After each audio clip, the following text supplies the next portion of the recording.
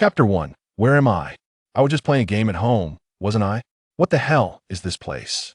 Yi Luo sat up in bed, instinctively checking his body for any signs of injury. To his relief, he found no wounds, only a lingering weakness that left him feeling utterly drained. Previously, Yi Luo had been engrossed in a newly discovered subpar web game at home, eagerly anticipating the release of the latest episode of One Piece. After entering the game to idle, he had hastily clicked on the video, and then everything went dark. Before he could fully regain his senses, a flood of memories surged within him. Is this really a transmigration? Isn't this a bit hasty? Yi Luo, still somewhat dazed, couldn't help but voice his thoughts. Indeed, he had found himself in the world of One Piece. This conclusion emerged after he pieced together the memories of his current body. He discovered that he was an orphan, having lost his parents at a young age, surviving only with the help of the villagers. However, just a few days ago, a band of pirates had descended upon the village, taking up residence and demanding protection fees from all the villagers, threatening death to those who refused to comply. The original owner of this body had been unable to pay the fee, resulting in a brutal beating and the theft of his meager savings. Alone in this small wooden house, he had met a tragic end, just as Yi Luo had inexplicably taken over. As he began to piece together the circumstances, a mechanical, synthesized voice suddenly echoed. System binding successful. Main quest triggered. Please check your status.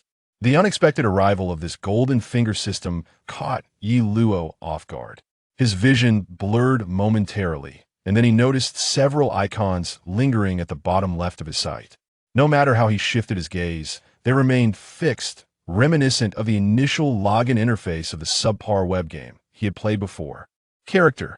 Yi Luo silently commanded. As anticipated, a translucent interface materialized. Nickname. Yi Luo. Race. Human. Level 1. Health. 30,100. Energy. 0. Strength. 3. Speed. 2. Skills. None. Experience. 0-100. Combat power. 1. Overall evaluation. A frail, impoverished, starving human youth. Even being called a mere scrap of a warrior would be an overestimation. Yi Luo suddenly felt an impulse to lash out, insulted by a system that deemed him worthless. What did it even mean to have a combat power of 1?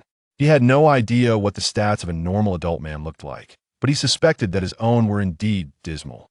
After dismissing the character interface, he opened the second icon labeled Inventory. A grid of small squares formed the inventory interface apart from the first square, containing a small gift package. All the other slots were empty. Well, there really is a starter gift pack?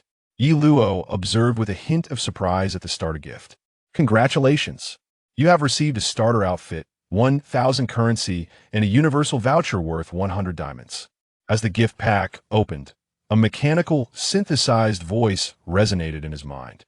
Immediately, the small gift pack in the first inventory slot vanished, replaced by 2 pieces of equipment and a red scroll marked with 100, while the number at the bottom of the inventory changed from 0 to 1,000, presumably representing game currency, though its purpose remained unclear. A starter sword? A starter outfit? Is that all? Where's the legendary sword that slays dragons? Where's the godly gear that wreaks havoc? Yi Luo glanced at the 2 pieces of starter gear in his inventory, feeling a sense of betrayal. However, once Yi Luo equipped the starter weapon, a wooden sword materialized in his hand in reality. Seriously? Just a plain wooden sword? And it has no attributes? Yi Luo tapped the wooden sword, confirming its utter ordinariness. Whatever. Let's check out the shop. It's the only thing left to look forward to. Yi Luo muttered to himself, then used the universal voucher to obtain 100 diamonds before opening the final icon. Upon entering the shop interface, he was indeed met with the familiar sight of a subpar web game, with a plethora of items for sale. Devil fruits, skill books, experience books, and legendary equipment all at prices that left Yi Luo momentarily bewildered. There were so many zeros in the prices that it was hard to discern their actual values without careful counting. Let me see what I can buy with these 100 diamonds. Yi Luo selected the option to sort by price. From lowest to highest, the first item listed was food chicken leg, restores a small amount of stamina, 10 diamonds. He skipped over several food items, as he was still uncertain about how to acquire more diamonds.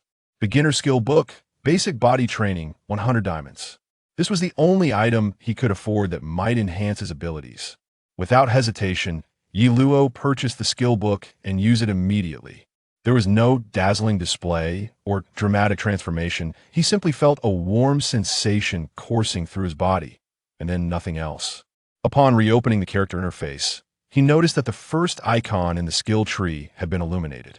Basic body training level 101000 passive. Slightly increases your physique. Regular training can strengthen your body. In terms of attributes, both strength and agility had increased slightly, with his health cap rising to 120, while his combat power had risen from 1 to 3, still being inferior to even the most basic warrior, and his evaluation remained unchanged. Right, it mentioned something about a quest earlier. I wonder what it entails. After organizing his thoughts, Yi Luo recalled the prompt about a main quest that had been triggered, instructing him to check it. Open a quest. Yi Luo mentally commanded, and a transparent quest window popped up before him, displaying main quest incomplete, level up to 5. Reward unknown. Level up? How am I supposed to level up now? Forget it, I should find something to eat first, otherwise I'll probably lose the remaining 30 health points. Yi Luo shook his head in resignation and stepped out of the wooden house. What kind of ridiculous starting point is this? What a hassle. Leaning against the door, Yi Luo mused helplessly. As he ventured into the village center, he spotted several pirates leaving the village's only restaurant, laughing boisterously, while the owner wore a resigned yet forced smile. It was clear that these pirates had not only failed to pay, but also disrupted the restaurant's business. It seems I need to address not only my survival issues, but also deal with this band of pirates. Otherwise, I won't be able to remain here in peace, Yi Luo thought, hiding nearby and watching the pirates depart the restaurant. Wait, speaking of a system, Yi Luo suddenly remembered the 1,000 currency reward from the starter gift pack and wondered if he could withdraw it. He attempted to extract the currency from his inventory, and to his astonishment, a stack of paper bills appeared in his hand, resembling the currency belly from anime. With the belly in hand, Yi Luo headed to the restaurant to satisfy his hunger. The cost was reasonable, and with 1,000 belly, he estimated he could sustain himself for nearly half a month. The first priority is to resolve the experience issue. Finding a way to level up is essential for establishing myself in this world. Yi Luo exited the restaurant, pondering how he would navigate his future path as he made his way back to the wooden house. Since this is a game system's golden finger, I might as well try hunting something. With a mindset of experimentation, Yi Luo turned around and bought a live fish. Upon returning to the wooden house, he killed the fish, and to his delight, he earned 1 experience point. Wow, I can actually gain experience. However, upon glancing at the 100 experience points needed to level up, Yi Luo felt a pang of disappointment as his earlier excitement evaporated. Well, gaining experience is already a blessing. Although I don't have enough money to buy fish for leveling up, I can always fish for myself. It serves the dual purpose of gaining experience and filling my stomach. Yi Luo sighed, trying to console himself. In the following days, Yi Luo devoted himself to fishing, but after attempting to cook the fish he caught the next day, he swiftly abandoned that idea. Eventually, he struck a deal with the restaurant owner, agreeing to sell the fish he caught to him. Although the price was somewhat reduced because he personally killed the fish each time, Yi Luo didn't mind, as he never intended to fish indefinitely.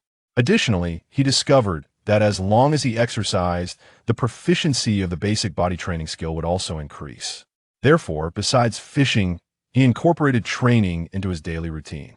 Moreover, since Yi Luo's wooden house was situated in a relatively secluded area of the village near the seaside, he managed to avoid attracting the attention of the pirates.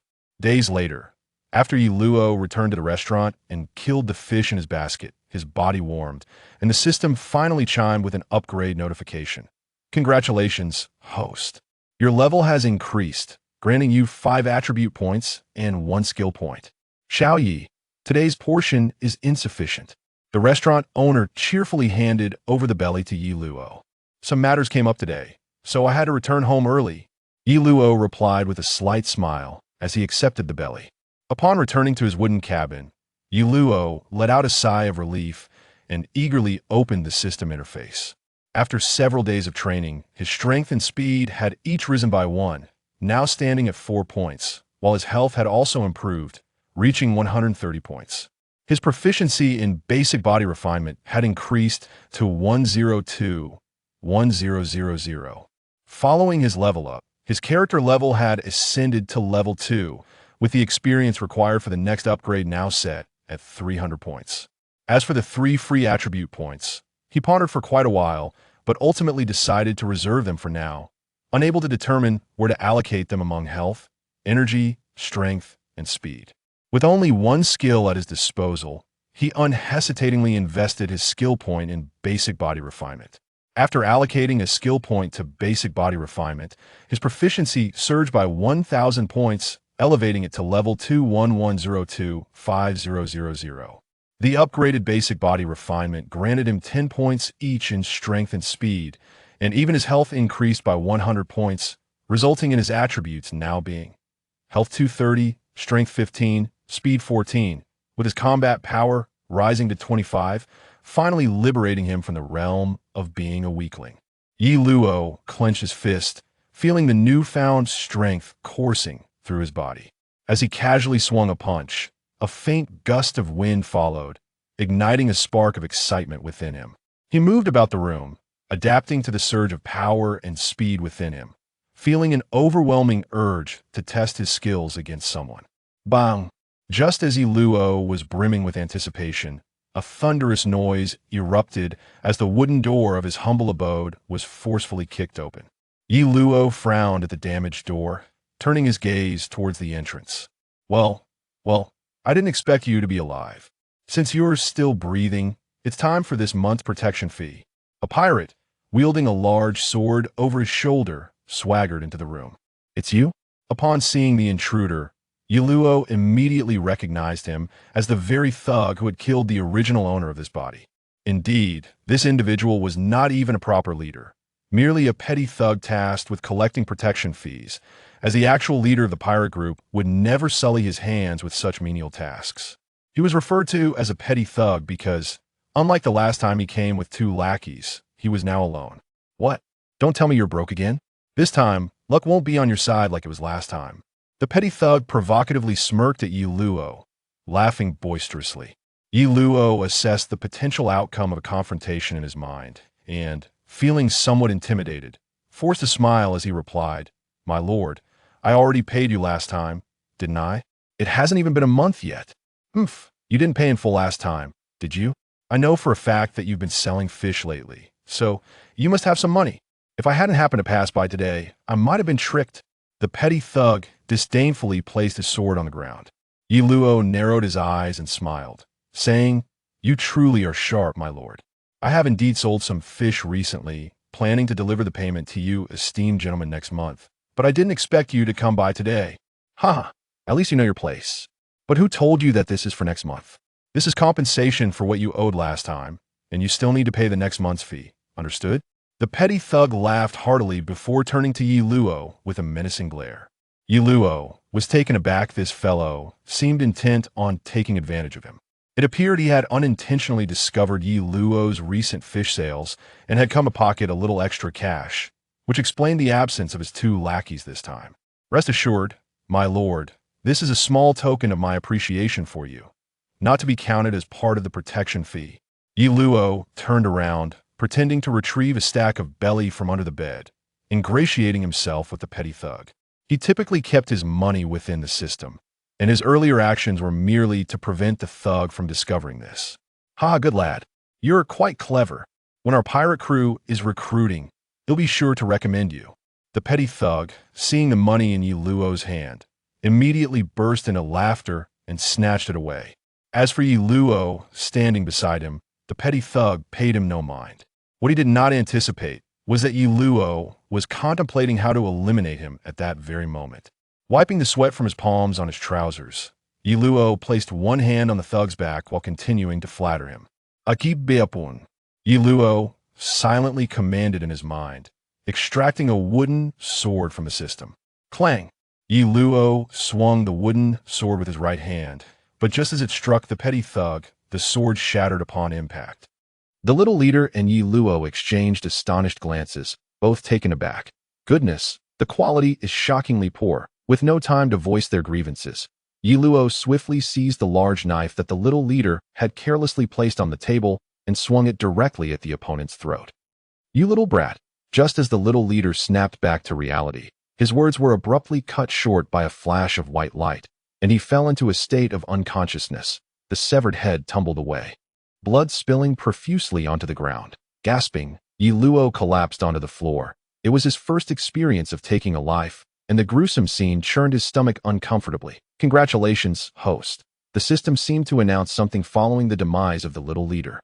But in that moment, he had no time to check. He bolted outside the wooden cabin and began to vomit. After a considerable time had passed, Yi Luo gradually regained his composure, yet he found himself hesitant to re-enter the cabin. However, the thought of what would happen if the pirates in the village discovered the truth steeled his resolve, and he bravely returned to the wooden cabin to clean up. He first disposed of the little leader's body into the sea, then fetched water to wash the interior of the cabin, ensuring it appeared as it had before. Finally, Yi Luo had the opportunity to access the system and review the previous notifications. "Congratulations, host, for eliminating a pirate and earning 10 experience points. Accept side quest. Expel the invading pirates. Reward: 100 diamonds, 100 experience points, 1,000 currency, and a random white weapon." As he read the system's message, Yi Luo stroked his chin thoughtfully. It was surprising that he had garnered 10 experience points for slaying a single pirate, especially considering that he had already leveled up once. Now, even defeating smaller foes would yield no experience, as only larger opponents seemed to provide any. Additionally, he unexpectedly received a side quest, which not only offered experience and currency, but also the enticing prospect of diamonds.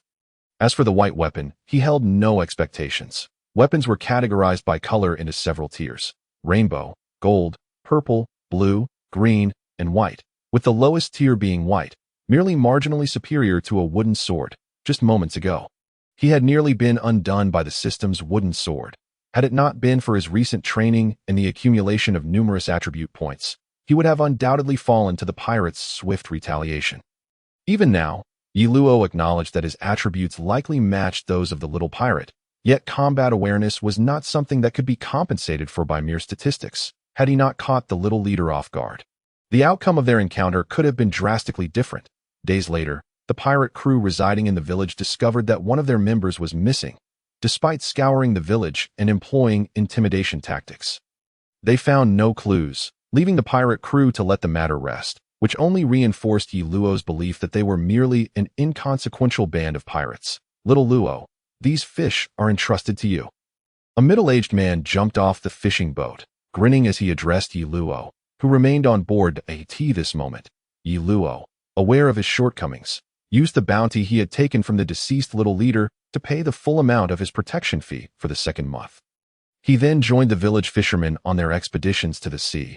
Fishing alone had proven to be far too slow, so upon learning of a fishing boat that frequently set out to sea, he eagerly joined their ranks, gaining the authority to handle the catch. In truth, no one wanted to deal with the messy task of killing fish, so when Yi Luo willingly took it upon himself, the crew welcomed the arrangement with open arms. After a month of diligent effort, Yi Luo's experience had risen to level 4, with a proficiency of over 2,000 in his basic body tempering skill. Now at level 2.as for skill points, he had just one remaining. He had originally possessed 2, but upon upgrading his basic body tempering skill to level 2, he was awarded 1,000 proficiency points instead of a level increase. Hence his current 2,000 points. Regarding his character attributes, each level up granted him 5 attribute points, resulting in a total of 15 free points. Through his training, not only had his skill proficiency improved, but his character attributes had also increased, albeit at a slower pace. He allocated 7 points to vitality, significantly enhancing his stamina. He assigned 2 points each to strength and speed, and from the remaining 4 points, he experimented by investing 1 point into energy attributes. However, aside from a fleeting warmth in his abdomen, he felt no other effects, leading him to realize that he had yet to master the application of energy. After finishing his fishing duties, Yi Luo returned to his wooden cabin, his body weary from exertion. His experience points had climbed to 99, tantalizingly close to leveling up. After a refreshing bath, he shut the wooden door behind him and headed towards the village's tavern. It was a favored haunt of pirates, and Yi Luo intended to find a solitary pirate to complete his upgrade.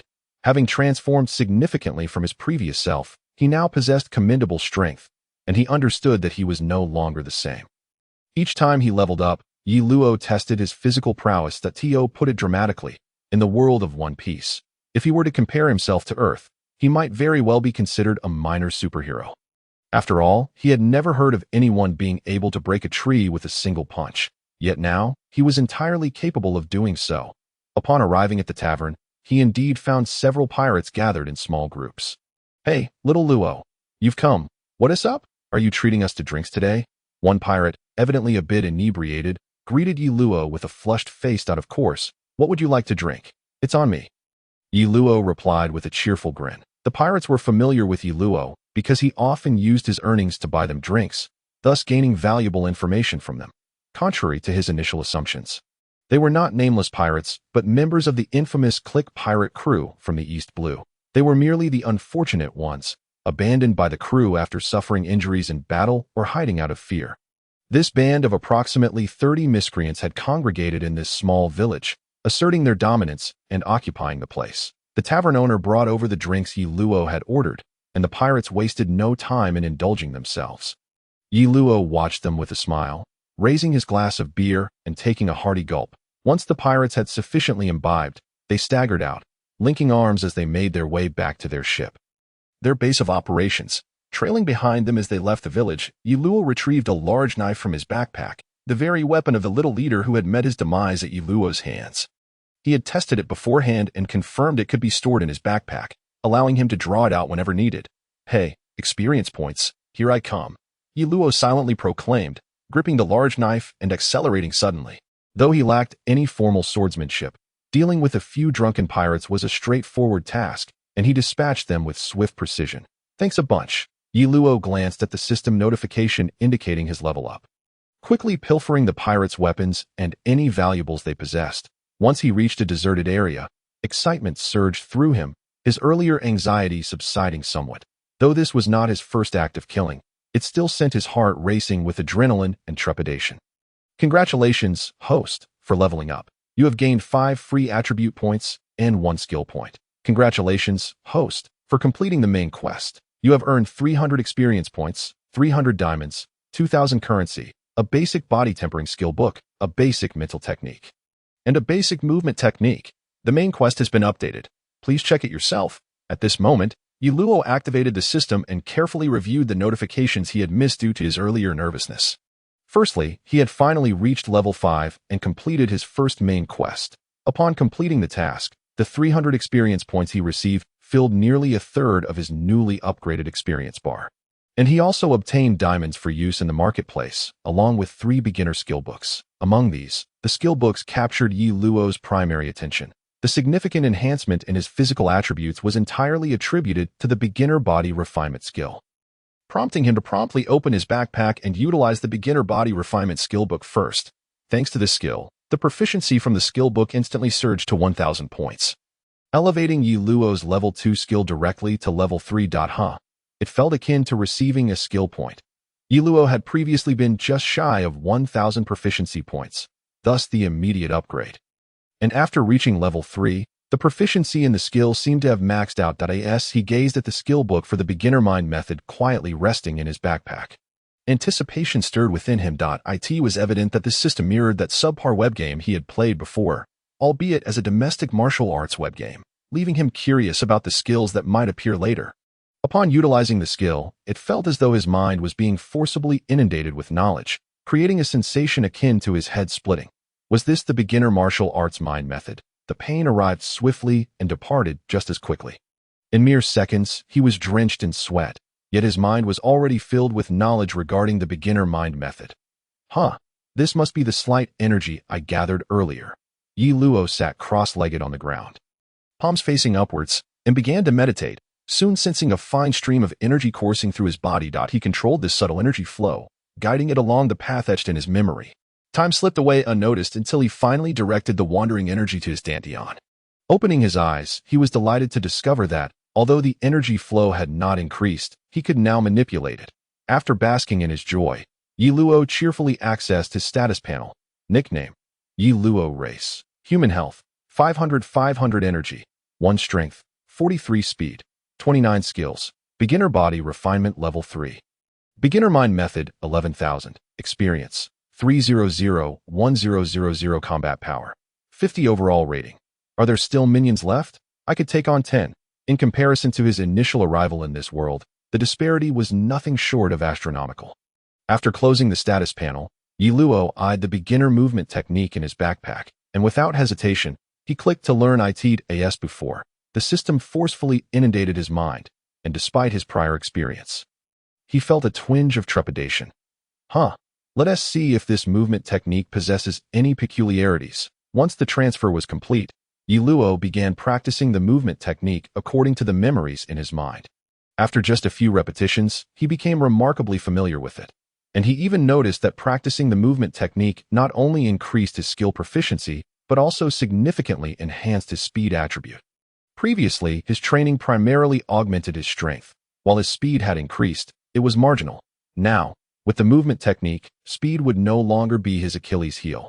Having acquired 2 new skills, Yi Luo resembled a child with a new toy, eagerly experimenting until the first light of dawn began to break, at which point he gradually returned to his wooden cabin to rest. As for the corpses of the pirates, he felt little fear. His newfound strength filled him with confidence, and based on his earlier observations, this group of pirates had lost all will to pursue him. Whether they could track him down remained uncertain, thus he harbored no concerns. Upon returning to his cabin, Yi Luo commenced meditating to refine the mind method. With the skill points he had saved, combined with the points awarded from leveling up, he allocated them all to the beginner mind method, which now boasted over 1,000 experience points at level 2. He also discovered that while practicing the mind method could not wholly substitute for sleep, it did allow his body to relax, placing him in a semi-sleep state. Thus, as his strength was still insufficient, Yi Luo naturally opted for meditation over sleep, resorting to slumber only when absolutely necessary. Furthermore, he allocated all remaining attribute points to energy, pushing his energy level into double digits, reaching 12 points. The reason for this allocation was clear. He realized that any energy absorbed into his dantian could be wielded with ease, enhancing his power whether employed in his arms or legs. A simple punch or movement, augmented by this energy, would more than double the force behind his strikes and significantly increase his speed. Hence, he was eager to invest entirely in energy.as for the main quest. It had escalated from level 5 to level 10, presumably indicating a tiered system of rewards from the game. After a morning of rigorous training, he took a brief nap before rising to find the villagers in a state of anxiety. "Uncle, what is going on?"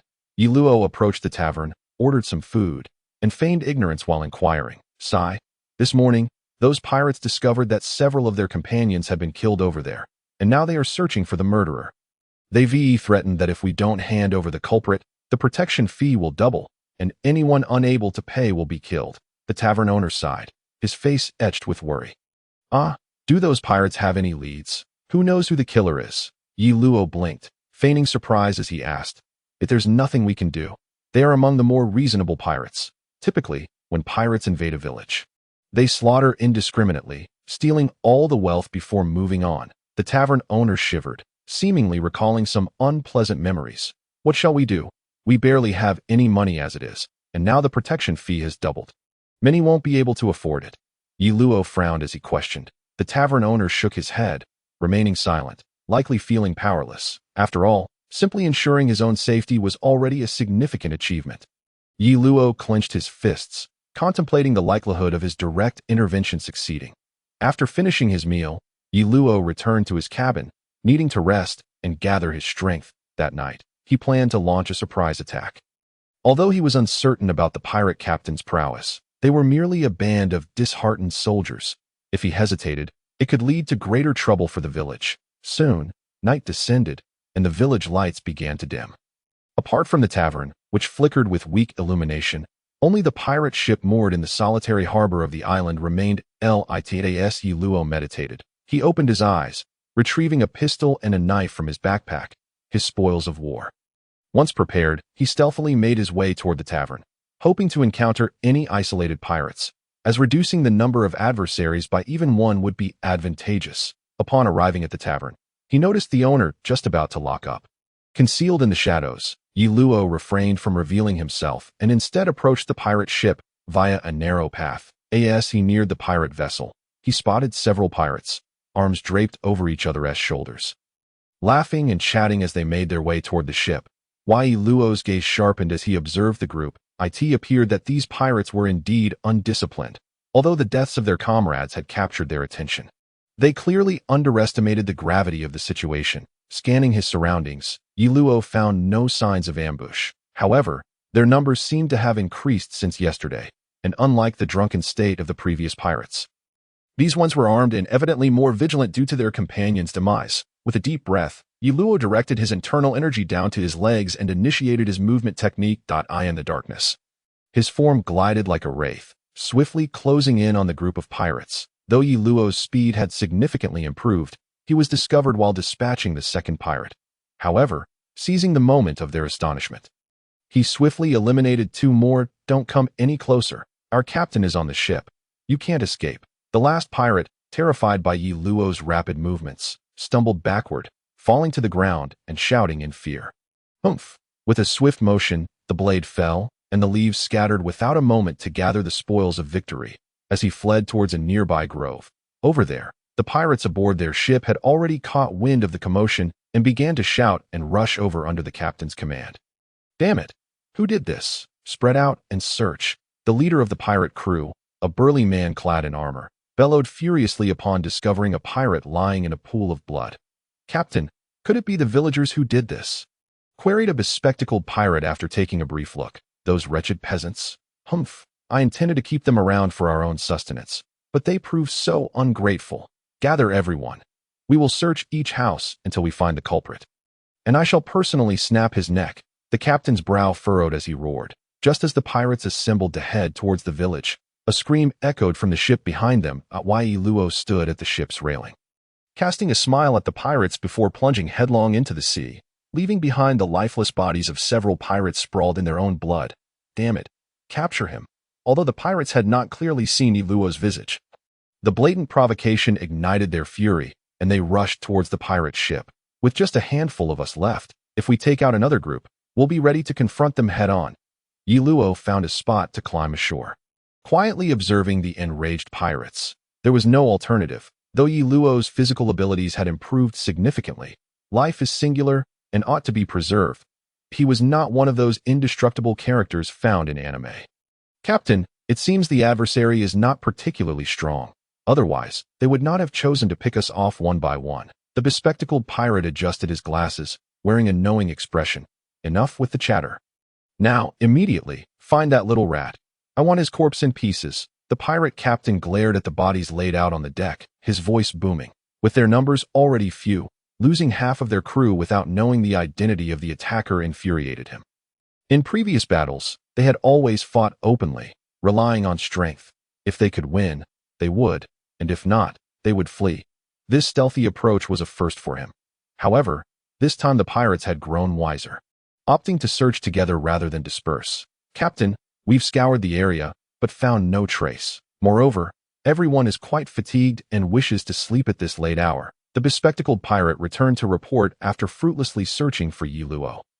What shall we do now? The pirate captain had calmed down and inquired. Let us rest for the night. Remaining together at dawn, we will head to the village and use the villagers as leverage. He will have no choice but to show himself. The bespectacled pirate smirked wickedly. The pirate captain nodded solemnly. All right, I shall personally deal with him tomorrow.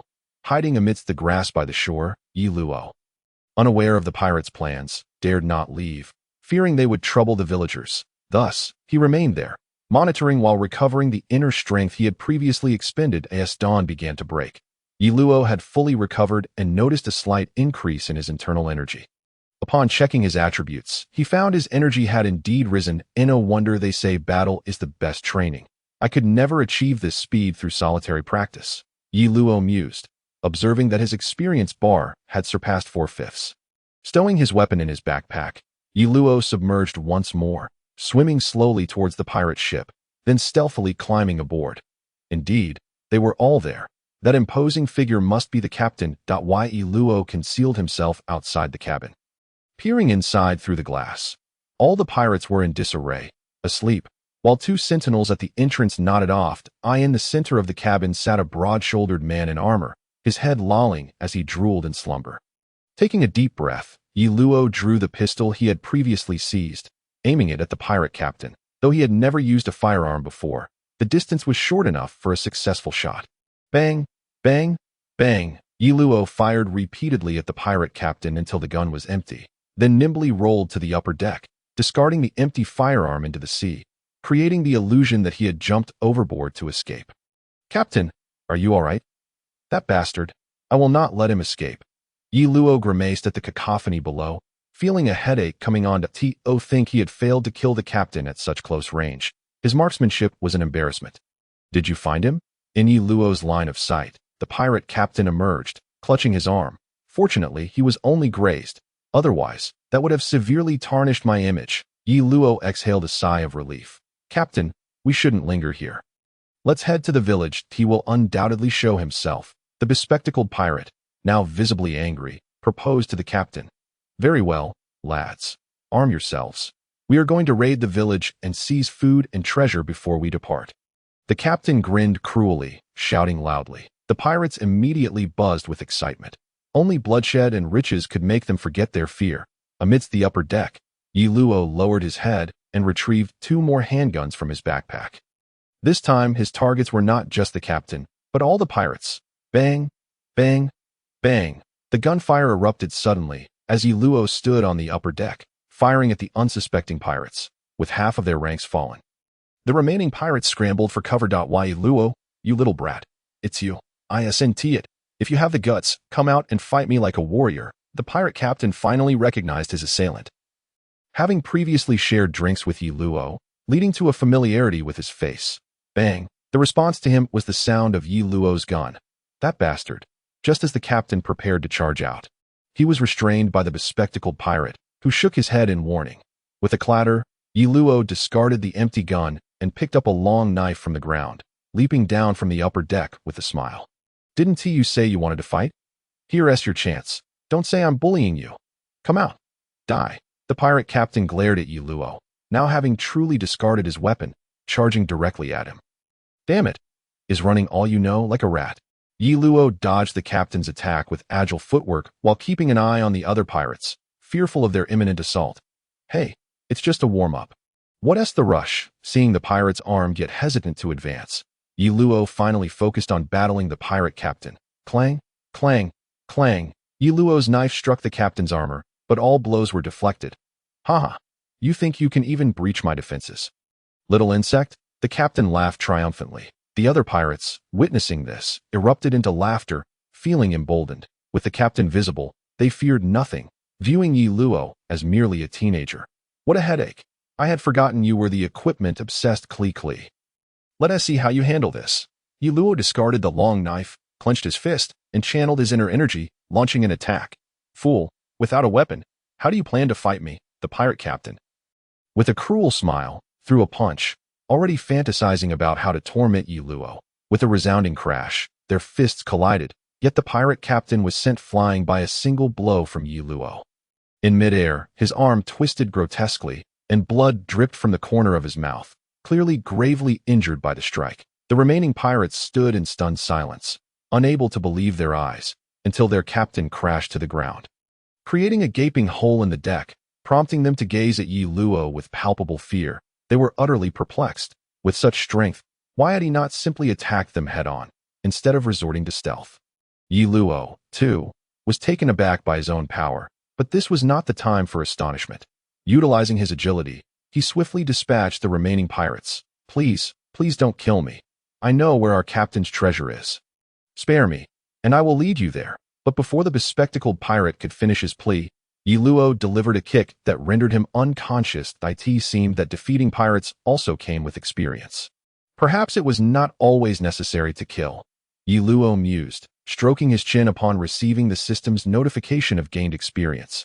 This was favorable, for in his subjective view, he was not inclined to commit acts of slaughter. How can this be? The pirate captain, still unwilling to accept his defeat at the hands of a mere youth, glared at Yi Luo as he approached. What a loquacious fellow! After incapacitating him with a swift kick, Yi Luo began to collect his spoils. First, he bound the unconscious pirates, then gathered their food, treasures, and weaponry into his backpack. Lastly, he took the cash, converting it into a pouch, before making his way toward the village. Village chief, I have dealt with that band of pirates. Here is the bounty I recovered from them. Please distribute it among the villagers. As for the pirates, I have secured them aboard their ship. How to handle them is at your discretion. Yi Luo went directly to the village chief.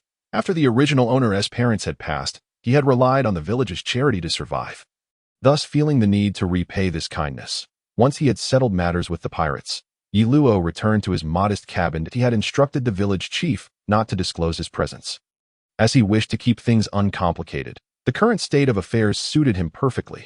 Congratulations on defeating Captain Creek of the pirate remnants, gaining 50 experience points. Congratulations, host's level has increased, earning 5 free attribute points and 1 skill point.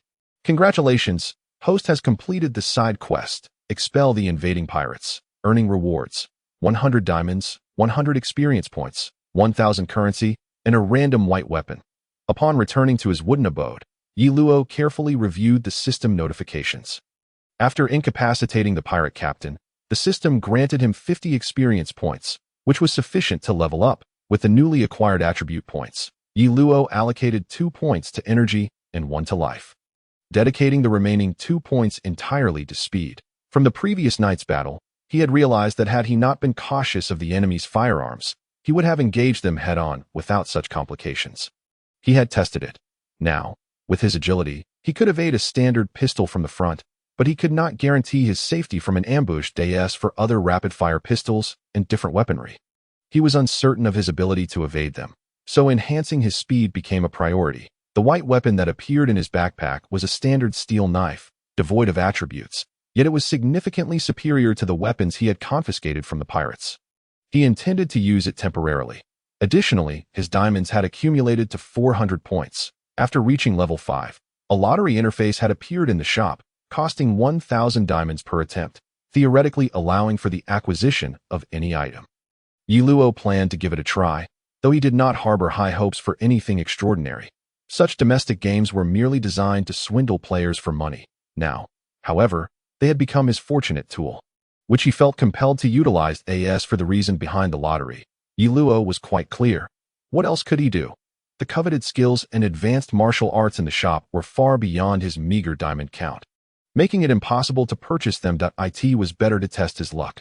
Who knew? Perhaps a fortuitous encounter awaited him. After a day of rest, Yi Luo resumed his normal routine, primarily practicing and occasionally fishing at sea. With a small amount of money, he had purchased a modest boat, which he could easily maneuver without requiring advanced sailing skills. This tranquil life not only slowed his training pace, but also meant that no tasks had triggered, leading Yi Luo to plan for a seafaring journey once he had fully mastered his basic identity. A few days later, after achieving the final increment of proficiency in his agility, Yi Luo returned to the village chief's home to discuss his intentions to set sail. Though reluctant, the chief acknowledged, "I knew you would eventually take to the sea." Yi Luo smiled slightly and bowed, saying, "Thank you all for your care over the years. Due to the pirates, I have not been able to greet everyone properly. I must leave this matter in your capable hands, village chief." The chief smiled mysteriously and said, "Go now. There is a gift for you at the harbor." Yi Luo was taken aback and inquired, "What is it?" "A small boat. You will need one to set sail alone," the chief revealed without pretense. After expressing his gratitude and exchanging a few farewell words, Yi Luo departed. As he passed through the village, he noticed the villagers gazing at him oddly. Although he had previously mingled closely with the pirates to extract information, it had never been like this, with the villagers staring at him with such peculiar expressions. Upon reaching the harbor, Yi Luo found the small boat the chief had mentioned through the owner of the boat-selling business. It was a small triangular sailboat, far superior to the vessel he had used for fishing. After boarding, the owner provided brief instructions and an operating manual, and Yi Luo quickly mastered the ability to navigate the boat. "Hey, kid, is that how you plan to leave?" Just as Yi Luo was about to set off, he noticed a growing crowd at the harbor. The bar owner, standing closest to him, called out loudly. Yi Luo paused. then grinned and replied, "When I have the chance, I will return to visit everyone." The sight of the crowd confirmed his suspicion that the village chief had shared his plans with them. "When you come back, remember to drop by for a drink," the bar owner said, his eyes misty with tears. "Little Leaf, if things don't go well out there, remember to come back. I'll still buy your fish," said the restaurant owner. The village was small, and everyone had some connection with Yiluo, so their well wishes felt immensely precious to him at that moment. "Farewell, everyone. Until we meet again." Yiluo dared not linger, for farewells were always tinged with sadness. Time passed, and a few days at sea had elapsed. The weather was fine today, perfect for fishing. Yiluo emerged from his tiny cabin, surveyed the skies, and mused aloud as he took out his fishing rod. The cabin was small, serving as his bedroom. While the deck was his only space to move about, he paid little heed to direction or navigation, as his backpack was stocked with ample food and water, allowing him to adopt a leisurely approach to sailing. In truth, he simply could not decipher the nautical chart the village chief had thoughtfully placed in the cabin. After several attempts, he had resigned himself to this aimless style of sailing. After some time spent fishing without success, Yiluo yawned and decided to lie back on the deck. Having meditated through the night, he was close to maxing out his beginner's internal energy and felt drowsy under the warm sun. He had no idea how long he had been asleep when he was jolted awake by the sound of cannon fire. Opening his eyes, he saw a small boat not far from him being pursued by a naval warship. "Ah, a pirate ship," he thought, "but since they are being chased by the Navy, it's best not to get involved." As Yiluo stroked his chin and beheld the skull flag fluttering from the small vessel, he remarked with a sense of determination. Upon setting sail, Yiluo had resolved to become a distinguished pirate hunter, capable of earning belly through the capture of pirates, while simultaneously gaining experience and perhaps even activating quests. Thus, he had come to this decision. "Oh ho ho, is that little boat really heading this way? It must be that fledgling pirate just setting sail, right? Well, even the smallest mosquito is still meat, so I shall not hold back." As he observed the approaching pirate vessel, Yiluo smiled subtly. Retrieving a long knife from his backpack, his 3 basic skills were nearly maxed out, which served as his greatest confidence at that moment. However, when he discerned the individuals aboard the small ship, any thoughts of underestimating them vanished. Itsu Ace. Indeed, the youth before Yiluo, with a smattering of freckles around his nose, was none other than Ace. Although he bore a slightly different appearance than when he would later become known as Fire Fist, Yiluo recognized him instantly. "Huh, you know me," Ace replied with a look of astonishment, lacking any memory of Yiluo. Yet, being inherently carefree, he dismissed it, pondering whether they had crossed paths before but had simply forgotten. "With your abilities, you wouldn't be pursued by such riffraff, would you?" Yiluo pointed at the naval ship, which was manned by a naval officer clad in a striped suit, sporting a pink pompadour and an iron gauntlet. Yiluo did not know the officer's name, but he perceived him as a mere weakling. Recalling from his past life watching anime that this officer had been bested by Sanji in the floating restaurant. For some special reasons, I cannot strike against the Navy." Ace sheepishly scratched the back of his head. It seemed that being chased around like this was somewhat embarrassing for him. However, Yiluo understood that he simply did not wish to engage with his grandfather Garp's subordinates. "That fishing boat over there. Move aside quickly. Ahead of you are fearsome pirates," the Navy shouted loudly as Yiluo was about to come alongside Ace's ship. But Yiluo couldn't help but mentally scoff. "How did you conclude that my vessel is a fishing boat? What a predicament. What should I do now?" Yiluo pondered, feeling a headache coming on. Although he was uncertain if Ace had consumed the flame fruit yet, he recognized that Ace's strength was not to be underestimated, and he felt he lacked a solid guarantee of victory. Meanwhile, the Navy's strength was considerably weaker. Despite their numbers, defeating such a large vessel would undoubtedly yield a substantial amount of experience. Just as Yiluo was mulling over his options, Ace's pirate ship brushed past him, and the naval ship pursued AC. By the time Yiluo regained his senses, not only had Ace's small ship vanished from view, but he could not even catch up to the naval vessel. "Am I losing my mind from spending too long alone on this boat?" Yiluo exclaimed dramatically, clutching his head. 2 entire waves of experience had just slipped away before his very eyes. Frustrated by the loss, Yiluo returned to the cabin, resolutely deciding to continue his training, vowing to perfect his basic inner energy within the day to compensate for the day's losses. Bang! After an indeterminate amount of time, Yiluo was jolted from his training when his small boat collided with something, producing a sound. Upon exiting the cabin, he was greeted by the sight of a small boat anchored beside him, and the infuriatingly smug grin of Ace. Unable to contain his excitement, Yi Luo shouted, "Ace," and lunged towards him. Had it not been for the punch Yi Luo aimed at Ace's grinning face, anyone would have thought they were long-lost friends reunited. "Hey, who the heck are you? What's with this overly enthusiastic welcome?" Ace asked, rubbing his face where Yi Luo had struck him. On the other side, Yi Luo, now resembling a swollen pig's head, mumbled incoherently. Yes, Yi Luo's first encounter with Ace, though initiated with a sneak attack, had ended in a rather decisive defeat, resulting in his current disfigured state. "Well, I was simply curious. I don't believe we've met before. Yet I saw your little ship earlier, so I thought I'd come over and say hello." Although Ace did not fully comprehend Yi Luo's words, he sensed that there was no malice in Yi Luo's attack, which was why he had spared him. Otherwise, it would have been Yi Luo's corpse lying there instead. As Yi Luo utilized his inner energy to heal his head, he mumbled, "It was that old man Garp who mentioned you. I saw your picture from him, Grandpa." Ace appeared genuinely intimidated by Garp, instinctively glancing around as he spoke. "Indeed, I once encountered a storm and was fortuitously rescued by Garp's ship, which is how I came to know about you." Yi Luo fabricated with wide eyes. How long had he been at sea? He had yet to encounter a storm, let alone Garp. Is he back in the East Blue? He's not coming to capture me.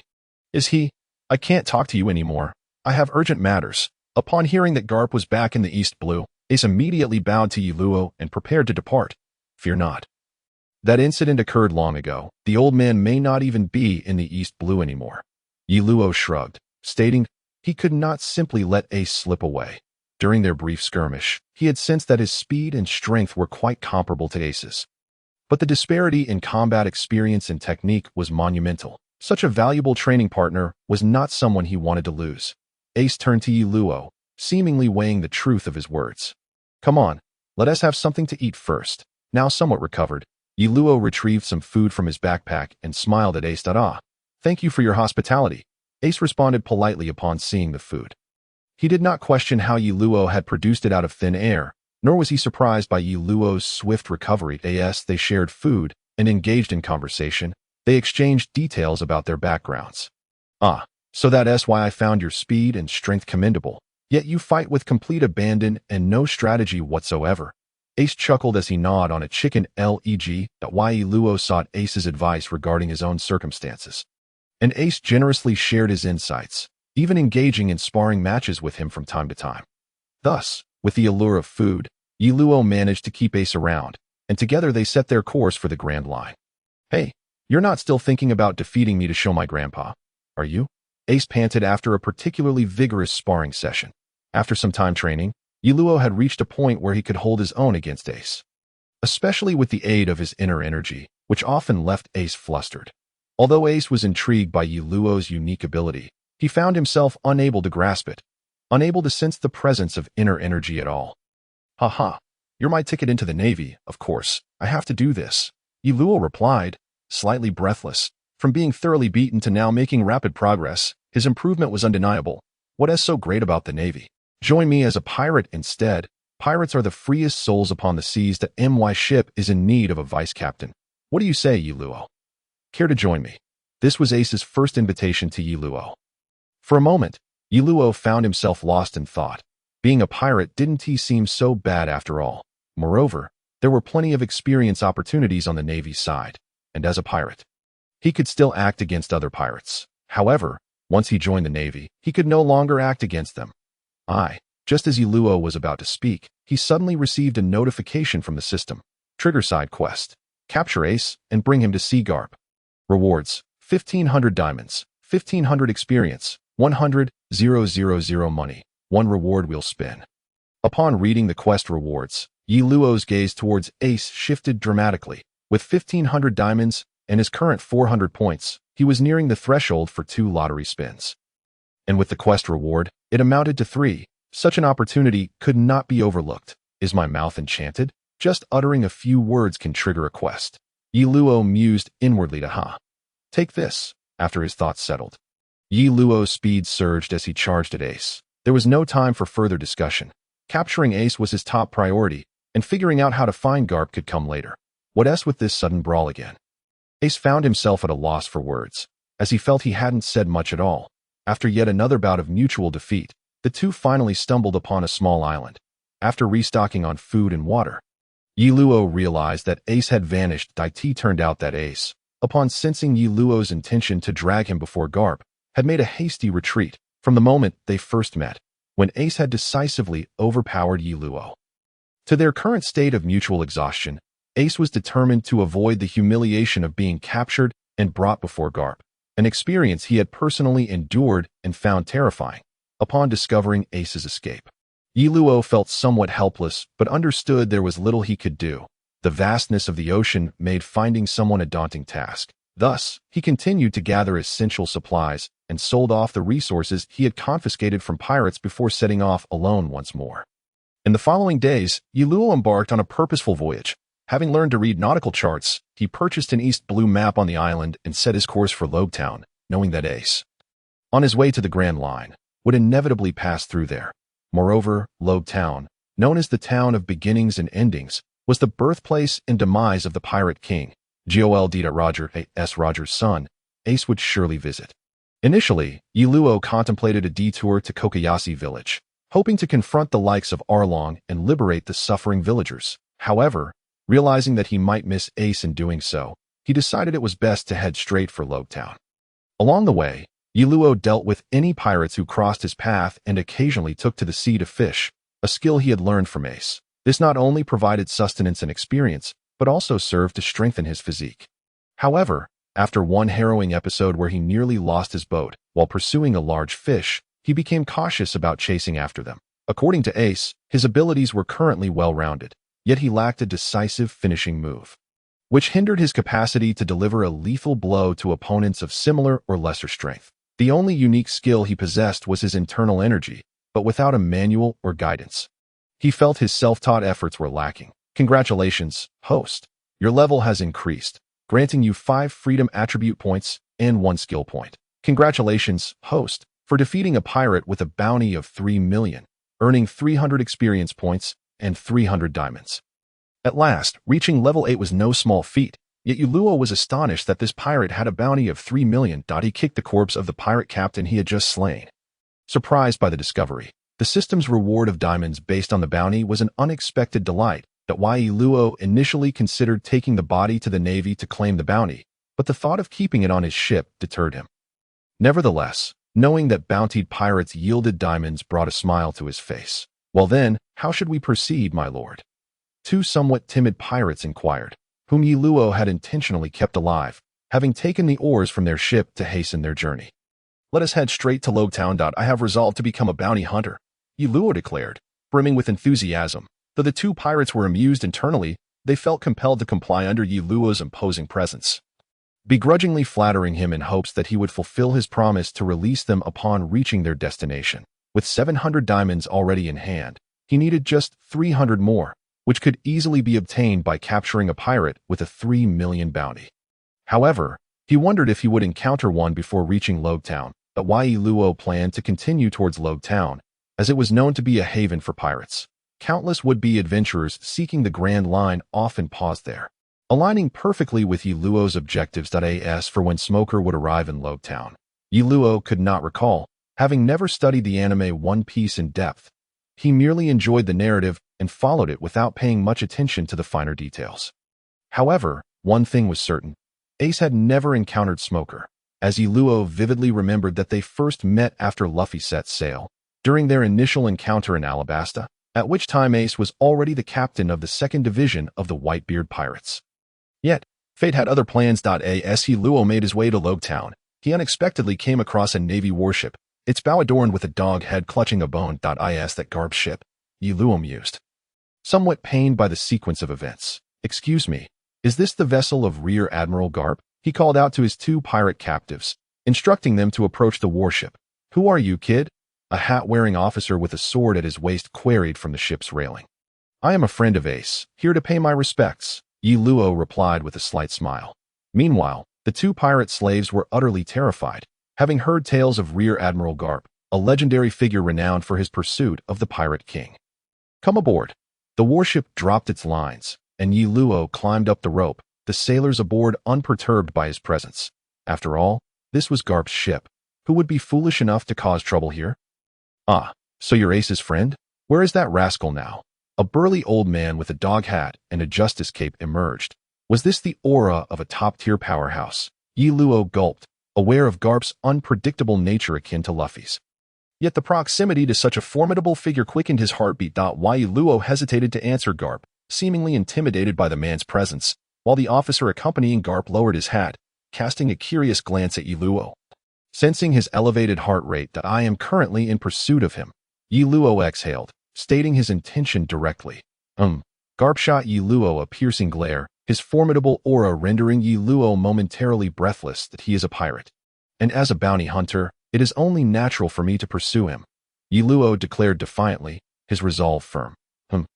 A pirate? That little brat had the audacity to sneak out and become a pirate without telling me. In an instant, Garp's intense aura dissipated, replaced by a hint of curiosity. Since you are chasing him, what brings you to me? He mentioned that you are his grandfather, hence he never strikes against the Navy. Yi Luo replied, feeling somewhat awkward. He was not adept at lying, especially in such a double-edged manner, fearing exposure at any moment. That little rascal has a bit of conscience after all. Garp chuckled, his stern demeanor softening. Admiral, where are you headed next? Yi Luo inquired. Gathering his thoughts, I am off to Low Town. I suspect Ace will make an appearance there. Once I capture him, I shall hand him over to you. When might you be able to visit Low Town? Yi Luo suggested. I'm currently on leave, so I can't discuss official matters. However, I will swing by Low Town on my way back if you happen to see me. Just hand Ace over. Garp replied with a half-smirk. Then may I stay aboard your ship for a few days? Yi Luo cautiously asked, aren't you headed to Low Town? That would take you in the opposite direction. Garp remarked, munching on a donut. It's just a few days. It won't impede my mission. Yi Luo insisted. Very well, do as you please. Garp nodded after some contemplation. Yi Luo was taken aback by Garp's acquiescence and, brimming with excitement, proclaimed to the sailors aboard, I will be challenging each of you in the days to come. What?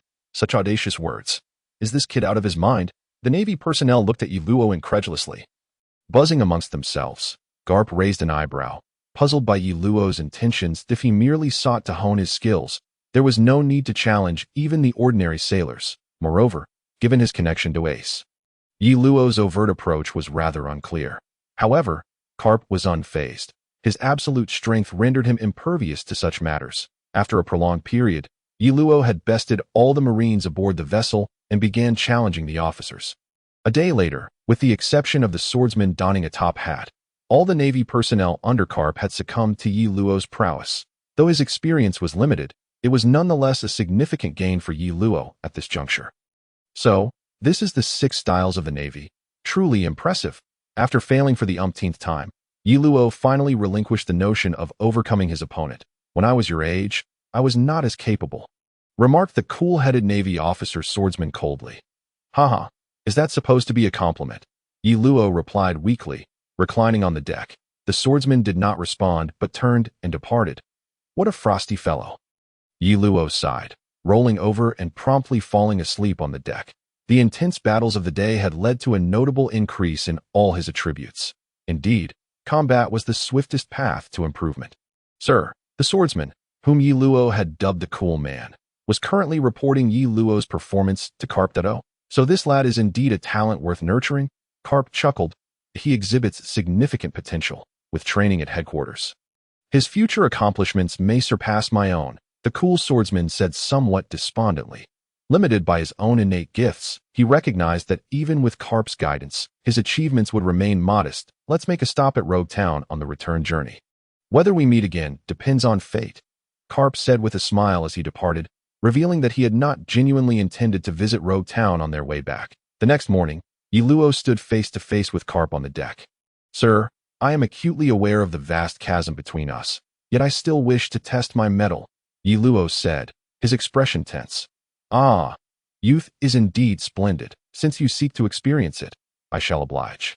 Prepare to feel the weight of my beloved fist. With that, Garp swiftly removed his cloak and charged at Yi Luo. I can't block this, Yi Luo thought, watching Garp's fist approach his head, yet his body felt utterly unresponsive, rendering him unable to evade.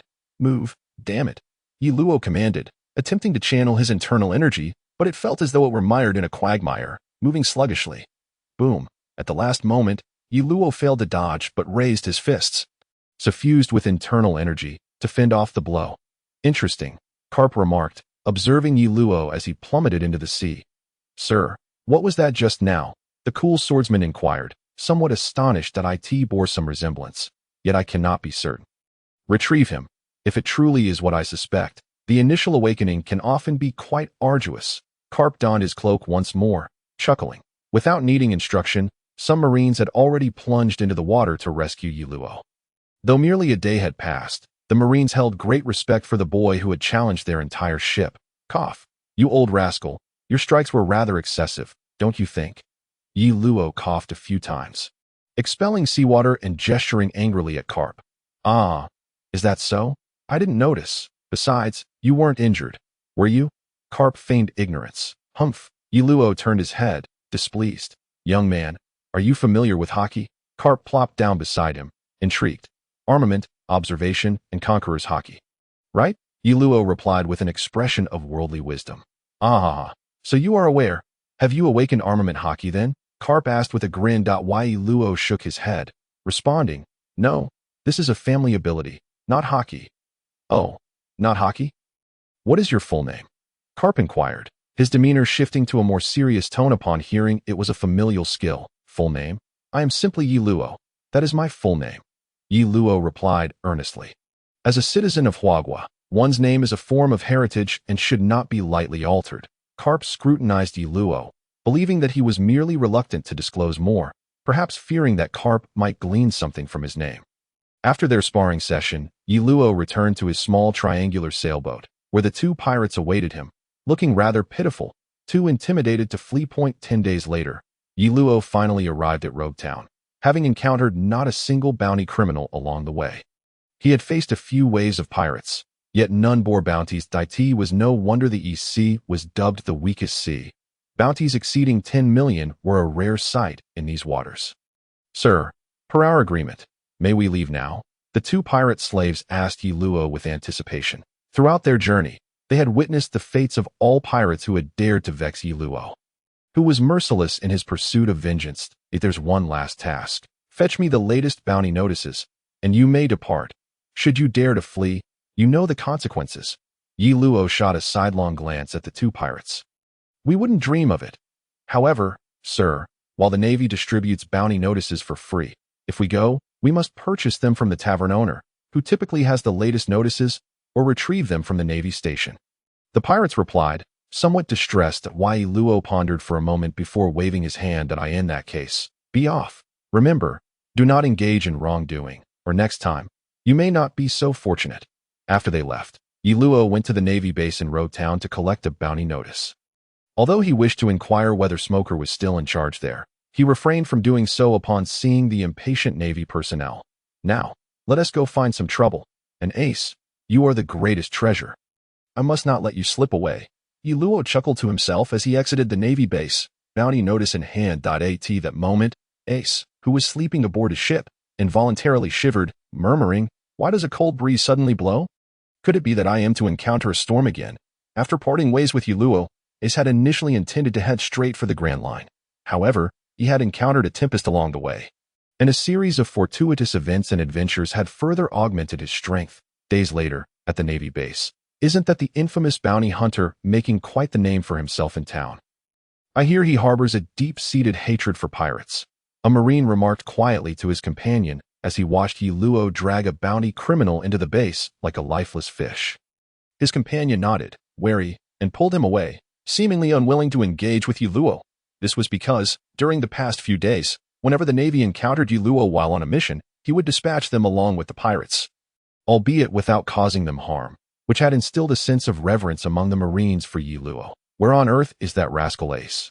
Yi Luo mused aloud while seated in a tavern, sipping on barley beer. During his stay in Rogue Town, he had vanquished numerous pirate crews, defeating every member of their respective crews, thereby establishing himself as a somewhat renowned bounty hunter in the area. Never mind, I shall seek out some opponents to hone my skills. Since his battles with Garp and the cool swordsman, Yi Luo had become increasingly obsessed with the pursuit of strength, which occasionally led him to challenge even the Navy. Viewing them as mere experience points that on the very day he arrived in Rogue Town, he targeted a pirate with a 3 million bounty, successfully capturing him and not only claiming his diamonds, but also earning a handsome sum of berries to cover his expenses. After accumulating 1,000 diamonds, Yi Luo did not immediately engage in a lottery, but instead found a lodging, bathed, changed clothes, and earnestly prayed before opening the system to commence the lottery, though he believed deep down that all this was mere formalism and would not affect the outcome. He could not help but indulge in it, having wagered his entire fortune. The lottery at the marketplace did not involve a spinning wheel. Instead, it required spending 1,000 diamonds to purchase a fortune bag, the moment of opening which would ultimately determine the worth of those diamonds. Thus, as Yi Luo opened the fortune bag, he experienced a peculiar mix of emotions: excitement, apprehension, and anticipation, all swirling together. You have lost a fortune bag and gained a mid-tier secret manual. The system's prompt nearly made Yi Luo's heart leap from his chest. Gazing at the book-shaped secret manual within his backpack, he noted the inscription promising the acquisition of any intermediate manual upon opening. Jackpot! What a windfall! Indeed, as everyone had claimed, the first time one engages with the lottery system, it is bound to yield splendid rewards, ensuring a compulsive desire to continue. Swiftly reaping the rewards, Yi Luo quickly located the corresponding item in the marketplace.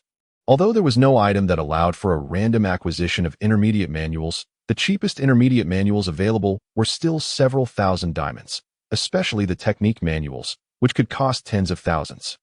With drool pooling in his mouth, Yi Luo eagerly opened the manual, and once more, the system's prompt chimed.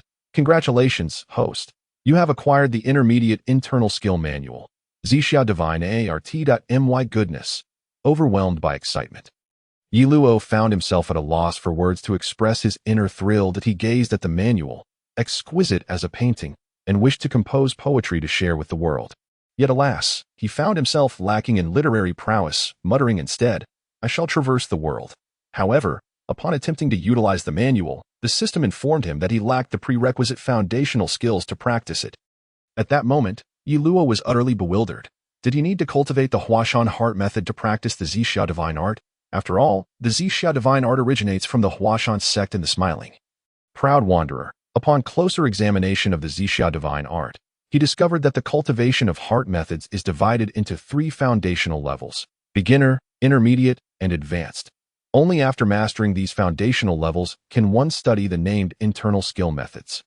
For instance, the Zixia divine art is an intermediate manual, which requires the completion of the foundational intermediate heart method before it can be learned. Additionally, to learn the foundational intermediate skills, one must first max out the beginner skills.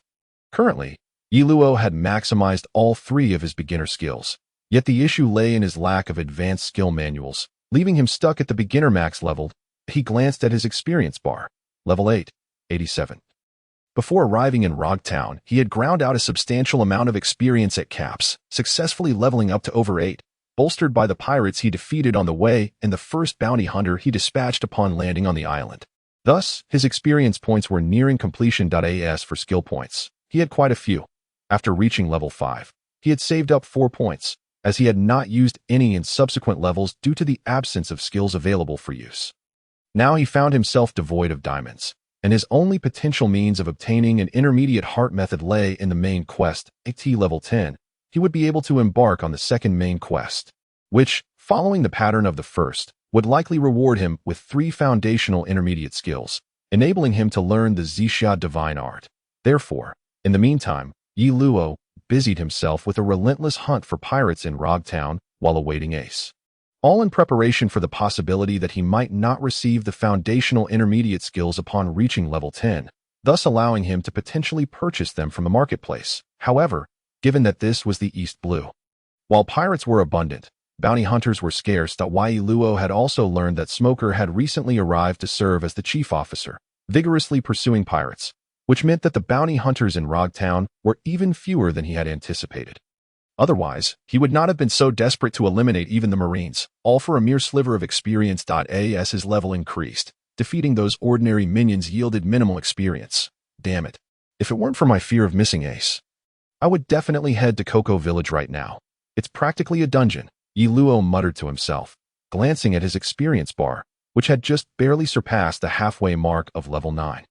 Today, he had finally encountered a bounty hunter, raking in a significant amount of experience along with 200 diamonds.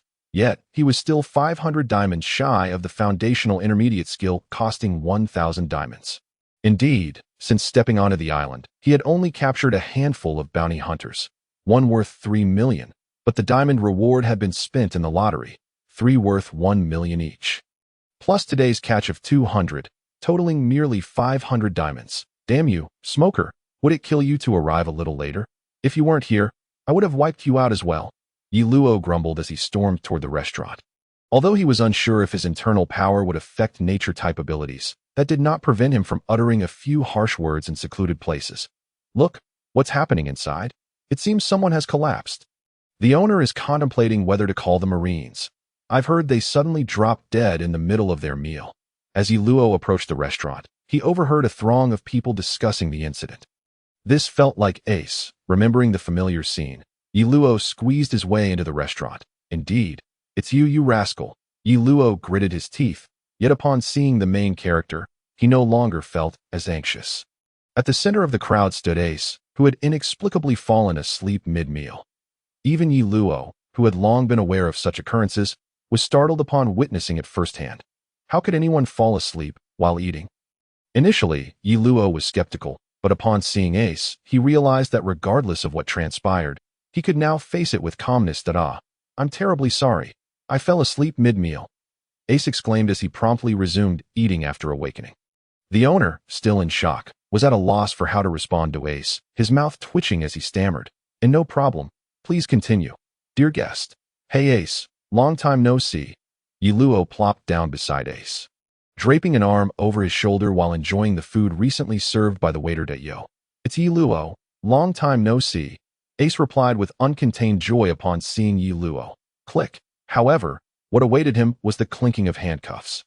These were not sea-stone handcuffs, those were still beyond Yi Luo's means, but rather a pair of iron cuffs he had commissioned at great expense, crafted from steel, though they could not restrain a devil fruit user.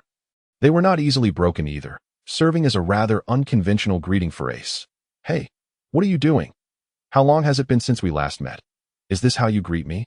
Ace feigned innocence, putting on a pitiful expression. Don't be silly. We aren't that close. Vice Admiral Garp will be here in a few days, and I'm just being cautious. Yi Luo shrugged, feigning nonchalance, pleased with how smoothly things were going. What? The old man is coming. Ace immediately stood up, scanning his surroundings. Thanks for the meal. After bowing to the owner, Ace dashed away like the wind. Hey, stay put. I'm just trying to complete a mission. Yi Luo had anticipated Ace's escape but was taken aback by how swiftly he managed to vanish. He shouted as he chased after Ace. Are you running off without paying? The restaurant owner, momentarily stunned, asked in confusion. Damn it, don't run. Yi Luo exclaimed angrily as he pursued Ace, followed by a horde of chefs and restaurant staff chasing after him. What had begun as a mere chase from the restaurant was escalating as more and more people joined in pursuit. Fueling Yi Luo's rage, this rascal had undoubtedly been in Rog Town for several days. Otherwise, he wouldn't have attracted such a crowd. Meanwhile, not far from Rog Town, a naval ship was approaching. Smoker stood on the deck alongside Dashiji, somewhat displeased as their recent operations had only captured minor pirates. On the other hand, 3 days sailing distance from Rog Town, a dog-headed naval ship was also making its way toward the town. What's this? Ace mused, holding a spherical fruit adorned with orange-yellow spiral patterns. Incredulous, Ace thought for a moment, realizing he had only been on this island for less than 2 days, first visiting the execution site of Pirate King Roger before settling in for a meal. Ah yes, it was during his meal at the restaurant that he encountered that peculiar fellow named Yi Luo, who had cuffed him in an attempt to bring him to the old man, showing no regard for brotherly bonds. With this thought, Ace, feeling a surge of irritation, took a bite of the fruit in his hand. Ugh, does this taste like feces? Ace grimaced as he looked at the unappetizing fruit in his hand. Utterly perplexed by how it had come to be there, it seemed as though, in the midst of his escape, he had collided with some individual, and the fruit had somehow landed in his grasp. That scoundrel, Yi Luo, who had been trailing closely behind Ace, had witnessed the entire sequence of events in which Ace acquired the Mara no Mi and consumed it. It was no wonder he was related to Luffy. The protagonist's aura had evidently reached this point, Just moments ago, he had distinctly seen a merchant-like figure stealthily emerge from a narrow alleyway, only to be accidentally knocked over by the fleeing Ace.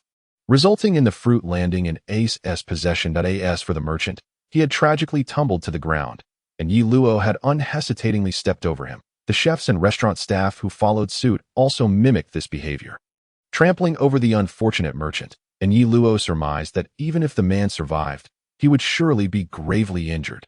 "Could you possibly stop chasing me?" Ace shouted over his shoulder as he continued to run. "If you stop running, I'll stop chasing," Yi Luo retorted through gritted teeth. "Well then, you might as well keep pursuing me." Ace shrugged nonchalantly. He was aware that despite Yi Luo's considerable stamina, there remained a significant gap between their abilities. That scoundrel, noticing that the pursuers behind them were gradually being outpaced, Yi Luo wasted no time and channeled his internal energy into his legs, swiftly closing the distance to Ace. "You're cheating," Ace exclaimed as he observed Yi Luo rapidly approaching. Yi Luo, however, had no time to entertain his protests and swung a fist towards the back of Ace's head. "Huh?" Ace paused, astonished as Yi Luo's fist passed through him. "Fool, do you not realize that the fruit you just consumed was a devil fruit?" Yi Luo replied with a hint of exasperation. "Are you referring to that fruit that tasted like excrement?" Ace pondered before inquiring that why Yi Luo proceeded to briefly explain his understanding of devil fruits to Ace, lest this fool inadvertently drown in the sea. Just as he was conversing with Ace, Smoker's warship had returned to port, coincidentally encountering the group of chefs pursuing Ace and Yi Luo. "Go find out what's going on," Smoker commanded, his two cigars clenched between his teeth, directing his attention to Tashigi. "Yes, Captain," Tashigi saluted before proceeding to gather information. Soon, she returned to report to Smoker. According to their descriptions, one should be the recent rookie pirate Portgasti Ace, while the other remains uncertain, likely being Ace's companion, Portgasti. Ace, an intriguing individual. "Let us go see," Smoker murmured, fixing his gaze on the direction in which Yi Luo and Ace had fled. "So, does this mean I can never swim again?" "Well, whatever. This ability is undeniably cool," Ace exclaimed, utilizing his elemental transformation to free his hands from the handcuffs with a grin. Not let your guard down. You are now a wielder of a devil fruit, a relatively rare Logia type, but you have also inadvertently exposed yourself to many things that can counter you, such as sea stone. Moreover, true strength lies in your own power. Devil fruits are merely external tools. Yi Luo cautioned gravely. "Don't worry, I know what to do. By the way, are you not going to take me to meet the old man anymore?" Ace replied nonchalantly. "You are now a Logia type user, and with my current strength, I should no longer be your match. This is precisely why Logia type devil fruits are considered invincible in the early stages." Yi Luo shook his head. "Haha, as expected of my good brother. Let us celebrate our reunion with a feast." Ace laughed heartily. "Hosting a feast is certainly feasible, but first, allow me to test just how formidable your Logia powers truly are. I have some hypotheses that require validation." Yi Luo replied with a slight smile, shaking his head. "What is happening?" Ace observed as Yi Luo's hand passed through his body, yet he sensed that Yi Luo's previous attack had seemingly managed to reach his core. "This is what I wanted to convey to you. Though Logia types are invincible at the outset, there exist countermeasures, namely haki," Yi Luo explained, revealing that he had infused a measure of internal energy into his previous strike. Although he had not fully grasped Ace's essence, it nonetheless demonstrated that internal energy was effective against Logia types. "Were you using haki just now?" Ace inquired with curiosity at why Yi Luo shook his head, stating, "No, what I used was my family's internal energy. Your grandfather, Vice Admiral Garp, is indeed a master of haki. No wonder Luffy, being a rubber man, always ends up being thrashed around by that old man." Ace exclaimed, realization dawning upon him. "Let us go. Since the matter has concluded, it is time for us to enjoy a drink." Yi Luo smiled gently. However, just as the two were preparing to depart, a voice interrupted. "You may not be going anywhere." "Smoker?" Yi Luo turned to see a burly man with silver hair, a cigar between his teeth, flanked by a squad of Marines encircling them. "Oh, you actually know me," Smoker remarked, somewhat surprised as he looked at Yi Luo. "I am a pirate hunter, not a pirate. The Marines on this island are well aware of this, so do not confuse me with him." Yi Luo swiftly distanced himself from Ace, declaring, "What? Are you serious?" "Yi Luo, are we not partners?" Ace exclaimed, incredulous. "Cough. Ace, you must understand that they are Marines, They undoubtedly have seastone prisons to detain devil fruit users. If I cooperate with Captain Smoker to capture you, what was previously impossible will become achievable. Yi Luo coughed, speaking with an ulterior motive toward Ace. What? Are we having a falling out? Regardless, you two cannot escape. Causing such a ruckus in town, Tashigi interjected, adjusting her glasses earnestly. Young lady, tread carefully with your words. I am not a pirate. Yi Luo shot Tashigi a glance. Haha, Yi Luo. Look, the Marines consider you my partner. Come aboard my ship as my companion. Ace jovially wrapped an arm around Yi Luo. However, darkened his expression and ignored Ace, addressing Smoker directly. I have made an arrangement with Vice Admiral Garp to ensure Ace is captured to meet him. Vice Admiral Garp. Smoker paused, momentarily taken aback. Yes, I encountered Vice Admiral Garp while he was on leave, and we agreed to meet in Lobe Town, where I would bring Ace to him. Yi Luo nodded affirmatively. Smoker contemplated for a moment before responding. Very well. I shall assist you in apprehending Ace. Smoker trusted Yi Luo because he was aware that Garp periodically returned to the East Blue for vacations, although this fact was not a secret within the Marine headquarters. Few in the East Blue were privy to it, prompting his decision to trust Yi Luo. Since Ace has just consumed a Logia-type devil fruit, do you possess Seastone? Yi Luo inquired, preparing for battle as he turned to Ace. No. While we have Seastone handcuffs at base, we just returned from a mission that I'll send someone to retrieve them. Smoker instructed a Marine to fetch the Seastone handcuffs from the Marine base. Hey, Yi Luo, are you really going to do this? Ace questioned seriously as Yi Luo assumed a combat stance. Unless you agree to come with me to meet Vice Admiral Garp, I will have no choice but to confront you. Yi Luo smiled that I refuse to meet that old man. Ace retorted, visibly displeased. Then let us settle this. Yi Luo lunged forward, aiming to tackle Ace. Haha, you are no match for me, Ace boasted, deftly evading Yi Luo's attacks. Humph, Tashigi, surround them with your team to prevent their escape, Smoker commanded, his lower body transforming into smoke, as he was a user of the smoke smock fruit.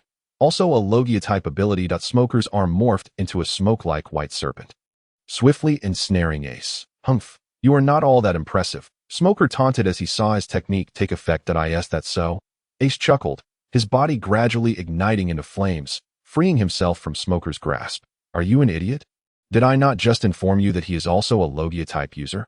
After Yi Luo deftly leaped aside, he expressed a sense of helplessness to Smoker. The clash between the two nature-type combatants left Yi Luo with a feeling of impotence.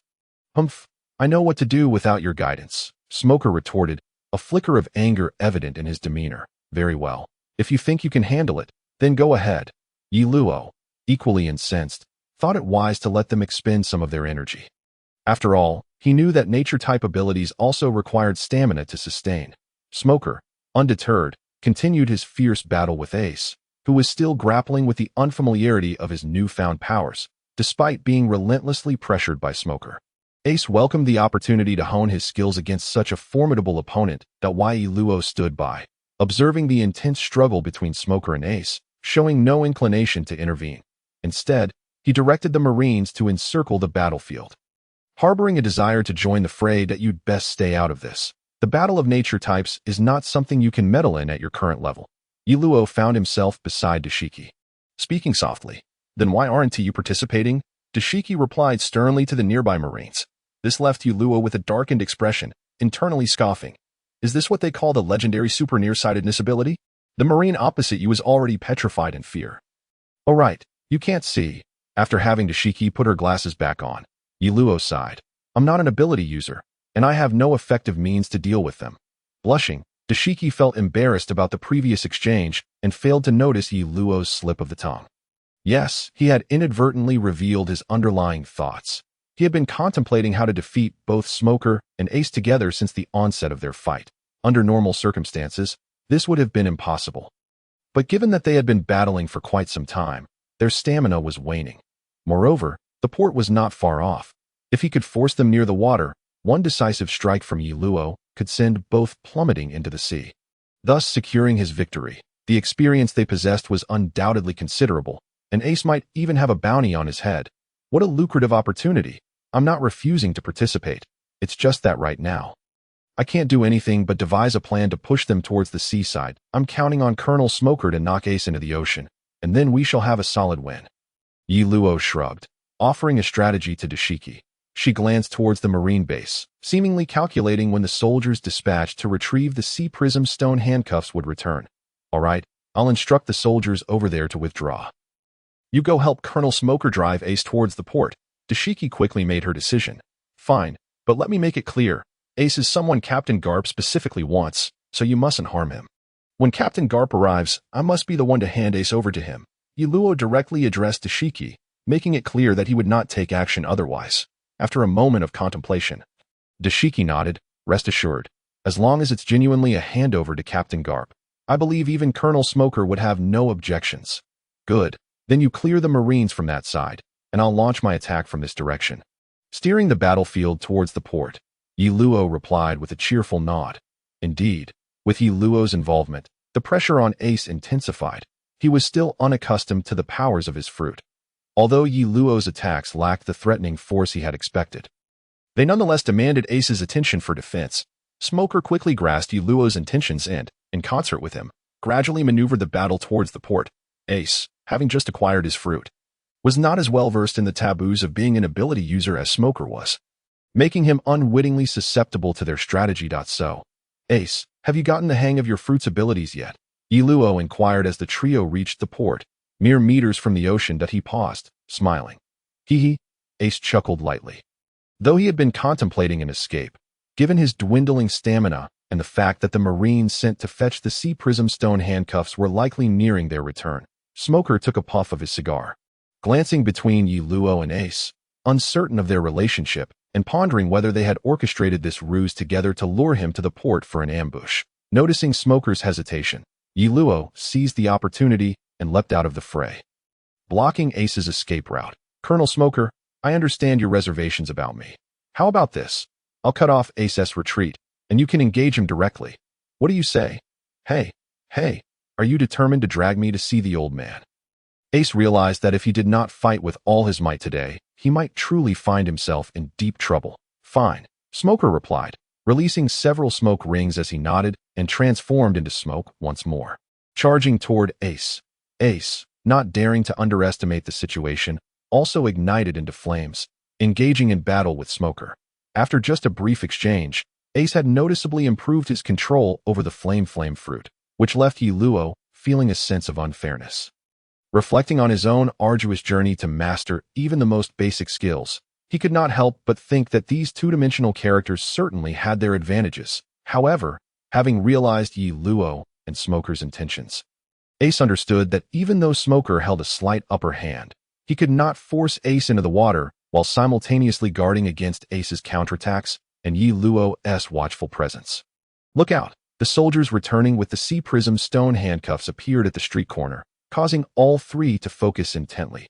Ace concentrated his strength, attempting to break free from Smoker's grasp to buy himself time to escape, while Smoker likewise devoted himself fully to restraining Ace, leaving no room for resistance.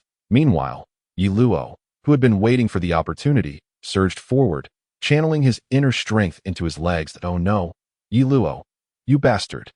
Ace realized Yi Luo's intentions the moment he closed as Yi Luo's fist approached. Both Smoker and Ace instinctively transformed their bodies into their elemental forms.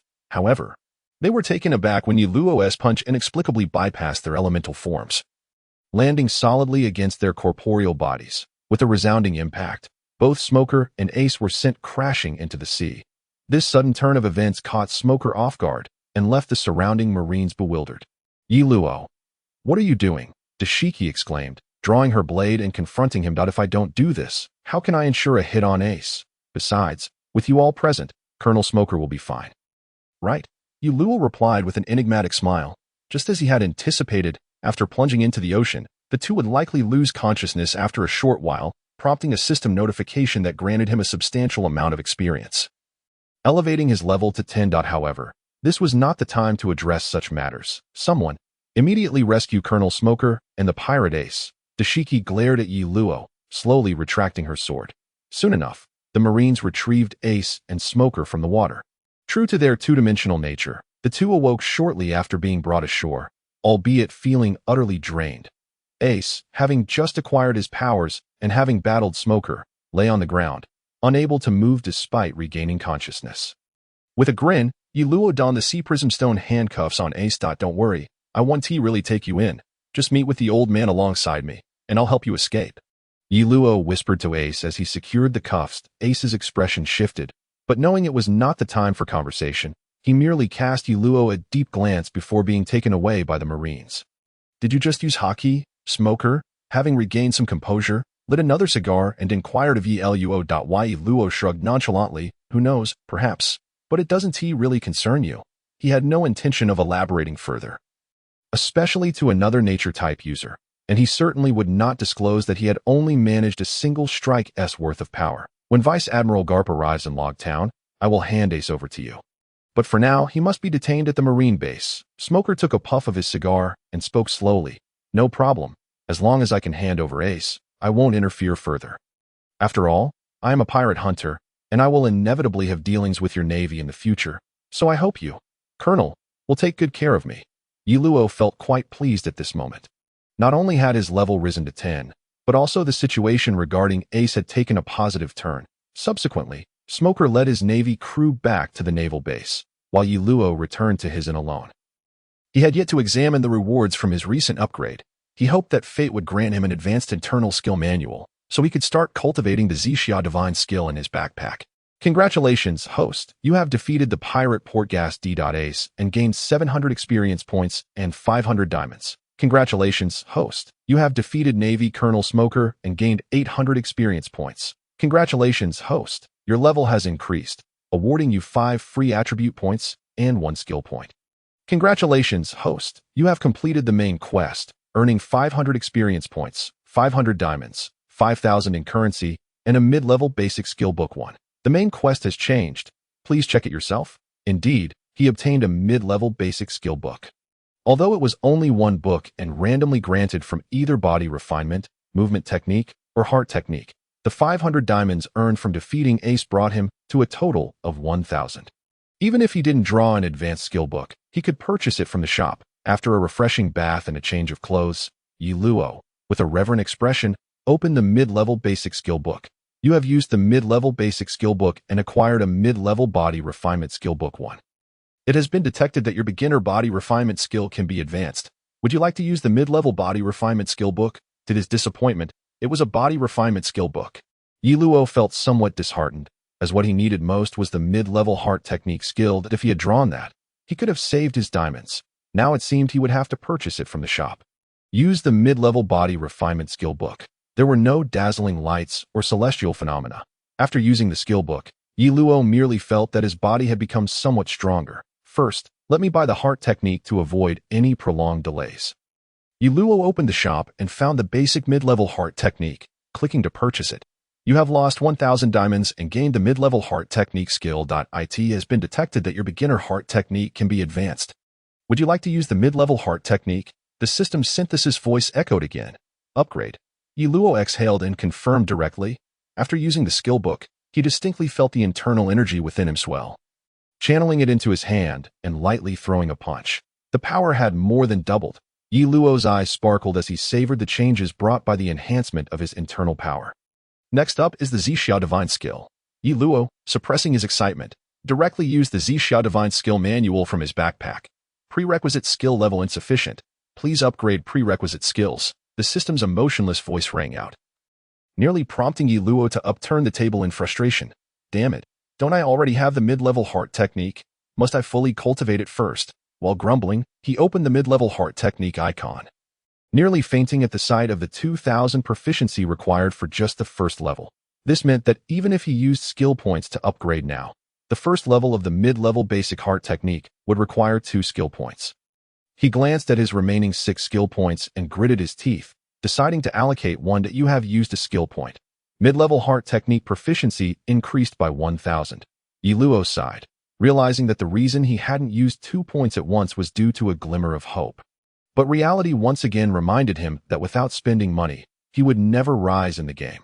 Using another skill point, the first level of mid-level heart technique quickly rose to the second level. And his energy finally broke through the 100-point barrier. He could distinctly feel the difference from when he battled Ace. At least against nature-type opponents, he was no longer limited to a single strike. 6,000. Indeed, it has risen again. Yi Luo glanced at the proficiency at level 2 and sighed in despair, realizing he only had 4 skill points left. Even if he allocated them all, he couldn't max out the skill. Prerequisite skill level insufficient. Please upgrade prerequisite skills. Seeing he lacked skill points, Yi Luo, with a mindset of trying his luck, used the Zixia Divine Skill Manual once more. Unfortunately, the system did not grant him any leeway and reiterated the need to upgrade his prerequisite skills. I refuse to believe it. At worst, I'll just become a grinding fiend. It's not like I haven't done it before. What is there to fear? Yi Luo steeled himself, pouring all his skill points into it.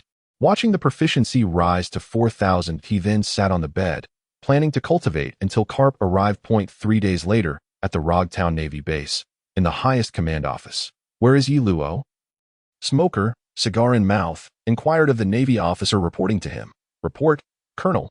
The pirate hunter Yi Luo has not left the inn since the last time. The Navy officer saluted and replied loudly. Go. Inform him that Vice Admiral Garp is about to arrive. And ask him to come over, Smoker commanded directly. Yes, the Navy officer saluted and promptly turned to leave. Colonel, are we really handing Ace over to him? Darshki, unable to contain her dissatisfaction, spoke after the Navy officer had left. I've done my research. This Ace is not the type of pirate who robs for a living. Although he occasionally engages in strange activities, generally speaking, he is not a heinous criminal. Moreover, I suspect he has some connection to Vice Admiral Garp. Otherwise, Yi Luo wouldn't be so eager to bring him to Garp, likely hoping to gain some advantage from the Vice Admiral. Smoker exhaled a puff of smoke, analyzing the situation. Then why does the Colonel still allow Yi Luo to succeed? Darshki was puzzled. Yi Luo did not seem like a good person, so why permit him to take Ace to Garp for rewards? Smoker gazed out at a warship faintly appearing on the sea and smiled, saying, that is Vice Admiral Garp. He is not someone a wild brat like Yi Luo can deceive. If Yi Luo were to hear Smoker's analysis, he would undoubtedly exclaim in agreement, not bad, my old buddy is quite impressive. Unfortunately, he was unaware that his benefits did not come from Vice Admiral Garp, but from the system in his mind. At this moment, Yi Luo had just been interrupted from his training by the summoned Navy officer. What an impolite fellow. Is this how one calls someone? Yi Luo remarked coolly as he glanced at the Navy officer who had been knocked down by his punch, before exiting the inn. What a huge loss. Ordinary sailors don't even grant experience anymore, that I should avoid dealing with such small fries in the future. It's too embarrassing. Exiting the inn, Yi Luo shook his head and muttered to himself upon realizing that the Navy soldier he had just defeated had not granted him experience points. Although Yi Luo was somewhat displeased at being interrupted from his training, the news from the Navy still pleased him. Thus, he had only knocked down the Navy officer because he was too stingy to let even a single soldier's experience slip away, finding any flimsy excuse to take him down. Colonel Smoker, long time no see. Upon arriving at the Navy base, Yi Luo greeted Smoker casually. Humph, young man, casually attacking the Navy is not the demeanor of a pirate hunter. Smoker clearly was not pleased with Yi Luo's actions against his messenger. My apologies, Colonel. It's just that your subordinate was a bit rude. I was in the midst of training when he barged in. So I had to give him a small lesson. Yi Luo chuckled. Smoker refrained from directly confronting Yi Luo, as his subordinate, though knocked down, had not sustained any real harm. Otherwise, upon seeing Yi Luo, he would have acted immediately rather than inquiring. Vice Admiral Garp's ship is about to dock. You can take Ace now. Smoker took a puff of his cigar, his demeanor toward Yi Luo somewhat disdainful. Not a problem. Then, Colonel, shouldn't you hand me the keys to the handcuffs? Yi Luo smiled, extending his hand toward Smoker. Smoker fixed his gaze on Yi Luo, remaining silent. While Yi Luo, unfazed, stood there smiling, seemingly confident that Smoker would hand him the keys. Here you go.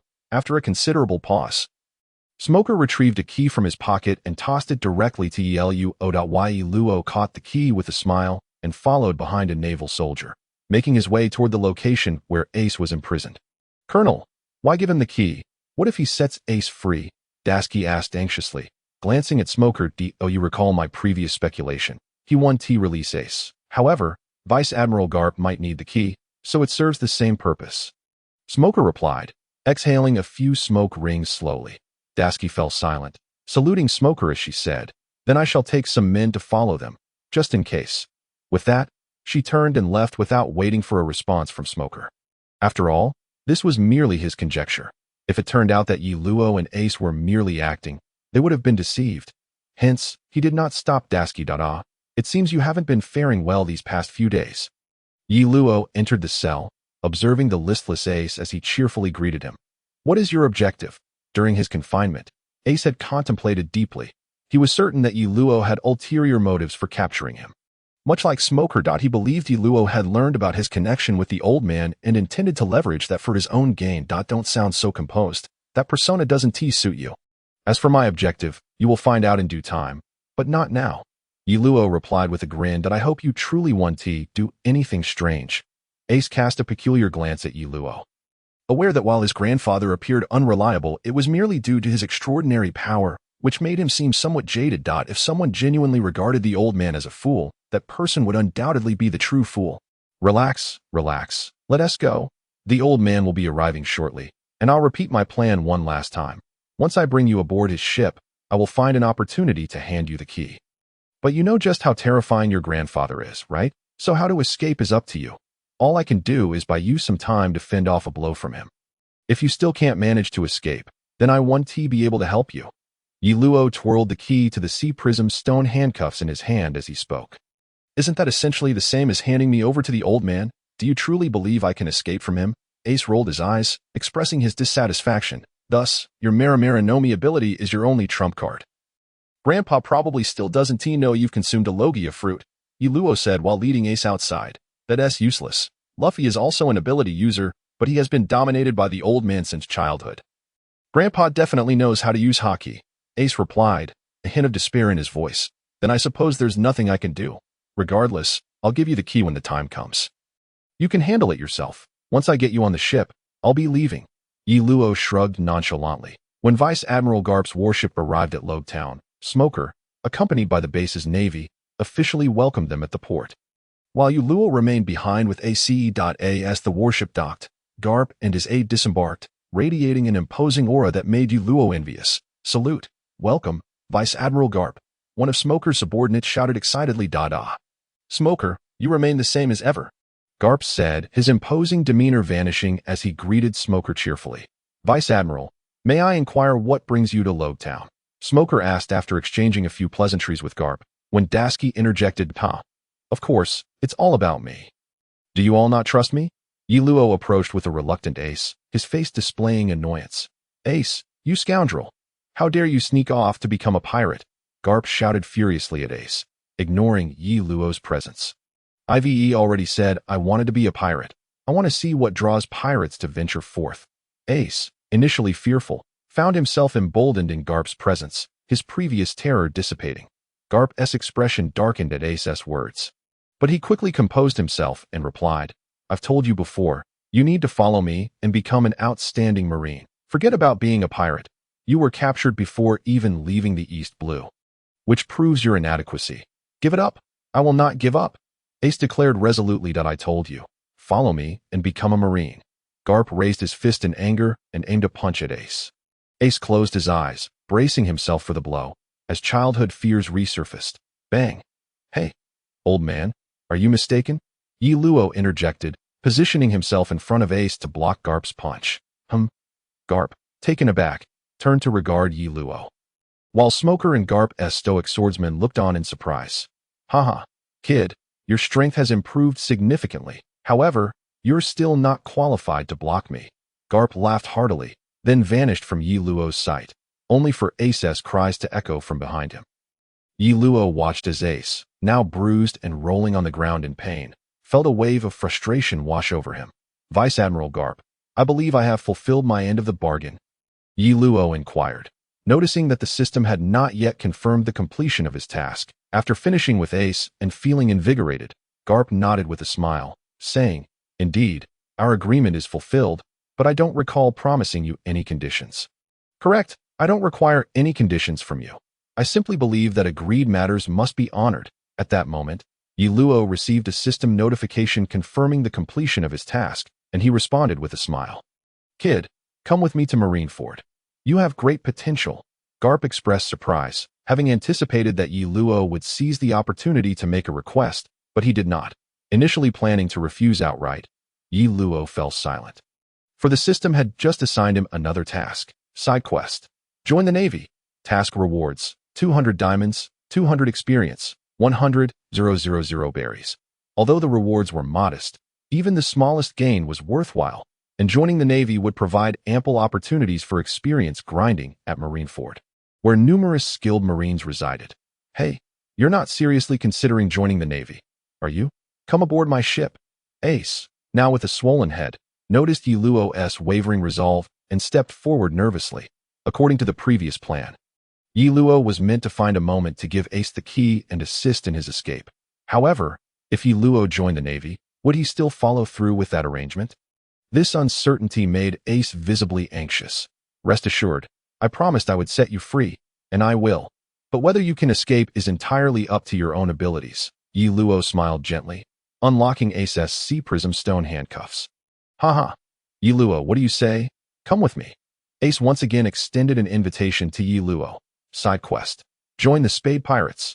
Task rewards: 200 diamonds, 200 experience, 100,000 berries. Just as Ace spoke, Yi Luo received another side quest, indicating that he had to choose between the two tasks, akin to selecting a faction in a game after reaching level 10. Why Yi Luo gazed at Ace in astonishment.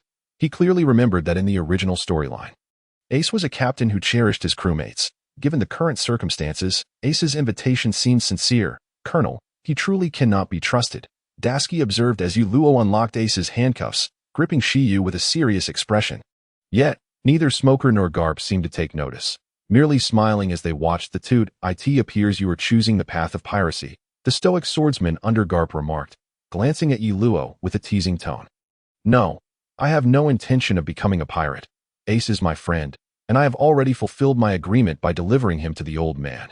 Therefore, as a friend, I must rescue him, no matter the cost. Yi Luo shook his head, asserting his commitment. Wow, haha, it seems your newfound strength has instilled a sense of confidence in you. Garp laughed heartily upon hearing Yi Luo's response. Ace, you go ahead, don't worry about me. Observing the emerging figure of Garp, Yi Luo's expression turned grave as he spoke. Meanwhile, Ace, who had initially been standing beside him, had already dashed away a good 10 meters, waving triumphantly at Yi Luo as if bidding farewell. Yi Luo's countenance darkened. He forced himself to suppress the urge to strike at Ace and redirected his attention to Rear Admiral Garp.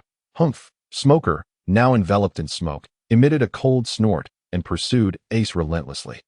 I told you, you won't pass unless you defeat me. Yi Luo summoned his energy and delivered a kick that sent the smoky Smoker retreating. Your mastery of hockey has improved. Smoker, returning to his original form, regarded Yi Luo with caution. Haha, what an amusing little fellow. Stand down. I'll handle this. Garp removed the cloak emblazoned with the word justice from his back and, clenching his fists, advanced toward Yi Luo. 3 minutes later, Yi Luo was unceremoniously dragged from the rubble by a stoic swordsman, resembling a defeated dog.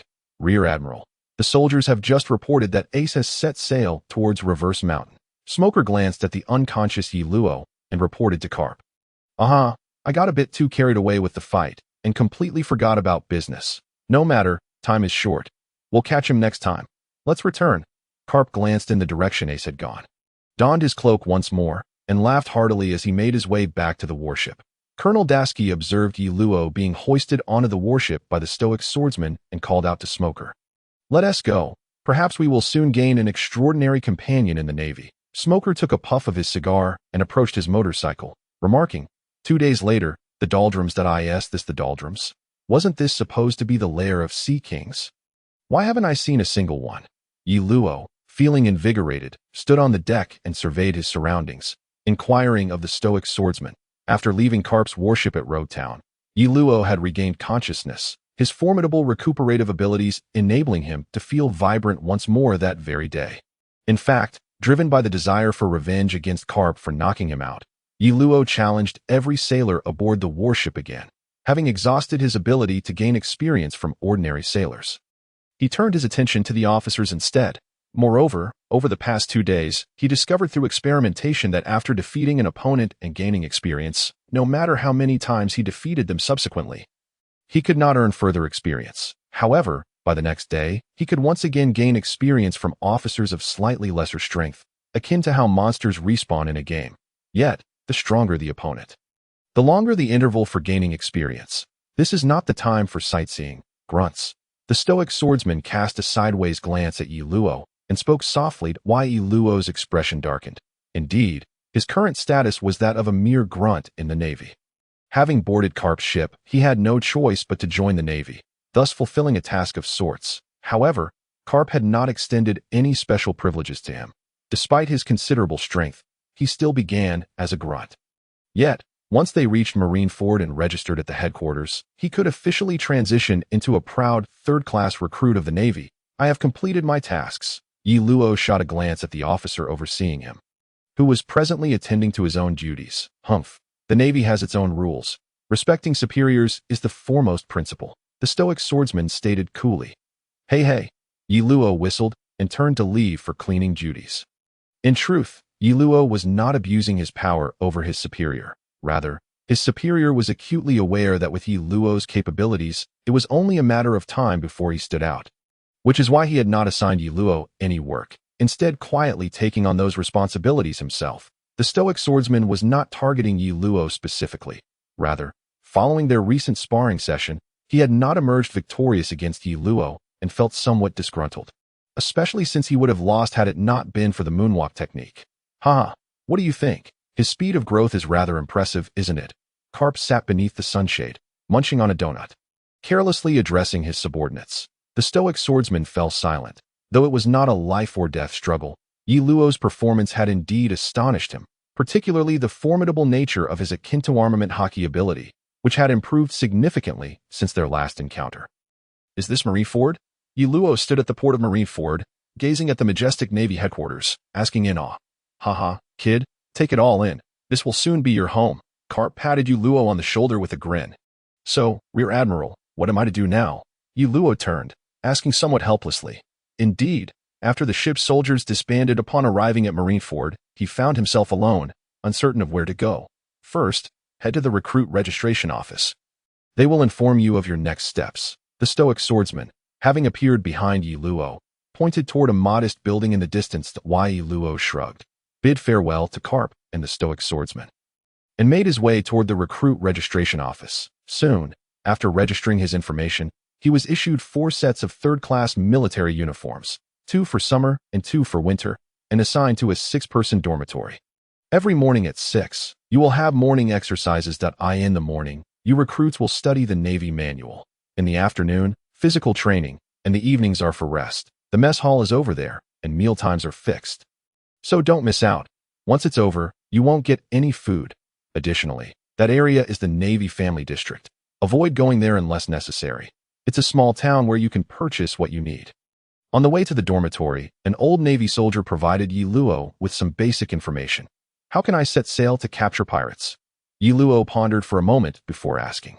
Recruits cannot set sail. Once you have completed your training period, you will be eligible to go out to sea. There are 2 methods. One is through assignments from above, which is mandated and must be completed. Typically, there are about 4 assignments a year, depending on when the officers need soldiers to accompany them. The other method is to register at the supply office, and you will be taken along when officers with missions go out to sea. The old soldier glanced curiously at Yi Luo as he spoke. What rank is needed to freely set sail and capture pirates? How does promotion work in the Navy? Yi Luo considered his question carefully. Do you really wish to go out to sea so soon?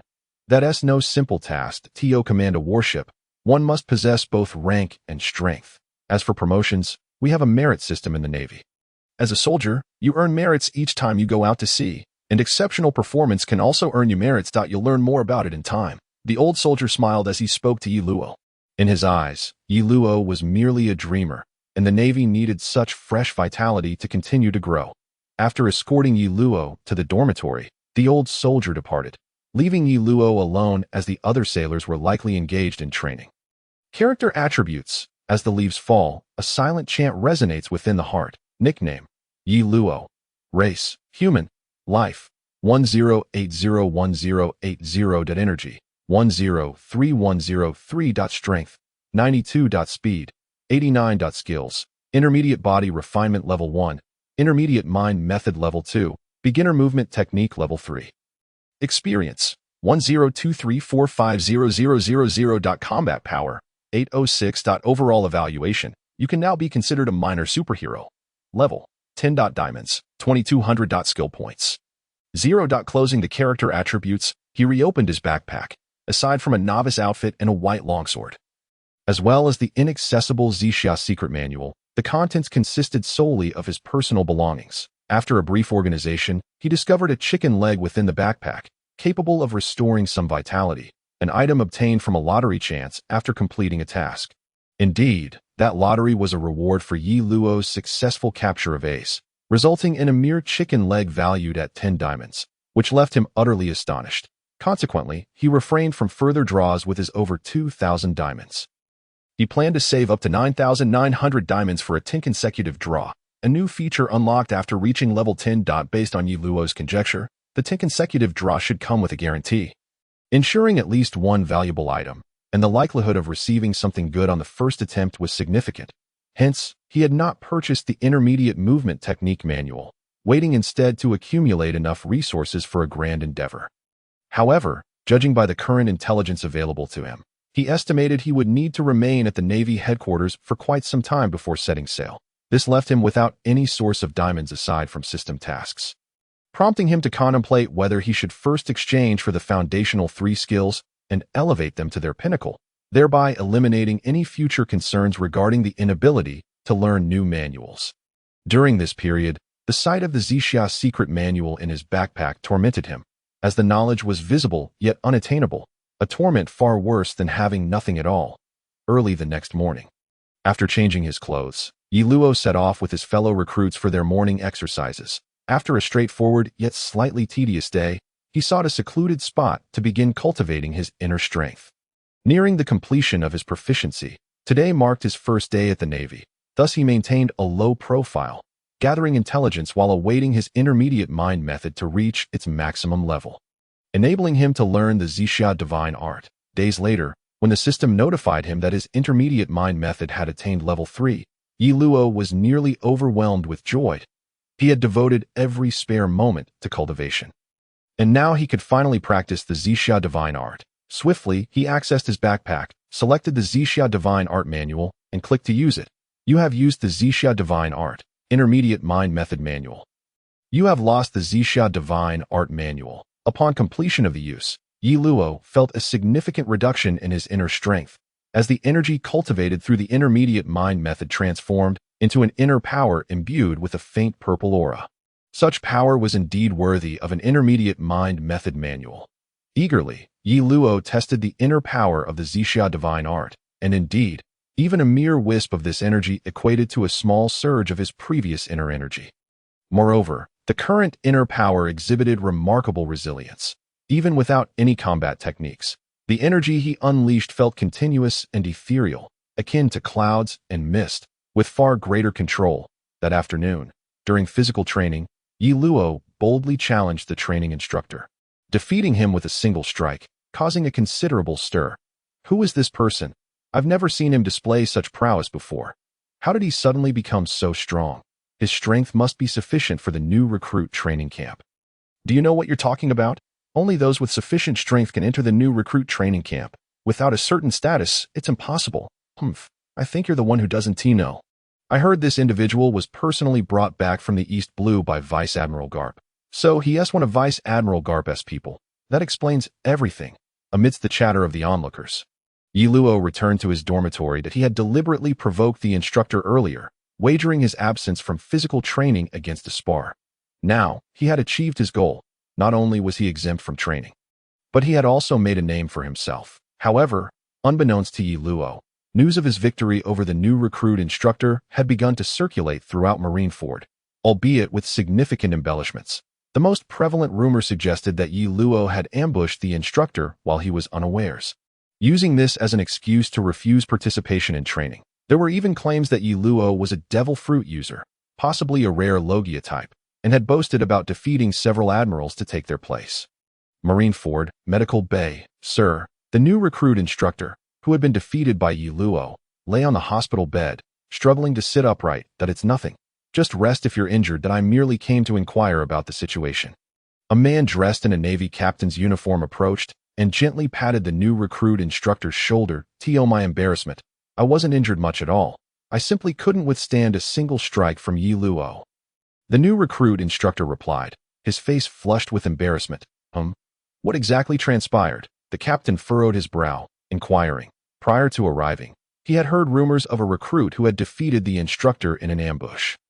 And since this instructor had been one of his subordinates, he had come specifically to gather details. The new recruit instructor forced a smile and said, I've also heard the rumors circulating outside. But Yi Luo indeed challenged me directly and launched his attack only after I agreed to forego training should he win. The entire exchange was completely fair. I lost as a subordinate. Well, since it was a matter of skills, there is nothing more to discuss. However, a recruit cannot simply avoid physical training, regardless of the circumstances. Even you do not have the authority to grant such an exemption. The captain replied seriously. Rest assured, I will handle this matter. The instructor watched as the captain left, opening his mouth to speak, but refraining from doing so. Deep down, he believed that even if the captain personally intervened, he would not stand a chance against Yi Luo, but he dared not voice this opinion at that moment. Yi Luo had just completed his training and was preparing to head to the mess hall for dinner. Unfortunately, missing the designated mealtime meant he had to fend for himself. His strength grew. So did his appetite. Are you Yi Luo? A captain stood at the entrance of the recruit dormitory, blocking Yi Luo's path. Sir, hello. I am the new recruit Yi Luo. May I ask what the matter is? Yi Luo saluted and inquired. The captain nodded inwardly. He was Captain Talon, sent to speak with Yi Luo on behalf of the new recruit instructor. Initially, he held a rather unfavorable impression of Yi Luo due to the rumors, but after learning about the instructor, he realized he had misjudged him. Now, upon meeting Yi Luo in person, he found this polite young man to be rather commendable. It must be said that Yi Luo, having cultivated the Zixia divine art, radiated an air of righteousness. However, the recruit camp had never allowed for exceptions regarding physical training, and thus, the subordinate's mistake must be rectified by him. Therefore, Captain Talon directly addressed Yi Luo. I have heard that you defeated your instructor this afternoon.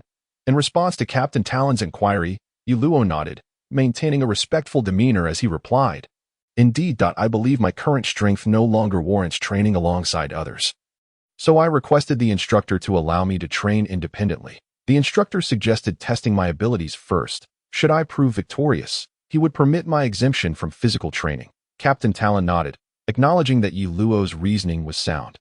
However, he now found himself in a bit of a predicament. Young man, while your point is valid, the Navy has its own regulations, and breaking these rules recklessly is ill-advised, Captain Talon said, furrowing his brow. What does the captain mean by that? Yi Luo asked, a hint of displeasure in his tone. What does this mean? The instructor had previously agreed that I could skip training, yet now this is being said. Despite the captain's clearly instructive tone, Yi Luo felt somewhat disgruntled. Attend the training. I will personally create a training plan for you. Captain Talon smiled, believing it an immense honor for a headquarters captain to personally design a training regimen for a recruit. Very well, I accept the captain's proposal, but I believe we should first engage in a battle to allow the captain to gauge my strength. This way, a more effective training plan can be devised for me. Yi Luo replied with a smile, eagerly agreeing. Just moments ago, he had received a message from the system, accept side quest, defeat headquarters Captain Talon, task rewards, 500 diamonds, 1000 experience, 200. 000 money. Captain Talon raised an eyebrow, gazing at the eager Yi Luo before him, and said with a smile, very well, since you insist, let us commence. No sooner had he spoken than Yi Luo swiftly unleashed his skills, launching an attack towards Captain Talon. Come on! Captain Talon, witnessing Yi Luo's assault, did not flinch. Instead, he countered with force, matching speed with speed. That it was indeed commendable for a mere captain from the naval headquarters to possess such strength. After exchanging dozens of blows, the two eventually separated, and Yi Luo observed the slightly panting Captain Talon, contemplating. Well, I admit I underestimated you a bit, young man.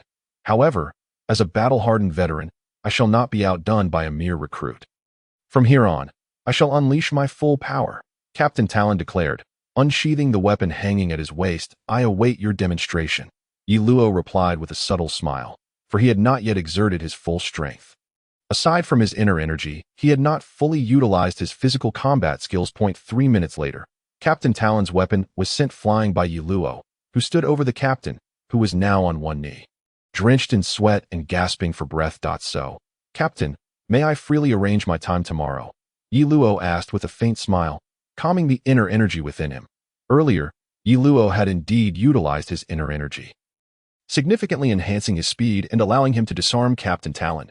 These new recruits are truly formidable. Captain Talon shook his head, a wry smile on his face. While our naval ranks may differ, strength remains a vital aspect. Having lost to you, I am naturally incapable of further instructing you. As for your physical training tomorrow, I shall report to my superior. Yi Luo nodded in agreement, cheerfully making his way to the mess hall. He welcomed such opportunities, for he did not genuinely eschew physical training. After all, he had yet to commence his intermediate body tempering practice and needed to train. However, compared to physical conditioning, mastering the Zixia divine skill was his primary focus at present, especially since the first level required an astonishing proficiency of 7,000 points, which was quite daunting. Moreover, considering the recent circumstances, it was likely that the next naval officer might present him with another task. Being stationed at the naval headquarters, there were no bounties to pursue. Thus tasks became his main source of diamonds, and more was always better. However, before Captain Talon could report to his superior, news of their skirmish at the new recruit dormitory spread like wildfire throughout Marineford. Kapu, that lad was brought back by you, wasn't he? Admiral Sengoku inquired, glancing at the information on his desk, directing his question at Rear Admiral Kapu, who was munching on a rice cracker nearby. What? When did I bring someone back? Kapu had completely forgotten about Yi Luo. Sengoku sighed. Well aware of his old friend's character, he glanced at the report, which featured Yi Luo clad in Navy recruit attire, and fell into contemplation. You mean Yi Luo? He merely defeated a captain.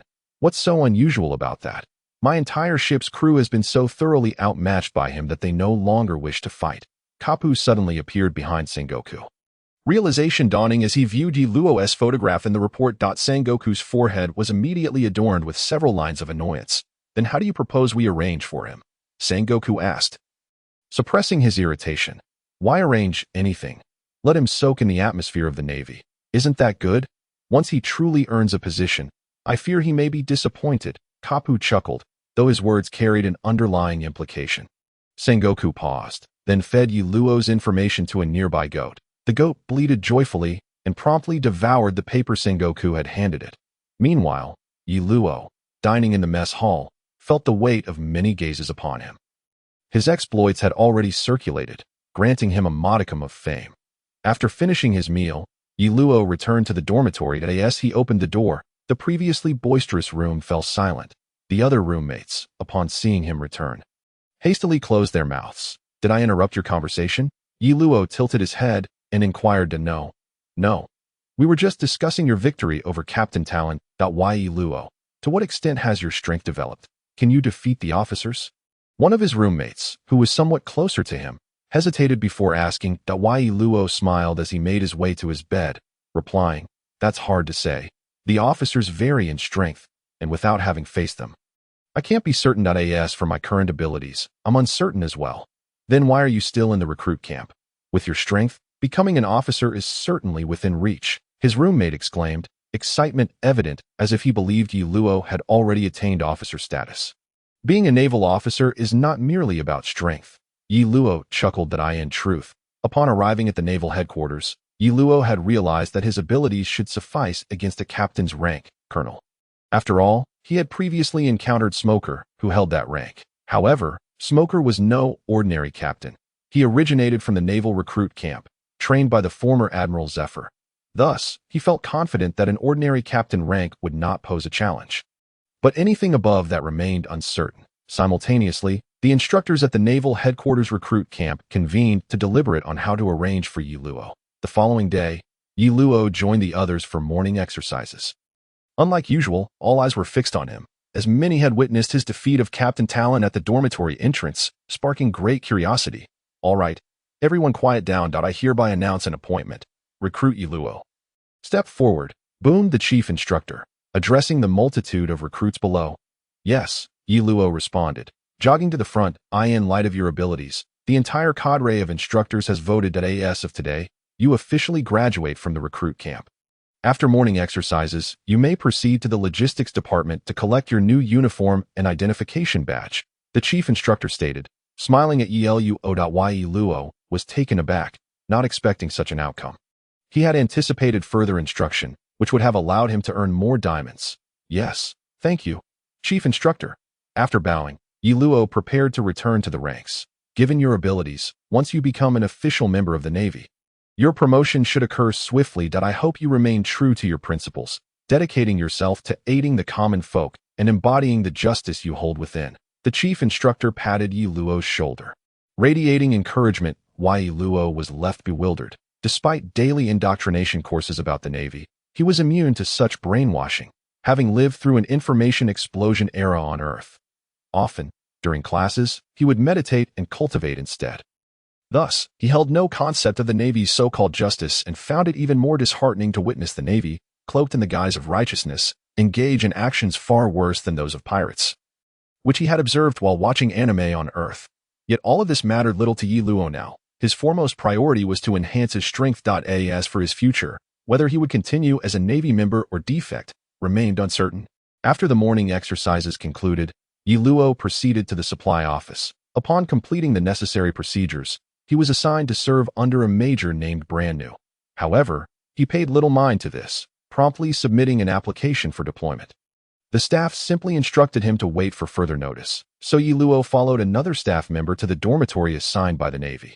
This new accommodation was significantly better than the recruit camp, featuring shared rooms for two. However, his roommate was absent, allowing Yi Luo to resume his cultivation undisturbed.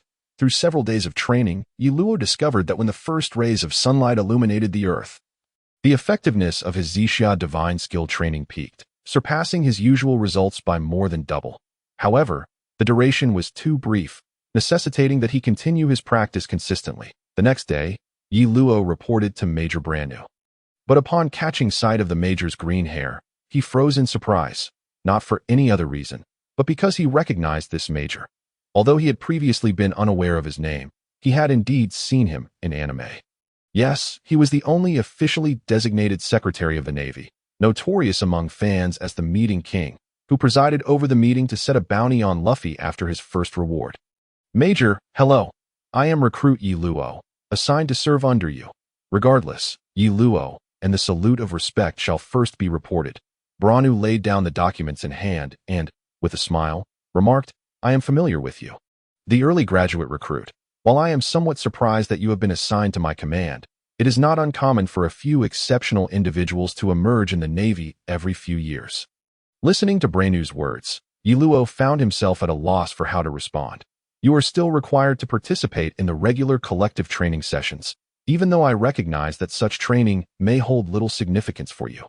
However, the privilege I can offer is that you may dictate the nature of your training during these sessions, provided you attend, as it is a necessary process for your integration into the Navy. As for the rest of your time, you may allocate it as you see fit. Branu was evidently aware of Yi Luo's circumstances, thus clarifying matters in advance. Understood, Sir Major. Yi Luo nodded in response. His intermediate physical training had yet to commence, so he did not object to the physical exercises. Branu looked at Yi Luo with some astonishment. To his knowledge, Yi Luo did not particularly enjoy collective physical training, which had led him to confront the recruit instructors and ultimately graduate early from the boot camp. Additionally, I have heard you have applied for an offshore mission. That I must inform you that my duties rarely require me to go to sea, and consequently, the soldiers under my command seldom have offshore assignments. Instead, most of their tasks involve administrative investigations. However, given your situation, should you be assigned to a different offshore mission, it will still count towards my workload. Branu smiled, extending goodwill towards Yi Luo. This was, in a sense, a return gesture for Yi Luo's earlier deference in agreeing to participate in the training. Thank you, Sir Major. Yi Luo understood that such matters were an expression of goodwill from the other party. Thus he expressed his gratitude with a bow. All right, go attend your training. I will seek you out directly if I need anything. Branu waved his hand towards Yi Luo, simultaneously, in the military supply department. This must be the pirate hunter Smog spoke of, right? I do not like him. A striking woman with light pink hair parted in the middle and wearing purple-tinted sunglasses, held Yi Luo's offshore request. Spoke with unwavering conviction. Indeed, Colonel Tina, a staff member, gazed at the woman affectionately, addressing her as Colonel Tina. Nonetheless, his potential remains considerable, and he possesses a sense of justice. At that moment, Captain Talon, who had previously fought against Yi Luo, entered the room, first greeting Tina before speaking. Is that so? It seems Tina needs to reevaluate him. Assign him to Tina's ship, as she will be going offshore soon. After nodding at Talon, Colonel Tina instructed the staff. The staff promptly nodded, hastily processing the paperwork, and soon Yi Luo would be notified of the time to board the ship, allowing him to prepare. Unbeknownst to Yi Luo, who was currently training, he had been noted by others. At that moment, he was wearing weighted gear, training without regard for his surroundings. Is that guy really a third-class soldier? The Navy soldiers training alongside Yi Luo stared at him in disbelief and asked. Indeed, I heard that due to his strength, he was granted early graduation from the boot camp. A soldier who was aware of Yi Luo's exploits whispered, seemingly afraid that Yi Luo might overhear. No way, why doesn't he, such a monster, go to the officer boot camp? Another bewildered soldier inquired. Come on, is it a place anyone can enter? Although Yi Luo is strong, it's only in comparison to us. Moreover, he is older, while the monster camp trains individuals from a young age. A knowledgeable individual replied mysteriously. However, none of this concerned Yi Luo. At that moment, he was diligently training, assured that the equipment available at Navy headquarters would facilitate his rapid improvement in physical skills. Third-class soldier Yi Luo, your offshore application has been arranged. Please gather at the port at 8 o'clock in the morning 1 week from now. As the morning training concluded, a communications soldier quickly found Yi Luo to inform him of the offshore matter. So soon, the news came as a pleasant surprise. Although he was still unaware of the specifics of the mission, the opportunity to go out meant he could encounter pirates, and on the Grand Line. There were plenty of pirates with bounties exceeding 10 million in the days that followed. Yi Luo began to train fervently. He did not want to be unable to capture a bounty criminal due to insufficient strength when the time came to set sail. The intensity of his training caused his fellow Navy soldiers to feel somewhat intimidated, and even his superior, Colonel Branu, had approached him several times to remind him to take care of himself. 1 week later, when Yi Luo arrived at the port and saw Colonel Tina on the warship, he felt a strange sensation wash over him. Colonel Tina, I am third-class soldier Yi Luo, reporting for duty. Yi Luo saluted and called out. You know Tina? Tina regarded Yi Luo with curiosity and inquired, I have heard about you from Colonel Smog. According to him, the alluring woman smoking a lady's cigarette must be you. Yi Luo sighed and replied that in truth, Smog had never mentioned Tina, but women like her were already quite famous within the Navy. Moreover, anyone who had watched the anime would remember her catchphrase, as she was the user of the barrier fruit. After all, her fruit ability was quite formidable, allowing her to create barriers from any part of her body to confine enemies, with the hardness of the barriers rivaling that of iron.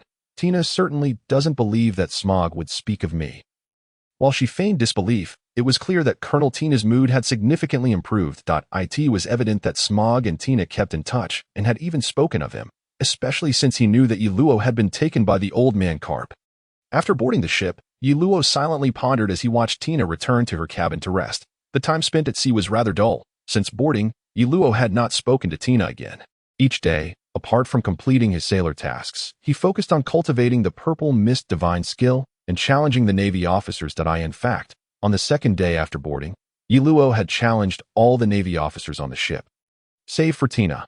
Although he had little experience, it still counted as some gain, whereas the ordinary soldiers were ruthlessly abandoned due to their lack of experience. Furthermore, aside from the officer who served as Tina's aide, who required a third day to continue gaining experience, the other officers refreshed their experience on the second day. Thus, Yi Luo eagerly initiated challenges against them daily, even to the point where officers who had been defeated by him the previous day would receive challenges again the next day, causing the officers on the ship to hide upon seeing Yi Luo. Sir, is it not inappropriate for him to continue like this? Tina's aide looked at Yi Luo, who was roaming the deck, surrounded by soldiers watching the spectacle, with a worried expression. Tina found it difficult to intervene, as he had not harmed anyone. Taking a puff from her lady's cigarette, Tina awkwardly remarked, Sigh. The aide sighed, unsure of what to say. Perhaps due to her role as Tina's aide, Yi Luo only challenged her every other day, but what good did that do? Hey, Yi Luo, have the officers hidden again today? A nearby Navy soldier, watching the commotion, greeted Yi Luo with a smile. Yi Luo shrugged and said, Originally, I was just looking for something to do out of boredom at sea. I didn't expect it to cause such a big fuss for the officers. Someone go tell them not to hide. I won't challenge them anymore. Really not challenging anymore. A sergeant, who had been hiding in a large wooden barrel meant for serving drinks, excitedly emerged. Questioning Yi Luo was startled by his sudden appearance and laughed, saying, "Yes, I really won't challenge them anymore. But I must say, your hiding place is quite clever. I searched for ages and couldn't find you. Of course, if you could easily find me, how would I manage?" Without any challenges, the sergeant playfully draped an arm around Yi Luo's neck, laughing heartily. "All right then, but you must ensure that the drinks and food are plentiful," Yi Luo replied with a helpless smile. He reluctantly abandoned the challenges. With so few officers on the ship, it felt awkward for him to keep targeting them, and besides, the experience gained was not substantial. Thus, Yi Luo decided to forego the challenges entirely. After approximately 10 days of sailing, the warship finally reached its destination. This time, Colonel Tina's mission was to hunt down the bounty of 55 million for the pirate known as the Lone Wolf Jacks. The opponent was exceedingly cunning, having slaughtered several villages in a small kingdom while evading the kingdom's army.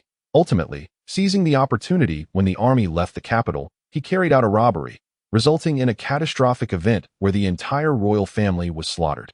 Hence, the headquarters dispatched me to capture the lone wolf. Upon reaching the target bay, Tina succinctly outlined the mission at hand. Recent intelligence indicated that the lone wolf was regrouping on a nearby island. The plan was to first sink the enemy's pirate ship and then proceed to capture the lone wolf.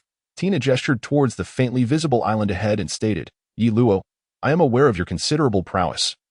However, once the battle commences, I must implore you to refrain from recklessness." After issuing her orders, Tina sought out Yi Luo privately.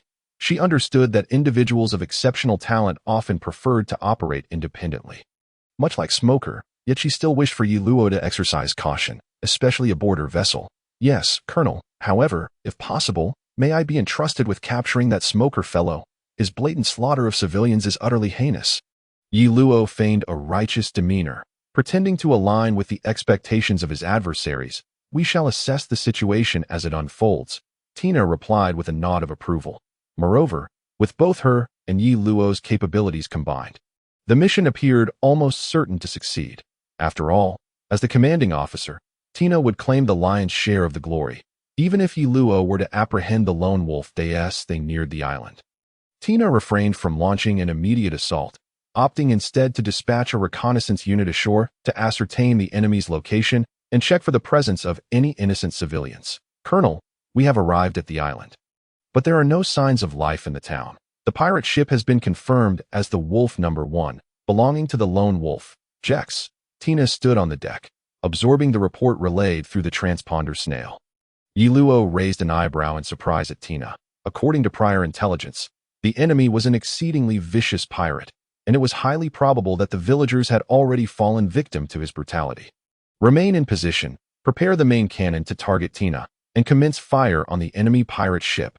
Tina's expression darkened as she ordered the warship's artillery to unleash a barrage upon Wolf No.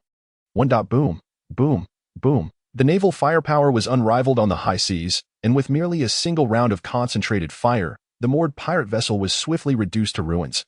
"All hands, prepare to disembark." Tina extinguished her cigarette and issued the command.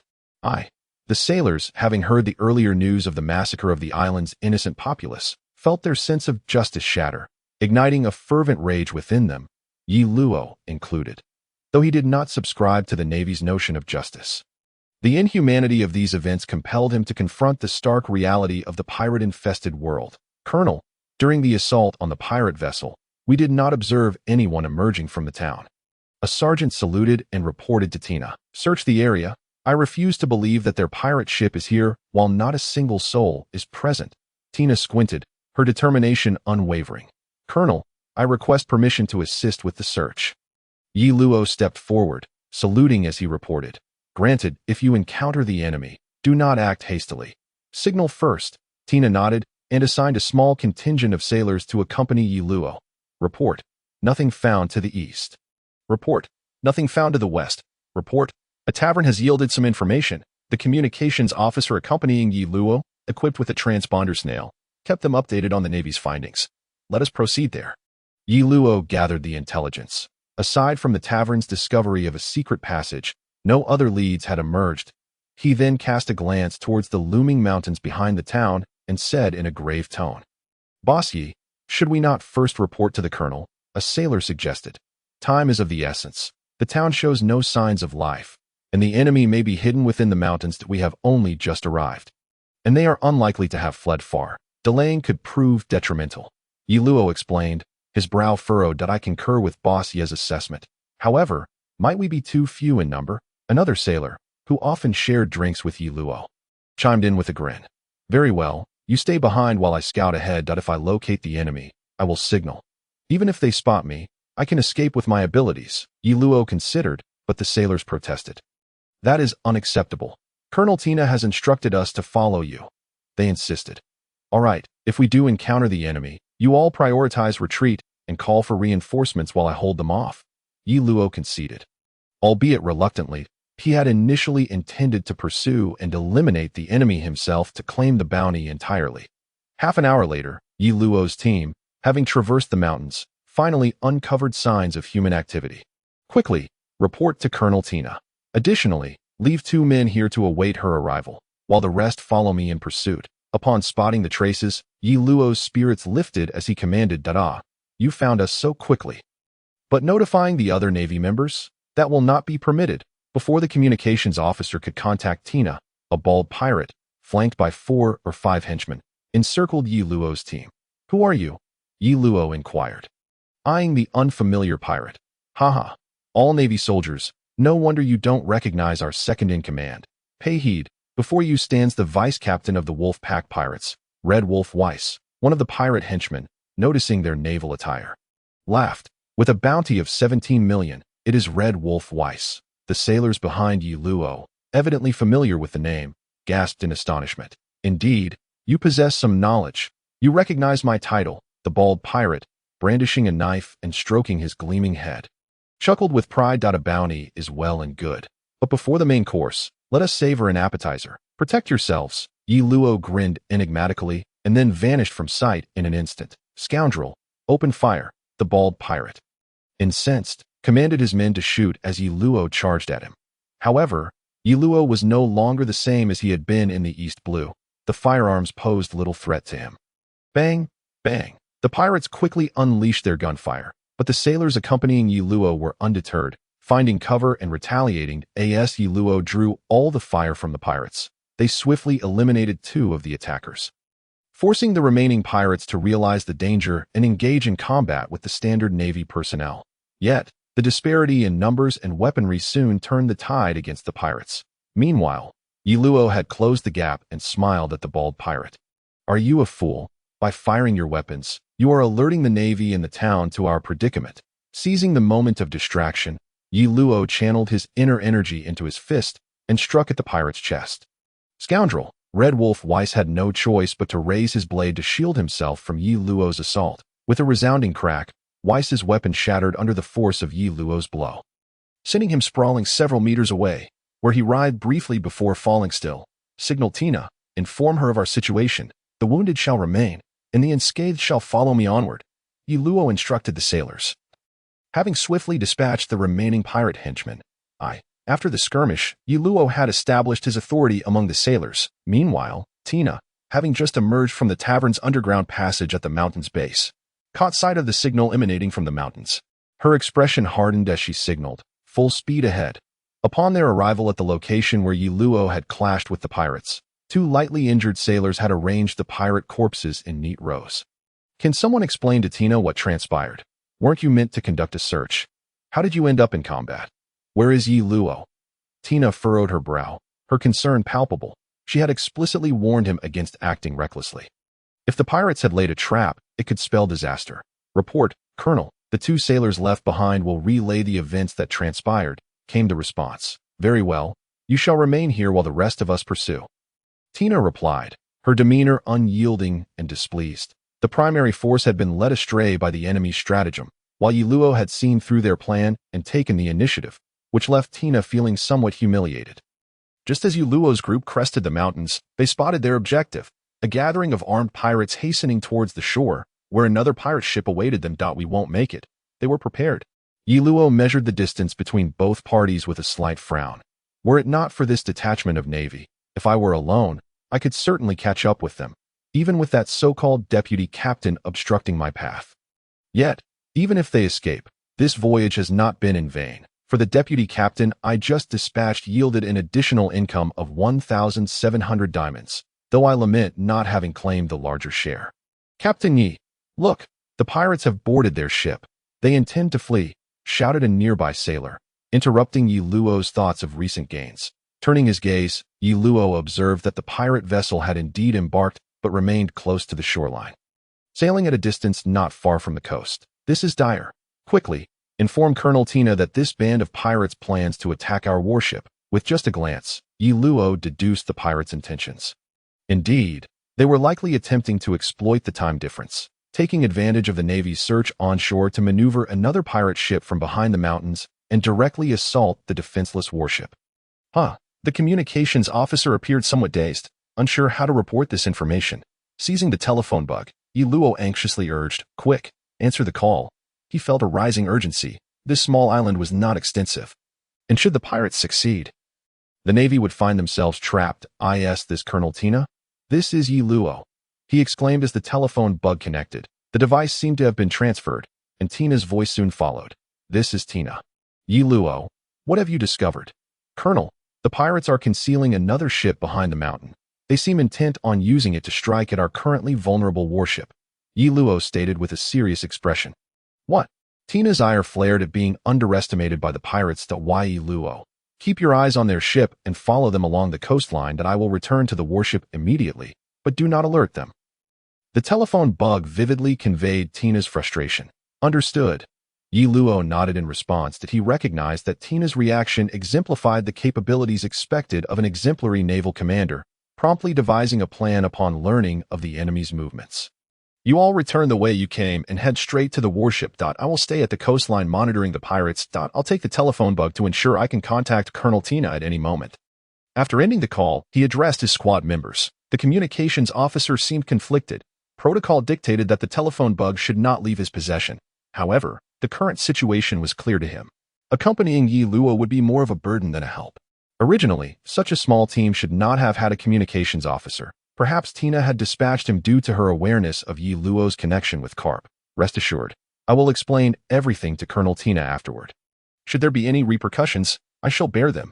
Yi Luo reassured the communications officer, patting him on the shoulder. Feeling somewhat embarrassed, the communications officer scratched his head and expressed gratitude. Thank you, Captain Yi. After parting ways with his team, Yi Luo increased his pace to the maximum. Though he had yet to master lightness skills, the infusion of inner strength endowed him with remarkable speed. Soon, he approached the coastline, concealing himself rather than venturing out. Concurrently, having received Yi Luo's warning, Tina hurried back with the main forces while coordinating with the Navy stationed on the warship, remaining vigilant for any sudden pirate assault. Colonel Tina, the pirates have arrived at the designated location and are likely observing the personnel left on the warship, Yi Luo reported while hidden, watching the pirates' movements. Excellent. Keep a close watch on them. If they show any signs of retreat, immediately inform me. Tina commanded from within the ship's cabin, gazing out at the calm sea. Just moments earlier, they had reached the warship before the pirates, having already adjusted their state, waiting for the pirates to take the bait. Report, Colonel. We have sighted the pirate ship, and it is approaching us. A sailor soon arrived to notify Tina. After pondering for a moment, Tina replied, raise anchor and slowly retreat, luring the pirates to pursue us. If they showed no reaction at all, the pirates might suspect something. Now that they had detected the pirates, the normal protocol for the personnel would be to ensure their own safety before summoning their comrades. Indeed, upon noticing the warship's apparent attempt to flee, the pirate ship suddenly accelerated towards the Navy vessel. Good. Once we are within range, open fire and close in on the pirate ship, Tina remarked, a faint smirk gracing her lips as she observed the ensnared pirates. Understood. The Navy personnel immediately entered combat readiness. Meanwhile, Yi Luo, hidden along the coastline, realized he had overlooked something significant as the warship's cannons fired upon the pirate ship. Yi Luo's eyes widened in horror as he shouted, damn it, my diamonds. Indeed, if the pirate ship were to be sunk in such a manner, the bounty would be forfeited, though he had never tested it, for Yi Luo, who was in dire need of diamonds. Risking 5,500 diamonds for an experiment was far too extravagant. Watching the pirate vessel attempt to evade under the bombardment of the warship, Yi Luo felt an overwhelming urge to fly over. Yet despite the close proximity of the two ships to the shore, it would take too long for him to swim there, leaving him with little hope. Damn it. Wasn't it agreed that I would deal with the pirate captain? Where is the trust between people? Yi Luo lamented, darting around aimlessly while cursing Tina for her broken promises. Boom. At last, the pirate ship was struck by a cannonball from the approaching warship, though it did not sink immediately. It had lost any chance of escape. No matter, after much effort, I finally found a small rowboat. Seeing the pirate ship hit, I disregarded all else and rowed towards it, hoping to capture the lone wolf Jex before it sank. Look, isn't that Captain Yi? What is he doing? The Navy personnel also noticed Yi Luo rowing towards the pirates. Could it be? Tina pondered, observing Yi Luo's determined effort to row, exhaling a puff of smoke. Boom! Damn it, stop right there. As the warship drew ever closer to the pirate vessel, it struck again. Pirates aboard began jumping overboard in a desperate bid for survival, prompting Yi Luo to nearly curse aloud. However, the small boat's speed was limited, and he feared he would miss the final capture point. One more shot, sink that wretched pirate ship, and everyone else prepare to rescue any overboard pirates. Leave no pirate behind. Tina commanded on the deck, her demeanor exuding confidence. Due to her adept command, the Navy had nearly captured the Wolfpack pirates at minimal cost, and she was particularly pleased at AS for Yi Luo.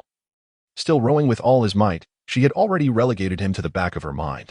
Yes, the sailors aboard sprang into action. Thus, when Yi Luo finally arrived, the pirate ship had completely sunk, and the primary captives among the pirates had been apprehended by the Navy. While some minor pirates may have escaped by diving into the water amidst the chaos, the Navy no longer cared. Colonel Tina, wasn't it agreed that I would capture the pirate captain? Yi Luo, having climbed aboard the warship, questioned Tina with a grim expression. Are you questioning Tina? Tina took a puff of smoke, regarding Yi Luo with curiosity. I wouldn't dare. Yi Luo glared at her, though his demeanor betrayed no hint of fear. Rest assured, the report will accurately reflect your contributions, and Tina will make sure to credit you for the capture of the pirate captain, as previously promised. Tina assured him with an understanding expression, as though she believed Yi Luo was merely upset over the potential loss of credit, rather than the fact that he was eager to confront the pirate captain. It's not about the credit. I care not for that. What of the pirate captain? Since he has been captured, I wish to challenge him. Surely, that is permissible? Yi Luo pressed on, holding on to a glimmer of hope as he made his request to Tina. Tina regarded him with a puzzled expression, wondering if his rush to row over was truly out of concern for credit or if it stemmed from his battle-hungry nature. Tina was immediately reminded of the previous instances where Yi Luo persistently challenged the officers aboard the ship. Initially, she had believed that Yi Luo was merely putting on a show for her benefit, but it now seemed increasingly likely that the other party was simply a battle fanatic. Bring up the lone wolf. Jax. After coming to this realization, Tina nodded in agreement with Yi Luo's request and summoned the captain of the Wolf Pack Pirates, Jax. Come, what weapon do you require? Do not hesitate. Yi Luo provocatively declared as he personally unlocked Jax's handcuffs. Jax, who had initially thought his demise was inevitable, was taken aback to find himself in a position to battle the Navy soldiers. Licking his lips, with a bloodthirsty expression, Jax seized a blade from a nearby sailor and charged straight at Yi Luo, without uttering a word. Useless. How is it that someone of such pitiful strength possesses a bounty of 55 million? In less than 10 minutes, the outcome of the battle was determined at that moment. Jax lay unconscious on the deck. While Yi Luo had merely gained experience, he had not received a single fragment of the 55 million bounty in diamonds, which left him particularly displeased. Well, the matter is concluded.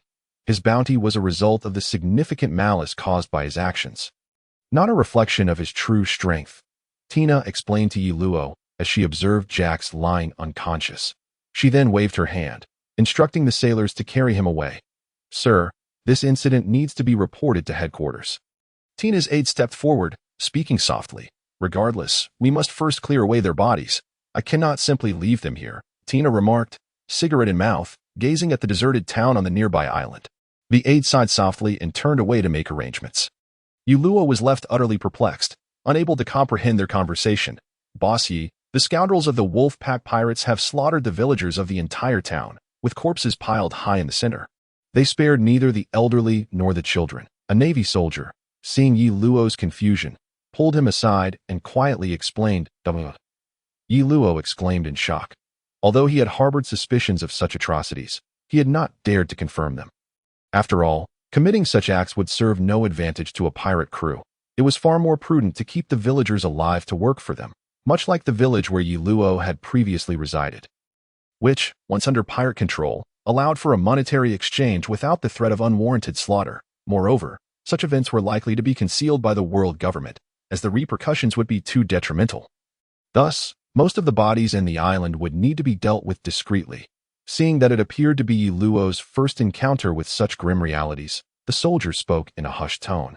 His expression unwavering, while Yi Luo abruptly turned to the soldier, incredulous, and asked, "Why?" Although he had known from watching anime that such occurrences were not uncommon for the world government, experiencing it firsthand was still difficult to accept.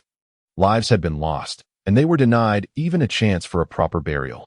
Truly excessive, because the world government requires stability and the world demands peace. Hence, I must act in such a manner. If you find this unacceptable, then eradicate all the pirates, and such incidents will cease to occur. Tina interjected, taking a drag from her cigarette as she approached. Yi Luo clenched his teeth, refraining from retorting. He understood that although the pirates were responsible, the world government's inaction and desire to conceal the truth were equally culpable. Yet, debating these matters with Tina at this moment seemed utterly pointless. So Yi Luo simply turned and departed to his cabin to rest. Major, the Navy officer who had been conversing with Yi Luo, appeared eager to offer further explanations, but was interrupted by Tina's wave of her hand. Let him rest aboard the ship. Tina can comprehend this situation, and she is quite pleased. Tina flicked the ash from her cigarette, showing no signs of dissatisfaction with Yi Luo's actions. Soon, all the Navy personnel, save for Yi Luo, had gathered in the town's center, where the lifeless bodies of the villagers lay piled. The soldiers worked in solemn silence, carefully transporting the corpses to arrange them respectfully. Major Tina. It is now ready. Tina's aide spoke gravely, observing the rows of bodies covered with white cloth. Wait. Just as Tina was about to issue a command, Yi Luo approached with the lone wolf, Jax, in tow. Yi Luo, what are you doing? Jax is a pirate specifically ordered to be taken back. The aide's foreboding instincts prompted her to intervene as she watched Yi Luo escorting the subdued Jax. Yi Luo glanced at Tina, who remained silent, then smiled and disregarded the aide's concerns. He turned and kicked Jax to the ground, declaring, "Demon, your sins cannot be absolved by death alone. Today, I shall take your head as an offering to the countless innocent lives you have extinguished." Ha ha, they are merely worthless peasants. They should feel honored to contribute to my bounty. Jax cackled maniacally from the ground. Stubborn fool, go repent in hell. With a swift motion, Yi Luo beheaded the captain of the Wolfpack pirates. Jax. After Yi Luo struck Jax down, the Navy soldiers looked at him with a mix of admiration and concern. Now that the deed is done, there's no need for hesitation. You could never match Smoker in this regard. Tina remarked with a smile, taking another drag from her cigarette. However, Major, the instructions from above indicated that all members of the Wolfpack pirates were to be taken back for trial at Judicial Island. The aide replied, her expression troubled. Jax, the lone wolf, fought valiantly and was slain by the soldiers. That is sufficient. Now, let us bury the villagers on the hillside and take our leave. Tina waved her hand, decisively concluding the matter. Once the tasks were completed, as the warship departed the island, cannon fire rained down upon the entire town, transforming the once peaceful and serene settlement into a desolate ruin. This was the directive of the world government. Destruction was the best means to obliterate all evidence. That a few days later, Tina led her warship back to Navy headquarters, in stark contrast to the eager anticipation with which Yi Luo had set out. He returned considerably more somber.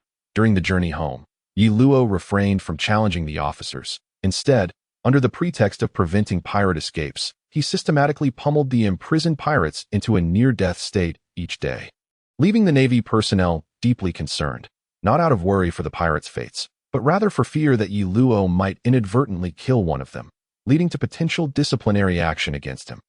Over time, the crew had grown fond of Yi Luo, appreciating his formidable strength and lack of arrogance. Even the officers sought his company for conversation and guidance. Furthermore, upon slaying Jax, Yi Luo was unexpectedly awarded 55 million diamonds by the system. He was puzzled by the occurrence, as he had only received experience for defeating him. Why had the diamonds been granted upon Jax's execution, a scenario that had not arisen before. Nevertheless, Yi Luo chose not to dwell on such matters, as the total of 7,200 diamonds he had amassed from this voyage, including the 1,700 diamonds from the Wolfpack Pirate's first mate, was substantial enough for a tenfold draw in the marketplace. Thus, on the very first day of their return, he discreetly utilized the marketplace's tenfold draw feature. Congratulations, host, for obtaining a life potion. Congratulations, host, for acquiring the beginner's martial arts manual, water walking. Congratulations, host, for acquiring the beginner's martial arts manual, grass flying.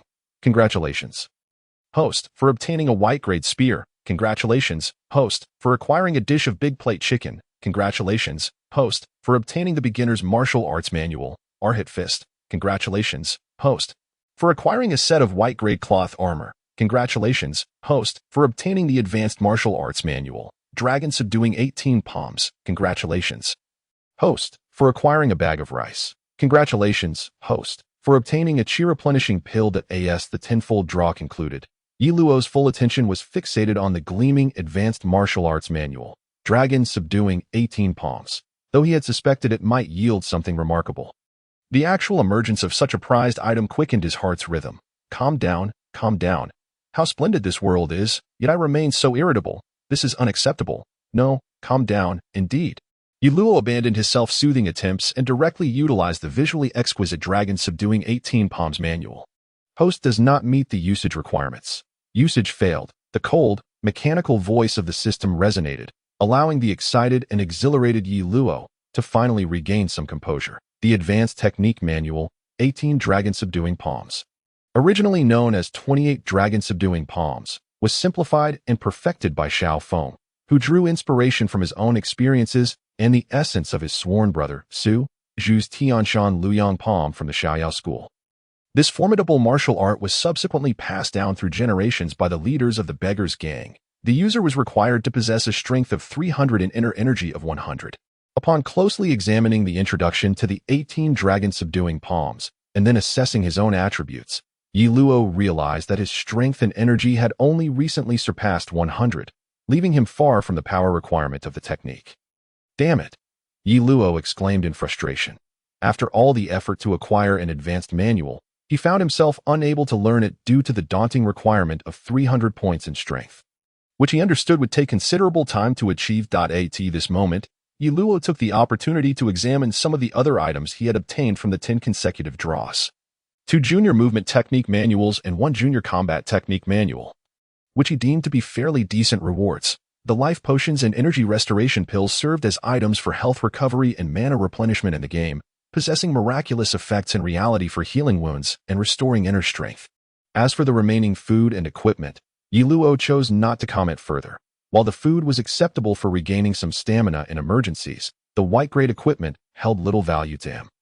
Akin to mere stones by the roadside, after organizing his gains, he promptly consumed the 3 junior manuals, and for the remainder of the voyage, apart from honing his new skills, he relieved his stress by mercilessly tormenting those pirates. Colonel Tina, thank you for your care during this period. I shall take my leave now. Upon returning to the Navy headquarters, Yi Luo made a point to seek out Tina as he disembarked. Although their previous interaction had been somewhat unpleasant, Yi Luo recognized that the matter was not directly related to her. Tina merely nodded gently, offering no words as she departed. Why, Yi Luo? I've heard that you've accomplished quite a bit during this voyage. Perhaps you'll receive a promotion notice in a few days. After returning to the Navy headquarters, Yi Luo first reported to his superior, Major Brandnew, who seemed already aware of his performance. Thank you, sir. Will I still need to participate in training today? Yi Luo inquired with a smile, not particularly concerned. No need. After your maritime mission, you're entitled to 3 days of rest in the dormitory as per routine. You may resume training after that, Brandnew replied.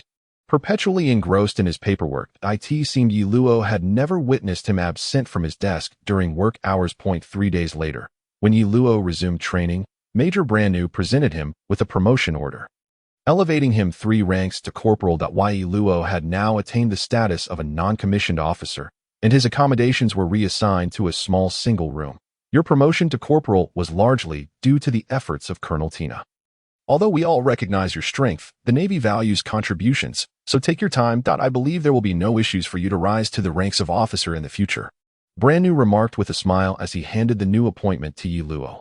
Yes, thank you, Major. After saluting, Yi Luo departed to the supply depot to collect his corporal uniform, in addition to his promotion. This naval voyage had garnered Yi Luo a considerable amount of merit, which could be exchanged at the supply depot for various valuable items, including sea stone and devil fruits. However, given Yi Luo's current level of merit, he could likely only trade for slightly better weaponry. In the time that followed, apart from training, Yi Luo actively sought challenges against Navy officers. During periods without maritime missions, he either trained or challenged officers, gradually gaining renown within the Navy headquarters. Hey, kid, it seems you've been doing quite well at the Navy headquarters. One morning, while Yi Luo was practicing the Zixia divine art, an unexpected visitor appeared before him. Old man Garp, what brings you here? Yi Luo inquired, feeling little concern over Garp's earlier indifference after bringing him to the Navy headquarters. That I came to see if you've made any progress in your strength. Garp, initially wearing a smile, suddenly launched an attack at Yi Luo. What the hell? Yi Luo quickly employed his movement technique, narrowly evading Garp's strike through the use of his inner strength. Interesting, little guy. It seems I should take this seriously. Garp, surprised that Yi Luo had dodged, chuckled lightly as he removed his justice cloak. 10 minutes later, Garp left with a hearty laugh. What was that old fool thinking? Just came to beat me up. Yi Luo lay on the ground, unable to move, filled with confusion. From that day forward, Garp occasionally sought out Yi Luo. Initially, their encounters were merely sparring sessions, but gradually Garp began to teach Yi Luo combat techniques during their practice. Even a dullard like Yi Luo recognized Garp's intention to mentor him. Thus, while learning from Garp, Yi Luo also took the opportunity to inquire about his training doubts, leading to Garp personally devising a training regimen for him, resulting in rapid growth in Yi Luo's strength. 2 years later, at the Navy headquarters supply depot, someone, go inform Colonel Yi Luo that the sea stone he requested has arrived. The head of the supply depot called out while checking the inventory. Yes, sir. This time it seems the colonel intends to transform the warship's prison with the sea stone, right? I heard he caught a devil fruit user during his last voyage and brought him back submerged in seawater. Some said it was inhumane, which is why the colonel's request was specially approved. A sailor replied with a salute, eagerly seeking gossip. The head of the depot shot him a glance and quietly instructed, don't pry into these matters. Just get to work.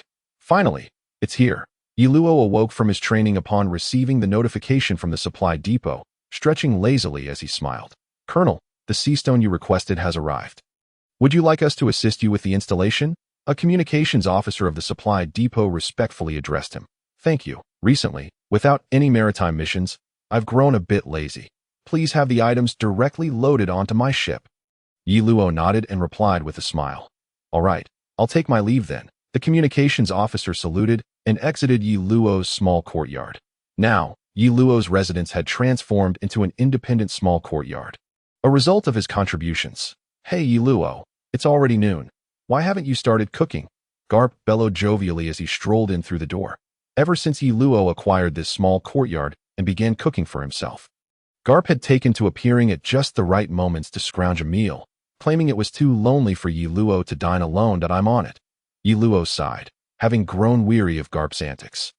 That old man had an extraordinary level of shamelessness, clearly showcasing their family's strong genes, reminiscent of the character Luffy from the anime. How's it going, little leaf? What do you think of the girl I introduced you to? Garp asked, following Yi Luo into the kitchen with a lecherous grin. Can you even ask? I nearly got beaten to death, you know. Yi Luo's expression darkened, his annoyance palpable.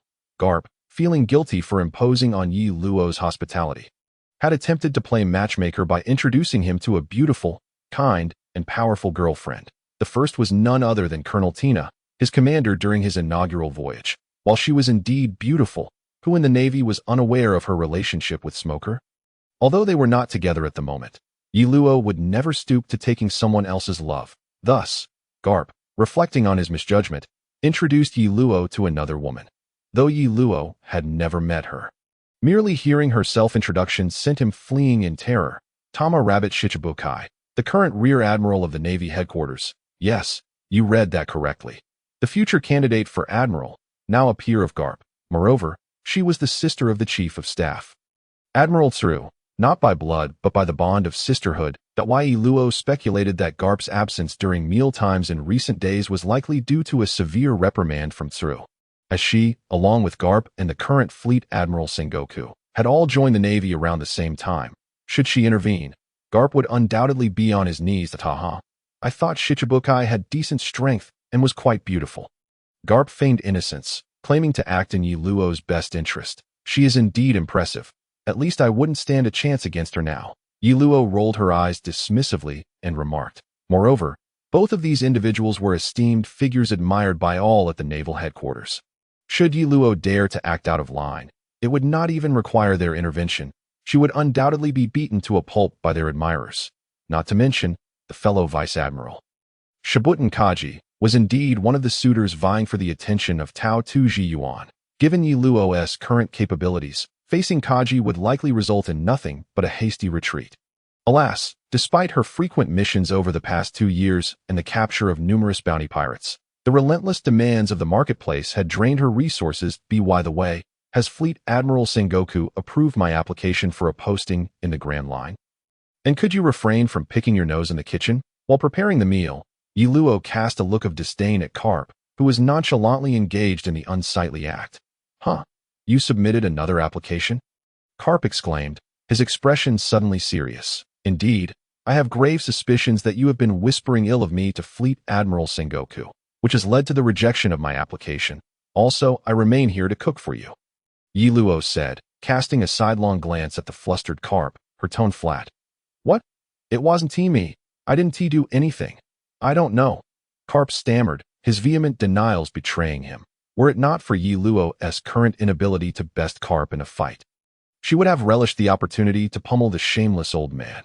Youngster, there's no need for such impulsiveness. What is so appealing about being stationed out there? It's far better to remain at headquarters and enjoy a peaceful retirement.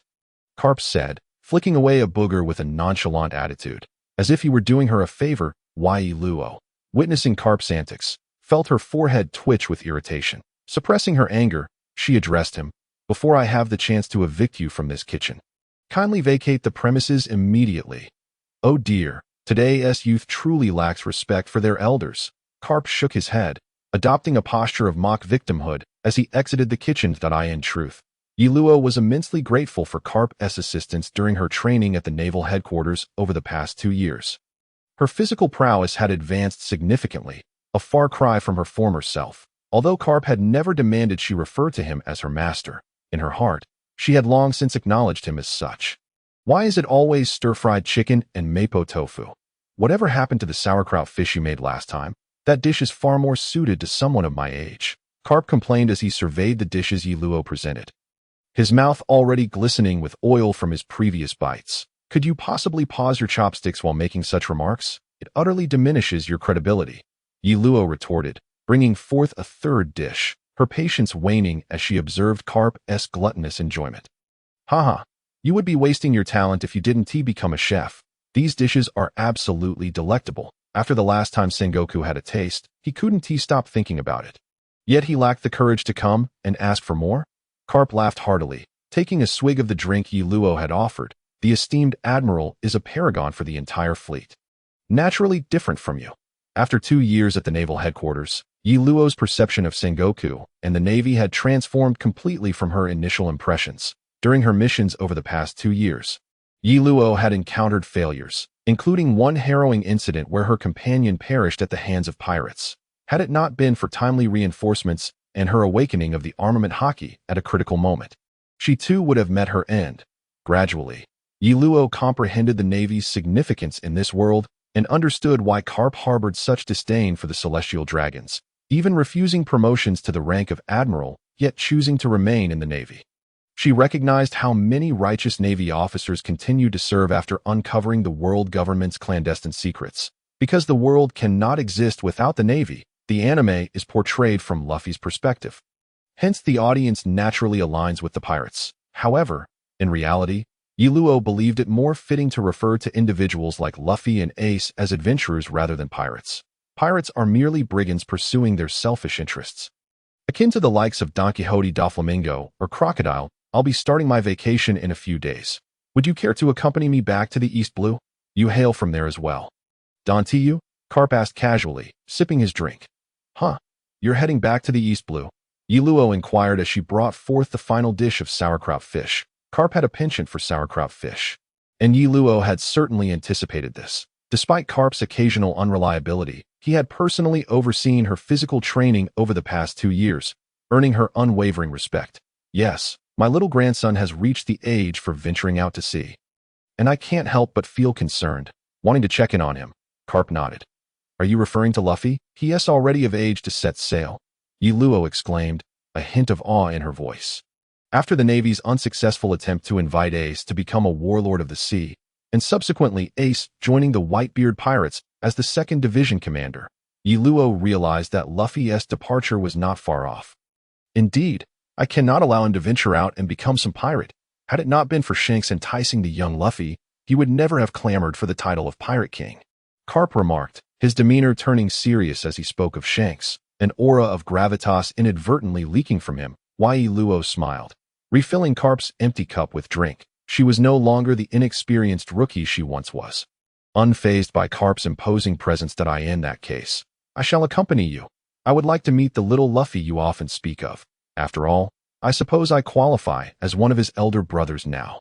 Yi Luo chuckled, pouring herself a generous cup of drink as she spoke. Ha ha ha.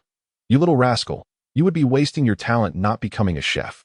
This food is absolutely delightful. Garp laughed heartily, downing the drink Yi Luo had poured for him, then silently picked up his chopsticks to resume eating, tacitly accepting Yi Luo's claim to be Luffy's elder brother. Yi Luo sensed that Garp was recalling Ace, having encountered him during a recent mission. Although their allegiances differed, Yi Luo held her own sense of justice and plans, resulting in a conversation akin to a reunion between long-lost friends. However, Yi Luo had embarked on her mission at the time, and their friendly gathering did not go unnoticed by many in the Navy. Upon returning to headquarters, Sengoku had summoned Yi Luo for a discussion, but Yi Luo did not conceal anything, recounting her encounter with Ace and how she arrived at the naval headquarters. Sengoku merely waved her off, cautioning her against further interactions with pirates. Yi Luo understood that Sengoku had long been aware of the connection between Ace and Garp. It remained uncertain whether he was privy to Ace's true identity. After finishing their meal, Garp and Yi Luo discussed their departure time before he took his leave. Yi Luo, come out. No sooner had Yi Luo finished tidying up than she heard a voice calling from outside. What is going on? Have you all come to an agreement today? Yi Luo scratched her head as she stepped out of the small courtyard. Have you finished lunch? How about training with me this afternoon? Don T refused. I only came to find you after watching Vice Admiral Garp leave. A woman with an alluring figure, a sword at her waist, and a spider tattoo on her thigh, cheerfully addressed Yi Luo. Yi Luo felt a bit of a headache. The woman had anticipated everything, even the reasons he might give for declining. Big sister, you're making this quite difficult for me, Yi Luo replied, a pained expression on his face. Though Yi Luo had only met Ji Yuan due to Garp's antics, she was already well aware of Yi Luo's reputation within the Navy. Otherwise, she would not have agreed to meet him. Don't worry. It's just a simple training session. Nothing will happen, Ji Yuan reassured, adjusting the sword at her waist. Indeed, the one seeking out Yi Luo was none other than Tao Tu Ji Yuan. Yi Luo shrugged, seeing Ji Yuan feign ignorance, and chose not to divulge the truth. Every time Ji Yuan sought him out for training, Kaji would invariably come looking for Yi Luo to spar the following day. This was not the first occurrence, and he found it hard to believe Shi Yuan was unaware of this pattern. Come on, let us go. The sooner we finish your training, the sooner I can complete my own for the day. As the leaves fell, Yi Luo spoke with a sense of ennui. He found himself unable to compete with Shi Yuan, thus lacking any experience from their encounters, which left him entirely disinterested. After an afternoon of training with Shi Yuan, Yi Luo returned home, opened the system, and gazed at the meager 9,000 diamonds within, feeling a pang of despair. In the past 2 years, aside from the initial 10 consecutive draws that yielded the advanced skill manual, the 18 Dragon-Subduing Palms, his relentless quest for tasks had only amassed enough diamonds for 4 additional 10 draws, yet he had not acquired anything of substantial value. Ultimately, he had no choice but to halt his 10 draws, opting instead to elevate all 3 foundational skills to their advanced maximum level, a pursuit that cost him 16,000 diamonds. Consequently, his diamond reserves remained stubbornly below 100,000, rendering the high-level manuals and unparalleled martial arts in the shop mere fantasies beyond his reach. As for his level, he remained stuck at level 19, indicating that he had yet to complete the 3rd stage of the main quest. However, he had fully mastered his advanced foundational skills. And should the third stage reward him with advanced foundational skill books? It would indeed be a significant loss. Fortunately, thanks to Garp, Yi Luo had adeptly mastered the 6 styles, and both his armament haki and observation haki had successfully awakened. Yet, he had not awakened the Conqueror's haki. Leaving him uncertain whether it was due to insufficient talent or some other reason, he remained indifferent, believing such matters should be left to fate rather than forced. Moreover, with the increase in his health points, the food and potions available in the shop, such as chicken legs and health potions that restored stamina and vitality, gradually revealed values that exceeded the game's initial settings. Theoretically, as long as his opponent could not eliminate him in one blow, he could continuously recover stamina and health through these restorative items, becoming an indestructible presence. However, after further testing his theory against Garp, he discovered that such notions were simply fanciful. After continuous consumption, even stamina-restoring foods like chicken legs would necessitate a consumption interval, commonly referred to in the game as a cooldown, during which he could not use similar food or potions. Nevertheless, even if it did not render him invincible, it nonetheless caused Yi Luo's true strength to surge considerably, especially regarding his training in body refinement, agility, and skill manuals, effectively doubling his effective training duration. The next morning, Chibuda arrived promptly as promised. "Brother, are you not tired? It's always the same. First, I have to deal with that older sister, and then I must handle you the next day," Yi Luo remarked, his face reflecting utter exasperation as he gazed at the grinning Chibuda. "Am I to be shameless? Even if only for the sake of appearances?" "I must certainly seek you out," Chibuda replied nonchalantly. "Appearances? You still care about appearances? Count how many times that older sister has turned you down," Yi Luo retorted in frustration. Typically, he would refrain from such remarks. After all, Chibuda was a vice admiral with renowned strength, and openly highlighting someone's shortcomings felt rather ungracious. Regrettably, Yi Luo felt a twinge of remorse after his words left his lips. "You scoundrel! I knew you looked down on me behind my back," Chibuda exclaimed, a hint of fury evident in his tone. "Please, if I truly looked down on you, would I bother to say such things?" Yi Luo waved his hand dismissively, kicking a barrel of liquor at Chibuda. Chibuda paused for a moment, then chuckled resignedly. "Well, I was only pretending to be angry to push you into fighting at full strength. In a few days, I'll be heading back to the East Sea with the old man. Let us have a serious spar when I return." Yi Luo smiled, taking a hearty swig of liquor. Over the past 2 years at the Navy headquarters, while he hadn't team-mastered much, his drinking had begun to resemble that of characters from anime. "All right, I look forward to our duel. Although you always feign defeat, I can sense that you are not truly going all out," Chibuda stated, sipping his drink softly to why Yi Luo remained silent.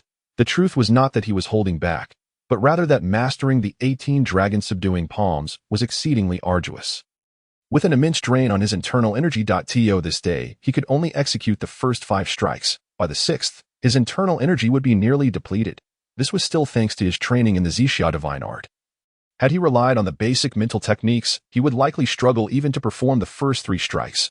Aside from his brief success in executing the 6th strike during an experiment with Garp involving energy restoration pills, he had never utilized it in actual combat. After parting ways with Chibuda, Yi Luo ventured out once more, intending to refresh his encounters with the base colonels, brigadiers, and majors before his departure. He felt uncertain about defeating the vice admirals for now, so they were omitted from his routine experience-gaining agenda. As for officers below the rank of colonel, he had no intention of engaging them, as the experience gained was minimal, and it would not reflect well to bully his subordinates. A few days later, as Yi Luo boarded Garp's ship and set sail for the East Sea, the colonels, brigadiers, and majors left behind at the Navy headquarters erupted in cheers, celebrating at the local bar, relieved to be free from the frequent beatings they endured at Yi Luo's hands. Before long, Garp's dog-headed ship reached the doldrums. The Navy's warships, equipped with sea stone at their hulls, could safely traverse the doldrums, making this route the preferred choice for travel from the Navy headquarters to the 4 seas. In the blink of an eye, over 2 years had passed. Yi Luo mused, recalling how he had once taken this very route to the Navy headquarters. Standing on the deck, he gazed at the tranquil surface of the doldrums. Deep in thought, the aloof swordsman beside him cast a sidelong glance at Yi Luo, but remained silent. At why Yi Luo chuckled. Back then, he had not been this individual's match, yet now the tables had turned entirely. "Old man, upon reaching the East Sea, I'll first visit Rogue Town, then return to my hometown. Will you be heading directly to Windmill Town? Where shall we meet? Yi Luo inquired, returning to the cabin to address Garp, who was indulging in donuts. Yi Luo found it amusing that Garp was attempting to break some sort of donut-eating record. He wondered whether such a record genuinely existed or if the old man had concocted it himself. Then I shall head to Windmill Town first and remain there until the holiday concludes. You can come find me there. Garp yawned, appearing rather lethargic. Yi Luo shrugged, despite having been in this world for quite some time. He recalled that Garp had not encountered Luffy during this trip. Very well. If I cannot find you in Windmill Town, let us rendezvous in Rogue Town. Do not forget. Yi Luo nodded, dismissing Garp from his mind. He knew the old man was notoriously unreliable regarding such mundane matters, so he made a point of saying this in the presence of the aloof swordsman, hoping he would remind Garp later. As they smoothly traversed the doldrums, Garp's dog-headed ship soon emerged in the East Sea en route. They encountered a merchant ship bound for Rogue Town. After exchanging greetings with Garp, Yi Luo decided to board the merchant vessel to continue his journey to Rogue Town. While Garp's dog-headed ship headed directly for Windmill Town, "Sir Navy, we should reach Rogue Town in approximately 1 day's time," the merchant captain said, displaying a hint of servility. So slow. Yi Luo furrowed his brow and responded. The Navy's warships, in terms of mobility and firepower, were incomparable to ordinary pirate ships, let alone such a small merchant vessel. I apologize. We are carrying a considerable amount of cargo, which is slowing us down. The captain replied, concern evident in his voice, fearing Yi Luo's dissatisfaction would spell disaster for them. No matter. It's a good opportunity to enjoy the scenery along the way. By the way, how is the security in the East Sea these days? Is Rogue Town still as it used to be? Yi Luo engaged the captain in conversation, grateful for the lack of pressing matters, although our East Sea has been labeled the weakest of the seas. Our security is, in fact, the best among the 4 seas. Even pirates with bounties over 10 million are scarce, and under the governance of Colonel Smoker, Rogue Town has become even safer and more peaceful. The captain smiled, eager to share favorable news with Yi Luo. After chatting for a while, he noticed Yi Luo's waning interest in conversation and, being perceptive, gracefully excused himself. Clown Buggy, Dragon, Pirate Admiral Krieg, and the supposedly deceased crocodile. If I recall correctly, these are the few with bounties over 10 million in the East Sea, right? Yi Luo pondered, stroking his chin. The current Yi Luo was no longer the same. Such bounties did not warrant a frantic search across the East Sea. He intended to visit Rogue Town to catch up with Smoker before returning to his hometown. Now that he held the rank of colonel in the Navy headquarters, establishing a base there was entirely feasible, allowing him to better protect the villagers. Should he encounter any of those pirates on his return journey, he would not mind intervening, especially considering Buggy's bounty of at least 1,500 diamonds. A day later, Yi Luo stood at the entrance of the Rogue Town Navy base, a wave of nostalgia washing over him. Hello, may I ask what brings you to the Navy base? Yi Luo stood at the entrance of the naval base, finally drawing the attention of others, though the voice sounded somewhat familiar. It turned out to be Sergeant Dasky. Yi Luo turned around and caught sight of Dasky adorned with the small night rain. Do you know me? Dasky, as naive as ever, seemed oblivious. You don't even recognize an old friend? How disheartening. I hope Smoker remembers me. Yi Luo chuckled and shook his head. Wait, you know her, and also know Admiral Smoker? Dasky's confusion deepened, as she had no recollection of Yi Luo. This was due to the fact that Yi Luo had undergone considerable changes in physique and demeanor after 2 years of training at the naval headquarters. Admiral Yi Luo, here to pay a visit to Admiral Smoker. I would appreciate it if you could guide me, Sergeant Dasky. Yi Luo presented his credentials with a smile. Good day, sir. Dasky was momentarily taken aback upon seeing the credentials. Quickly saluting, though the fruit she had just purchased scattered across the ground. Yi Luo's expression darkened. If Smoker were to witness this, he would surely think he was bullying his beautiful subordinate. What are you two doing? A deep male voice resonated from behind Yi Luo. Just from the voice, Yi Luo knew that his ill-timed words had indeed come to fruition. Smoker, long time no see. Yi Luo feigned nonchalance as he turned to greet him. Humph, you aren't bullying my subordinate under your admiral title, are you? Smoker scrutinized Yi Luo with a skeptical gaze. How could that be? Sergeant Dasky is simply delightful. Yi Luo laughed heartily, attempting to mask his awkwardness. Yet I heard from Tina that ever since your promotion to admiral, you haven't missed a chance to flaunt it before her. Smoker took a puff of his cigar, speaking leisurely. Yi Luo's expression changed. He noticed that Dasky's gaze towards him had shifted, seemingly questioning. So this is the kind of person you are, Smoker? You aren't here to defend Tina, are you? Besides, do I really look like such a lecherous person? Yi Luo replied with feigned righteousness that Yi Luo's acting remained on point, as Dasky's gaze began to waver. "Oh, you believe you're not?" Smoker replied with a cigar clamped between his teeth, wearing an expression that suggested, "You are exactly that kind of person. I am. You're not? I am.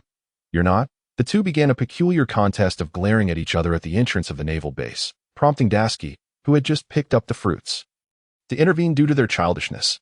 "How about a duel? Let us see if your 2 years at headquarters have been in vain." Smoker, unable to tolerate Yi Luo's provocation, proposed directly. "Sounds good. I was just thinking of testing whether you've improved compared to 2 years ago." Yi Luo responded without backing down. Although they held the same rank, the system seemed to determine experience based on strength, so Smoker, as a Logia user, would undoubtedly have substantial experience to offer. At the training ground, the Navy personnel from the Rogue Town base gathered to witness the match. On one side was their commander, the White Hunter Admiral Smoker, a user of the smoke fruit. On the other was Admiral Yi Luo from the naval headquarters, with his strength remaining unknown. Though Yi Luo hailed from the naval headquarters as Smoker's subordinate, they were well aware of the formidable nature of Logia users, and Smoker also seemed to have origins in the headquarters. Moreover, in the East Blue, Smoker had yet to encounter an opponent. "Hey, don't say I didn't give you face. I'll let you have 3 moves, Yi Luo boldly declared to Smoker. "Humph, we shall see if you have the capability," Smoker retorted, though he was aware that 2 years ago, Yi Luo had already possessed the ability to strike Logia entities. After 2 years of training, he likely wielded that skill with considerable proficiency. Smoker unleashed a burst of smoke from behind, accelerating toward Yi Luo. His weapon was the Seastone 10 hand, which he had requested from headquarters after his battle with Ace. "Humph, such techniques are useless against me." Yi Luo's arm transformed to black, demonstrating his mastery of hockey. "Indeed, you have already mastered this ability." Smoker squinted his eyes and remarked that, of course, as a vice admiral, it would be strange not to master such abilities. "Wouldn't it, Admiral Smoker?" Yi Luo deliberately provoked Smoker, as he had yet to fully grasp hockey. "White Gale." Smoker enveloped himself in smoke and charged at Yi Luo, attempting to ensnare him within the vapor. "Humph, mere child's play."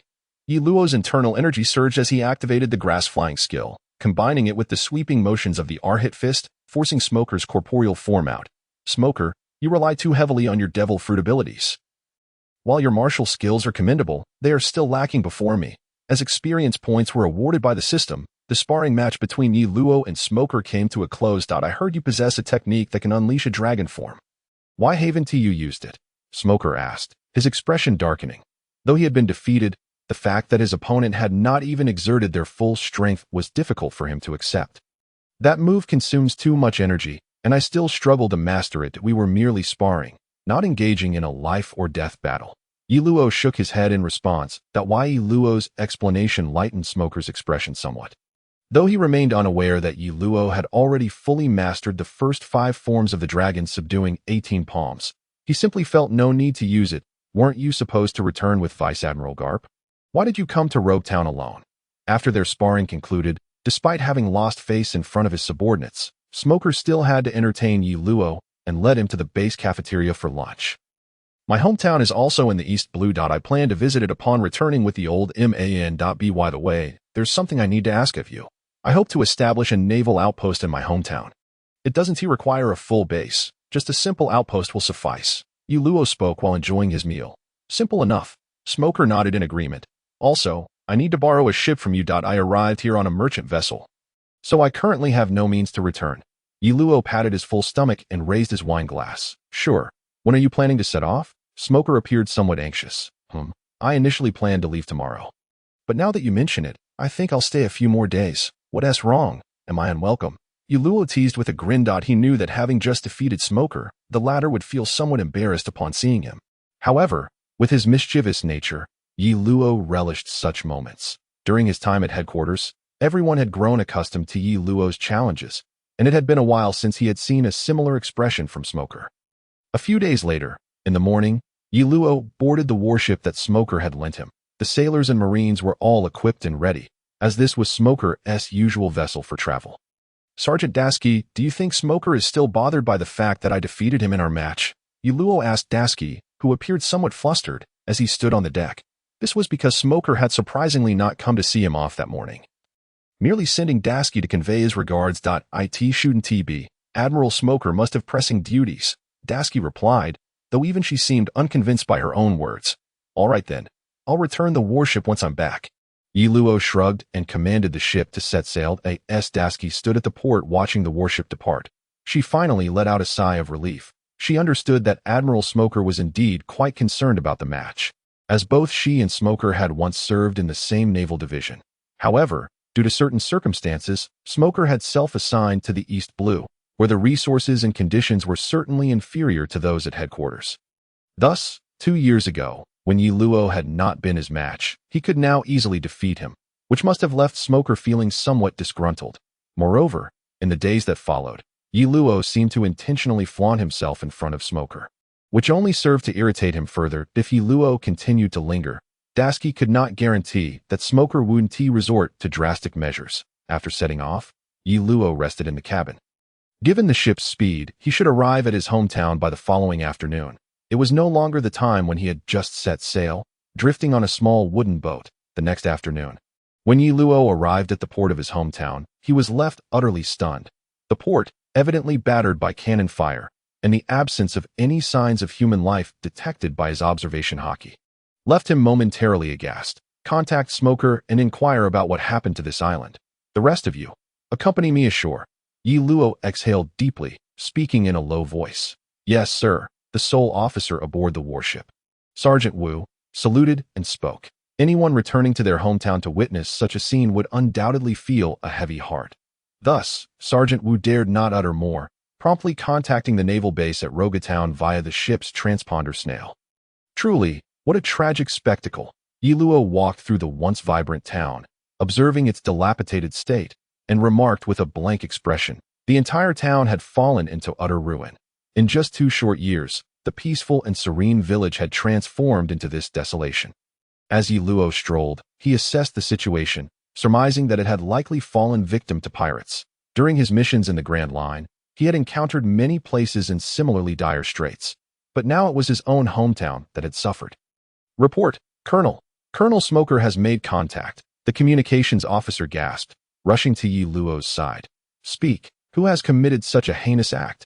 Yi Luo, struggling to contain his anger, inquired. The Krieg pirates, although I am unaware of the details. I received word of the assault on that small island by the Krieg pirates shortly after I assumed control of Rogatown. By the time I arrived with my men, the situation was already as it is now. Smoker's voice emanated from the transponder snail, grave and serious. The Krieg pirates, very well. Smoker, I noticed a lack of corpses on the island. What has become of the villagers? Yi Luo questioned with a sardonic smile. Surveying the ravaged town, some of the villagers were killed by the Krieg pirates, but most managed to survive by hiding in caves. I've arranged for them to start anew on a nearby small island. Smoker replied with calm assurance. I see. Thank you, Smoker. Yi Luo's simmering anger began to subside. I am not doing this for you. As a member of the Navy, it is my duty. Smoker's voice boomed from the other end, clearly unimpressed by Yi Luo's gratitude. Ha. Even so, I must express my thanks. But tell me, is there not a nearby naval division? Why must you, the commander of Rogatown, come to our aid personally? Had the nearby division been able to respond promptly, the island would not have fallen so easily. Yi Luo inquired sharply, a smile gracing his lips. Smoker fell silent, offering no response. That I understand now, Yi Luo said with a chuckle before hanging up the call. On the other end, Smoker, staring at the disconnected transponder snail, fumed. That bastard. How dare he hang up on me? What does he think he knows? The base commander was not even present. He was out on patrol. Would he truly believe such a coincidence? Setting aside Smoker's fury, Yi Luo, after ending the call, turned to Sergeant Wu and asked, which division is closest? Which one is it? Who is the commanding officer? Report, Colonel. The nearest division is the 16th Division. Under the jurisdiction of Colonel Mouse. Sergeant Wu hesitated briefly before responding. The 16th Division, you say? Colonel Mouse? That name sounds familiar. Yi Luo mused, stroking his chin thoughtfully. Why Yi Luo closed his eyes, realizing he was no longer the same person who had first arrived in this world. He had since studied the entire map of the East Sea, noting that his hometown was situated near the Red Land, a small island village. It was no wonder he had drifted towards Rogatown. In fact, directly opposite his hometown lay Kokoyasi village, a larger landmass in the East Sea, home to over 20 villages, all within the territory of the fishman pirate Arlong. Kokoyasi village, where Nami resided, was merely one of those settlements.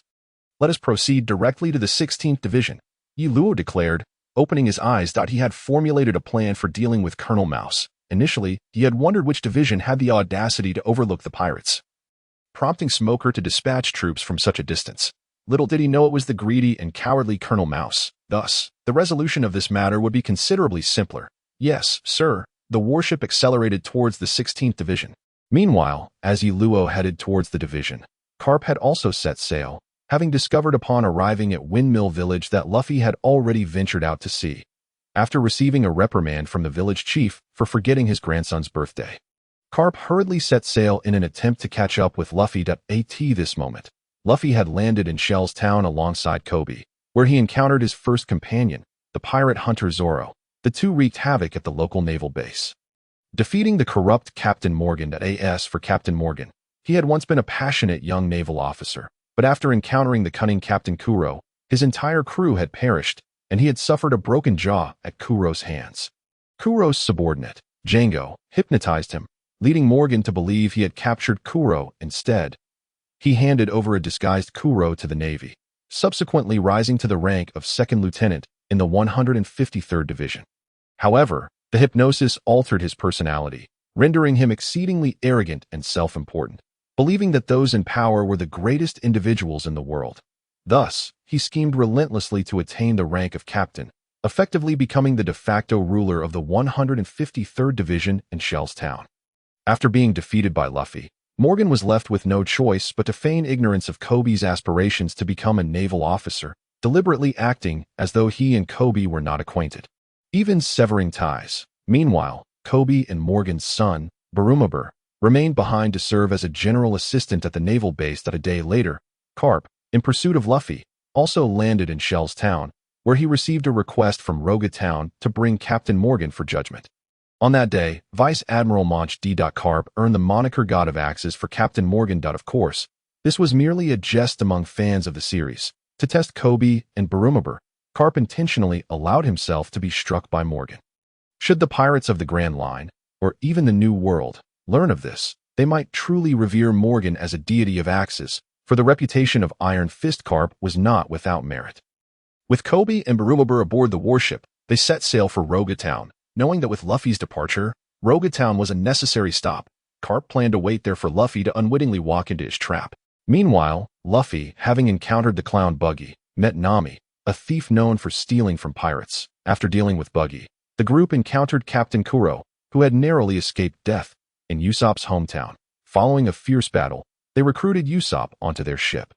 Not long after setting sail, they encountered Zoro's subordinates, the pirate hunters Johnny and Joseph, who were saved from scurvy by Luffy and his companions. Ultimately, on their suggestion, the crew altered their course towards the floating restaurant. Baratai. Upon reaching the 16th Division, Yi Luo discovered that Colonel Mouse was absent, having gone out on patrol. According to the reports from the naval personnel at the division, his exact location was unknown, necessitating communication via transponder snail. Yi Luo, wishing to avoid alarming the enemy, concealed his intentions and refrained from instructing the 16th Division's Navy to contact Colonel Mouse, uncertain whether they were complicit with him. After returning to the warship, Yi Luo pondered for a moment and decided to contact Smoker. Since Colonel Mouse could not be located, the next course of action would be to pursue the Krieg pirates. The Krieg pirates? I heard they set sail for the Grand Line a few days ago. Therefore, if you wish to pursue them, your only option is to head to the Grand Line. Smoker's voice resonated from the transponder snail. Where are you now? The commander of the 16th Division, Colonel Mouse, was patrolling elsewhere and was not present at the base, which explained the lack of immediate assistance. Yi Luo contemplated this and refrained from answering Smoker, instead asking, are you aware of the renowned floating restaurant in the East Sea? The floating restaurant? Baratai, why do you inquire? Smoker asked, curiosity piqued. As the highest-ranking officer in the East Sea, he had indeed visited Baratai. Under normal circumstances, he would have readily provided the information. However, given the current situation, he found it odd that Yi Luo would seek out a restaurant instead of pursuing the Krieg pirates or Colonel Mouse. Just tell me. Yi Luo, uncharacteristically impatient, insisted.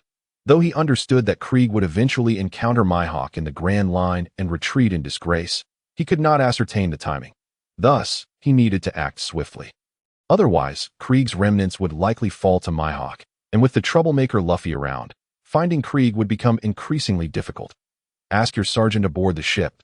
He has been there and knows the coordinates. After a moment of contemplation, Smoker communicated to Yiluo, recognizing that it was unwise to offend him at this juncture. Let us set sail for the floating restaurant Baratai. Yiluo decisively hung up the phone and addressed the first officer beside him. Yes, sir. The first officer saluted and promptly commanded the warship to head towards Baratai. Smoker, having been abruptly disconnected, felt his anger rekindle. That scoundrel, hanging up on me again. I must notify Division 6 to prepare. After contacting Division 6 and learning that Yiluo had just departed from their location without causing any disturbances, Smoker felt a modicum of relief. However, a lingering unease prompted him to reach out to Vice Admiral Garp via the transponder snail. Meanwhile, at Baratai, the proprietor, Chef Zeph, was absorbed in a book yet seemed troubled by an unsettling sensation. What is this feeling of dread? He murmured as he gazed out at the sky. Suddenly, with a loud bang, a cannonball hurtled towards him. Although Zeph reacted swiftly, he could not evade injury. The chaos ensued as Luffy clashed with Navy Lieutenant Horty, resulting in the cannonball being ricocheted back towards Zeph's room. Soon after, the restaurant staff apprehended Luffy, but Horty, engaged in a dispute with Chef Sanji, continued to cause turmoil. As Luffy and Zeph bargained, Sanji delivered a fierce blow to Horty, who was then captured by the pirate. The demon, Akin, but managed to escape. However, weakened by hunger, he was swiftly defeated by the restaurant's chef, Patty. Observing the plight of the famished Akin, Sanji discreetly provided him with a meal and a small boat, which did not go unnoticed by Luffy, who seized the opportunity to fervently invite Sanji to join his pirate crew. Alas, fate had other plans. The demon Akin, having been saved by Sanji, happened to be a subordinate of Captain Kuro of the Krieg Pirates. Their fleet, having ventured into the Grand Line for a week, crossed paths with the wandering Mihawk, and the ensuing confrontation was disastrous for the Krieg Pirates, forcing them to hide in the East Blue. Upon returning, Akin, alongside the famished Krieg, intended to return to Baratai for provisions. However, Kuro had no intention of purchasing them, and after consuming the food Sanji had prepared, he turned hostile, demanding not only sustenance but also to seize Baratai itself. Finally, Chef Zeph emerged, only to be recognized by Kuro as the infamous pirate Redleg Zeph, a man who had also traversed the Grand Line. Realizing Zeph's identity, Kuro demanded the navigational log from their past voyages. As negotiations faltered, Kuro distributed the food among his crew while Akin recounted their harrowing experience on the Grand Line, where their fleet of 50 ships was decimated by a single man. Leaving Luffy and his companions astounded, Zeph and Zoro, however, speculated that the man in question was none other than Mihawk. On the other hand, the members of Kuro's crew, having replenished their strength with food, prepared to engage in battle with the chefs of Baratai, who vowed to defend their establishment at all costs. Just as conflict was about to erupt, Kuro's flagship was cleaved in two by a single stroke. When Mihawk revealed himself, Zoro trembled with excitement.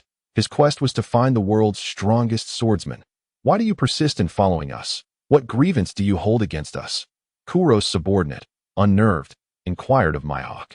The reason? Merely to pass the time, Mihawk replied with an air of indifference. Now that you're here, let us duel, Zoro exclaimed, exhilaration causing him to tremble. Weakling, as a swordsman, do you not recognize the chasm that lies between us? Or are you simply ignorant? Mihawk observed Zoro with a disinterested gaze. I vow, no matter what, I shall become the world's greatest swordsman, and defeating you will be my utmost proof, Zoro declared, slowly drawing his 3 swords. Mihawk chuckled, removing the necklace from his chest, revealing a small dagger adorned with a crucifix. Even if you are a somewhat renowned swordsman from the East Blue, it is still the weakest sea. I am not a foolish beast that uses full strength against a mere rabbit. Hence, I shall use this. Insulting others has its limits. Do not wait until death to regret your actions. Zoro charged toward Mihawk in fury. The ensuing battle was overwhelmingly one-sided. Even with all his might, Zoro could not land a single blow on Mihawk. Why not evade? Do you wish to be pierced through the heart? Mihawk asked as his dagger pierced Zoro's body. I do not know. It simply feels wrong to retreat, lest everything I have fought for be lost, Zoro retorted, blood spilling from his mouth. Indeed, that is the essence of defeat, Mihawk affirmed. Then I cannot retreat. Zoro replied with a strange smile. Even if it means death? Mihawk questioned seriously. Death would be preferable. Zoro responded without hesitation. Mihawk marveled at Zoro's unwavering resolve, then retracted his dagger and drew the black sword from his back. Boy, state your name. This marked Mihawk's recognition of Zoro's strength, as he decided to use the world's strongest black blade to enlighten Zoro about reality. As the final clash commenced, Zoro's sword shattered, save for his sword. What a Kamaji, which he held aloft. What are you doing? Mihawk queried, perplexed. Zoro smiled and replied, the wound on my back is a swordsman's shame. Very well, Mihawk said, laughing as he delivered a cut from Zoro's left shoulder to his right abdomen. The bounty hunter duo rushed to assist Zoro, while Luffy charged toward Mihawk. Oh, a friend of the young swordsman? Do you also wish to understand the world? Mihawk regarded Luffy with curiosity. Your worldview shall not be dictated by you. I am Admiral Jorikara Mihawk. An imposing figure draped in a cloak of justice appeared atop the wreckage of the Krieg pirate ship, speaking with a steady tone. A Navy officer, Mihawk observed with intrigue. At that moment, Zoro was rescued by the bounty hunter duo and placed onto a small boat, while Usopp hurriedly tended to his wounds. Although Luffy was curious about the unexpected Navy presence, he felt elated to see that Zoro was alive. Finally caught up with you. Krieg pirates, you truly made it a challenge to find you. The figure atop the sail was none other than Yi Luo. Who are you? Kuro felt a sense of misfortune. It seemed he was perpetually beset by mysterious individuals. Let us deal with these petty fish later. As for you, Warlord Mihawk, though you may no longer be a pirate, I still advise against striking him. Even though I am aware Mihawk has not harmed Luffy, I remain somewhat apprehensive, Yi Luo cautioned, addressing Mihawk. To my knowledge, he is a pirate, isn't he? When did the Navy begin to protect pirates? Mihawk chuckled lightly. Though I am an admiral, I am not yet prepared to confront you. Mihawk, he may be a pirate, but he is my brother, and I shall not allow you to harm him.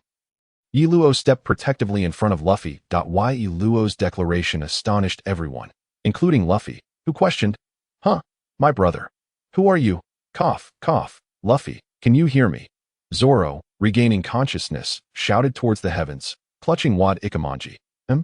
Is that you, Zoro? Are you all right? I heard you. Luffy's attention was drawn to Zoro. Have I caused you concern? If I cannot even stand against the world's greatest swordsman, it would surely burden you. Zoro coughed up blood as the bounty hunter duo, tears in their eyes, urged him to cease speaking. I will never concede. Until I defeat him and become the Grand Master Swordsman, I shall not accept defeat. Do you have any objections? I shall become the Pirate King. Zoro, breathless and panting, managed to utter all his words in one go. Hee. No, Luffy replied, grinning from ear to ear. What a remarkable team. Mihawk chuckled lightly, turning to depart. Hey, Hawkeye, aren't you here to claim my head? The head of this East Blue overlord. At some point, Creek appeared behind Hawkeye, brandishing a pistol and addressing Mihawk. You? Apologies, but I have no interest. I've had my fill of fun today.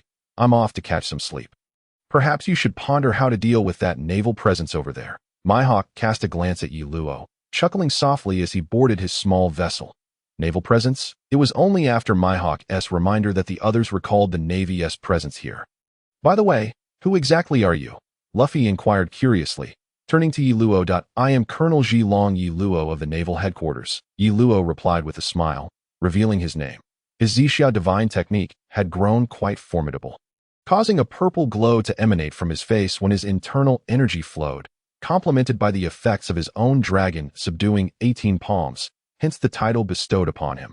You are that rising star of the Naval Headquarters. The genius believed to be the most likely candidate among the younger generation to ascend to the rank of admiral.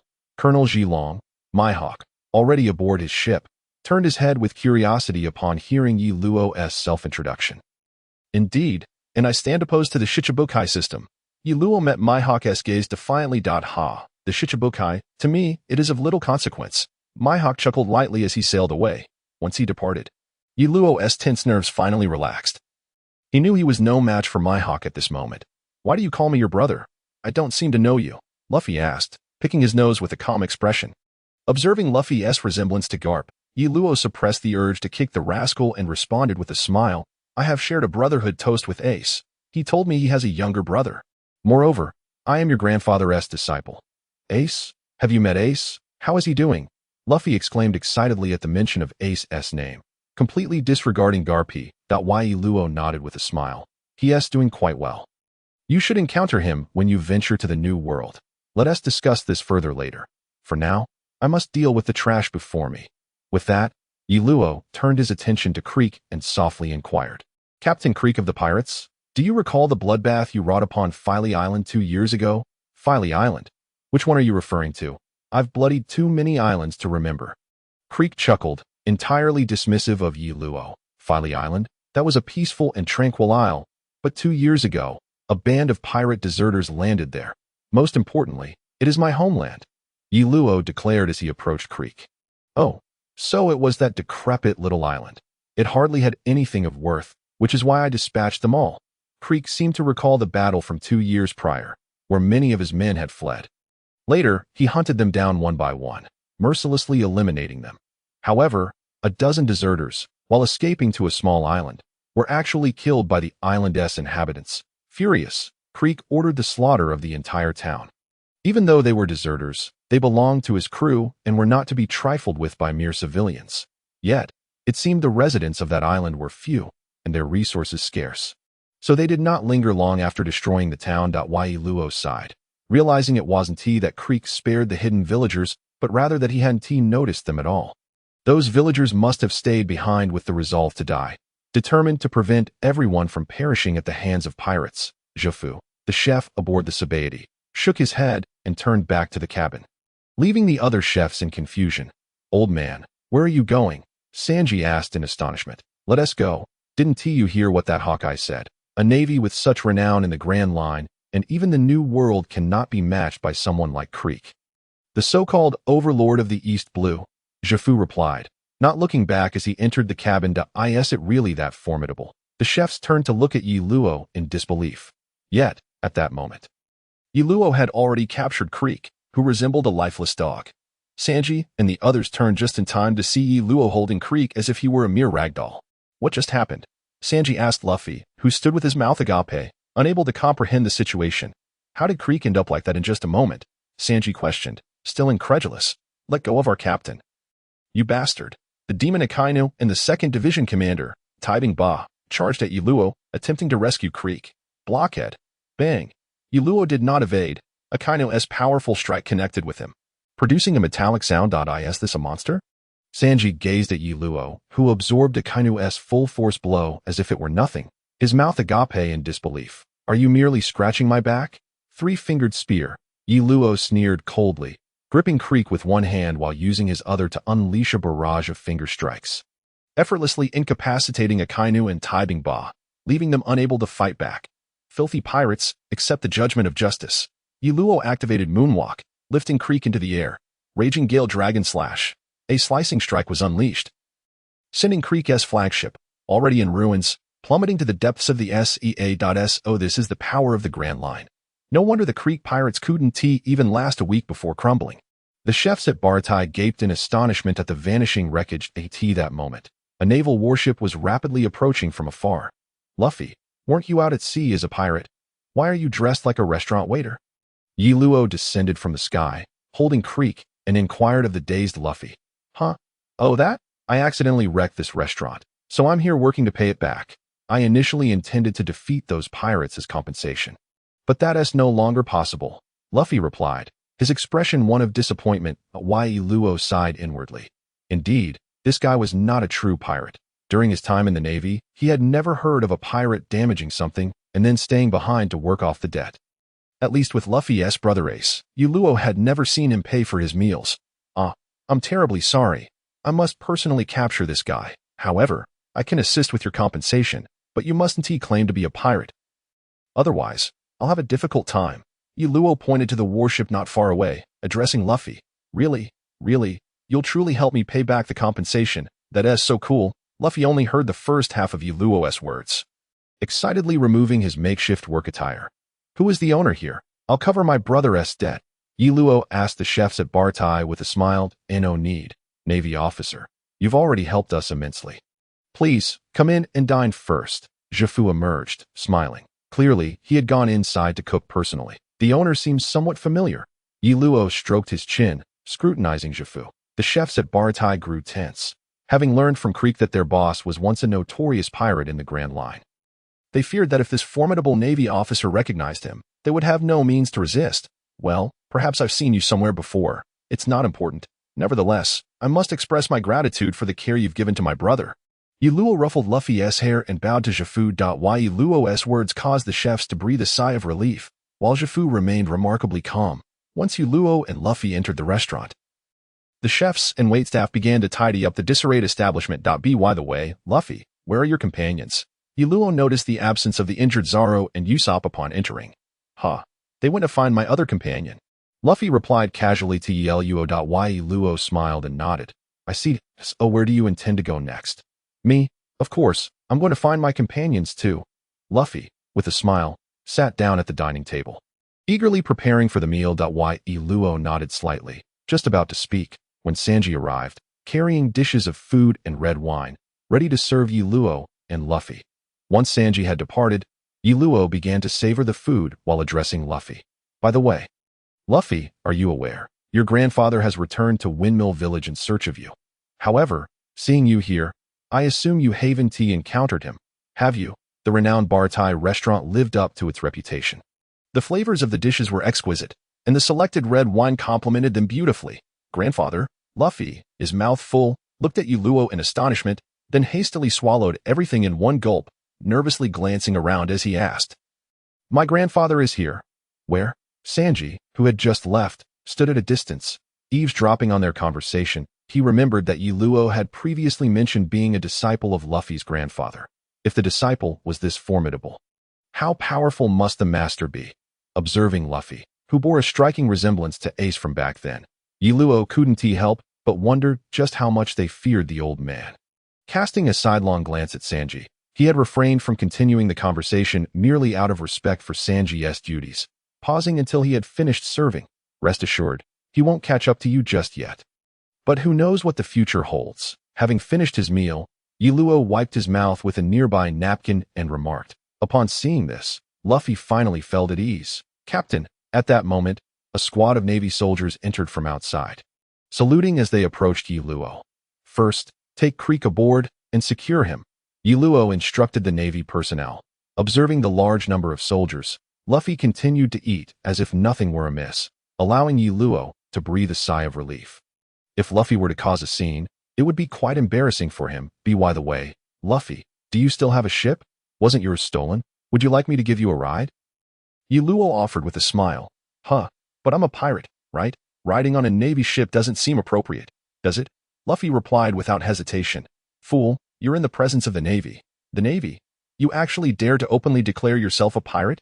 Sanji, hidden nearby, couldn't help but mentally berate him. Clearly, this troublemaker had either not heard or failed to heed Yiluo's earlier words. Yiluo sighed in exasperation, thinking, are you trying to ensure everyone knows you're a pirate? Then he decided to dismiss the matter. Luffy, I have other matters to attend to, so I won't keep you any longer. Here is my Viver card. Keep it with you. Yiluo glanced at the astonished Navy officers behind him, produced his Viver card, tore off a small piece, and handed it to Luffy while explaining its significance. Once he saw Luffy solemnly place the Viver card inside his straw hat, Yiluo smiled, waved goodbye, settled the bill and the compensation for Luffy's previous damage to Baratai, and then left with the Navy. Although Baratai hadn't demanded payment, as a righteous Navy officer, Yiluo felt it was his duty to cover all expenses. Colonel, where to next? The sergeant inquired upon seeing Yiluo. Let us proceed to Coco Island. There's a pest I need to deal with there. Yiluo replied with a grin. Encountering the living Luffy today brought great joy to Yiluo, who had once been a fan of the series, yet he refrained from capturing him or altering his intentions, as many of Yiluo's plans required Luffy's penchant for troublemaking. After Yiluo departed, Luffy invited Sanji to join him on the ship. Following a heartfelt farewell to Zeph, Sanji set out to sea with Luffy, both embarking on the small boat gifted to them by Zeph, heading towards Coco Village. Upon arriving at Coco Village, Yiluo instructed the naval ship to anchor a bit farther out, while he used Moonwalk to ascend directly onto the island. He recalled that at this time, Captain Mouse had likely gone to Nami's location, stealing her hard-earned 100 million berries, and had even injured Nami's sister, Nojiko. Thus, he planned to deal with Captain Mouse first as for the 20 million bounty on Dragon. Yiluo decided to consider that later. Having just acquired Creek's 1,700 diamonds, his diamond count had already surpassed 10,000. Observing the overturned houses around him, Yiluo sighed.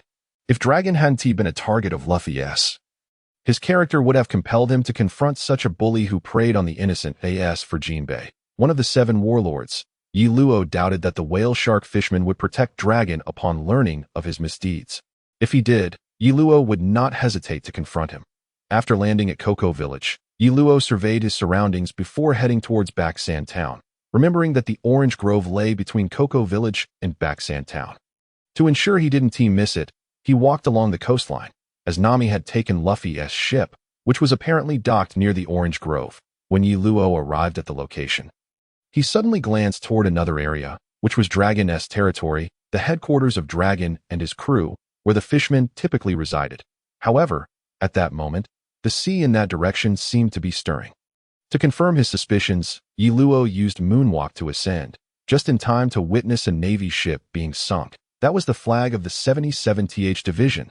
Could it be that the 77th Division had sent someone here? Were they planning to negotiate with Dragon like Captain Mouse? Or had they failed to reach an agreement due to exorbitant demands? Yiluo pondered, stroking his chin. He didn't believe that the Navy had come to subdue Dragon. As the highest bounty pirate in East Blue, with the shadow of the warlord Jinbei looming behind him, the Navy typically wouldn't trouble him unless Dragon's actions became excessively outrageous. At this moment, the waters at the entrance to Dragon's territory witnessed the 77th Division's ship being sunk by the fishmen, with many of them returning to Dragon's domain to celebrate their victory. Thank you for your hard work. Dragon, seated at the main seat, hadn't participated in the battle. He had merely dispatched 3 subordinates to sink the 77th Division's ship.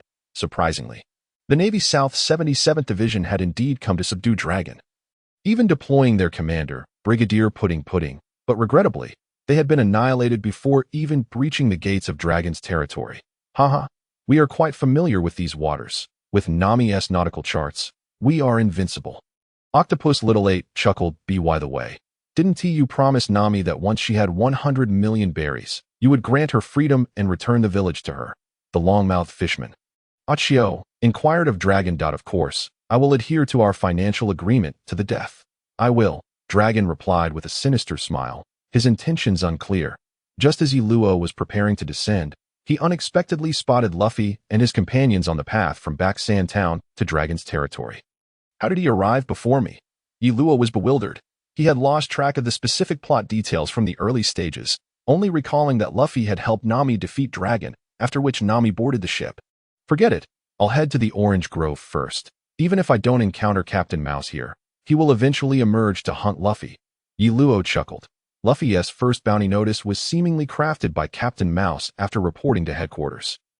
Likely even personally prepared by his former superior, Lieutenant Branu.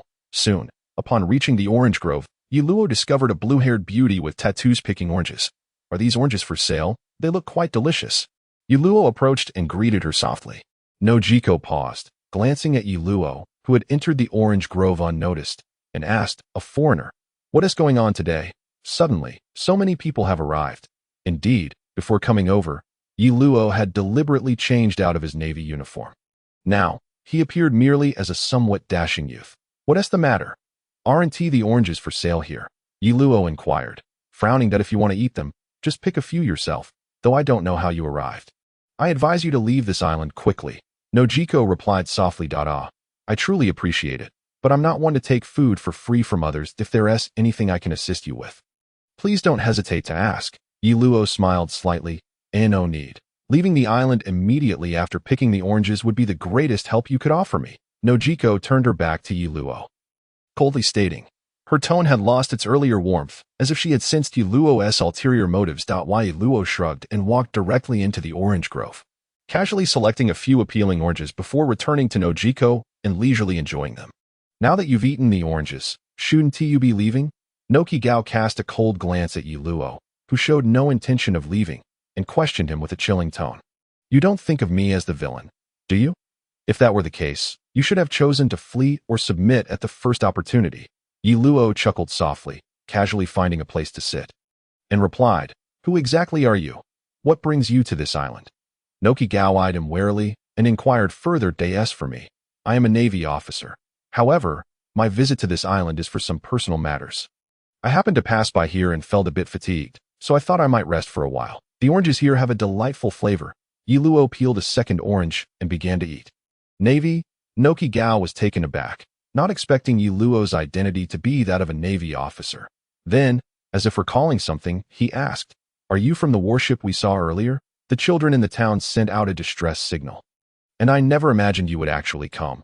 But now your entire force has been wiped out. You must be aware of the horrors that await here, right?" Noki Gao's words left Yi Luo momentarily speechless, his expression darkening.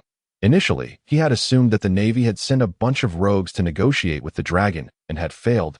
He was astonished to discover that they were indeed righteous Navy officers. Had he known earlier, he might have rushed over to save some of them. However, it was too late to lament now. Just as Yi Luo prepared to respond, a stick was pressed against the back of his head, and a woman's voice inquired, "Who are you? Why are you here?" "Nami, wait. This is a Navy officer." Noki Gao urgently interjected to stop Nami. "Huh? A Navy officer? Where is your Navy uniform?" "A Navy officer cannot set sail without their military attire." Nami remained unyielding, glaring at Yi Luo. "Well, I genuinely am a Navy officer, but I came here for personal reasons, hence I'm not in uniform." Yi Luo shrugged nonchalantly. It was evident that both Noki Gao, who had previously believed him, and Nami had lost their trust, watching Yi Luo with suspicion, ready to react to any of his movements. "All right then, if you do not believe me, may I take my leave?" Yi Luo stood up, dusting off his trousers with a smile. The two remained silent, merely observing him. "State your intentions, and I shall allow you to depart." After a brief silence, Nami stated, Very well. Who could resist you?" "Little Nami." Yi Luo glanced back at the somewhat obstinate Nami and said helplessly, "I have come to seek out Colonel Mouse. That I heard he has been colluding with the dragon, so I thought I might take a chance and see if I could locate him. We have some personal grievances, which is why I am not in Navy attire." "Colonel Mouse?" Nami frowned and asked. Having been in the dragon's territory for so long, she had never encountered a Navy officer. So she directly told Yi Luo, "Your information seems to be mistaken. No Navy has ever come here. Even if they did, they would end up like those who came before, unable to return. Yes, I see now. I started to think that perhaps I should capture the dragon, considering he has been wreaking havoc in the East Blue for quite some time. Even Jinbei shouldn't be allowed to indulge the fishmen like this." Yi Luo stroked his chin thoughtfully. Nami was taken aback, recognizing Jinbei's name, having heard it mentioned in conversations among the dragon's crew. "Though you have the capability to defeat the dragon? He is of the fishmen tribe." Nami asked, somewhat astonished. "What? Are you planning to inform the dragon? You seem to be one of their subordinates, don't you?" Yi Luo pointed at the tattoo on Nami's arm, smiling. "No, Nami is not." Just as Nami instinctively shielded her tattoo, Noki Gao stepped forward, realizing that the man claiming to be a Navy officer might become their savior. It would be unfortunate if any misunderstandings arose regarding Nami. Forget it. This is all such a hassle. "Thank you for the oranges, but I shall take my leave," Yi Luo said, rubbing his head in frustration before turning to walk away. "Wait," Noki Gao called out, hastily pursuing Yi Luo. Nami initially intended to follow, but upon touching her arm where the tattoo lay, she halted and turned back toward the wooden cabin. Noki Gao chased after Yi Luo, only to find his figure had vanished without a trace, forcing her to return to the Orange Grove's cabin, where she discovered Nami asleep on the table. Beside her was the glove worn over her recently injured hand. After contemplating, Noki Gao turned to leave once more. Knowing that Nami's current concerns revolved around Luffy and the others, she intended to persuade them to leave. Not long after Noki Gao departed, Nami awoke from her slumber just as she was about to step outside when the town's guard, a Jian, and a group of Navy officers appeared. "Squawk. I am Colonel Mouse from the 16th Division of the Navy. Is the criminal named Nami here?" The leading Navy officer looked at Nami with a smile. "Oh, a Navy officer? A criminal? I am indeed a pirate, which makes me a criminal, but I am also an officer in the dragon's crew. I believe, as a colonel, you should understand what that entails." Nami paused, then smiled, though the name Colonel Mouse sounded vaguely familiar to her, as if she had heard it before. "A pirate? Squawk. We have received no intelligence regarding pirates here. Rather, we have heard of thieves, even if you stole treasures from pirates." A criminal is a criminal, and stolen goods are still considered contraband. It is only right that we, the Navy, reclaim them. Colonel Mouse declared with an air of self-importance. What did you just say? Is that the Navy's duty? Nami could hardly believe what she was hearing. Search. The Navy ignored Nami and proceeded to enter the cabin to search. You bastards. Who gave you permission to enter? Stop. Is this what the Navy is supposed to do? Don't you have more important matters to attend to, like eradicating pirate crews? Nami brandished a stick, knocking down several Navy officers attempting to enter the cabin. Squawk. Ignore her, and do not engage. Continue the search.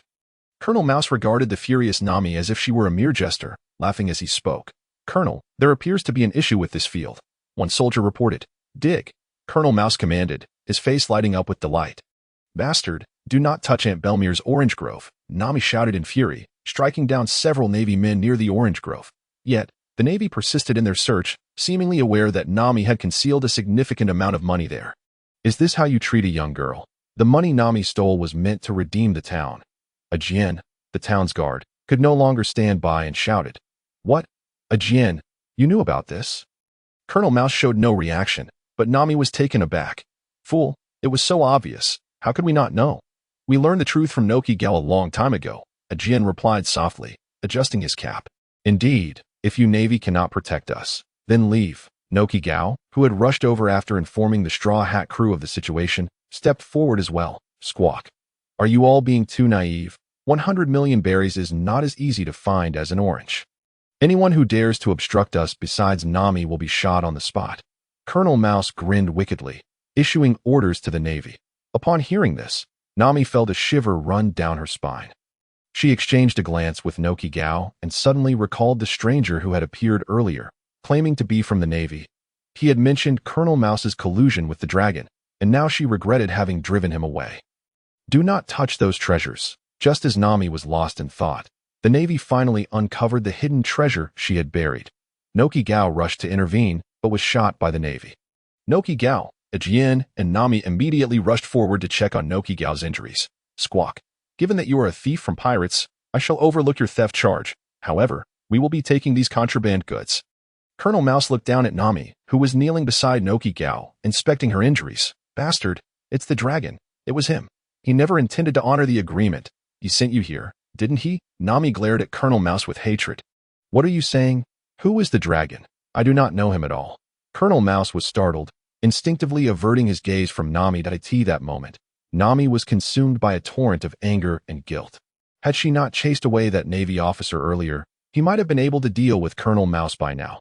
For some reason, Nami felt that the man from earlier had the capability to resolve this matter. Dragon, dragon, dragon. Upon hearing the commotion, the villagers rushed over, inquiring about the unfolding events. The doctor was summoned to tend to Nokigo's wounds, while Nami was solely intent on confronting the evil dragon for answers. Ah, it's Nami. Is there anything I can assist you with? Luffy, who was taking a leisurely stroll, immediately approached her with a cheerful greeting. What are you still doing here? Didn't I tell you to leave? Just get lost. Nami's anger was ignited by Luffy's presence as she grabbed his collar, shouting fiercely, before pushing him aside and heading straight for the dragon's domain. Confused, Luffy pouted and muttered, "What's with her?" I was just saying hello. Meanwhile, at the port of Huajia town, Luo was overjoyed to discover the 16th Division's warship and promptly boarded, hoping to catch his quarry off guard. Shortly after, Colonel Mouse returned with a squad of Marines, engaging in cheerful conversation about the day's plunders. Squeak, squeak. I can't stop laughing. I found 9,300 berries, and this 30 is all mine. Mouse's irksome voice reached Luo's ears. However, a Navy officer reported. But Colonel, this money is stained with blood and mud. It's all tattered. Fool. Money is money. Mouse replied, squeak, squeak. Looks like we've been robbed. Luo muttered to himself while seated among the bound Navy officers. Yet, on the deck, Colonel Mouse remained oblivious to any unusual happenings aboard the ship. Where are the men? Colonel, the soldiers we left behind are missing. A Marine finally noticed something amiss with the warship today. Are you looking for them? Luo emerged from the cabin, momentarily stunned by the question, then opened the door to reveal the bound Navy officers inside. Who are you? Colonel Mouse stared at Luo in surprise. Greedy fool, I am here to deliver justice upon you. Luo declared dramatically. Justice? Squeak, squeak. I am Colonel Mouse of the 16th Division, We are the true Navy. Bang! Before Mouse could finish his sentence, Yi Luo struck him with a punch, sending him sprawling to the ground, blood seeping from his mouth. You scum, do not tarnish the Navy's name. I am Colonel Yi Luo. You conspired with the pirate dragon, oppressing the nearby villagers, and now I have come to arrest you. Do you have anything to say for yourself? Yi Luo looked disdainfully at the fallen Mouse. Colonel? Squeak, squeak. Just because you say so, shoot him. Mouse's eyes glinted with malice. This is my identification. What? Have you all become complicit with the Mouse? Yi Luo presented his Navy credentials to the bewildered officers. Don't listen to his nonsense. Squeak, squeak. Just take him down and pin it on the dragon, and we can continue as the Navy, Mouse suggested with a sinister grin. The officers hesitated for a moment, then raised their guns towards Yi Luo. That I gave you a chance. This is your choice. Yi Luo sighed, initially believing not all the Marines of the 16th Division had succumbed to corruption, but it seemed the ones accompanying Mouse had indeed been tainted by greed. Fire! Mouse, sensing impending doom, shouted loudly. Shave! Point the gun! Come here and clean up. Within 3 minutes, Yi Luo sat atop a pile of captured 16th Division Marines, contacting the warship anchored nearby through a transponder snail.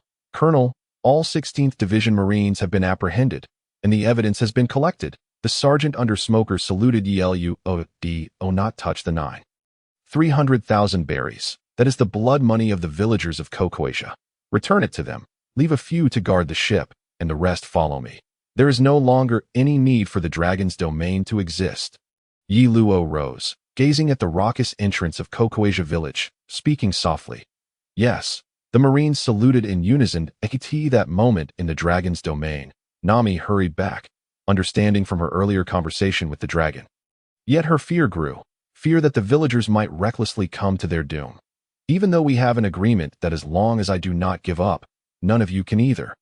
Today, just today, those despicable bastards have so cruelly toyed with my kindness. We cannot forgive them. Is there any dissent?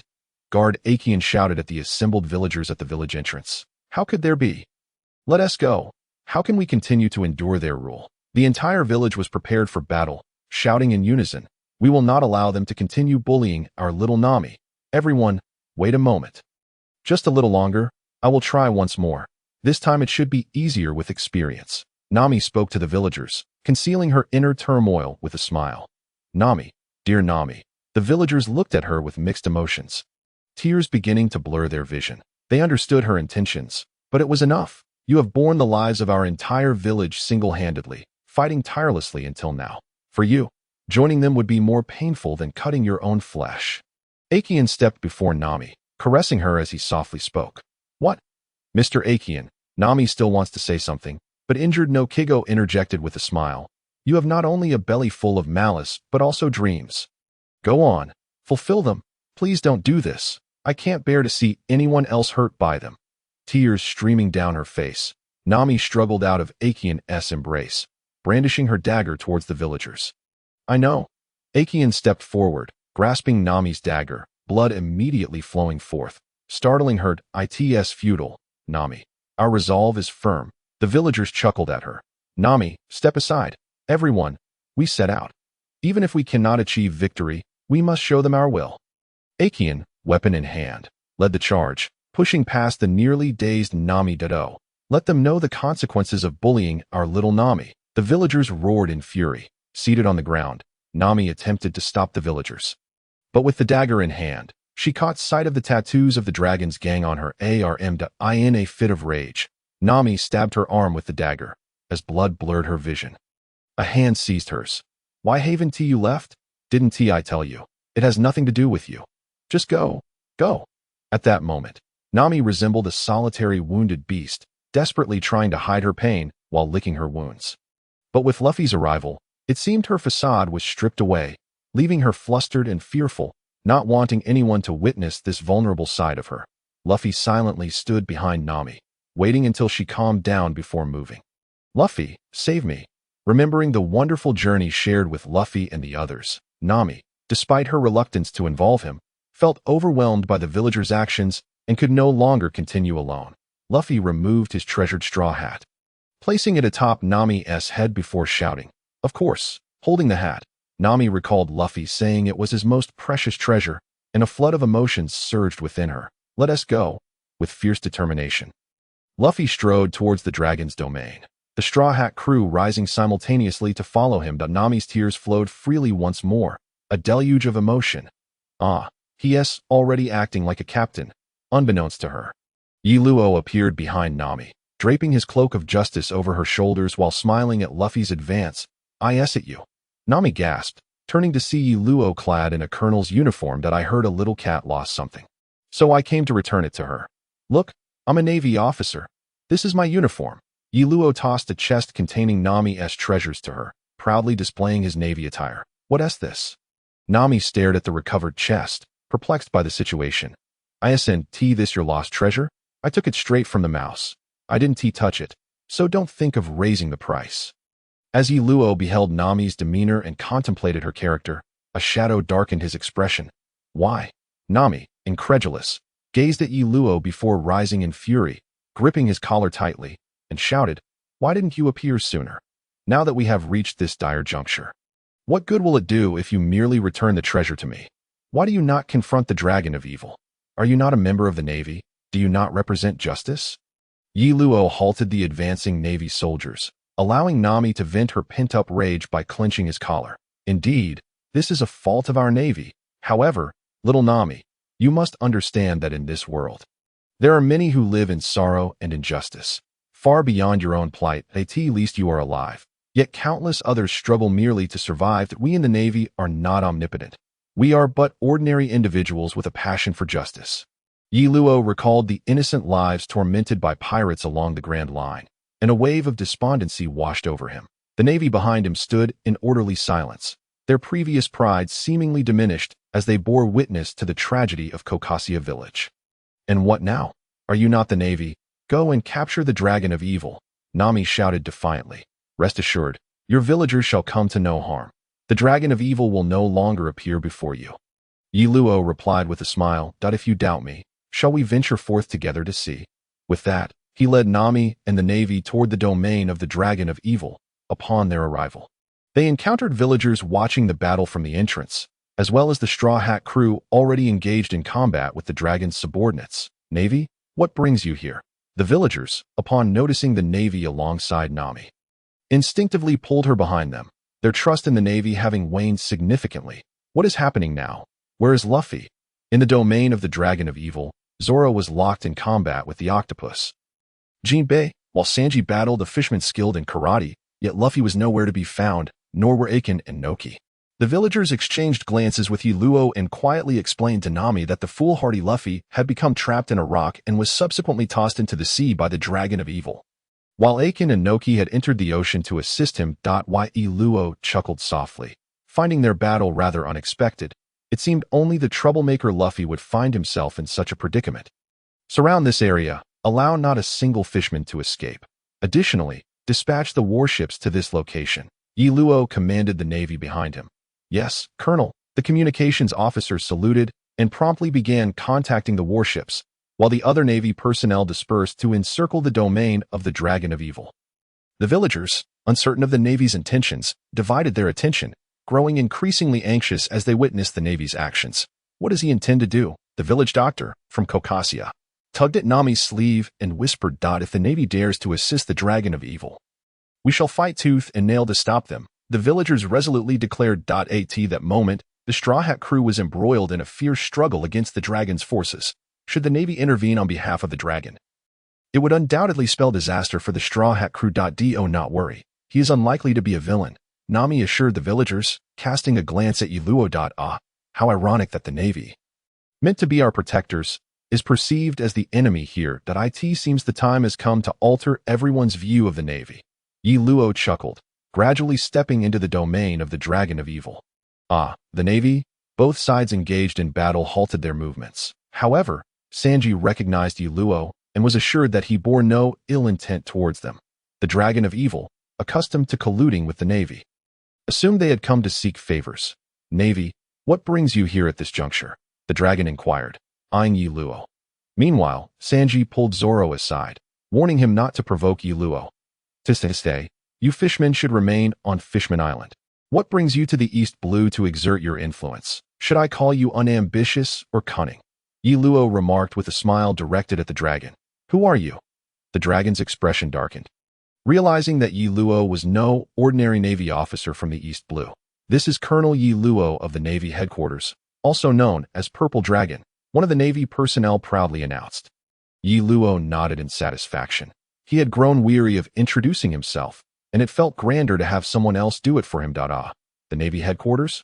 I never imagined the Dragon of Evil would attract the attention of a colonel. The dragon burst into laughter upon hearing this. Do not misunderstand.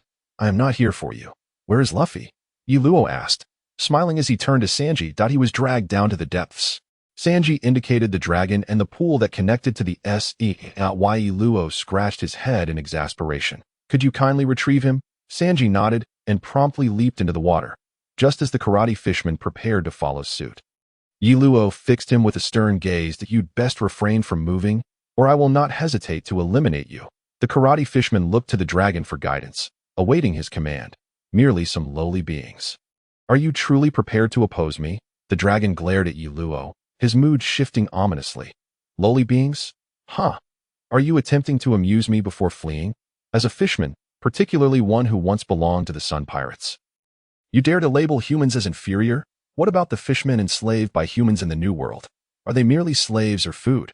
While I believe all races should be equal in those waters, fishmen are forced to hide, lest they be treated as slaves. Am I not correct? Yi Luo laughed heartily before continuing. What? Such formidable fishmen reduced to mere slaves? The villagers outside the gate were taken aback. Zoro merely scoffed, uninterested in the notion of race. But he recognized that this Yi Luo appeared to possess considerable strength. You insolent fool! Our fishmen are the chosen race. You humans rely solely on your numbers. The dragon was now thoroughly enraged, opening his massive shark-like jaws to lunge at Yi Luo. Foolish creature. Yi Luo's arm transformed into a dark hue as he struck at the dragon's mouth. With a resounding crash, the dragon's prized teeth shattered beneath Yi Luo's blow, sending him flying once more. Remarkably powerful, all present were awestruck by Yi Luo's display of strength. The villagers outside erupted in excitement, finally witnessing a glimmer of hope. A hope for victory. At that moment, Sanji emerged from the depths of the water, carrying Luffy. Where's that bastard shark? I want to pummel him, Luffy cried, scanning the surroundings upon surfacing. Ah, Luffy, good to see you again, Yi Luo greeted with a smile. Wait, is it Luo or Yi? Luffy finally recognized Yi Luo and grinned in response. Why Yi Luo was taken aback. This fellow was even more unreliable than he was. It is Yi Luo, the Yi of leaves and the Luo of falling. Ugh, that hurt, you bastard, the dragon groaned, crawling out from the rubble. Oh, it's you. Watch as I knock you out, Luffy exclaimed, invigorated upon spotting the dragon, ignoring Yi Luo entirely as he shouted at his foe. Two lowly beings, watch me obliterate you both. The dragon's teeth, previously shattered by Yi Luo, began to regenerate as he glared at his adversaries. Is that so? You are not even worthy of warming up against me. Yi Luo replied with a smile, preparing to advance towards the dragon. Wait, he is mine, Luffy interjected, his expression serious. Very well, but after you defeat him, I shall be the one to capture him. Yi Luo shrugged, nodding nonchalantly. With Yi Luo stepping back, Luffy resumed his battle with the dragon, while Zoro and the octopus continued their skirmish, and Sanji squared off with the karate fisherman. Are they going to be all right? Nami asked, her concern evident. They are merely facing an ordinary fisherman. If he cannot overcome this challenge, he should abandon his pirate ambitions and return with me to the Navy, where at least I can protect him. Yi Luo replied with a smile, standing beside Nami as they watched the unfolding battle. Is that you? At this juncture, Noki Gao and Ajien approached, having just retrieved Luffy's head from the depths of the sea, thus preventing him from drowning. Indeed, look, this time I've donned the Navy's attire, Yi Luo boasted humorously to Noki Gao. The Navy? What brings you here? Ajien inquired, his gaze wary as he scrutinized Yi Luo. You explain. I dislike repeating what I've already said. Yi Luo's demeanor shifted, becoming less amiable towards Ajien, and he turned to Nami beside him. Soon, Nami elucidated matters to Noki Gao and Ajien, after which Ajien, somewhat apologetically, addressed Yi Luo. My apologies, Colonel.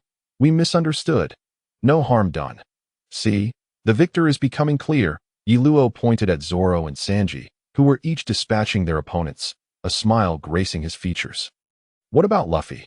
Is he all right? Nami asked, concern evident in her gaze as she watched Luffy being subdued by the evil dragon. Rest assured, while I am unaware of his exact prowess, dealing with the evil dragon should pose no challenge for him. Yi Luo replied with a grin. Indeed, the outcome of Luffy's battle against the evil dragon was victorious, albeit hard one. When Luffy delivered the final blow, shattering the entire domain of the evil dragon, and proclaimed loudly, "Nami, you are my comrade." Yi Luo understood that the matter was settled. That evening, during the celebratory feast, everyone indulged exuberantly in their newfound life. Getting another tattoo? Yi Luo queried playfully, standing outside the window as he observed the doctor of Huajia village altering the evil dragon tattoo on Nami's arm into that of an orange windmill. Is it not improper to spy on a beautiful maiden receiving a tattoo? Of course, I wouldn't mind if you were willing to part with some berries, Nami teased, sticking her tongue out at Yi Luo. Ah, you remain unchanged. Seeing you so spirited is delightful, but I have come to bid farewell. Yi Luo replied with a smile. As so soon? Why not wait until dawn to depart? Nami asked, astonished, although it was ultimately Luffy who rescued Huajia village. Nami understood that, had it not been for Luffy, Yi Luo likely would have vanquished the evil dragon upon landing on the island. She now recognized the relationship between Luffy and Yi Luo, and surmised that Yi Luo had deliberately left the evil dragon for Luffy to confront. After all, Luffy is now a pirate. It would be quite commendable if I simply refrained from capturing him. To set sail together would inevitably invite gossip. Yi Luo shrugged and chuckled. That so? Nami remarked, glancing at the navy reveling harmoniously with Luffy and the others outside. Of course. Otherwise, it would be what is your dream? Before Yi Luo could finish his sentence, Nami interrupted. A dream. Yi Luo paused, gazing at Nami, who looked at him with utmost seriousness, and chuckled. You may not believe me if I were to reveal my dream. Why not? Nami queried, puzzled. Luffy, share your dream. Yi Luo redirected his attention to Luffy, who had just approached. I will become the Pirate King, Luffy declared earnestly, holding two large meat skewers, his belly round and full. Well, to become the Pirate King, you must first find a woman worthy of being the Pirate King's companion.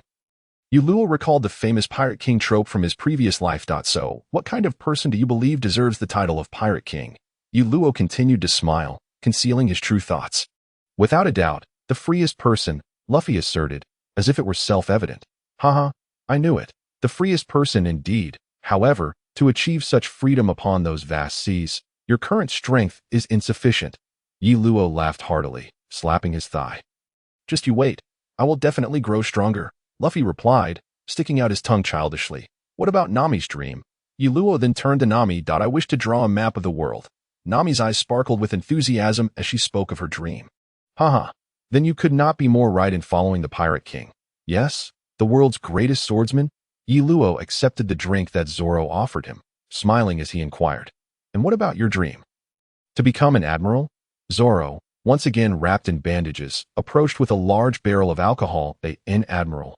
Such a readily attainable position hardly qualifies as a dream. Yi Luo took a sip of his drink, shaking his head. Then do you wish to eradicate all pirates in the world? Sanji, a cigarette dangling from his mouth, unexpectedly joined the conversation. That is hardly realistic. Pirates cannot simply be eradicated. Yi Luo glanced at Zoro, who was arguing with the doctor, shaking his head again as he took another sip. That guy, despite being covered in injuries, dares to continue drinking in front of the doctor, truly asking for trouble.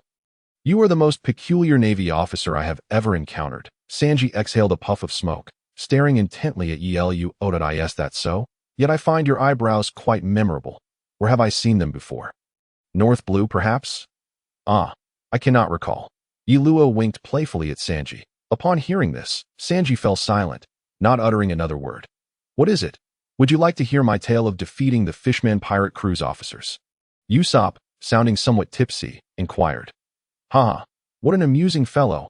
Unbeknownst to them, the members of the Straw Hat crew had gathered around Yi Luo. For my dream. It is to create a world where everyone is equal, where the Navy can genuinely serve as the protector of all, rather than being despised in certain places. Yi Luo glanced at these pirates pursuing their dreams and shared the hidden sentiments of his heart with a smile. Oh, how noble, Luffy exclaimed, his eyes gleaming. While Yi Luo's words might appear somewhat arrogant, Achieving such a vision seems even more daunting than eradicating all pirates. After all, to ensure equality and for the Navy to protect everyone, the seas must be devoid of pirates. Nevertheless, both Luffy and Nami believed in Yiluo's dream. I am beginning to like you. Yiluo, come aboard my ship, Luffy declared earnestly. Fool, even if I were to board your ship, what would you do with me? Until you surpass your grandfather's strength, it would be wise not to make such statements. Yiluo chuckled in amusement. Though, is that so? Then I suppose it is best to forget it. Luffy pondered briefly before decisively giving up. This only piqued the curiosity of his companions regarding the identity of Luffy's grandfather, as Luffy appeared genuinely fearful when mentioning him. Luffy, since you have defeated the evil dragon this time, I will spare you, but should we meet again, I will not hold back, so be wary. After a casual exchange, Yiluo rose to take his leave once Nami's tattoo was completed. Why? Luffy asked, perplexed. It is my principle. On the seas, any pirate I capture who has not oppressed the common people, robbed ordinary folk indiscriminately, or committed wanton slaughter, may be spared, provided they defeat a pirate crew guilty of any of the aforementioned offenses. Yiluo stated with a smile. And how do you ensure they will indeed fulfill that condition? Sanji inquired, his brow furrowing. Not every pirate crew captured by you is engaged in attacking another crew. He pointed out. Haha, as long as they have not oppressed civilians, committed wanton slaughter, or robbed ordinary people, I believe they will uphold their end of the bargain. Yiluo chuckled softly before turning to leave. He left behind a contemplative Straw Hat crew and an oblivious Luffy, who was already attacking the food. I have a feeling we will meet again one day, Zoro murmured, gazing at the Navy ship setting sail. Humph, you are not a woman. What intuition could you possibly have? Sanji retorted angrily, tearing down Zoro's assertion. Their argument soon escalated into a physical confrontation, and after several such exchanges, the others grew accustomed to the spectacle. After parting ways with Luffy, Yiluo made his way to Logue Town, delivering the evil dragon and the members of the 16th Division to Smoker before setting out once more. This time, he did not board a Navy ship, but procured a small triangular sailing vessel. Embarking with Creek and Captain Rat, this should be the place. As the leaves fell, Yiluo consulted the compass and glanced at the small island ahead, confirming his observations. The compass, though functional across the seas, felt somewhat unfamiliar to him after transitioning to the Grand Line, where navigators relied on record pointers and permanent pointers. It seemed that this place had developed quite well upon landing on the island. Yiluo swiftly made his way to the town, where he discovered a naval contact point. However, he did not recognize many familiar faces, instead encountering a number of unfamiliar young individuals that asked for Creek and Colonel Mouse. Yiluo had bound and incapacitated them before tossing them into the ship's cabin. Boss, please serve up some of your signature dishes and bring a few drinks. Yiluo casually entered a restaurant and addressed the waiter. Certainly, please hold on a moment. The waiter promptly stepped forward and shouted towards the kitchen per Yiluo's request. It seems your business isn't thriving, Yiluo remarked, observing the empty establishment as he turned to the waiter. Indeed, it's not very good at this time of day. It's not yet mealtime, so not many people come to eat. Moreover, there are hardly any outsiders like you around, so most residents prefer dining at home. The waiter replied with a smile. Then why not establish some trade routes? Yiluo inquired with curiosity. If a guest wishes to gather information, why not visit the tavern? It's bustling there, and you might find the news you're seeking. The waiter chuckled, opting not to answer Yiluo's question directly. Why Yiluo was taken aback.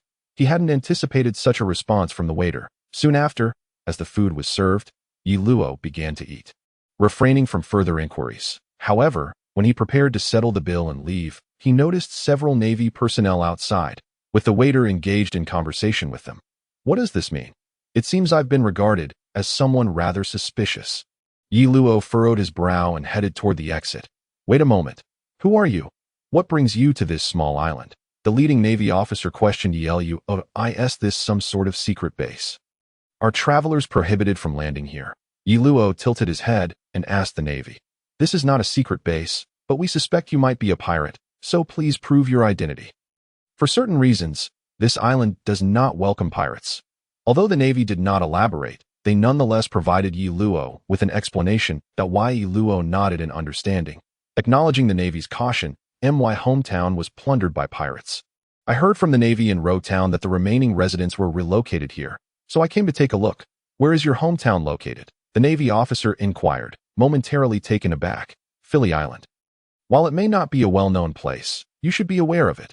Yi Luo replied with a smile. He began to surmise why the Navy had come to investigate. The island's inhabitants likely shared similar experiences with his own hometown, rendering them particularly sensitive to outsiders. Philly Island? The waiter was momentarily stunned before rushing back into the restaurant. Shortly thereafter, a middle-aged man emerged alongside him. Are you Yi Luo? The man scrutinized Yi Luo for a while before tentatively calling out. Uncle Jimyu, you look just the same. Yi Luo greeted the middle-aged man with a smile. Why Yi Luo? It truly is you. It's been ages. How did you find your way here? Uncle Jimyu laughed heartily. This restaurant owner, Uncle Jimyu, was the first person Yi Luo had met upon his arrival in this world, and he was also the individual who purchased Yi Luo's fish after each of his fishing trips.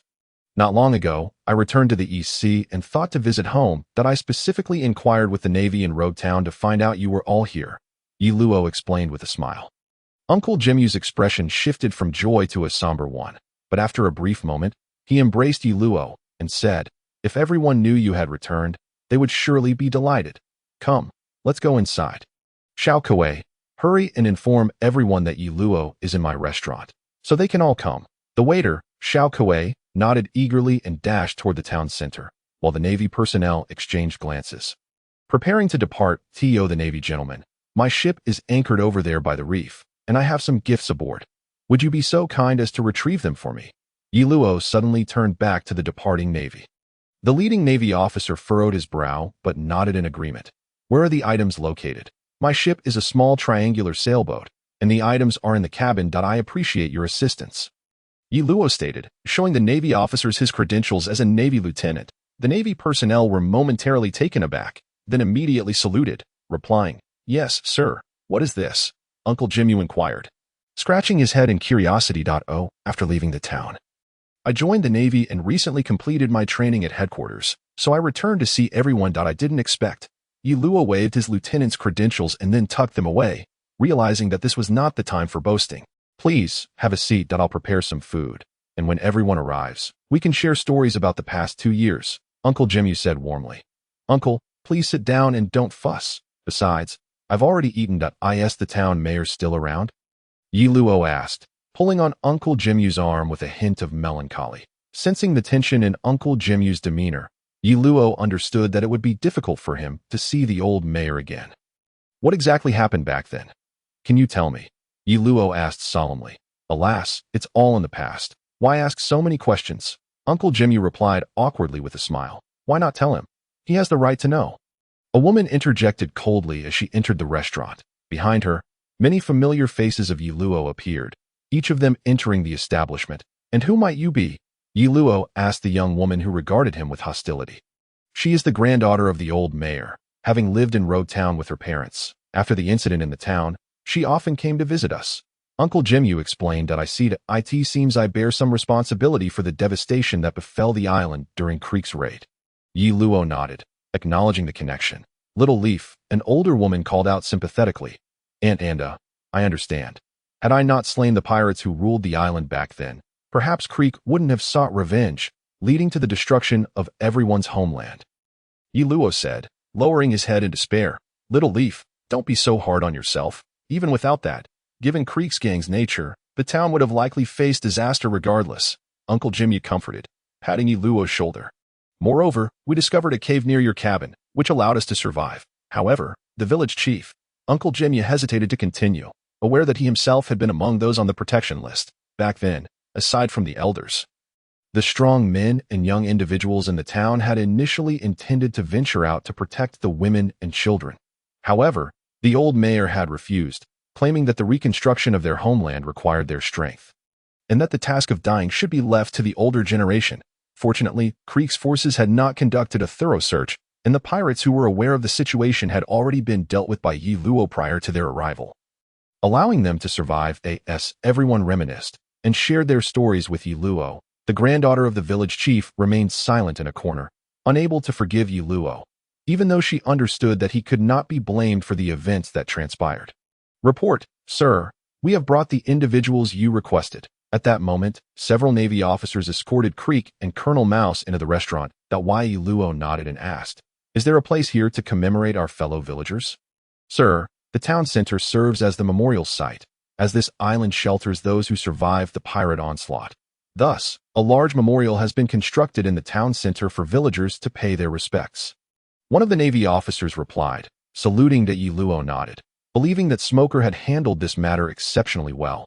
It was far better than merely capturing a few pirates and a large throng of people, accompanied by Yellow. Arrived at the heart of the town, where 5 modest huts had been erected, each representing an island that had been plundered, Uncle Jim led Yellow to the second hut.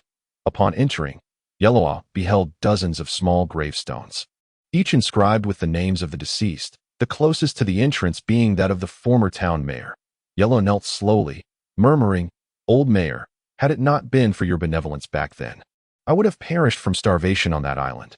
Yet, I never anticipated that my blunder would lead to your untimely demise.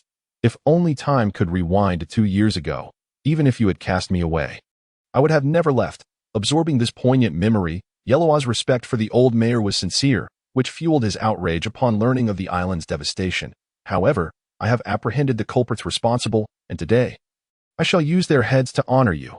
Bring them forth." As Yellow rose, he commanded the Navy outside that moment.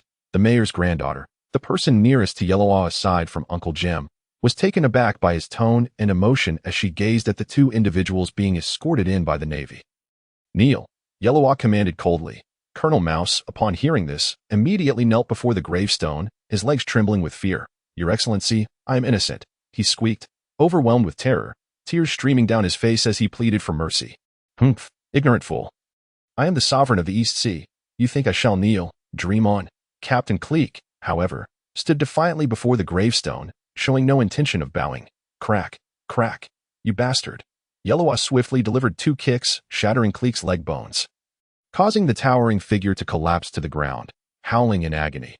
"Humph, I thought you were braver than this. If you have the gall, don't scream." Yellow scoffed disdainfully. The villagers nearby exchanged glances, their hearts racing as Yellow displayed such ruthlessness. Despite not knowing the identities of the 2 men, that he is Cleek, the captain of the East Sea pirate crew, with a bounty of 17 million. The mayor's granddaughter, recalling the wanted posters and Cleek's words, instantly recognized the wailing figure on the ground. Yellow nodded at her and addressed the villagers. "This scoundrel is the mastermind behind your suffering. The pirate, Cleek, I have apprehended him, and his execution has been sanctioned by the headquarters. I shall carry it out myself." Drawing his sword, he pointed it at Cleek. "Now, let your blood be the offering to honor the old mayor. You should consider yourself fortunate. Had I caught you on the Grand Line, death would have been far more elusive." Cleek, grimacing through the pain, burst into laughter. "Ha, a mere swarm of ants. I will not." His words were cut short as Yellow struck, Cleek's head soaring into the air, blood splattering onto the gravestone, while Colonel Mouse, witnessing the scene, lost control of his bladder. Though the villagers initially trembled with fear, the revelation of Cleek's identity ignited their anger, rousing them to a fervor as they had never seen blood before. "And this man," Yellow continued, "is Colonel Mouse of the 16th Division, the nearest Navy base to Faley Town. When the island was besieged by pirates, this coward fled, and today, I have brought him here as well. How shall we deal with him?" He calmly pointed his bloodied blade at Mouse, that in contrast to the villagers' rage. The mayor's granddaughter voiced her concern. "But he is a Navy officer. Is it really wise to enact vigilante justice?" "Indeed, Yellow, you claim to be a Navy officer now. Will this not have repercussions for you? After all, Cleek is already lying here," Uncle Jim added, worry etched on his face. "Absolutely. I am a Navy colonel. You cannot treat me this way. I was on a patrol that day, not fleeing."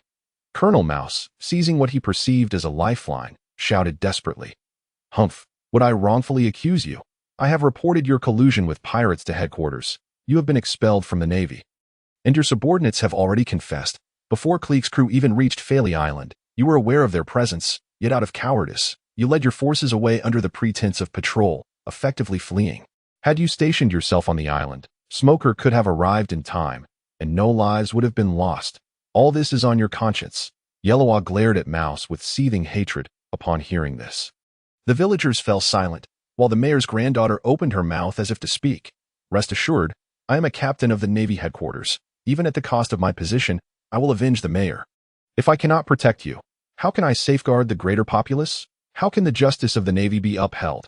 Yellow turned, Casting a glance at the mayor's granddaughter, his voice resolute. Calm down, little Yellow.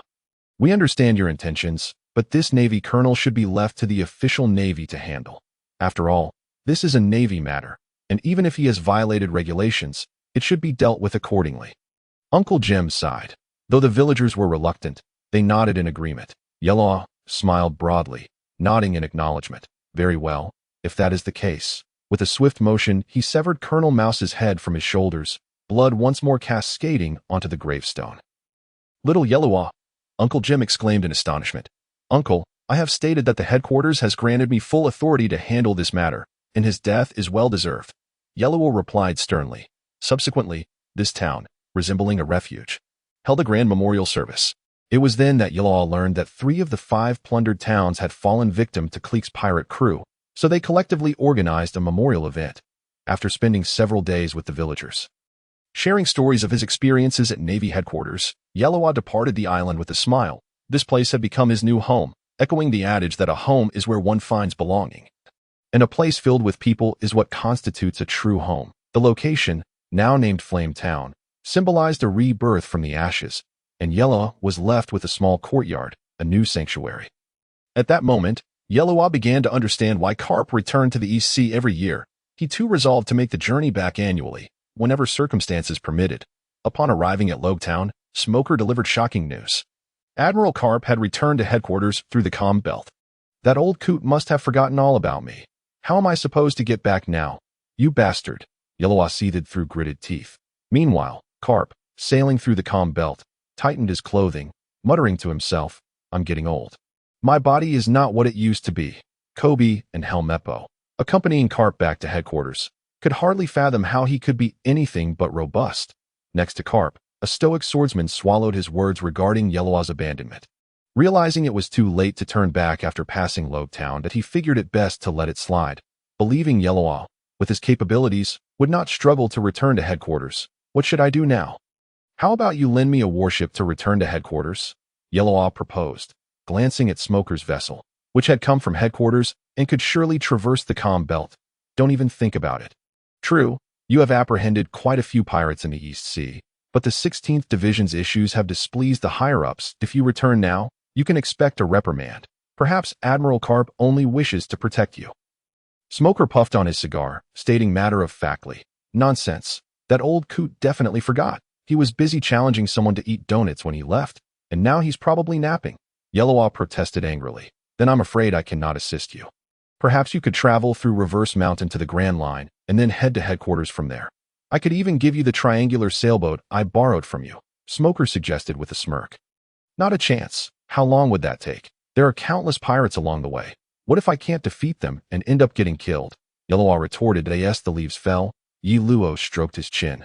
Contemplating the possibilities of the situation, he had long considered venturing to the first half of the Grand Line, a region teeming with pirates whose strengths were relatively modest compared to the monstrous foes of the New World, thereby affording him an opportunity to replenish his meager diamond reserves. Moreover, he now had a convenient excuse for his absence. It was not that he wished to avoid returning, but rather that he had been abandoned by Garp, leaving him stranded. As long as you reach the Grand Line, you can find any branch, and they will surely assist you in returning, right? Or perhaps you have no desire to return at all, preferring to remain here. If so, that is perfectly acceptable. I am in need of a first mate, and I could offer you that position. Smoker exhaled a puff of smoke, reflecting his jovial mood. However, at that moment, Yi Luo was entirely preoccupied with checking his diamond count and pondering the feasibility of his earlier hypothesis. His current diamond tally stood at 13 for 90, which included the remaining 9,000 from before, along with 1,700 diamonds earned from defeating Creek, and an additional 2,790 diamonds awarded upon vanquishing Captain Rat. He had pondered for quite some time the reason for the substantial value of the latter, until he recalled that Captain Rat had embezzled 93 million berries from Nami, claiming he could retain 30, equating to 27.9 million berries, although Yi Luo had returned this money to Nami, who subsequently distributed it among the villagers of Kokoyashi.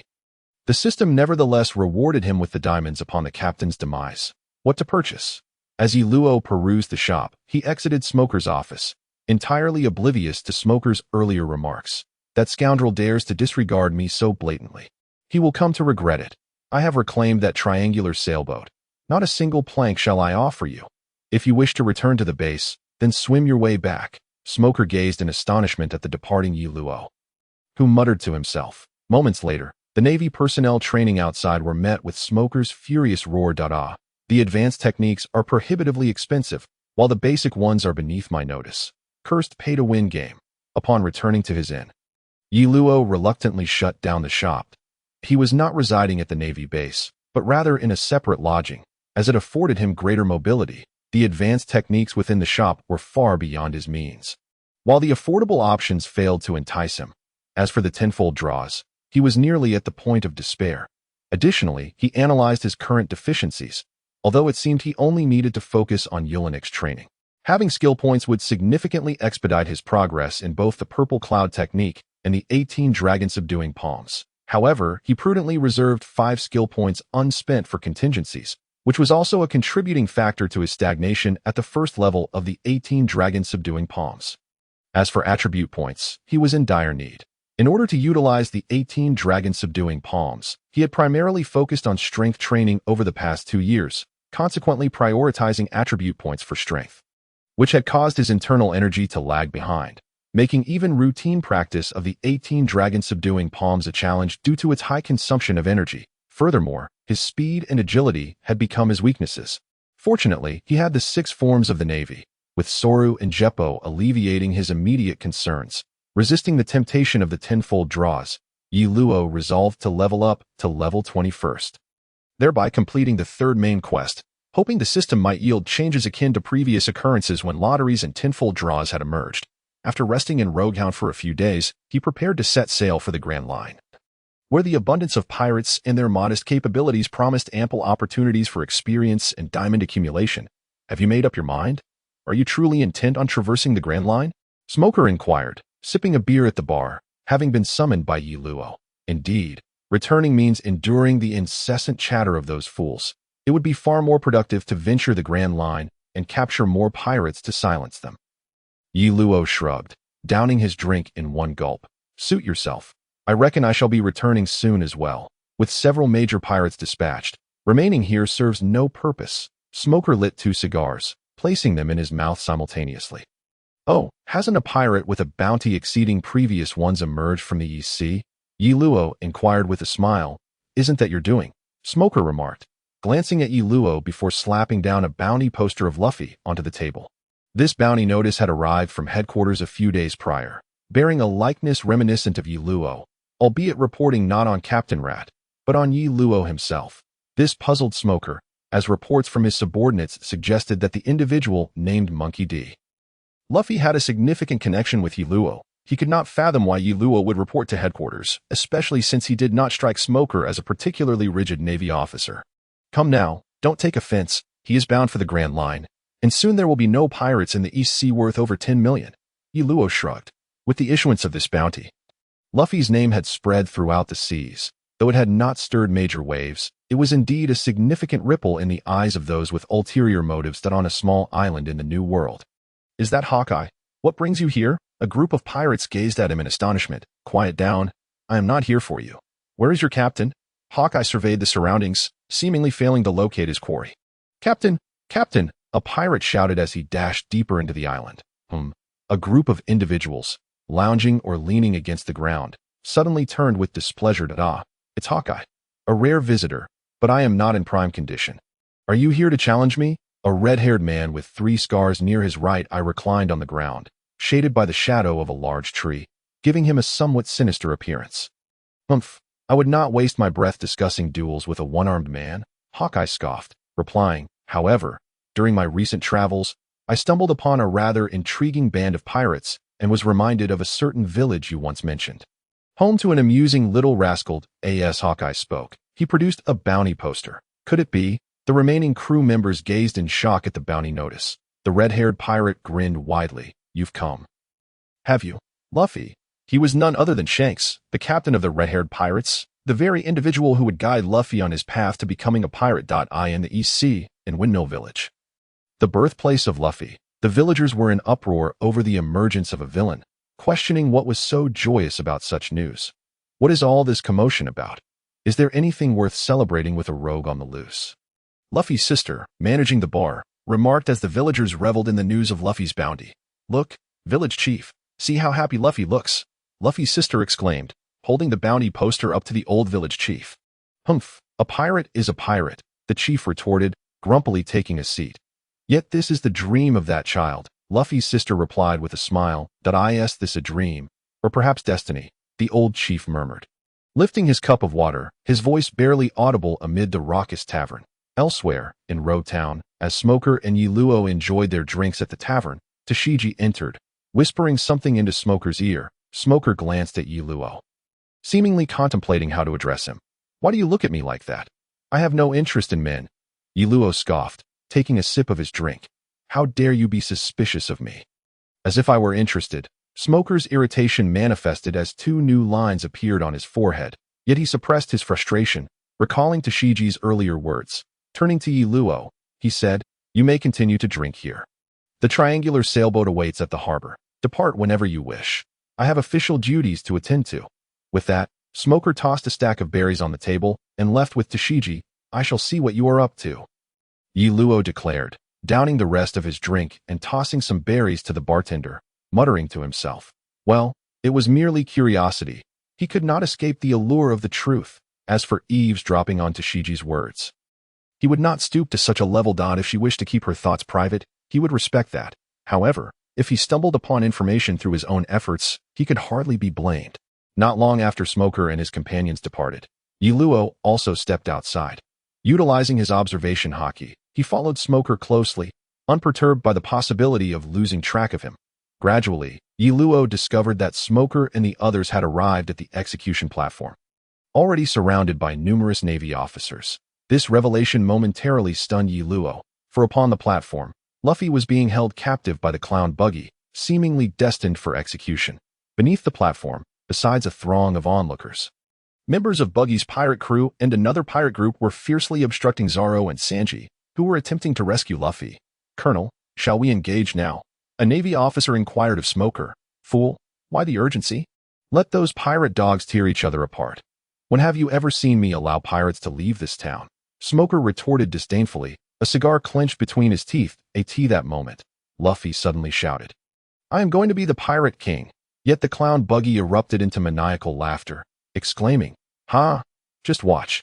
This man is doomed. Prepare all units. Smoker raised his hand from the second floor, seemingly signaling for Luffy's impending execution. Only Yiluo noticed the shift in the weather. Dark clouds appeared to be gathering ominously above the execution platform. Zoro, Sanji, Usopp, Nami. I'm sorry. I'm going to die. Luffy suddenly laughed and declared loudly. Idiot, don't say such foolish things. Sanji shouted in anger. He actually laughing. Smoker was taken aback, as this reminded him of the scene he witnessed years ago when the pirate king Joel D. Roger was executed. Smoker had been present at that execution. Not noticing, the training of armament haki and observation haki needs to be prioritized. Yiluo activated his observation haki to its maximum extent, but still failed to locate the figure he sought. Suddenly, a tremendous bolt of lightning struck the execution platform, igniting it in flames. That moment, rain began to pour from the sky. Luffy picked up his straw hat and exclaimed, Yaha! I'm alive. What a lucky break. Do you believe in gods? Sanji asked Zoro, bewildered. Stop with the nonsense. We need to escape quickly. I sense chaos is imminent.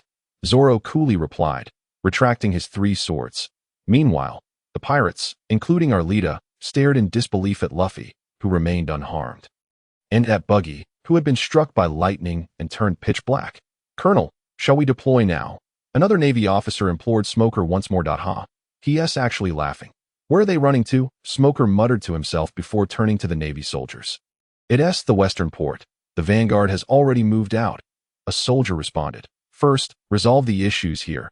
Then we'll proceed there. There are too many citizens. We cannot neglect this. Though Smoker longed to capture Luffy, he decided to focus on apprehending Buggy and his crew first, given the turmoil in the square. This area is under my command. Yiluo emerged from an unknown location, smiling at Smoker. Des Bones. Let us go capture that straw hat kid, Smoker proclaimed, mounting his smoke-powered motorcycle. The Biroia. Yiluo chuckled. Capturing Luffy was undoubtedly out of reach, but Buggy and that slippery fruit user could indeed yield some valuable diamonds. Shave. 16 Piercing Javelin.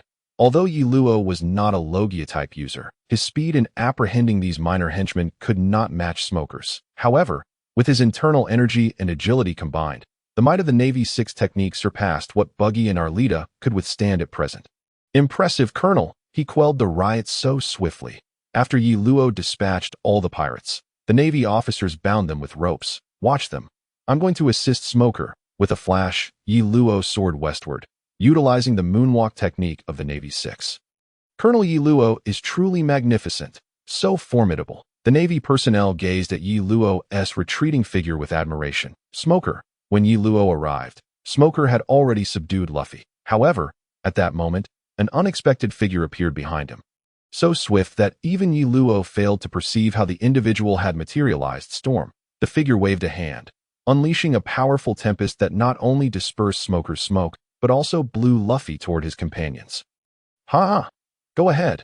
If this is how you operate, then so be it. The figure laughed heartily. Dragon, why are you aiding that kid? Smoker asked, his tone laced with reluctance, having clearly recognized the identity of the figure. What reason could there be to prevent a man from setting sail? The man known as Dragon gazed toward Luffy as he responded. That is certainly true, but wouldn't it be unwise for you to reveal yourself like this? Yi Luo approached Smoker, locking his gaze on a Dragon that he recognized him as the leader of the Revolutionary Army, known as the world's most notorious criminal, Monkey D. Dragon, and also Luffy's father. Do you wish to apprehend me?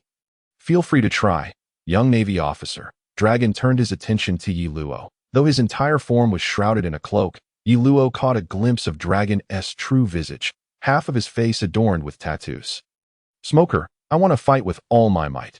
Take care of matters here, Yi Luo declared, his eyes fixed on Dragon. That if you perish at his hands, I cannot guarantee your rescue. Smoker warned gravely. Dragon's descending 18 palms. The wrath of the dragon. Without further ado, Yi Luo steadied himself and unleashed the first strike of the Dragon's descending 18 palms. An intriguing technique, Dragon remarked, observing the golden dragon-shaped energy ball emanating from Yi Luo's hand. Dragon's descending 18 palms. The dragon soars in the sky. Before Dragon could respond to the first strike, Yi Luo executed his second. The Dragon's descending 18 palms employed a relentless barrage of force. Each strike infused with maximum energy, an unending wave that ultimately overwhelmed the opponent in its might. However, this technique consumed vast amounts of internal energy, and presently, Yi Luo could not manifest its full essence. To master it, he needed to execute the entire set fluidly, achieving a balance between release and retention. At its pinnacle, the technique exhibited an unpredictable flow of energy, alternating between strength and softness, merging hard and soft into one, allowing for complete control over weight and force. This was the hallmark of mastery. Dragon Claw, the concealed dragon, did not evade. Instead, he charged directly at Yi Luo, intent on taking the Dragon's descending 18 palms head-on. Boom! The clash of Yi Luo's technique and Dragon's strike erupted in a tremendous explosion. What was that? The Straw Hat crew, currently fleeing, seemed to notice the commotion behind them. Forget about that. Luffy, hurry, get on board. Nami, already on the ship, urged, as she clearly observed a Navy officer engaged in battle with a mysterious figure. Yet, her concerns lay elsewhere. They were already in peril, and it was a stroke of fortune to have someone blocking the Navy for them. Dragon's descending 18 palms. The dragon appears in the fields. Yi Luo persevered, the immense impact causing a trickle of blood to escape from his mouth. Not bad. Dragon's claw-like hand transformed. Appearing as 3 fingers, and with a swift grasp, he dispersed Yi Luo's energy. Dragon's descending 18 palms. The great dragon lands. Yi Luo gritted his teeth, finally executing the 4th strike. At this point, his internal energy was nearly depleted, and even the recovery abilities of the Zixia divine art could not keep pace with the demands of the Dragon's descending 18 palms. Dragon Hook Claw. Yi Luo observed closely as Dragon's arm shifted in color, indicating the use of armament hockey. Boom! Dragon's claw collided with the 4th strike, but Yi Luo's energy barely held for 5 seconds before being shattered by Dragon. Pooh! Yi Luo coughed up blood as Smoker attempted to catch him, yet the rain in the sky interfered with his abilities. Raindrops dispersed his smoke. leaving him powerless to prevent Yi Luo from being struck into the sea by dragon. "Hey, Luffy, isn't that your brother?" Nami, with keen eyes, spotted the Navy officer being struck by his opponent, plummeting into the ocean, directly in their line of sight. "What should we do? Should we save him?" Zoro asked Luffy. "Yes," Luffy nodded resolutely. Setting aside the fact that Yellowjaw had already shared a bond of brotherhood with Ace, the multiple instances of Yellowjaw's assistance made it impossible for them to stand idly by in his time of need. However, Luffy, the storm raging around them was formidable. Even if they descended, their chances of saving him were uncertain, and they might endanger themselves in the process. Usopp voiced his fears, trembling slightly. "Let me go down instead." Luffy is a capable fighter, but it would be futile for him to plunge into the fray, Sanji declared, shedding his shoes and loosening his tie. "Wait, Sanji, Usopp is correct. The tempest is too fierce. Secure a rope around your waist." Nami interjected, gripping Sanji's arm firmly. "Nami-san, I knew you cared for me the most." Sanji transformed into a lovesick creature, circling around Nami. Unable to watch any longer, Usopp quickly fetched a long rope, fastening one end to Sanji's waist and handing the other to Zoro. "Sanji, I'm counting on you," Luffy urged earnestly. Sanji nodded, plunging into the churning sea. "Look, what is that?" Suddenly, Usopp seemed to spot something, shouting excitedly. "That is a lighthouse, the guiding beacon into the Grand Line," Nami exclaimed, her eyes lighting up with enthusiasm. "Huh." At that moment, Zoro, holding onto the rope, felt a sudden tension. It seemed the rope had reached its limit, yet Sanji appeared to be moving forward. Moments later, the pull slackened, and Zoro realized that Sanji must have untied himself. "What happened?" The others gathered around, inquiring. Zoro reeled in the rope, calmly stating, "It seems the cook has freed himself. He likely found something." Sure enough, shortly thereafter, Sanji resurfaced, seemingly cradling someone under his arm. "Sanji, grab me." Luffy stretched his arm towards Sanji. After considerable effort, they finally managed to pull Sanji and Yellowjaw aboard. "He should be fine. He is merely unconscious." Nami inspected Yellowjaw's injuries and reported to Luffy. The group hurriedly carried Yellowjaw into the cabin, allowing him to rest. Once they completed their tasks, Sanji brought over a large wooden barrel, grinning as he suggested, "To celebrate, let us hold a ceremony for the quest of the legendary sea." All blue, Sanji placed his hat atop the barrel first. "My goal is to become the Pirate King." Luffy followed suit with fervor. "The world's greatest swordsman," Zoro coolly added, placing his foot on the barrel as well. "I aim to chart the world map," Nami declared, her smile radiant as she joined in. "I wish to become a brave warrior of the sea." Usopp stammered, mimicking the others. "Let us set sail towards the Grand Line," they all shouted in unison. Having concluded their ceremony, the Straw Hat crew entered the cabin to check on Yellowjaw's condition. Nami then appeared to contemplate how to navigate into the Grand Line. "It seems the entrance to the Grand Line is a mountain." Nami shared her thoughts. "What? A mountain? How do we get in?" The others stared at her, dumbfounded. "According to the nautical charts, there is a canal at Reverse Mountain." Nami pointed to the map earnestly. "That's nonsense. Even if there is a canal, we can't climb a mountain," Usopp protested, "but the map indicates it clearly." Nami insisted, pointing to the chart. "What a hassle. Can't we just avoid the entrance?" Zoro grumbled, expressing his disdain for the complexity. "But you're mistaken," Luffy interjected seriously. "Exactly. There's a significant reason for entering through the entrance." Nami felt a wave of relief at Luffy's rare seriousness. "It's exhilarating to enter through the entrance," Luffy said, somewhat bewildered. "That's not the reason," Nami exclaimed, delivering a punch to Luffy, exasperated by his naivety. However, amidst their quarrel, Usopp looked out of the cabin and exclaimed, "Huh, why has the wind died down? It was a storm just moments ago." "Indeed, the weather appears quite pleasant." Sanji nodded, casting a glance outside. "Could it be? Have we entered a calm zone?" Nami turned in surprise, noticing the tranquil conditions outside. "Calm zone? What is that?" Luffy asked curiously as he stepped out of the cabin. "Look, the other side is still a tempest, yet here it's completely calm. How peculiar," Sanji remarked, observing the contrasting weather. "Hey, you lot, do you still have time to chat? Quickly, furl the sails and steer the ship back into the storm." Nami shouted angrily at them. "Why venture into the storm? Isn't it nice here?" Usopp complained. Nevertheless, seeing Nami on the verge of fury, the others hastily complied. "What a troublesome crew. What kind of ship have I boarded? Nami sighed in exasperation at their lethargy. Wow, the weather is exceptionally fine. A certain oblivious swordsman emerged from the cabin, stretching lazily. Nami's expression darkened, and she shouted, Do you not realize our ship is drifting south? Row back immediately. Oh, wouldn't that mean we're entering the Grand Line? Zoro, usually directionally challenged, surprisingly grasped the situation. If it were that simple, everyone would do it. The Grand Line is flanked by 2 narrow seas, which is precisely where we are now, a windless zone, Nami succinctly explained. Just a lack of wind. What's the big deal? We can still row through, Zoro questioned, puzzled. That's because the windless zone is. Nami's explanation was abruptly cut off as the entire ship jolted violently, as if something had thrust them into the sky. The crew's faces turned pale as they beheld the enormous Sea King that had suddenly appeared before them.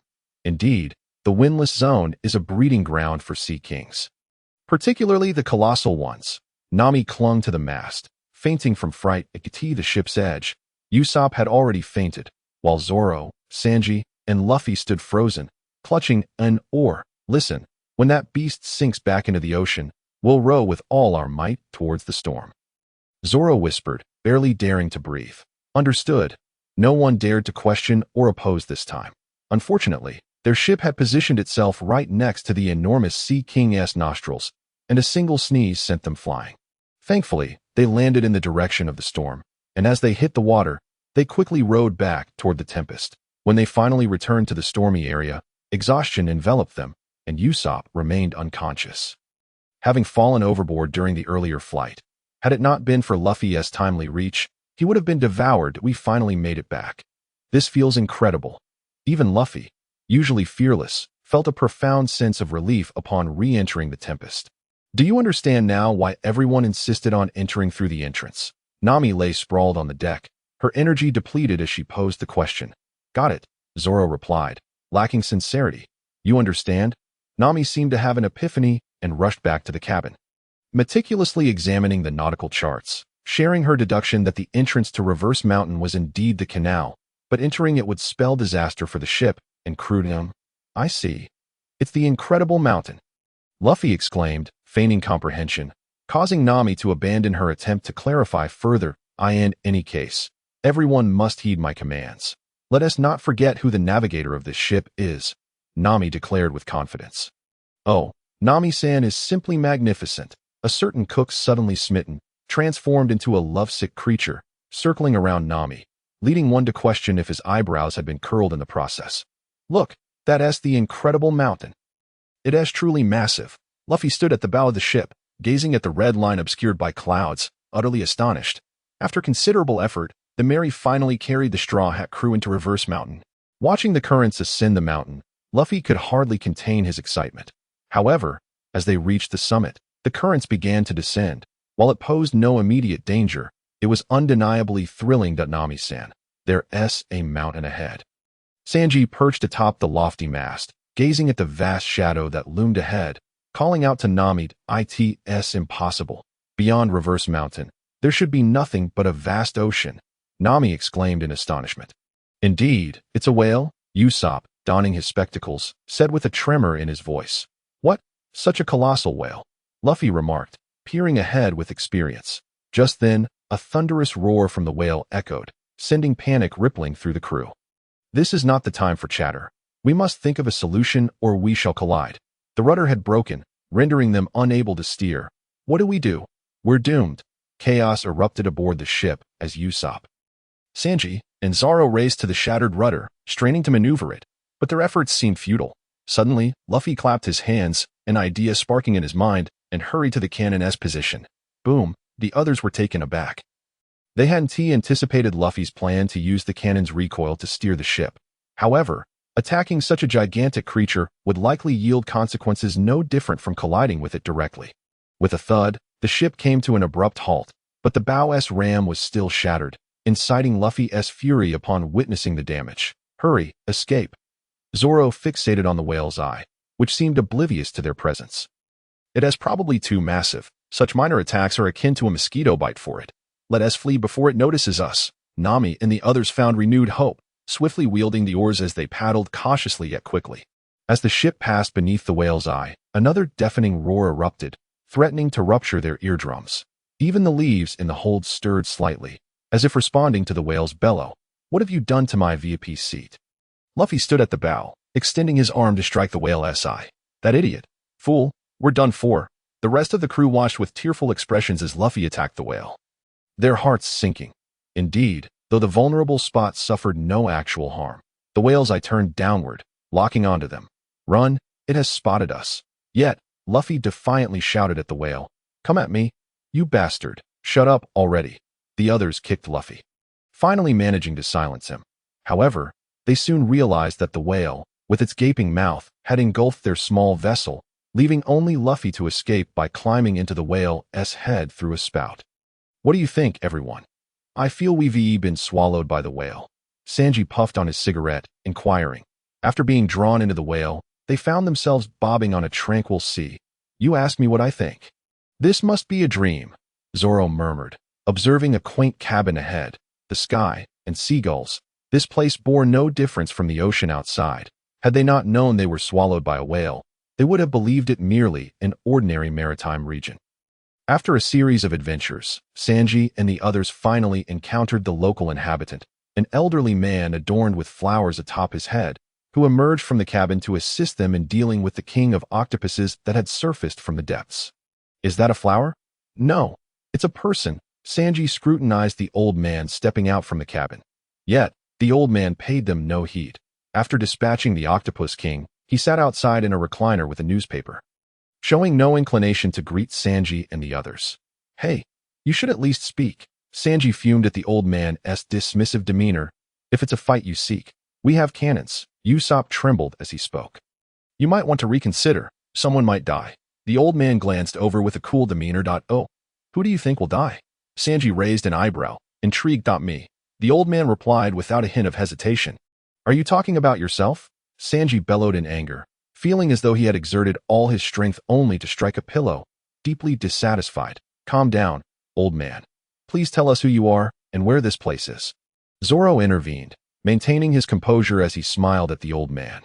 "When asking others, one should first introduce oneself. That is proper etiquette." The old man shot a piercing glance at Zoro. "Fair enough. I apologize. My name is Kurokas, the keeper of Twin Cape Lighthouse. I am 71 years old, blood type AB, and a Gemini." Before Zoro could respond, the old man launched into a self-introduction, nearly inciting Zoro to draw his sword in frustration. Gradually, Sanji and the others pieced together their situation. Indeed, they were still within the belly of the whale, even discovering that the sky above was merely painted and not its genuine form. However, soon the calm sea began to roil once more. According to the old man, the whale, named Laboon, was once again ramming against the red line. With that, he plunged into the acidic waters, swimming toward a large door. That moment, Luffy, along with Mr. Nine and Miss Wednesday, also fell into the acidic ocean. Eventually, Sanji rescued Luffy and the others. The old man had administered a tranquilizer to the whale.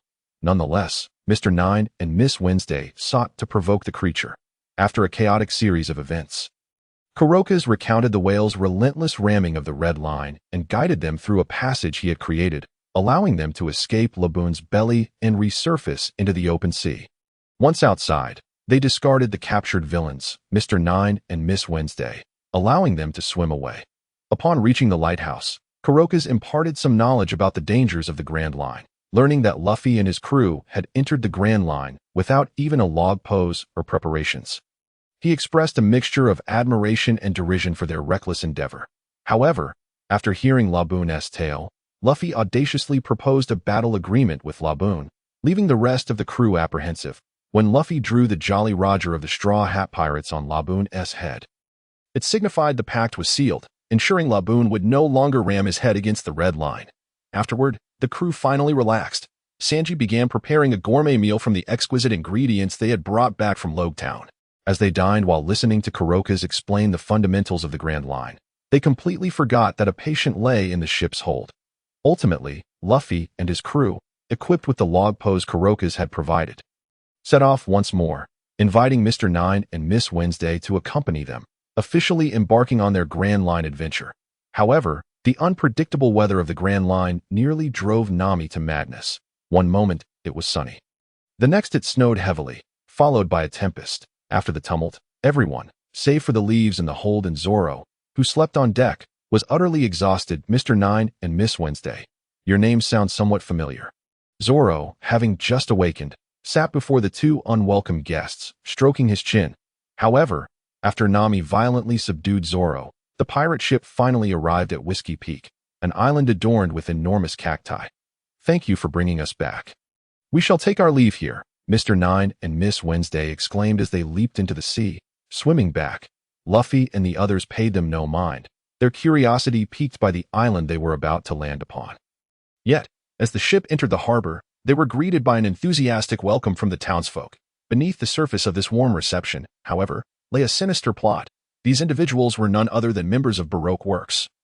Under Crocodile's command, bounty hunters specializing in hunting pirates, the daytime fade of welcoming Luffy and his crew served to facilitate their demise come nightfall, but Zoro had seen through their ruse. My comrades are quite weary. If you wish to play, why not let me accompany you instead? Zoro sat atop the roof, smirking as he addressed the lurking bounty hunters. Bastard, how did you figure it out? A burly man with curly hair glared menacingly at Zoro. Did I seem to recall that quite some time ago, an organization called Baroque or something of the sort approached me, inviting me to join their ranks. But I declined. Their members appear to employ peculiar names as code names, which is why I found it strange when I encountered those two, Zoro remarked, pointing at Mr. Nine and Miss Wednesday. Oh, think you are aware of our organization. It seems we cannot allow you to live. Kill him. The curly-haired Callum shouted at Zoro. Heh. Around 100, right? Just perfect for a little fun. Zoro began to feel a thrill of excitement, however, as they engaged in battle. Several lackeys from Baroque Works arrived aboard the Mary, seeking to ascertain whether this band of pirates possessed any treasures, for their captain had a bounty of 30 million and was unlikely to be impoverished. Yet, upon entering the cabin and discovering an injured individual lying inside, they were taken aback. What the hell? Turns out it's just an injured person. You startled me, one of the lackeys exclaimed as he peered in. Cursing under his breath, quickly, take him out, then let us search for the treasure, another lackey impatiently urged. Just as he prepared to strike, he suddenly noticed the injured man stirring and opening his eyes. Yikes, you scared me. I could have made your death a bit easier, but since you're awake now, don't blame me. Startled by Yi Luo's sudden awakening, the lackey seethed with anger, brandishing his knife at Yi Luo. Is it really appropriate to treat me like this right after waking up? Yi Luo sat up, grasping the lackey's knife and yawning. He had actually regained consciousness when the ship arrived at Whiskey Peak. However, due to his severe injuries, he had been using his internal energy to heal. Although the battle with Dragon had appeared intense, Yi Luo understood that Dragon had not exerted his full strength. The injuries he sustained were primarily a result of his depleting internal energy, leading to his unconsciousness. This place looks somewhat familiar. Even in his weakened state, Yi Luo easily dispatched the two lackeys. Isn't this the Mary? It seems Luffy saved me, so this must be Whiskey Peak. That rascal, did he not allow the doctor to examine me while passing Twin Cape? Otherwise, I would have awakened much sooner. Yi Luo stood on the deck, muttering softly while gazing towards the town. Meanwhile, Nami, stealthily pilfering treasure from the bounty hunters, crossed paths with Zoro, who was engaged in battle. I can't believe you weren't fooled either. Zoro exclaimed, astonished as he looked at Nami. How could there be a town welcoming pirates? I simply don't believe it. Nami scoffed. All right, let us finish them off quickly. I need to get some rest. Zoro surveyed the fallen bounty hunters, a smile playing on his lips. You do what you must. I'll seek out their treasure. Nami waved her hand and departed from a nearby small building. Moments later, she retraced her steps and approached Zoro, saying, Hey, don't you think we've forgotten something? I don't recall anything. What is it? Zoro asked, puzzled. Never mind. Let us prioritize finding the treasure. Just remember to act swiftly. With that, Nami vanished again. It seemed they had forgotten the injured Yi Luo still lying in the cabin. This woman is truly something. Zoro slowly drew 3 swords and resumed his battle. A short while later, Luffy, awakened by a pressing need to relieve himself, discovered the kind-hearted townspeople Zoro had knocked out. Upon learning the truth, Luffy was incensed that he would not permit his companions to act in such a manner. After all, these people had kindly offered them food, yet Zoro had attacked them simply because the food did not suit his taste. Luffy was determined to seek justice for them. On the other side, Having just defeated all the bounty hunters, Zoro, sitting there with a drink, suddenly felt an odd sensation. The port. A woman with an umbrella and a man with an explosive hairstyle wearing sunglasses appeared. Mr. Five and his partner, Ms. Valentine. Are you all making a mockery of us? Mr. Five said, glancing disdainfully at the injured Ecallum who was struggling. What? Are you here to witness our misfortune? Ecallum lifted his head to look at the two. Ha ha ha. We are indeed here, but it's for a mission. Ms. Valentine responded with a hearty laugh. Are you here to assist us? That swordsman is far too formidable. Mr. Nine managed to sit up, saying, Do you think we are mere triflers? We are here for a special task, as certain individuals from a kingdom have infiltrated our organization. Mr. Five proclaimed haughtily. Ecallum lowered his head, knowing that his face must appear quite grim. They had been exposed. I just remembered. I seem to have forgotten about Luffy. Zoro, watching the standoff from the rooftop, took another sip of his drink and muttered softly. So, the fugitive, the missing princess of Alabasta? Mr. Five tilted his head, looking at the increasingly flustered Princess Vivi. You scoundrel, I won't allow you to harm her even a single hair on her head. Die. Ecallum sprang up from the ground and launched an attack at Mr. Five. Boom. Mr. Five was engulfed in the explosion. Please, escape quickly. Hurry, Ecallum shouted to Vivi. Ecallum, somewhat worried, called out to Vivi, but she did not flee. It's futile. Ms. Valentine suddenly descended from above, delivering a kick that scattered Vivi as tied-up hair. As Vivi faced an attack, Ecallum was also sent flying. Vivi immediately turned to see Mr. Five emerging unscathed from the flames, continuing, the fugitives are the captain of the Royal Guard Ecallum of Alabasta and Princess Nefertari Vivi. In the name of the owner of Baroque Works, I shall eliminate you both. What? You're a princess, Mr. Nine exclaimed, astonished as he looked at his partner. Don't underestimate me. Vivi glared at Mr. Five, realizing that escape was unlikely. Although I don't know what is happening, we must flee. Our partnership has never been a sham. Mr. Nine stood in front of Vivi, bloodied and resolute. Mr. Nine, Vivi gasped, taken aback by Mr. Nine's willingness to protect her. Farewell. You must escape. Mr. Nine rolled into a ball, launching himself at Mr. Five with a fervent strike. Such foolish loyalty will only lead to your demise. Nasal blast. Mr. Five dug into his nose, flicking a booger at Mr. Nine. Boom. The booger exploded, sending Mr. Nine crashing to the ground, but Vivi seized the opportunity to mount Karu and flee. Hey, that booger is truly terrifying. Zoro, who was watching, was taken aback. He hadn't anticipated that a booger could explode. Please, I beg you, save our princess. At some point, the injured Ecallum found his way to Zoro, observing the unfolding events. Let go of me, will you? Don't cling to me. Zoro replied, somewhat exasperated as Ecallum grasped his leg. Uttering strange words. I beseech you, if you can escort the princess to distant Alabasta, you shall receive a substantial reward. Ecallum clung desperately to Zoro's leg, as if it were a lifeline. I find your offer intriguing. How about 1 billion berries? Before Zoro could speak, Nami, appearing from nowhere, interjected. She seemed to possess an innate ability to track the scent of money. Wherever there was a whiff of wealth, there was Nami.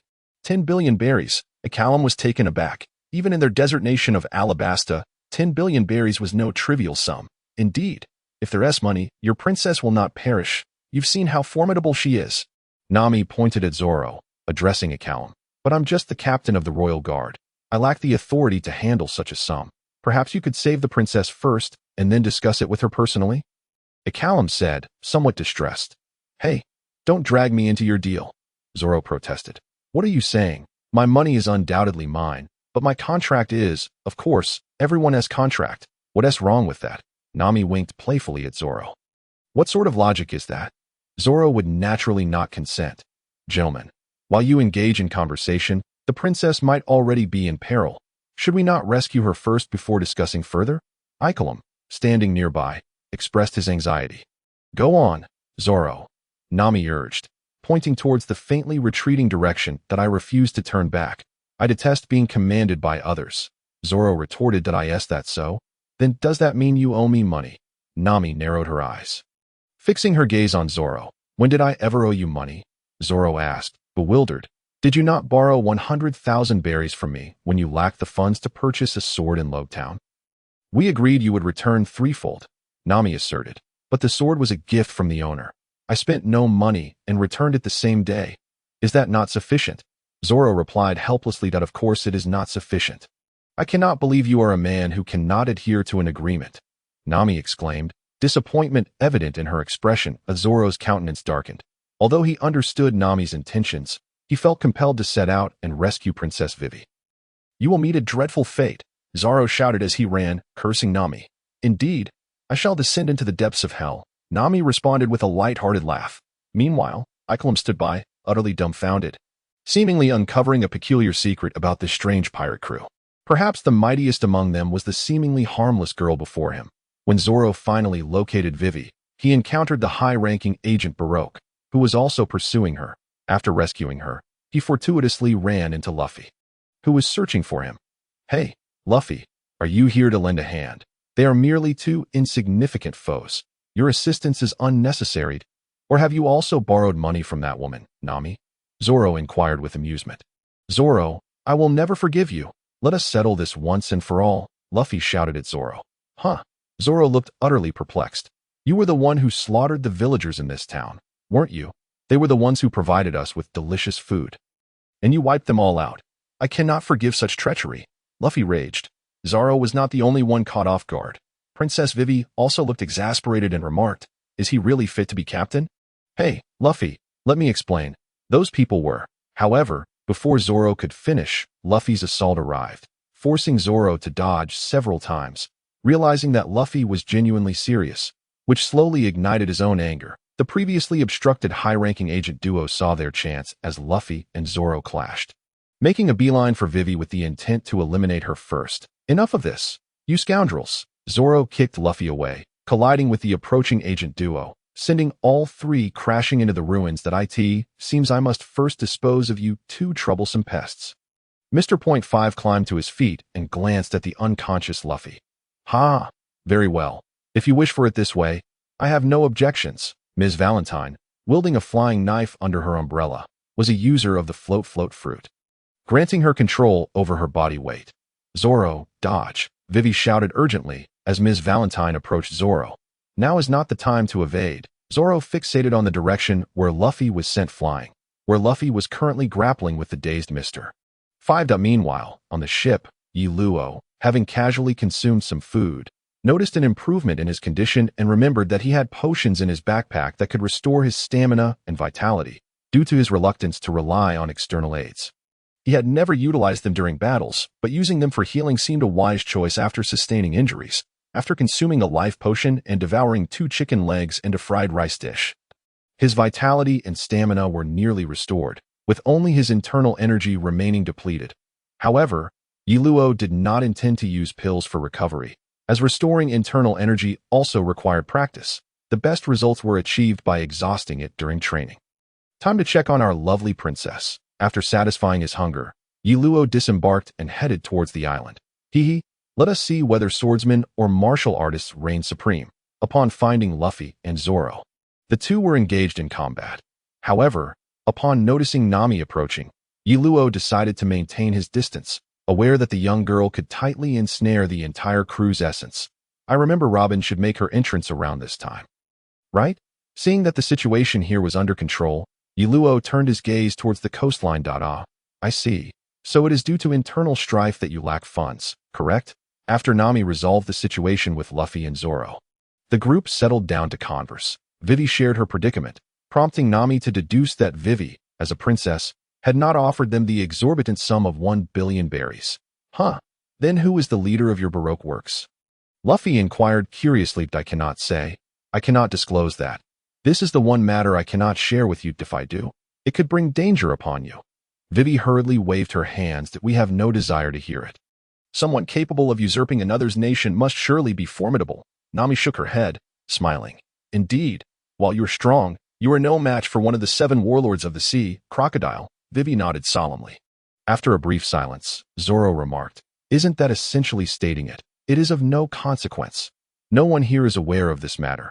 I shall not speak of it again, so you may pretend you did not hear. Vivi, taken aback, quickly felt embarrassed, just as Nami, who had been on the verge of despair, revived.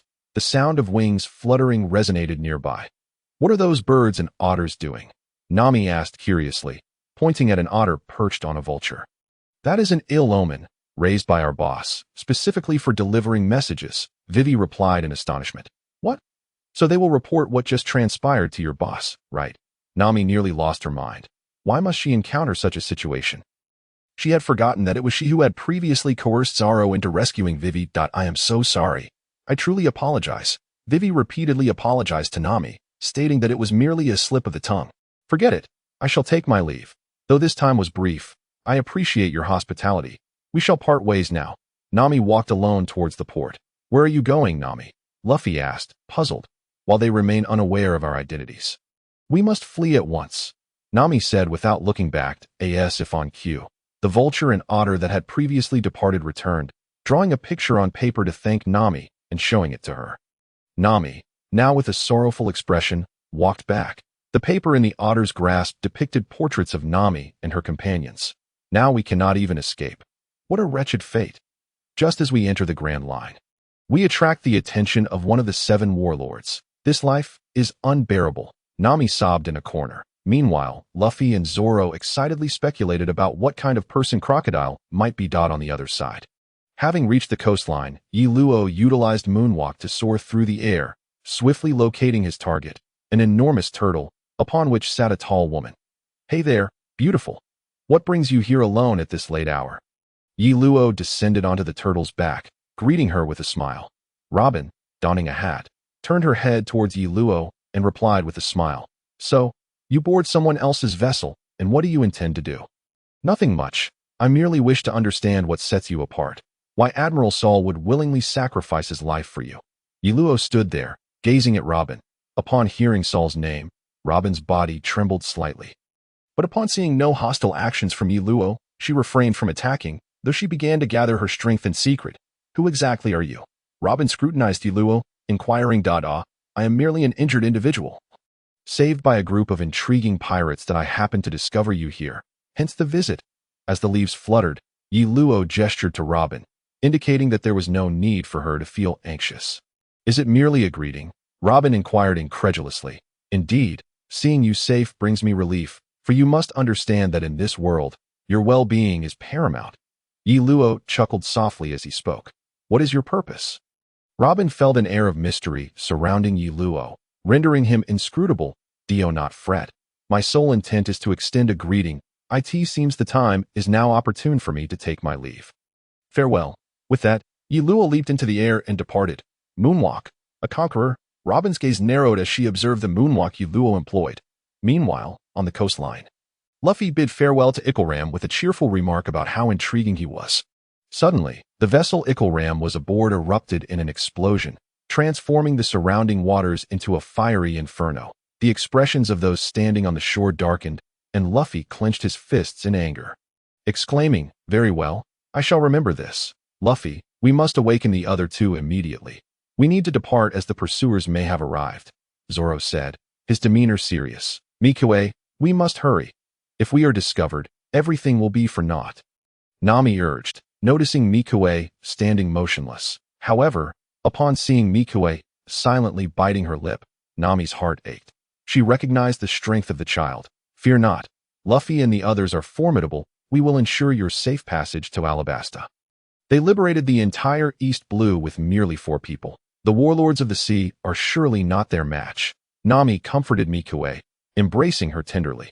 After a flurry of chaotic activity, Luffy and his companions finally set sail without incident. The boisterous Usopp and Sanji, having received a concise explanation from Nami, lay quietly on the deck. Be cautious while navigating. Avoid crashing into rocks, especially since we have just escaped our pursuers. The Robin they had encountered before appeared once more aboard the Mary, greeting Luffy and the crew from the railing. Who are you? Everyone except Mikue asked in astonishment. What brings you here, Miss Sunday? Mikue inquired, her expression darkening as she regarded Robin. I just had a brief encounter with Mr. 8 over there, Robin replied with a playful smile, resting her chin on her hand. Does this imply that Ickelram is being targeted by you? Mikue glared at Robin. Who is he? What is with the codename? Which number is she partnered with? Nami asked curiously. He is the partner of our boss, Mr. Zero. In truth, only she knows the true identity of our boss. Mikue stared intently at Robin. To be precise, I intentionally allowed you to tail me to uncover his identity. Robin replied with a smile. What? So you are a good person after all? Luffy pouted, expressing his dissatisfaction. I am aware. You also informed the boss that we have discovered his identity, correct? Mikue shouted angrily. So you're still a villain? Luffy arbitrarily judged people's character. What is your true intention? Mikue yelled at Robin, momentarily catching her off guard. For not long ago, she had posed a similar question to someone else. Shaking her head, Robin used her abilities to toss away Usopp and Sanji, who had just awakened with weapons drawn against her. Laughing, do not point such dangerous things at me. So it is a beautiful lady. Sanji, upon seeing Robin's face, immediately fell under her charm. Had he known she was a woman from the outset, he would never have aimed a weapon at her. Rest assured, I have not received orders to eliminate you. However, you are indeed unfortunate to have picked up a princess being hunted by Baroque. Robin chuckled. Is that so? I do not perceive them as unfortunate. Perhaps it is Baroque's crocodile who is unfortunate. As the hatch opened, a familiar figure emerged at Ye Luo. Luffy and the others exclaimed with excitement. Indeed, the figure was Ye Luo, returning to the ship. Hello, beautiful. It is a pleasure to see you again. Ye Luo greeted Robin before turning to Luffy, saying, I did not expect to be saved by you. What do you call this? Haha.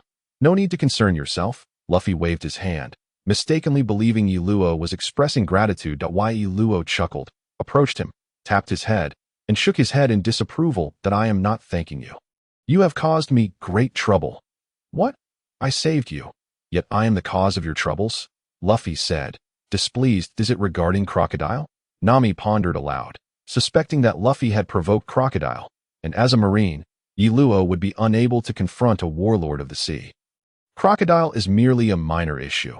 The real concern lies with your father. You must understand that my prolonged absence may lead headquarters to believe I am deceased, and the consequences will fall upon him. Ye Luo pointed at Luffy, appearing somewhat exasperated.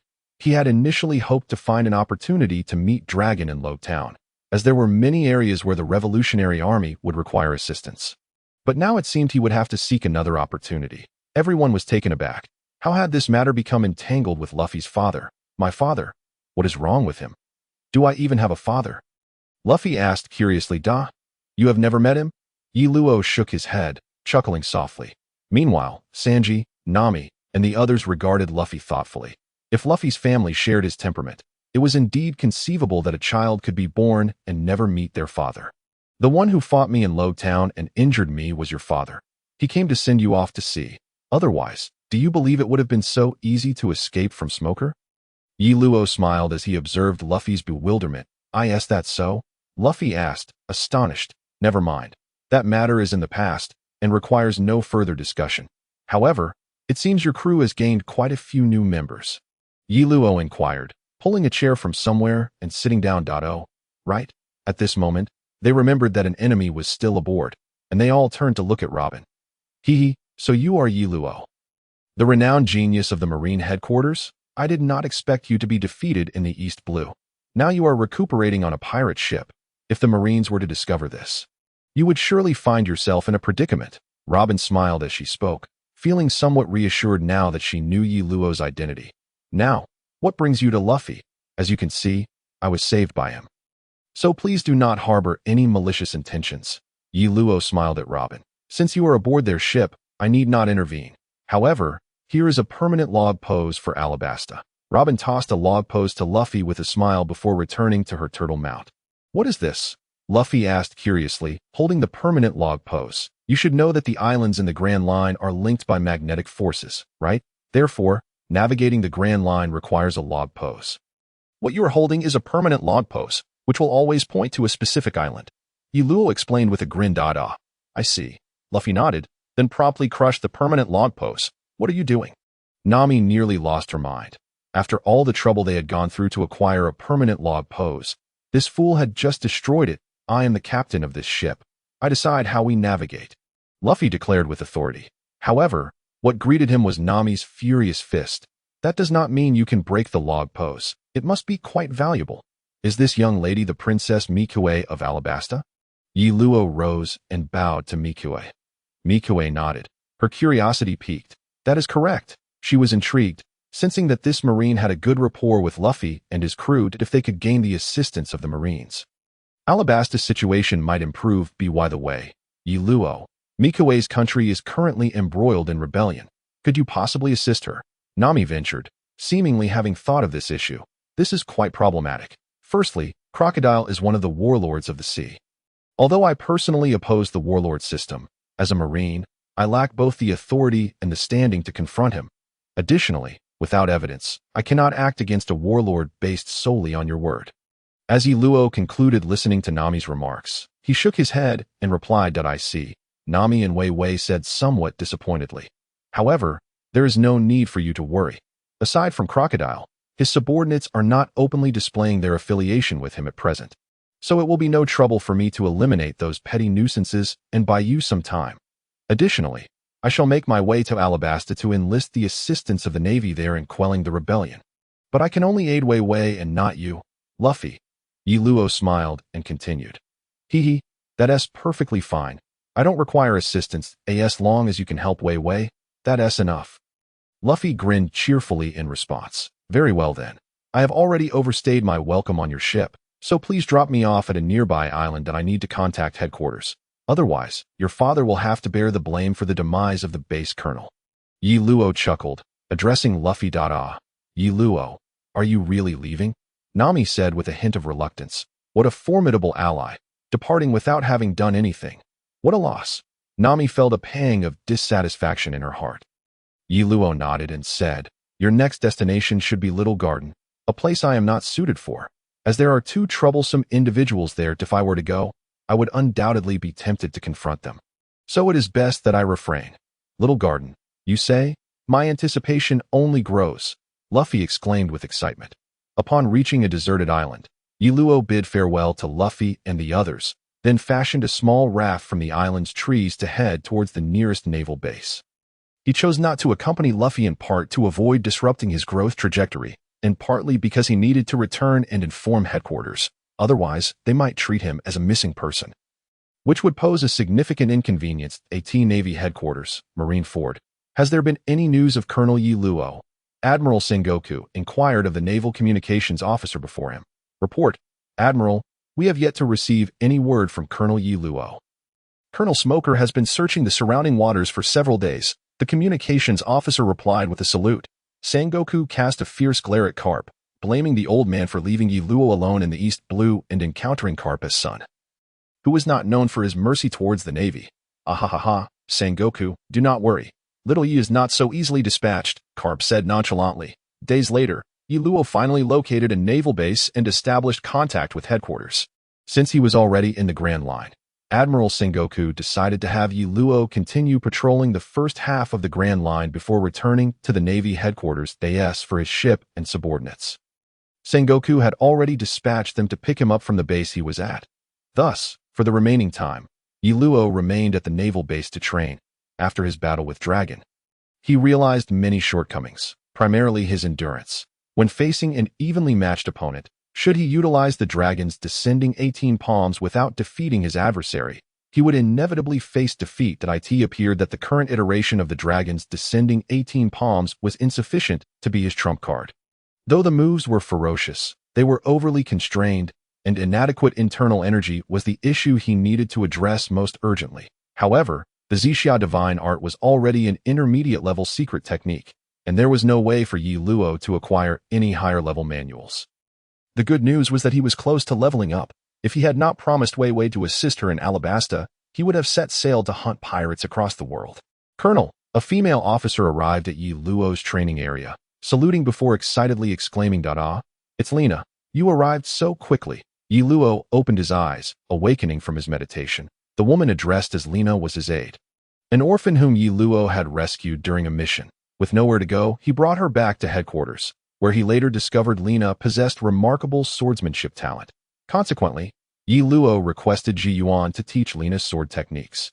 For Ji Yuan was the finest swordsman Luo had ever encountered in the Navy. Colonel, everyone has been quite worried about you. Upon learning that you were safe, they hurried here as fast as they could. Lena said, her voice tinged with excitement. All right, I am not so easily dispatched. Luo waved his hand, laughing. When Lena was still at headquarters, she had heard that Garp left Luo in the East Blue, resulting in an encounter with the revolutionary dragon. After their battle, Luo's fate was uncertain, which led the young girl to give Garp a hard time over it. Let us go. It's time to stretch our legs, Yi Luo declared as he stood up and walked towards the door. Lena promptly followed, helping Yi Luo don the uniform of a naval colonel. Upon reaching the port, Yi Luo saw his ship, the Huajia, docked there, with all the Navy personnel aboard eagerly watching him. Haha, let us go. It's time for us to set sail, Yi Luo announced loudly from the bow of the ship, his vessel. The Huajia had been crafted using nearly all of Yi Luo's achievements. The figurehead was a dragon's head, not a simple dragon shape akin to Shank's red-footed ship, but rather intricately carved based on the dragon head depicted in his dragon's descending 18 palms, exuding an aura of might and grandeur. Meanwhile, aboard the Mary, Luffy and his crew were sailing towards their next island. However, upon seeing the news, Nami discreetly hid the newspaper, which contained reports of the Alabasta rebellion, fearing that Wei Wei would become even more anxious upon seeing it. Yet, fate had other plans. After a grueling battle at Little Garden, Nami's clothing was damaged by fire, leaving her vulnerable to the island's mosquitoes, resulting in a high fever that would not abate. The illness of a navigator on a ship is undoubtedly a devastating blow. Will Nami die? Wei Wei, could that be possible? Sanji asked tearfully, his heart heavy with sorrow. Though it was merely a fever, the unknown cause could potentially be fatal. Is there anyone on board who understands medicine? Wei Wei knelt beside Nami's bed, caring for her while asking. Luffy and Usopp pointed at Nami, indicating that she was the only one aboard with any medical knowledge. That it's all right. Just eat more meat. Right, Sanji? Luffy said cheerfully. Sanji, always meticulous about the food for Nami and Wei Wei, ensured they received the freshest ingredients. While anything nearing spoilage was reserved for the rest of the crew, Sanji calmly stated this fact. Usopp was on the verge of exploding with anger. That lecherous cook had gone too far. Yet, Luffy, oblivious to the tension, chimed in. Well, that sounds delicious too. However, food could only serve as a remedy. It could not replace medicine, nor could it cure all ailments. Sanji gazed at the suffering Nami with concern. The temperature has risen to 40 degrees again, Wei Wei exclaimed, checking Nami's thermometer in alarm. Surely there must be doctors in Alabasta? We should head directly there. Luffy suggested that I'm not sure, but it will take at least a week. Wei Wei said, her expression graved. Is it truly painful to have this illness? Luffy asked, puzzled. Sanji and Usopp tilted their heads in unison and replied, I don't know. I've never had it. Wei Wei was nearly at her wit's end. What kind of people were they? If Nami continued to burn with fever like this, that 40-degree temperature could very well claim her life, Wei Wei said worriedly. What? Nami is going to die. Nami, don't die, wailed the trio, including Karoo the duck, as they frantically rushed about the room. Be quiet. Nami needs rest right now. Wei Wei shouted angrily at them. Nami needs a doctor. We must find one immediately, Luffy urged anxiously. Wei Wei, I have a newspaper in my drawer. Take a look. Nami struggled to sit up, stating, Nami, are you feeling better?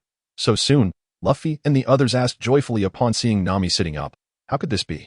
On the other side, Wei Wei, holding the newspaper, was enveloped in a dark cloud. This is a newspaper from 3 days ago, which means the riot in Alabasta has officially begun. I'm sorry. I hid it earlier because I was afraid you would worry, Nami said with difficulty. The situation is looking quite dire.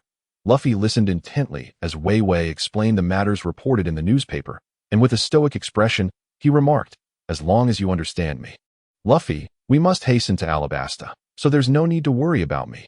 Nami struggled to rise from her bed and added, but you look quite unwell. Nami, you need a doctor. Usopp urged. It's all right.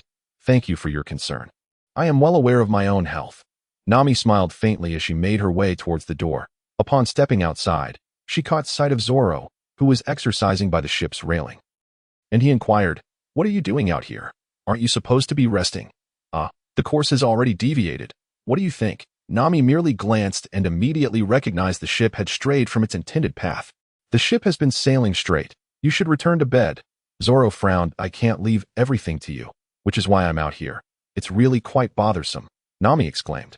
Wait, the scent of the air has changed, she said, pressing her hand to her forehead while observing the weather. There's nothing amiss. The sky is clear. Zoro also scanned the surroundings, confirming the fine weather. No, we need to head south. Full sails, turn the mast. Port side to the wind. Nami promptly issued her commands. Everyone, including Zoro, sprang into action, their mouths still questioning the sudden orders, yet they obeyed her without hesitation. Wow. Luffy approached Nami, touching her forehead, only to retract his hand with a startled exclamation. Nami, your forehead is burning. We should stop the ship and find a doctor. Stop your rambling. This is my normal body temperature. A wind is approaching. Hurry and help. Nami replied breathlessly to AT that moment. Wei Wei emerged from the cabin, seemingly wanting to say something, and everyone turned their gaze towards her. You have already allowed me to board, and I should not make any unreasonable demands, but my country is facing an unprecedented crisis.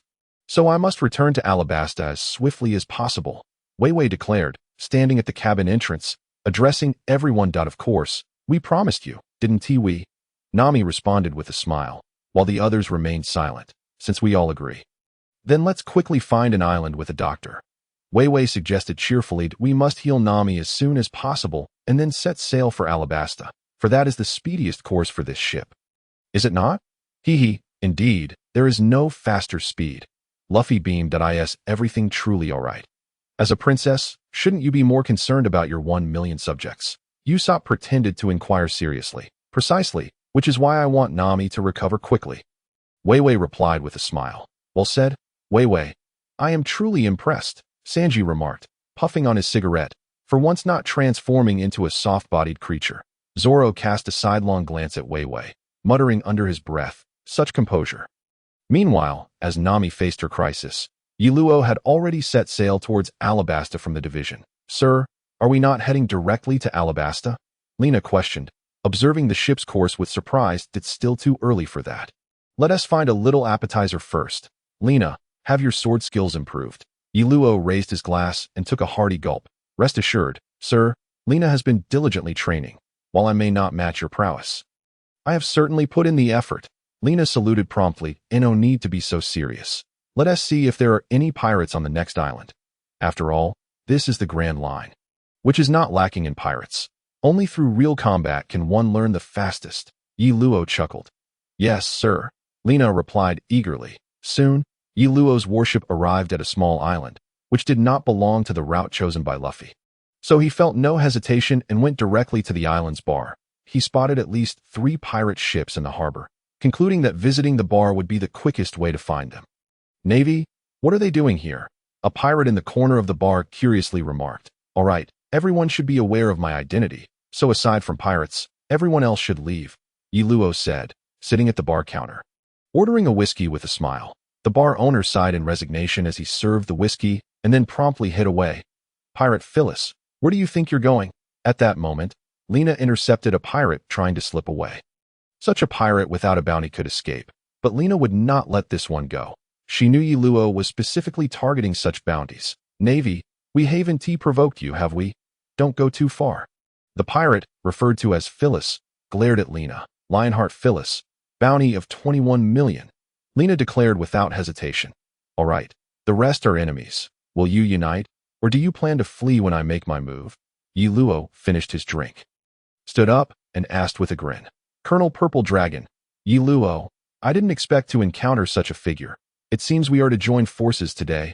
A group of pirates in the corner rose, speaking in subdued tones. Balloon Pirate Crew, Captain Balloon Grelith, bounty of 43 million. Sir, there's a big fish, Lena exclaimed in delight upon recognizing the pirates who had been concealed in the shadows. Well, there's no helping it. Then, another pirate crew emerged from the shadows. Bounty of 40 million. Venomous Snake Calypso. Lena narrowed her eyes at the speaker. Though this individual had a lesser bounty than Grelith, the danger they posed was even greater. Leave the bounty hunters to me. You handle the rest. Soldiers, retreat and surround this area. Do not interfere in our battle, Yiluo said, satisfied with a smile. Just in this small island bar, he stood to gain 10. 400 diamonds, which, combined with the 15,490 he already possessed, brought him over the 20,000 mark. Indeed, during his time in Roguetown, he captured the Clown Buggy and the Slippery Fruit User, yielding 1,500 and 500 diamonds respectively, culminating in his current total. Sir, the port of Alabasta is just ahead, Lena remarked, examining the nautical chart. After that day, they had raided 2 islands, yielding satisfactory results, and Yiluo's experience had reached 98, so he anticipated leveling up soon. Let us go. Prepare to disembark. Yi Luo contemplated before saying, Yes, sir. Lina saluted and instructed the sailors to head towards the port city of Canola in Alabasta. Meanwhile, Luffy and the others had already approached Alabasta, and Princess Weiwei felt an increasing sense of urgency. Rest assured, Weiwei, everything will be fine. Nami, now healed by Dr. Kureha, comforted Weiwei. Yes, I just haven't figured out what to do yet, Weiwei sighed, turning to see an astonishing sight on the ocean. Exclaiming, What is that? Oh, it looks like cotton candy, Luffy said, nearly drooling. A few days prior, he, Usopp, Karu, and the newly joined ship's Dr. Tony Chopper had stolen Sanji's food. Now, they found themselves fishing all day, with Karu serving as the bait. It's nothing. That's just steam from an underwater volcano, Nami explained after glancing at it. Soon, the Mary sailed closer, but on Luffy and Usopp's fishing rods, they caught something peculiar. Wow, we've caught a hermaphrodite, Usopp exclaimed in astonishment. The hermaphrodite, clutching Karu, seemed equally startled before plunging back into the sea, only to be rescued again by Luffy and the others. I truly apologize for being saved by unfamiliar pirates, the elegantly dressed hermaphrodite said politely. You can't swim? Usopp asked curiously. No, I consumed a devil fruit, so I cannot swim, the hermaphrodite replied candidly. Devil fruit? What is your ability? Usopp inquired once more. Well, since it's so dull now, allow me to showcase my abilities. Immediately, the cross-dresser commenced his performance. He was an adept of the mimic fruit, capable of transforming into an exact replica of anyone he touched with his right hand, while using his left hand to caress his own face. That he could even transcend species and gender. He could morph into an identical reindeer like Chopper or a woman resembling Nami, matching their physique perfectly. Furthermore, he possessed a memory function. Anyone he had touched could be transformed into. Thus, Luffy, Chopper, and Usopp quickly befriended the cross-dresser. However, it wasn't long before his ship arrived to retrieve him, and as he departed, his subordinates referred to him as Mr. 2. I believe I just saw him transform into my father's face. They must have used that for something. After Mr. 2 left, he reminisced briefly, dejectedly stating, Eventually, the Straw Hat crew conferred and drew a cross on their left arm, binding it with a bandage. Meanwhile, before they could disembark, a large crowd had gathered in a restaurant in the port city of Oilseed Flour in Alabasta. It was rumored that someone had suddenly died while eating. What? Could it be poisoning? Is there something wrong with the owner's dishes? I don't know, but the restaurant owner has been here for a long time. I've never heard of such an incident. Just as Yi Luo walked in with Lina, he suddenly felt a sense of foreboding. Indeed, upon entering, they saw a man with a white beard tattoo sprawled over his food, appearing lifeless. Sir, that tattoo, Lina naturally noticed. That scoundrel. Yi Luo angrily approached and slapped the man's back. Huh? What happened? I must have accidentally fallen asleep.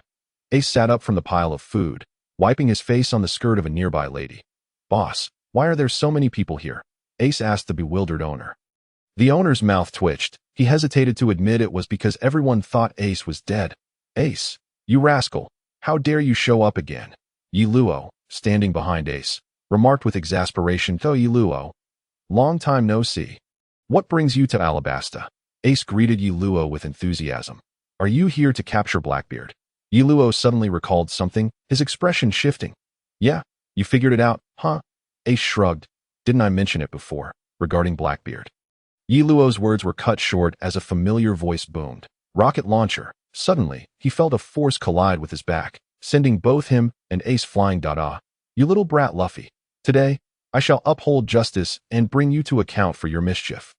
Yi Luo, emerging from the rubble, understood what had just transpired. Originally, this treatment should have been Smoker's, but due to his own matters, Smoker had delayed pursuing Luffy, which is why he had only just entered the Grand Line. Boss, I want to eat. Food. Luffy shouted from his seat. I advise you to escape quickly. The owner stammered as he hastily served Luffy his meal. Why? Luffy inquired, munching on his food. Do you see that big hole? The owner pointed to a nearby hole. Is that your restaurant's decor? Quite peculiar. Luffy nodded, munching away. You did this? Everyone, including the other patrons and the owner, simultaneously critiqued that I did. When did I do that? Luffy asked in astonishment. Did you not feel like you bumped into something when you came in? The owner wiped his sweat, questioning that as Luffy continued to eat.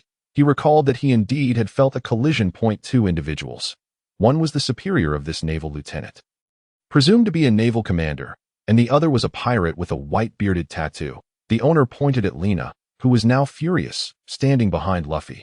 What nonsense! Which scoundrel is this brat? Just then, Ace, who had landed nearby, cursed as he walked. However, before that, Lena had already drawn her sword, furious that her respected superior had been ambushed and sent flying by this gluttonous pirate, who was now audaciously devouring food. Pirate Monkey D. Luffy, with a bounty of 30 million berries. I, in the name of the naval commander, shall bring you to justice. Lena angrily drew her sword, startling Luffy, who was still eating. Navy? Commander? Didn't the owner just say I knocked over a commander? Luffy tilted his head, evading Lena's slash, and promptly stuffed all the food into his mouth. Thank you for the meal. Luffy covered his mouth with his hand, bowed to the owner, and bolted away. Lena was determined not to let him escape and chased after him. Ace, who had just walked in, saw Luffy's retreating figure and immediately pursued without hesitation.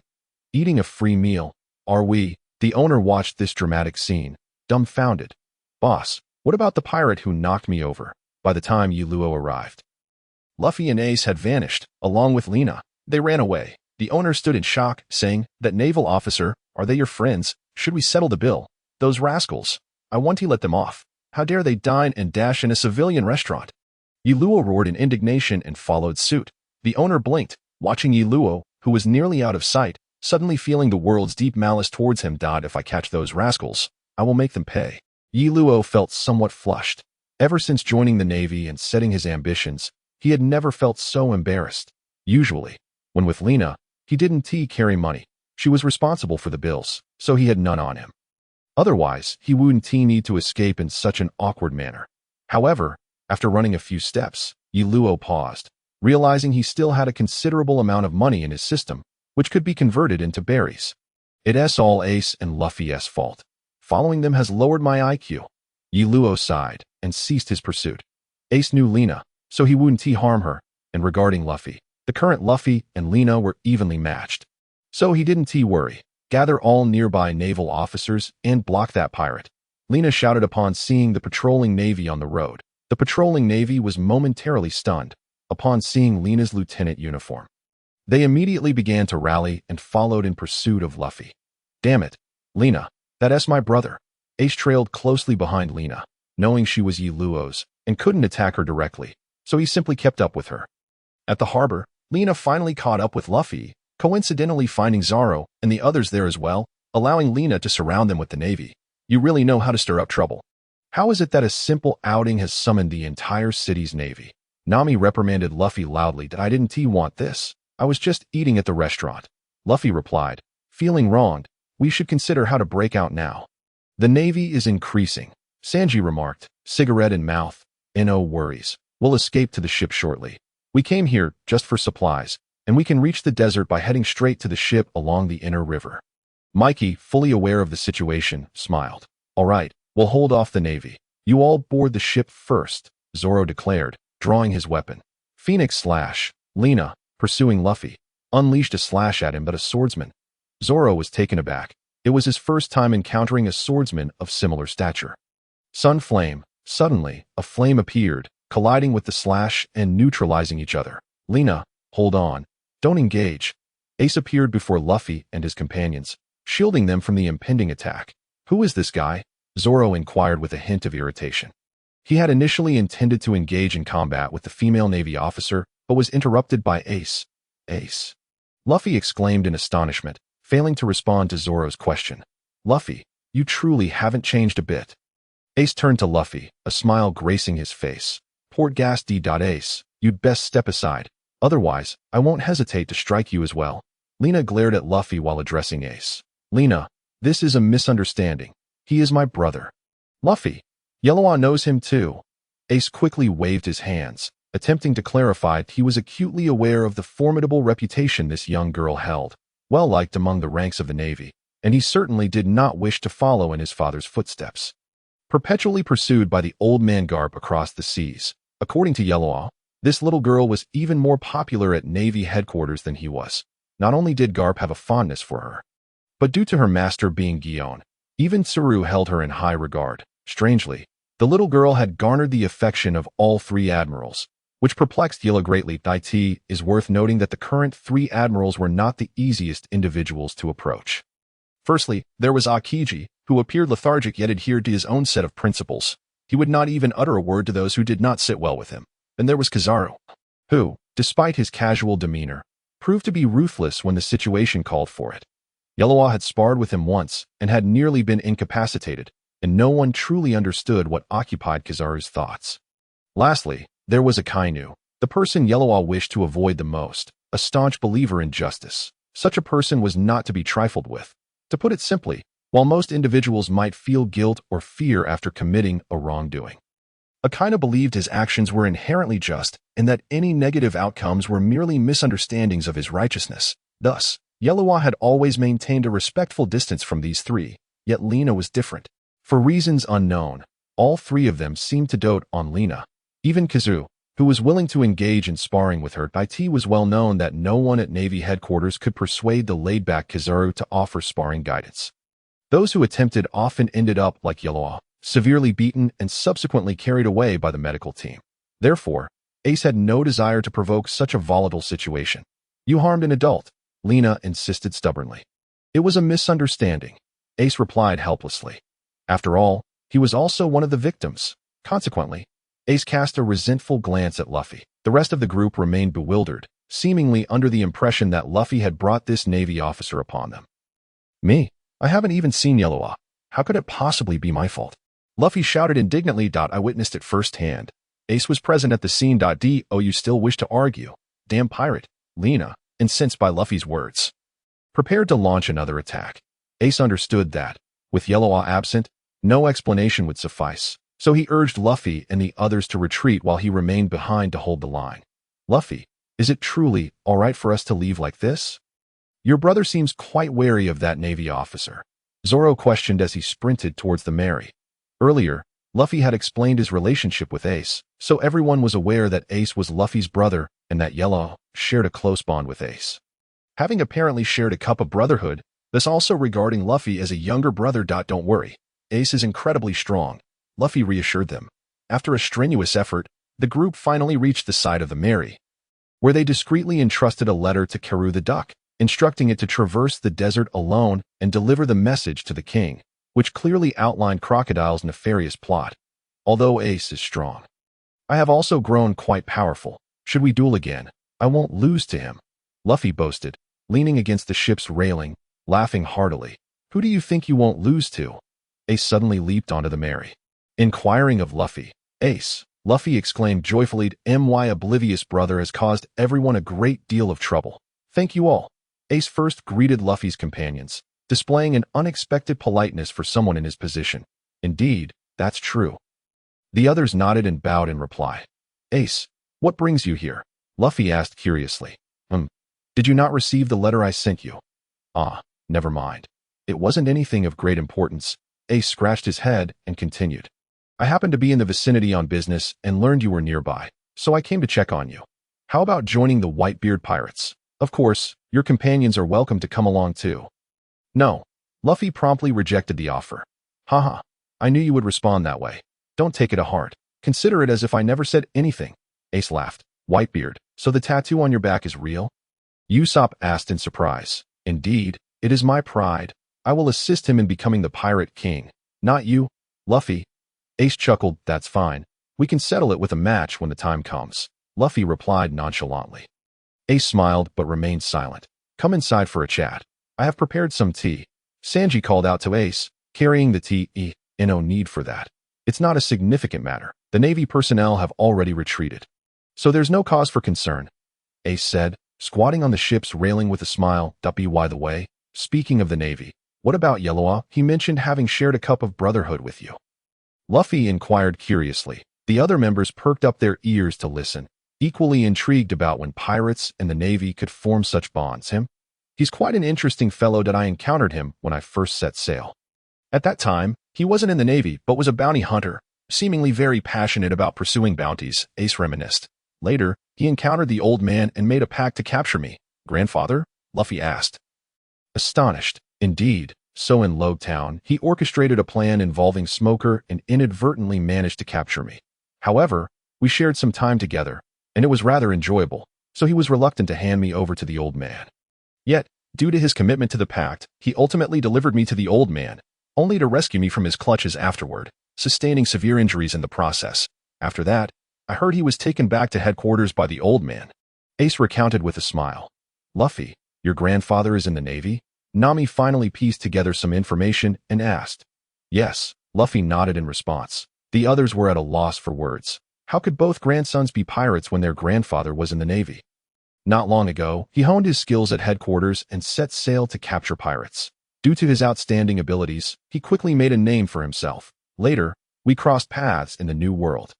Sharing much conversation and ultimately shared a cup of brotherhood, he's a very ambitious and formidable individual. Ace remarked with a sense of admiration. Initially, he had found Yellowaw's plans and dreams quite perplexing, but he was eventually captivated by the grand scale of his vision. Although he believed Yellowaw's success to be improbable, he still held a glimmer of hope for the day Yellowaw might achieve it. I see. Luffy pretended to understand and nodded. Well then, here, take this. Ace handed Luffy a piece of paper. A life paper, Luffy inquired, surprised. You recognize it. Now it's Ace's turn to be astonished. This item, while not particularly sophisticated, is exclusive to the New World, and Luffy, who had never been there, should not have known about it. Yellow gave me one too, and explained how to use it. Luffy grinned widely. I have a foolish little brother, and as an older brother, I worry about him. But I must ask you all to look out for him. Ace smiled as he greeted Luffy's companions before jumping back onto his small boat. Then aren't you going to stay a little longer? Luffy urged on. No, I have matters to attend to. I am in pursuit of a particularly heinous criminal. He was originally a member of the Whitebeard Pirates' 2nd Division, but fled after murdering his comrades. As his captain, I must bring him to justice. Otherwise, I cannot turn back. Ace explained with a smile. We'll meet again at the pinnacle of piracy, Luffy. Haha, I will reach there soon. Luffy confidently replied. Are you kidding me? His brother is so calm-minded. That is simply unbelievable. Nami, with a hint of skepticism, glanced at Ace and remarked. I thought he would be even more foolish than Luffy. Usopp, equally doubtful, chimed in. This ocean is truly incredible. Anything can happen here. Sanji nodded, seemingly having come to understand the ocean's mysteries, although they had encountered Yellow before. The absence of blood ties between Yellow and Luffy rendered their reactions somewhat normal. However, Ace was different. They perceived him as Luffy's blood-related brother, which accounted for their astonishment. Ace, attempting to leave, found his path obstructed by 5 pirate ships belonging to the Baroque Works, all eager for the bounty on Ace's head, as they were bounty hunters by nature, unfortunately for them, with a single strike. Ace obliterated all 5 ships. Damn it. Who told you to steal my experience points? Yellow's voice echoed, startling Ace. However, realizing Yellow's intentions, Ace wasted no time and swiftly fled, observing Ace's escape. Yellow felt a pang of resignation. On the surface of the sea, Ace's small flame propelled him forward, leaving Yellow unable to keep pace, intensifying his longing for those advanced movement techniques from the marketplace. Did you meet Ace? Yellow inquired as he boarded the Mary. Yes, what's up? Luffy responded, feeling a sense of camaraderie towards Yellow upon learning of Ace's affair. That guy? Do you know where he is headed? Yellow asked through gritted teeth. No idea. Luffy shook his head. His brother mentioned that one of his subordinates made a mistake, so he went to capture him. Sanji interjected. Right, that's exactly what he said. Luffy nodded, his expression indicating that he had recalled the details. Did he not specify a location? Yellow asked urgently. No. Even Luffy, in his usual cluelessness, sensed something amiss at that moment. You fool. Why didn't you stop him? Blackbeard isn't easy to catch. Yellow lightly tapped Luffy's head. It's fine. Ace is quite strong. He just took down 5 pirate ships with one punch. Luffy replied with a silly grin. What if I say that Ace might face life-threatening danger? Would you still think so? Yellow retorted. Do you even know who they are? Blackbeard is an old hand from Whitebeard's crew. Luffy, your strength is still too weak. Yellow rarely spoke so sternly. Luffy's expression gradually turned serious as he adjusted his hat and declared, I will surpass all of you. Idiot, is that the point? Never mind, I originally planned to lend you a hand, but since things are pressing with Ace, I'll send my lieutenant to assist you. You've faced that female lieutenant before. Her name is Lena. Her strength is average, so don't expect too much from her. I must pursue Ace, otherwise he'll be in serious trouble. After speaking, Yi Luo vanished using moonsteps.do. You think our strength is really that weak? Luffy asked solemnly after Yi Luo departed, noting that this was the second time Yi Luo had criticized their strength. Sanji and Zoro remained silent.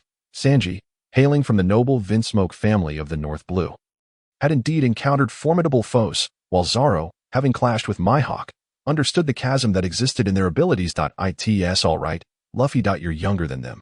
In a couple of years, I believe you'll match their strength. You're destined to be the Pirate King. Don't be disheartened. Nami cheered him on. I think Luffy is great.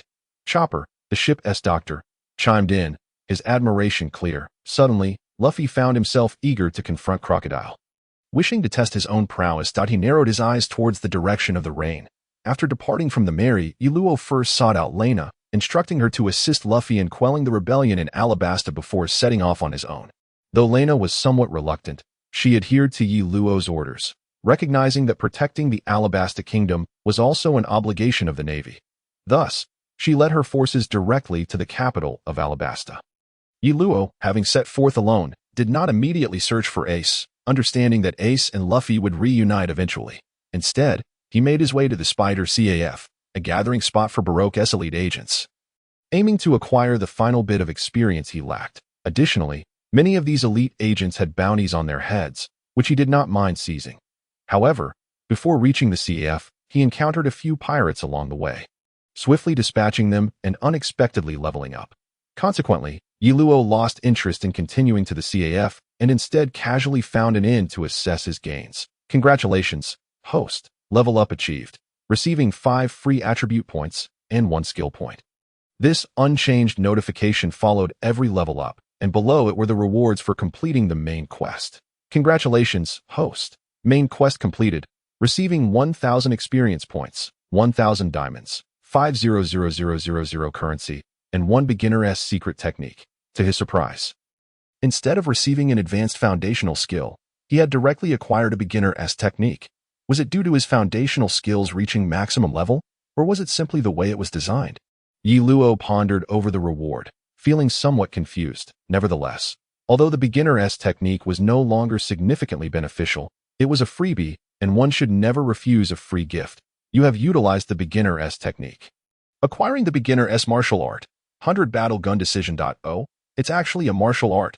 Does this imply I should use a spear as my weapon in the future? Yi Luo scratched his head, uncertain of which weapon to wield, yet acknowledged that learning it couldn't be harmful. He then decided to check for any changes in the marketplace. As Yi Luo surveyed the distinctly altered marketplace, he scratched his head in confusion. The items for sale remained the same, and the prices were unchanged. Only the layout of the marketplace had transformed. The previous single draw option had vanished, leaving only the 10 draw option and a newly opened lottery house. Lastly, there were 2 new features, technique advancement and technique exchange. Yi Luo first opened the newly introduced feature, technique advancement, which allowed him to exchange 10 beginner techniques for 1 random intermediate technique, 10 intermediate techniques for 1 advanced technique, and 10 advanced techniques for 1 ultimate technique. The exchange feature allowed users to spend diamonds to randomly swap unwanted techniques. Same type exchanges cost 5,000 diamonds, while cross-type exchanges cost 10,000 diamonds. After calculating, Yi Luo determined that purchasing 10 techniques was significantly more expensive than advancing 1. Nonetheless, considering that quests sometimes rewarded techniques, it was still a worthwhile feature. For instance, the gun technique he had just acquired could be retained to use when advancing to an intermediate technique. Having reviewed the new features, Yi Luo proceeded to explore the lottery house, discovering it was not much different from the previous one. It simply categorized each lottery type. For example, if Yi Luo wished to draw a technique, he could click on the technique wheel, ensuring he only drew techniques with no other items appearing. However, in the various wheels, both the technique and treasure wheels required 10,000 diamonds for a single draw, thus leaving Yi Luo uncertain about what he might acquire. Other wheels were cheaper, but as he was not in dire need of anything, many items felt superfluous to him. Should I purchase something or draw once?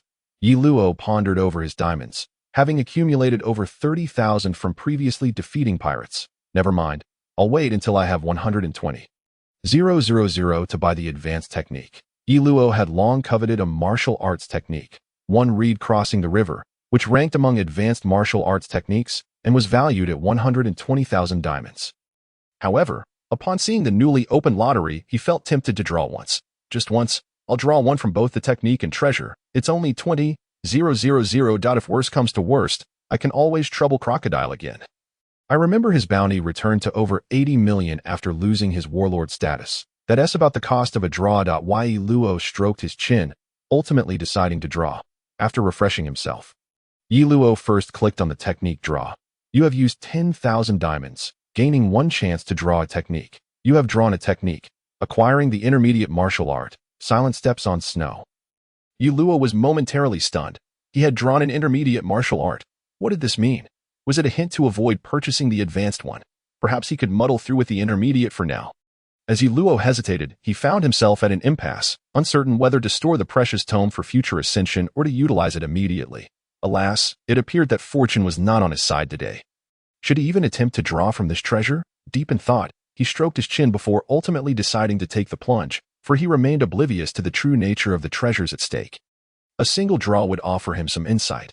You have expended 10,000 diamonds to gain a chance at treasure extraction.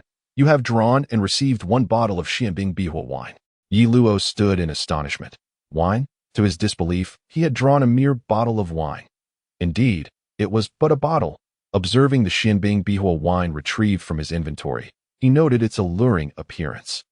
The bottle, a resplendent jade green, was adorned with intricate carvings of plum blossoms, orchids, bamboo, and chrysanthemums. However, given Yi Luo's current tolerance for alcohol, he feared a single sip would leave him empty-handed. Yet, rather than succumbing to temptation and drinking it immediately, he carefully examined the Xianbing Bihua wine upon returning it to his inventory. Xianbing Bihua wine, crafted from Jiujiu pills and fire elixirs. This wine requires internal energy to refine upon consumption, thereby enhancing one's inner strength. To his astonishment, it was a treasure that augmented inner strength. Yi Luo's eyes widened in disbelief as he scrutinized the description once more. It was indeed true. A treasure that increased inner strength, something not available in the marketplace. Life truly necessitated a gamble. Fortune favors the bold. Excitedly, Yi Luo extracted the Xianbing Bihua wine, unable to contain his eagerness as he took a sip. What a delightful beverage! The sweetness enveloped his palate, reminiscent of the fine spirits of his previous life, yet devoid of their harsh bite. It was an exquisite experience as the wine coursed through him. His inner energy ignited like a roaring fire. Prompted by the instructions, Yi Luo focused on refining his internal energy. Moments later, he reopened his eyes, gazing at the Xianbing Bihua wine with newfound fervor. That single sip equated to days of arduous training, yet the quantity of the wine seemed insubstantial, and he feared the enhancement would be limited. Nevertheless, the knowledge that such treasures could be drawn from the extraction process made it worthwhile. Suppressing the impulse to finish the Xianbing Bihua wine in one go, Yi Luo pondered his remaining 11,549 diamonds, yearning for another chance at treasure, if the prize well was filled with items unattainable in the store. Then drawing from it would undoubtedly be the wisest choice. He resolved to take the risk. After all, diamonds were merely a currency. Desperate for another treasure that could bolster his inner strength, Yi Luo found himself almost praying to the fates. You have drawn and received one dragon blood pearl. Dragon blood pearl? What might that be? It certainly sounded prestigious. However, it likely was not an item to enhance inner strength. Yi Luo hastily inspected his inventory. Dragon blood pearl. A mutated entity among dragon pearls. The effects remain unclear, but it can be absorbed into the body for refinement. Effect unknown. Yi Luo was taken aback by the system's description.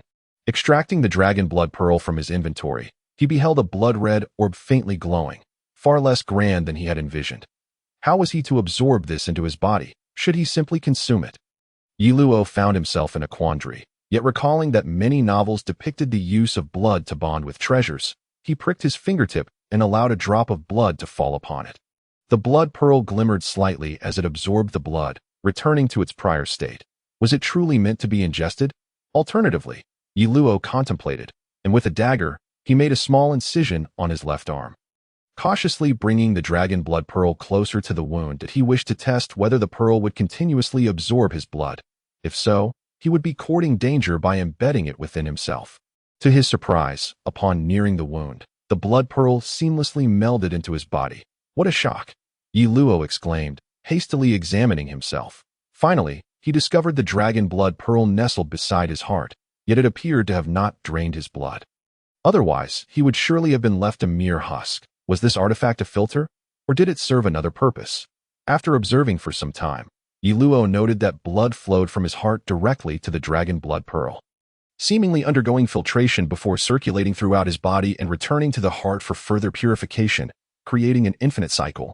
Curiously, Yi Luo clenched his fist and felt an increase in his physical strength, prompting him to check his character attributes. Indeed, both strength and speed had noticeably risen. It seemed this pearl was continuously filtering his blood, enhancing his capabilities. Yi Luo squinted at his attributes, feeling a subtle yet persistent fortification within his body.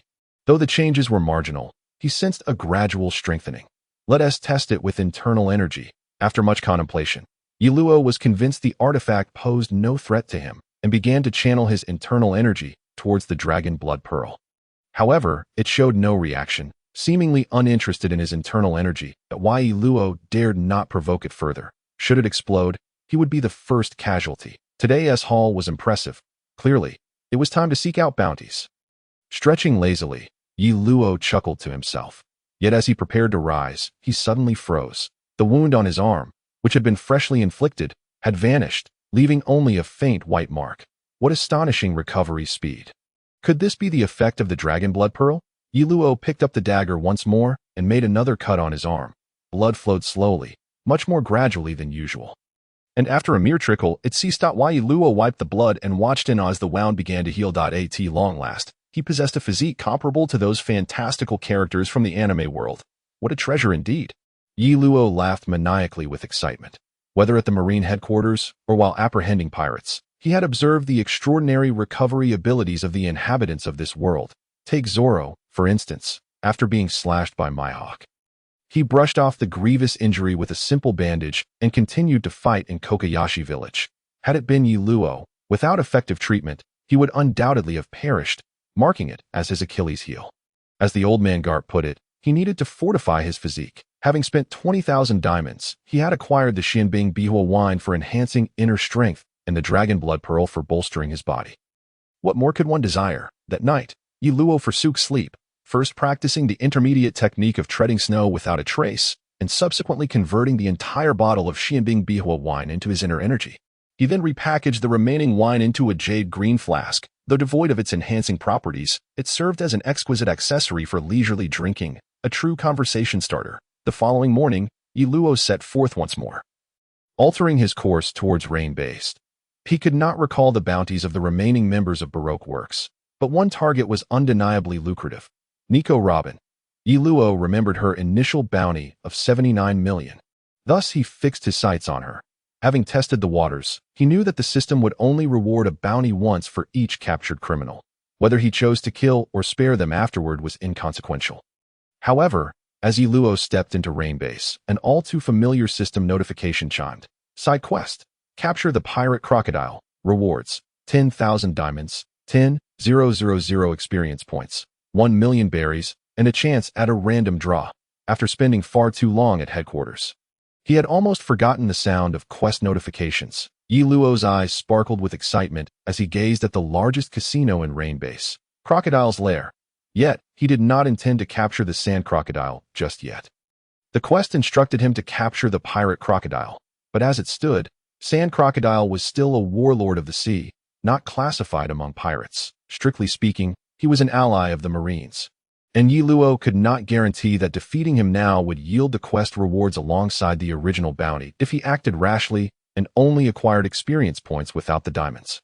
It would be quite the embarrassment. Thus, Yi Luo's goal remained unchanged. He was still pursuing Robin. Upon arriving at the Rain-based casino, Yi Luo exchanged some berries for chips and began to play casually.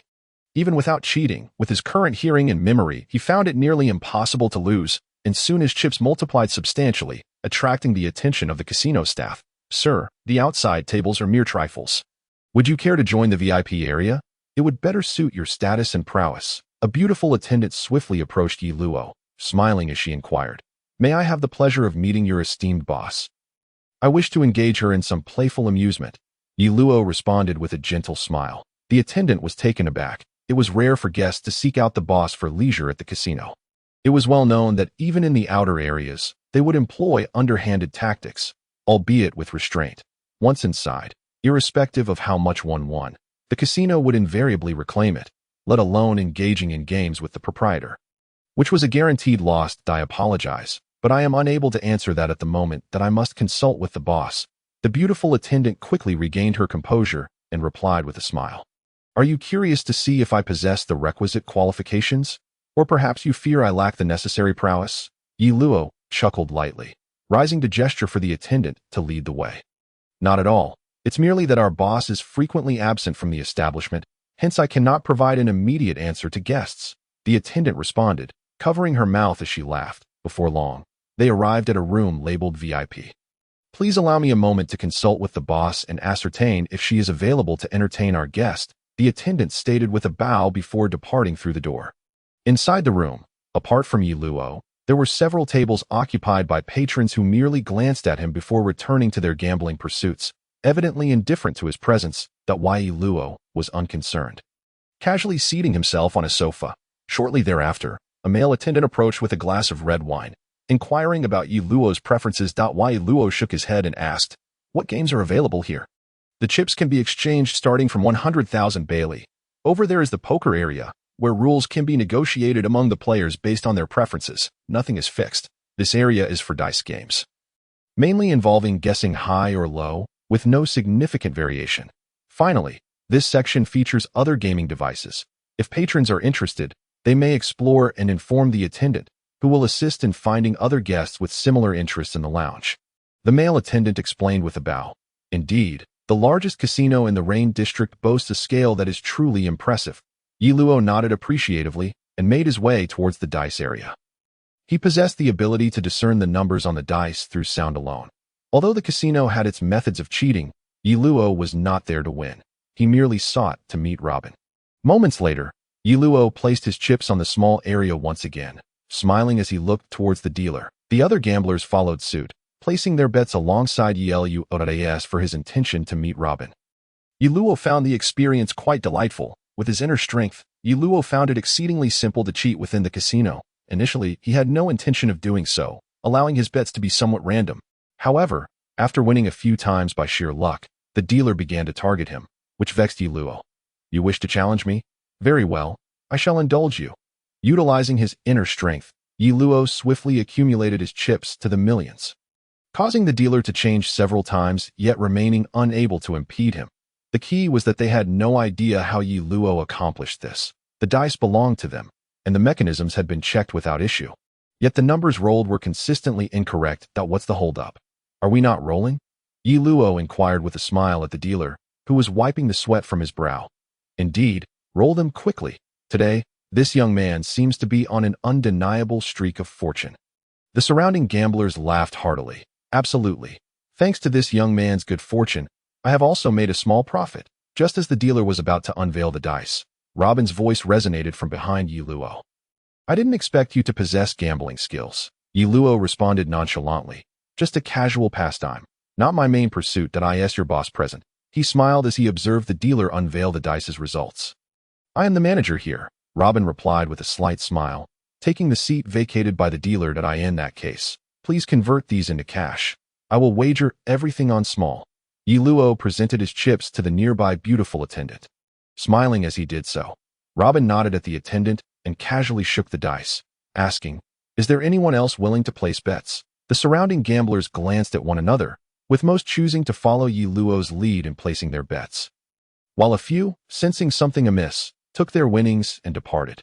Once all bets were placed, Robin grinned and lifted the dice cover, declaring, "It seems I have emerged victorious this time." Although the onlookers expressed dissatisfaction at the big roll and began to blame Yi Luo, he paid them no heed, instead rising to follow Robin as she left. As for the remaining doubting patrons, Yi Luo remained unconcerned. "Pray tell, as a member of the Navy, what brings you here?" Robin inquired, narrowing her eyes within the VIP room of the casino. "Naturally, I have come to apprehend pirates," Yi Luo replied with a smile.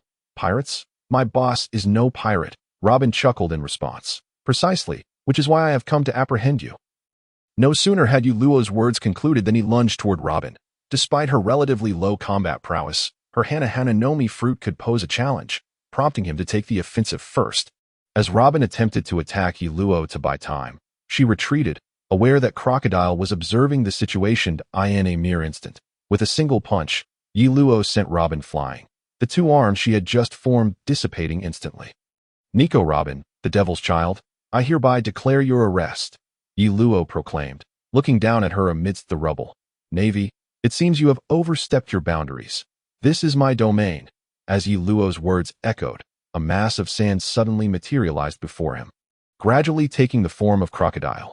"Sand Croc, I advise you not to interfere.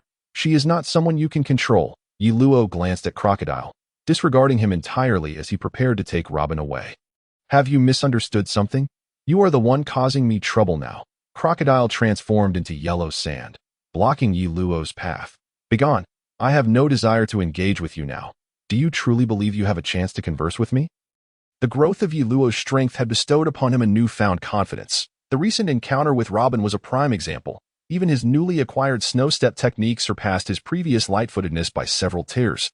Not to mention the enhancements in energy and physicality. Is that so? "Navy, you have successfully provoked my ire. You shall pay for this." Crocodile's words had yet to conclude when Yi Luo's fist smashed into his head.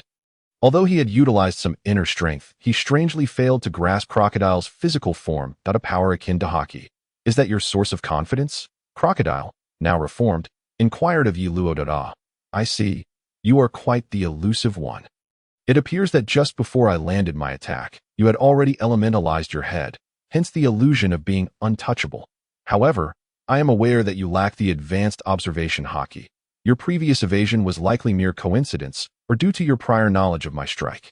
As my last attack was merely an offhand blow, it seems your boss holds you in high regard. I had no intention of clashing with him at this time, considering he is a warlord of the sea and an ally of the Navy. Yet, since he has sought conflict, I cannot be blamed for it. You may remain here for a while," Yi Luo remarked with a smile as he released Robin. Although he had bested her, the system had not notified him of any experience or diamonds gained, so he had no intention of letting her go just yet. Crocodile was not one to sit idly by. Thus, upon Yi Luo releasing Robin, he was the first to initiate an attack. "You are indeed an intriguing adversary. Let us play." Yi Luo smiled slightly, his fists changing color as he leaped, evading Crocodile's crescent-shaped strike. Armament hockey. Crocodile's gaze sharpened. As a Logia-type user, he was deemed invincible in the Grand Line, particularly in the desert's domain. Yet, the only ability capable of countering him was hockey. He had initially assumed Yi Luo's mastery of hockey was lacking, but he was surprised by the display before him. Moonstep, with a swift maneuver in midair.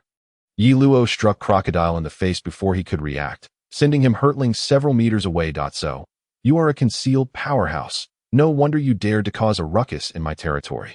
However, relying solely on armament hockey, you are still not at my level." Crocodile, after rolling a few times, rose from the ground, wiped the blood from the corner of his mouth, and spoke that a small sand tornado began to take shape in Crocodile's hand, which he then hurled towards Yi Luo. Such a futile technique should not be employed to embarrass oneself. The technique of walking without leaving a trace unfolded, and the sand tornado scarcely grazed the hem of Yi Luo's garment. "Is that so? Then let us try this." Before Yi Luo could close the distance, Crocodile's right hand touched the ground as he called out, "Erosion cycle." In an instant, everything surrounding Crocodile, including the structures, began to turn to desert. Yi Luo furrowed his brow, observing Robin retreating, and directly approached her, lifting Robin into the air with moonwalk. "Consider yourself fortunate today. However, such luck will not persist." Yi Luo shattered the rooftop and departed with Robin. Crocodile watched Yi Luo leave without pursuing him.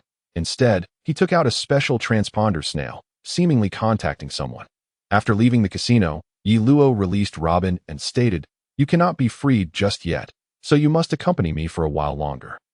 Although Robin was unclear about Yi Luo's intentions, she had no choice but to follow him, given her inability to escape. "Mr. Navy, what exactly is your objective?" Upon exiting Rain Base, Robin appeared somewhat more relaxed as she inquired. "Your need to know my purpose is unnecessary. Suffice it to say that you will be free to leave shortly," Yi Luo replied, shaking his head. Just moments ago, upon leaving the confines of Rain Base, he finally received a system notification, acquiring 7,900 diamonds and 2,000 experience points. While this experience was not commensurate with Robin's bounty, Yi Luo understood it represented Robin's relative strength. After all, Robin's bounty was not solely based on her abilities but also her talent for deciphering ancient texts. Initially, Yi Luo had anticipated that this was not the ideal moment to act against any member of the Straw Hat Pirates, as they were all promising prospects with bounties that would only increase. Defeating them later would yield greater rewards. However, the emergence of the treasure wheel had rendered Yi Luo somewhat impatient, prompting him to take action against Robin. Well then, by dawn, you shall be free to leave. If Crocodile inquires, simply say I received a call and released you. With the 7,900 diamonds acquired, Yi Luo had no intention of truly capturing Robin, for her abilities might prove useful to him in the future. Why? Robin furrowed her brow and asked, "Do not ask too many questions. Knowing too much is detrimental to you. Moreover, Crocodile is not a good master. Depart from him as soon as possible. Your companions await you." After saying this, Yi Luo departed directly. Now that he had already taken action against Robin, he had no intention of sparing the remaining high-ranking agents. However, as Yi Luo was leaving, a gigantic tortoise carrying a carriage was advancing toward Rain Base, less than a day's distance away. Meanwhile, Princess Miwei had also arrived at Oasis City Yuba with Luffy and the others, only to find that the once vibrant Oasis City had transformed into a barren wasteland. And the rebel forces were no longer present. They had relocated to another Oasis City, Catarea, situated close to the canola flowers. By nightfall, the high-ranking agents of Baroque Works finally reached the casino in Rain Base and encountered their boss, Crocodile. Despite the chaos caused by Yi Luo earlier that day, the casino appeared unchanged from before, and Robin had returned. Although Crocodile had his suspicions about her, the trust between them was non-existent. They were merely using each other. Thus, upon learning that Robin had been released by Yi Luo after a phone call, Crocodile ceased further inquiries. Although he had made a call earlier, he did not genuinely believe Robin would be saved. Had it not been for the imminent arrival of the high-ranking agents, he would not have allowed Yi Luo to leave so easily. He had not anticipated Robin's actual return. His initial plan was to utilize Robin. So her thoughts on the matter were inconsequential. What mattered was her presence beside him. Soon, Crocodile briefed the high-ranking agents on a military operation dubbed Utopia. Although they were astonished by Crocodile's true identity and taken aback by the magnitude of the coup, they were not insignificant players and thus agreed to execute the plan as outlined. However, the subsequent appearance of Mr. 3, the Candleman, incited Crocodile's wrath, as he drained Mr. 3 and discarded him into the crocodile box, issuing a kill order against Luffy and his companions. Additionally, Yi Luo's appearance aroused Crocodile's suspicions. After all, the presence of the Navy was not favorable for them. However, his overt identity afforded him some convenience, so he was not overly concerned about the Navy intervening directly. On the other hand, Luffy and his companions, having rested for a night, found themselves embroiled in internal discord. Miwei wished to head to Oasis City Catarea to persuade the rebels, while Luffy pointed to the core issue, Crocodile. After a heated argument, they ultimately decided against retracing their steps and instead advanced toward Rain Base. Meanwhile, in the capital of Alabasta, the king received a letter from Karu the Duck, uncovering the truth. Having learned of the situation, the king dispatched the vice-captain of the Royal Guard, a Zoan-type bird fruit Falcon model user named Falcon Bell, to Rain Base for reconnaissance, preparing to gather forces to attack. Departing from Rain Base in search of the high-ranking agents, Yi Luo found himself lost in the desert, lacking experience in desert navigation, which left him quite distressed.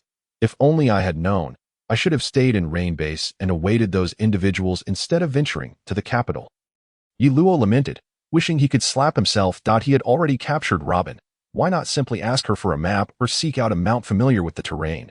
He could even inquire if the high-ranking agents were gathering, which would have simplified the search. Moreover, the emergence of the treasure wheel had derailed his original plan to pursue Ace, and he had no idea where his Navy subordinates were located at that moment.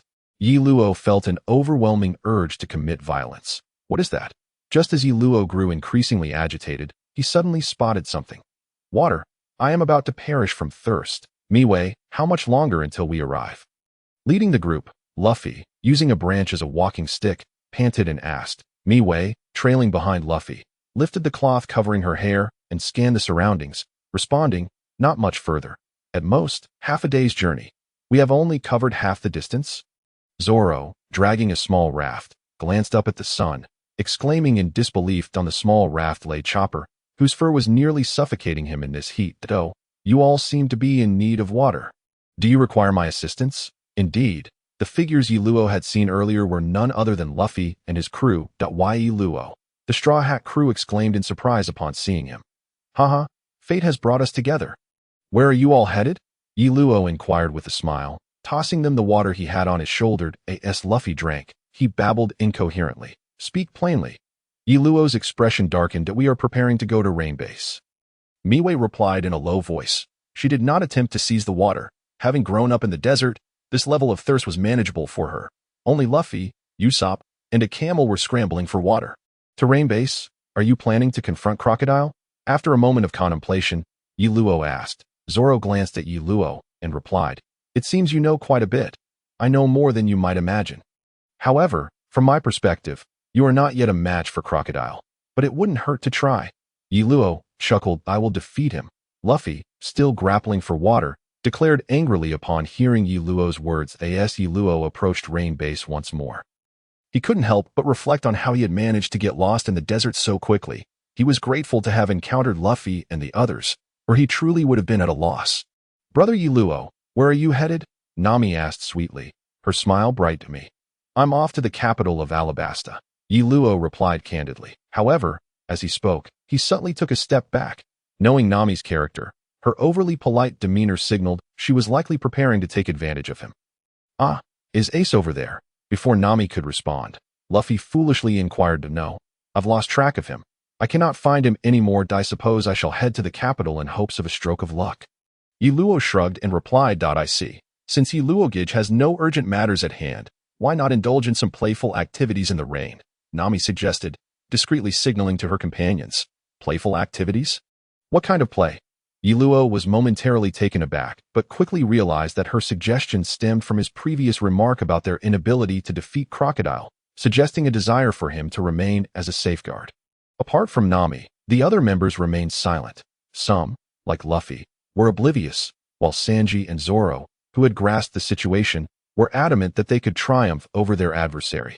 Just as Nami was about to transform in frustration, Yi Luo inquired, By the way, where is my subordinate who was supposed to assist you?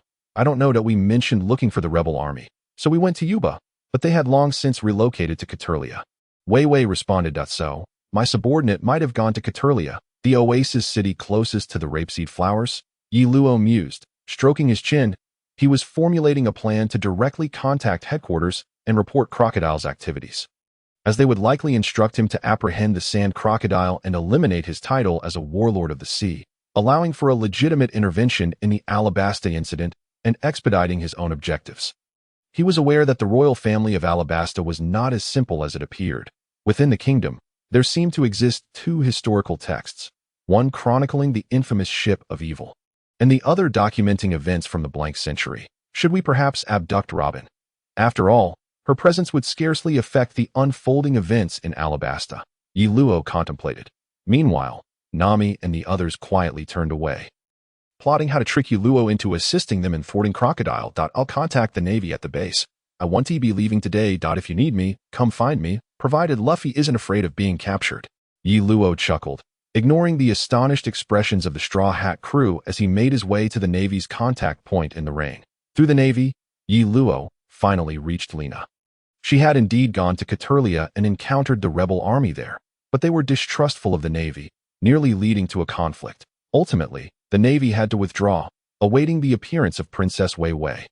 After receiving Yi Luo's contact, Lena promptly reported the situation to headquarters. Soon after, headquarters responded, instructing Yi Luo to gather evidence against Crocodile and, if necessary, to arrest him to prevent him from successfully usurping the kingdom, while also ensuring the capture of Robin in Alabasta. Previously, the world government had believed the rebels in Alabasta to merely be a band of insurgents without deeper implications. However, after Yi Luo arrested Robin and Crocodile lodged a complaint against him, they began to find the situation suspicious. Upon receiving Yi Luo's report, they immediately speculated on Crocodile's intentions and ordered Yi Luo to prevent him from succeeding. Yi Luo could even surmise that agents from the CP organization were beginning to infiltrate Alabasta, likely with objectives aligned with Crocodile's. It seemed they had previously reached an agreement with the Nefertari royal family of Alabasta, which accounted for their prior inaction. Now that an opportunity had arisen, they would not let it slip away.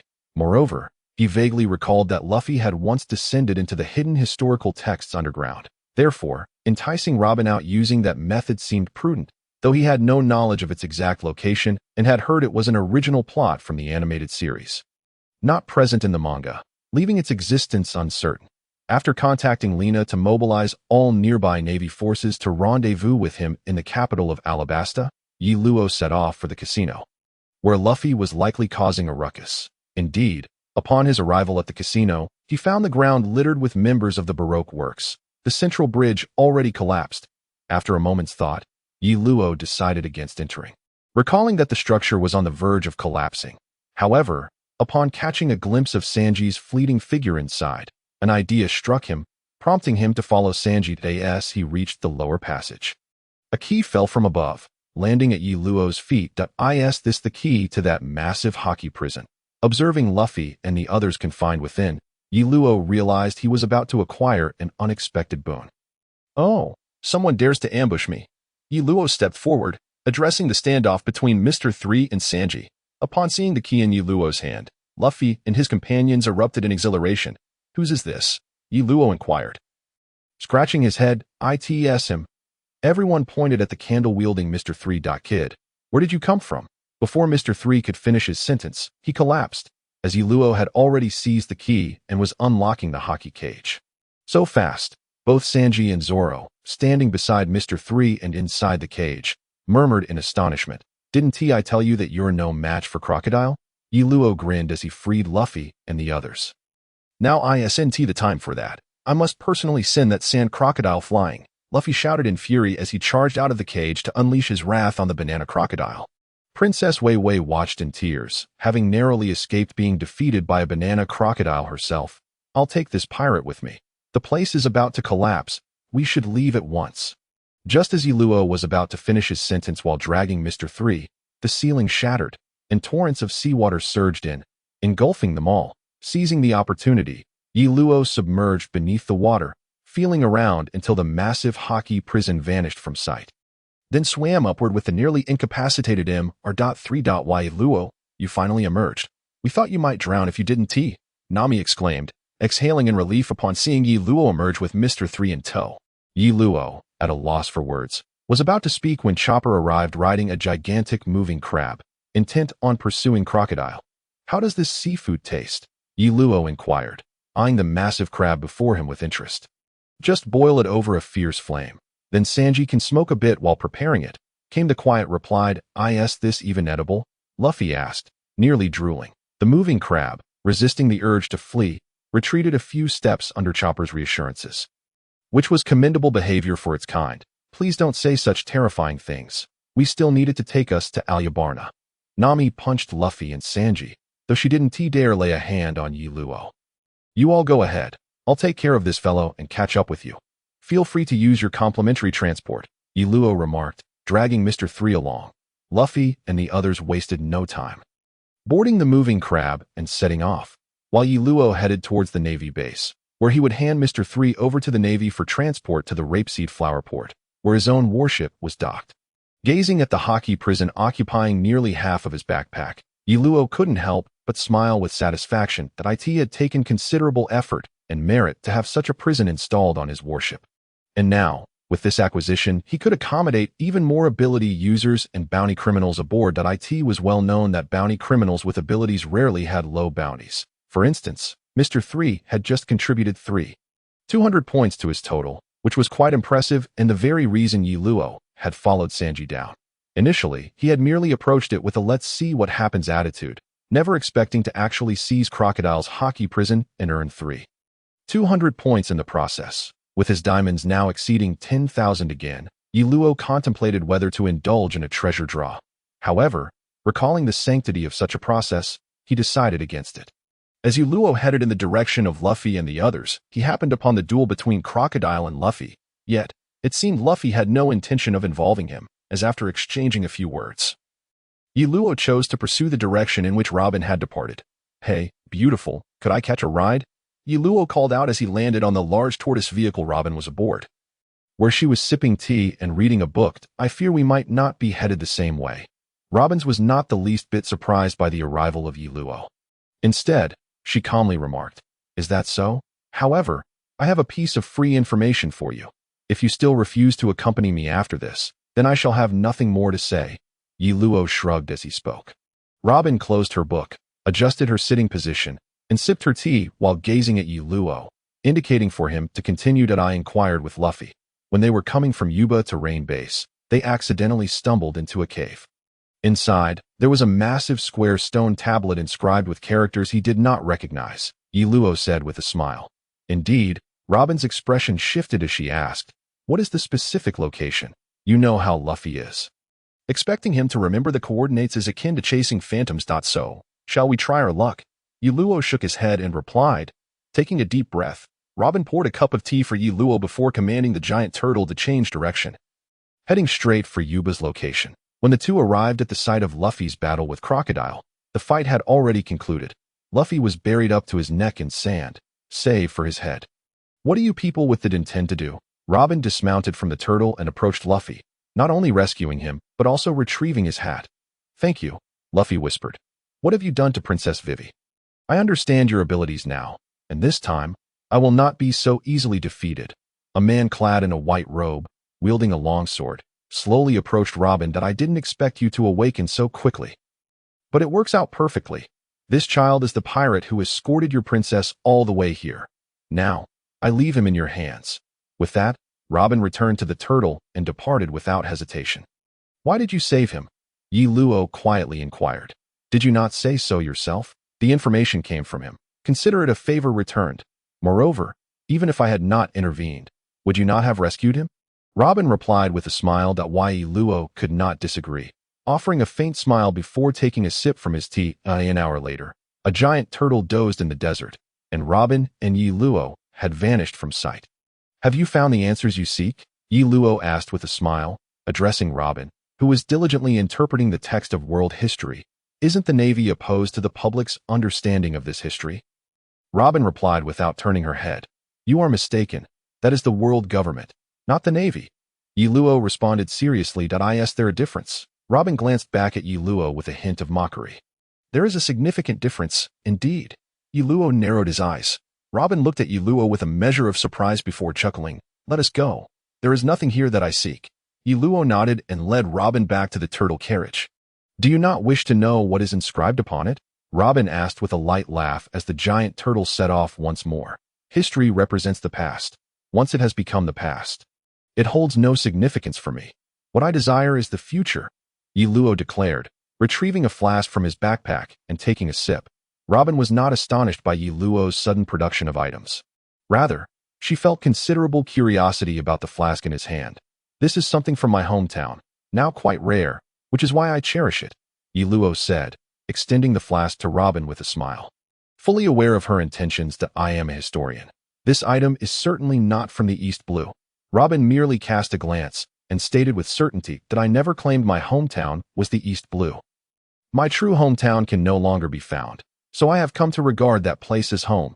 Yi Luo's tone grew somewhat melancholic as he spoke of this topic. Robin smiled faintly, glancing at the clock inside the carriage, and softly remarked, "The plans over there should have already commenced." At the entrance of the capital Alabasta, Albania, the rebel forces were fully prepared for battle, with their leader, Koza, riding at the front, leading the charge toward the southern gate. Sanji and the others, having disguised themselves, had departed with the high-ranking agents of Baroque Works, providing an opportunity for Wei Wei and the rebels to meet. But unfortunately, this was thwarted by a hidden cannon operator from the Royal Army. He prematurely fired a cannonball that did not hit Wei Wei, but raised enough dust to obscure her from Koza's view. After the main force passed, Wei Wei crawled out from beneath her protector, Karoo, and upon seeing the battered and injured Karoo, she held back her tears and resolutely stated, "Thank you, Karoo. I will not give up." For on that ship, I learned to never surrender. When the exhausted and wounded Karoo finally managed to bring Wei Wei to the city, they were confronted by Mr. 2. Fortunately, Sanji appeared just in time to intercept Mr. 2, allowing Wei Wei to escape. "What? Are you truly Princess Wei Wei, the vice-captain of the Royal Guard?" Gaka asked in astonishment, staring at her. "Indeed. It is necessary to blow up this palace. My father once said that the most important thing for a nation is its people. If the people perish, the kingdom ceases to exist. Only by destroying this palace can I have the chance to explain myself to everyone, Wei Wei stated calmly. Please abandon this foolish notion, Princess Wei Wei. The king is absent. He would not forgive your impulsiveness, Gaka replied evenly. Lord Gaka, please do not make a misjudgment. Wei Wei responded with seriousness. At this moment, Wei Wei's aura caught Gaka off guard. He recalled the king's words and gradually knelt on one knee, saying, I shall heed your command. Your Highness, it seems we have indeed arrived a bit late. Yi Luo, who had reached Albana alongside Robin, frowned as he surveyed the city now transformed into a battlefield. What will you do now? Robin's demeanor had softened considerably towards Yi Luo. Perhaps due to the acquisition of a piece of historical text, I intend to contact the Navy. Such chaotic fighting cannot continue. For it is the civilians who ultimately suffer, Yi Luo said softly. In that case, I shall take my leave. Robin smiled slightly, mounting the giant turtle and departing. Yi Luo proceeded to the Navy's assembly point, where Lena had been awaiting his arrival, reporting, Sir, the entire Navy of Alabasta has assembled. Please give the order. Lena stepped forward and saluted upon seeing Yi Luo. Though this is the entirety of the Navy, our numbers still pale in comparison to those engaged in battle within the capital. Therefore, our objective is singular, to tend to the injured and restrain them to prevent further conflict. Leave the rest to me. Yi Luo instructed as he found the assembled Navy outside the western gate. Yes, the Navy responded in unison. Additionally, you must ensure your own safety. Lena will accompany you. As Yi Luo donned the Navy uniform offered by Lena, he spoke while making his way toward Albana at the palace. As Wei Wei and Gaka conversed atop the palace, preparing to set explosives, a bloodied soldier rushed in with an urgent report. My lord, something has occurred within the palace. Before Wei Wei and Gaka could react, a voice that was all too familiar to Princess Wei Wei rang out. Don't you dare act recklessly. Ms. Wednesday, after all. This place is about to become my home. Crocodile. Princess Vivi immediately turned towards the source of the voice, only to find Crocodile gripping the injured king, wearing a smirk that straddled the line between amusement and menace. You are the sand crocodile, Crocodile. I advise you to release the king, Gaka said, placing a hand on his sword, his expression grave. Gwaha. What right do you have to speak to me like that? Is it merely because you possess the powers of a Zoan-type devil fruit? Crocodile chuckled as he regarded Gaka. Sand crocodile. Where is Luffy? Why are you here? Wei Wei looked at Crocodile, her suspicions rising but still struggling to believe he is dead. Crocodile replied nonchalantly, Impossible. There is no way Luffy could have died like that. I refuse to believe it. Princess Vivi shouted infuriated. N01 from outside can enter for the moment. I have blocked their access. At that moment, Robin, who had emerged from somewhere, addressed Crocodile. Where have you been? Why are you slower than I am? Crocodile cast a glance at Robin and quietly inquired. I shall ask you again, what exactly has happened to Mr. Luffy? Princess Vivi, her face aflame with anger, reiterated her question. Enough of this. He is but a minor character, unworthy of concern. After all, this country shall meet its doom alongside you and your father. As for that band of pirates, they are unlikely to witness the final outcome. However, before that, tell me, where is the king, and where is the Pluton? Ignoring Princess Vivi, Crocodile turned his attention to the king. The king, taken aback by the inquiries from both Vivi and Gaka, was astonished. He could not fathom how Crocodile had come to know that name. You are aware, are you not, the weapon known as Pluton, deemed the most malevolent in the world, capable of obliterating an entire island with a single cannonball. It is my ambition to acquire it. Once I possess it, I shall establish the mightiest military kingdom, Crocodile declared, his excitement palpable. How can this be? Does our kingdom truly possess such a weapon? Princess Vivi expressed her disbelief. Gaka, standing beside her, recognized the king's subtle change in demeanor.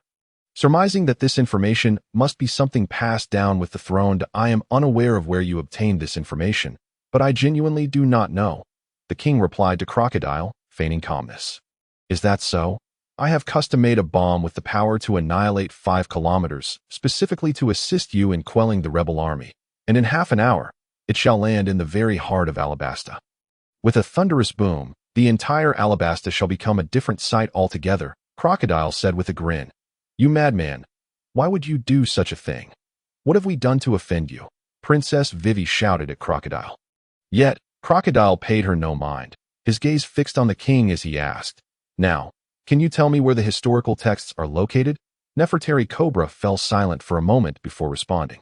"If I take you there, will you spare my people?" "Of course, for my true objective is not to destroy your nation." Crocodile nodded in reply. "Very well, I shall lead you." King Cobra seemed resigned as he spoke to Crocodile. "Forgive me, your majesty, princess, I can no longer endure this." Gaka transformed into his hybrid form, glaring at Crocodile as he growled. "Wait, Gaka!" Princess Vivi blocked his path, clearly understanding that Gaka was not a match for Crocodile. "Gaka, leave this to us." At that moment, the palace gates were finally breached, and the elite guard unit, the Sharp Claw Brigade, rushed in. "Shall I engage?" Robin was prepared for battle, but was halted by Crocodile. "Hold on. Something seems amiss with those four." As their superior, Gaka was the first to notice the abnormality in his subordinates. "Forgive me, Gaka, but even if this man is one of the 7 warlords of the sea, if he is indeed the one who incited this rebellion, we shall ensure he feels the pain and fury of this kingdom." The 4 of them declared as they charged at Crocodile with extraordinary speed. "Fools, they have consumed that cursed water, which drains life force. They have mere minutes left to live." Gaka glared at his subordinates, filled with both anger at their recklessness and frustration at his own impotence.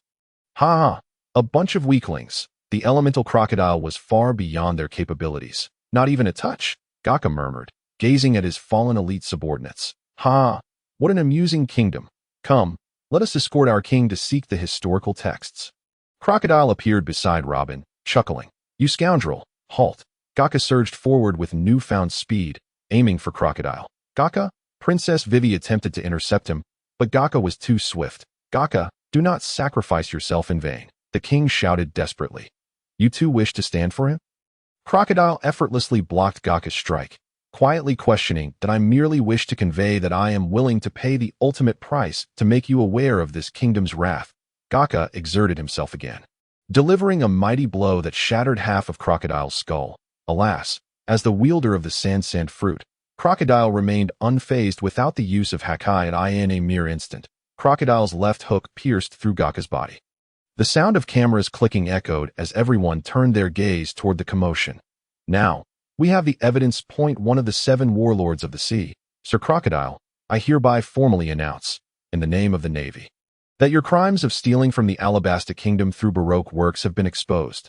Thus, you are officially stripped of your title as a warlord of the sea," Yi Luo declared sternly. Holding a camera snail. Yi Luo. Princess Vivi exclaimed with excitement. "The Navy, once more?" Crocodile frowned at Yi Luo. "Then allow me to formally introduce myself, Nefertari Cobra." Yi Luo bowed to the captured King Cobra, who was under Robin's control. "Yi Luo, he killed Mr. Luffy." Sir Crocodile killed Mr. Luffy. With tears brimming in her eyes, Vivi rushed to Yi Luo, finally breaking down in sobs. "Fear not, Luffy is not so easily vanquished." Yi Luo gently patted Vivi's head, feeling a pang of sympathy. This princess was always so endearing.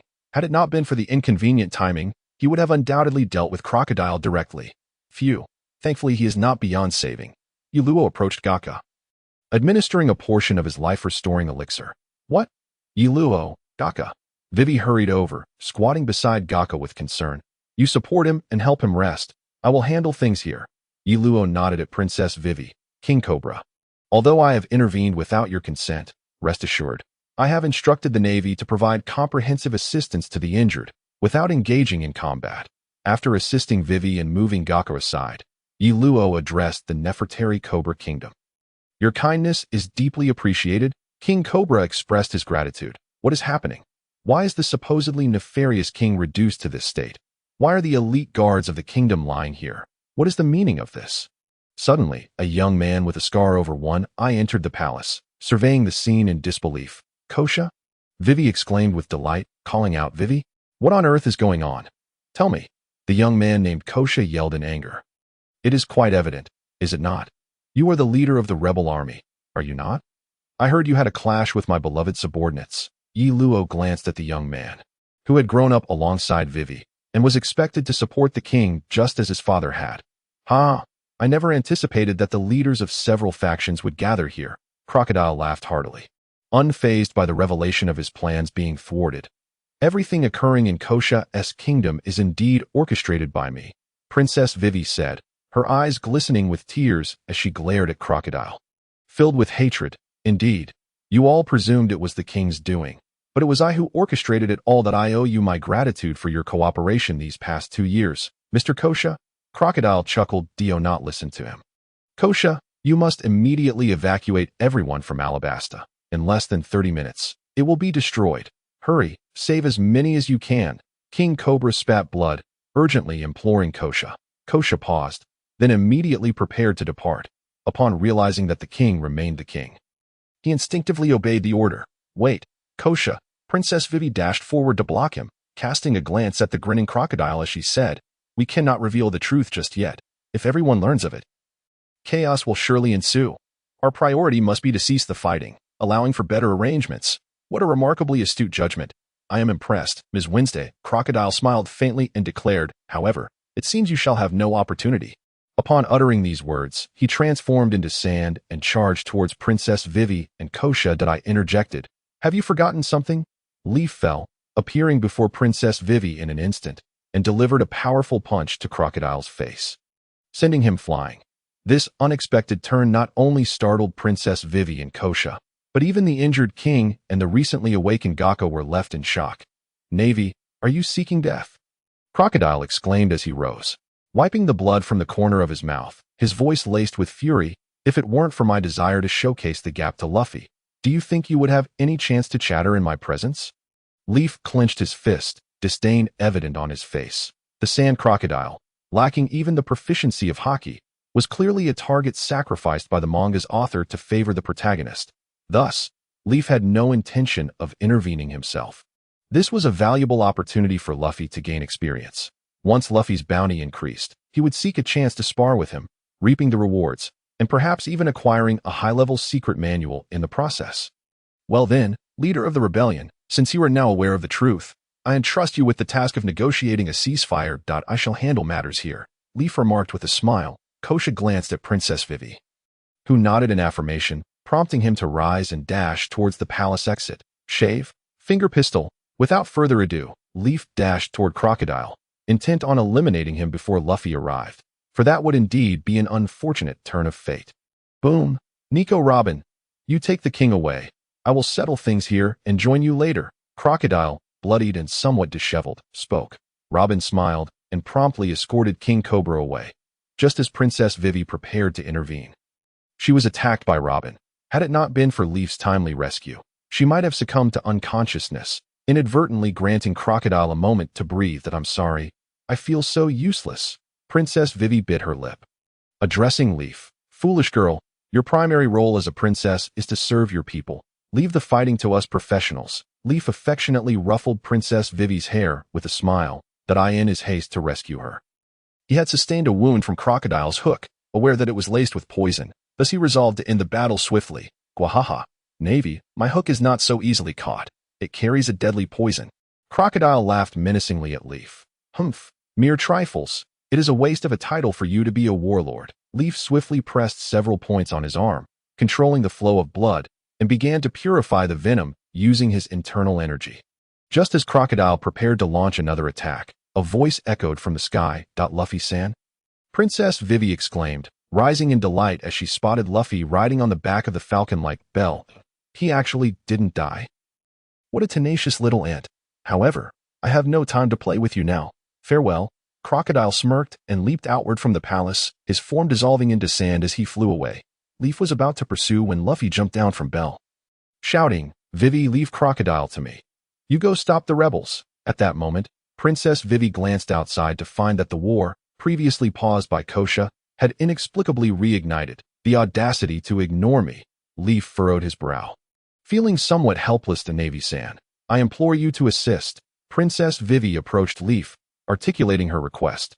Leaf surveyed the direction in which Crocodile had fled, sighed, and replied, Your Highness, it is not that we Navy do not wish to assist, but we simply lack the manpower. We cannot halt the war with our current forces. Please, Navy-san, I beseech you for aid. Princess Vivi insisted stubbornly. Understood. I will first seek out my subordinates and have them temporarily follow the orders of the Nefertari royal family. Leaf nodded reluctantly, utilizing Moonwalk to search for Reyna. What is this? Upon exiting the palace, Leaf noticed that an entire building had collapsed in another direction. Oh, it is you.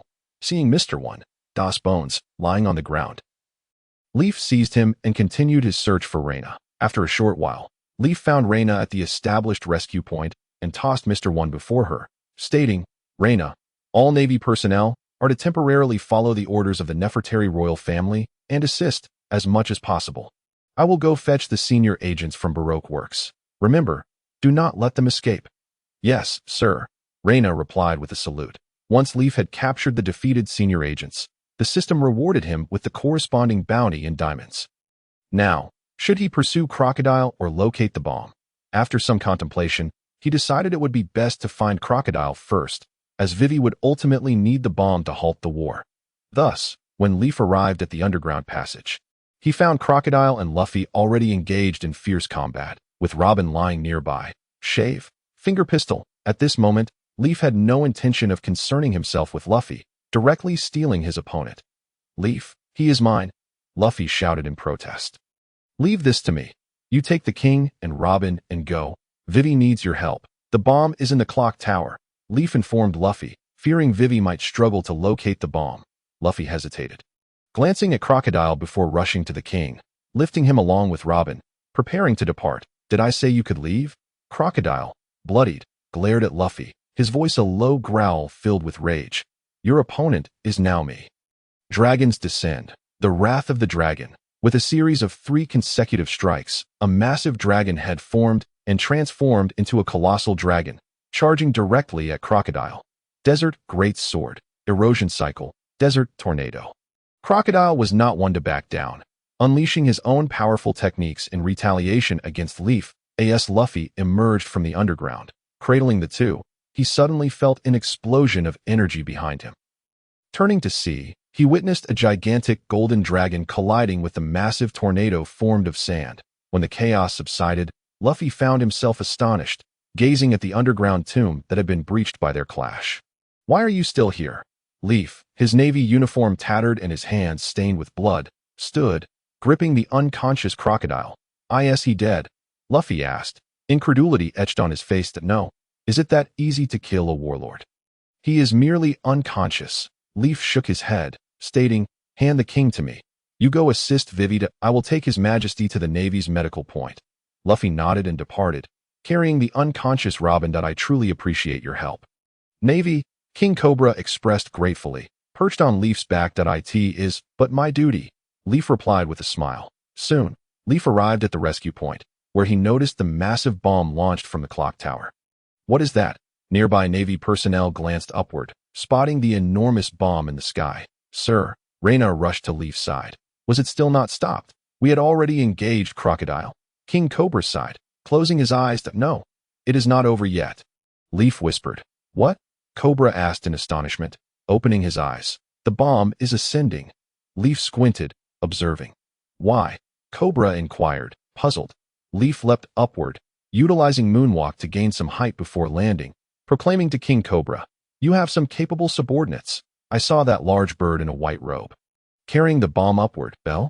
Cobra exclaimed in shock. The massive explosion dispersed the sand and dust above Alabasta, and Princess Vivi, who had been shouting something from the clock tower, fell silent, gathering all her strength to cry out. Please, cease the fighting. The war has ended. Please, cease the fighting. The war has ended. Please, cease the fighting.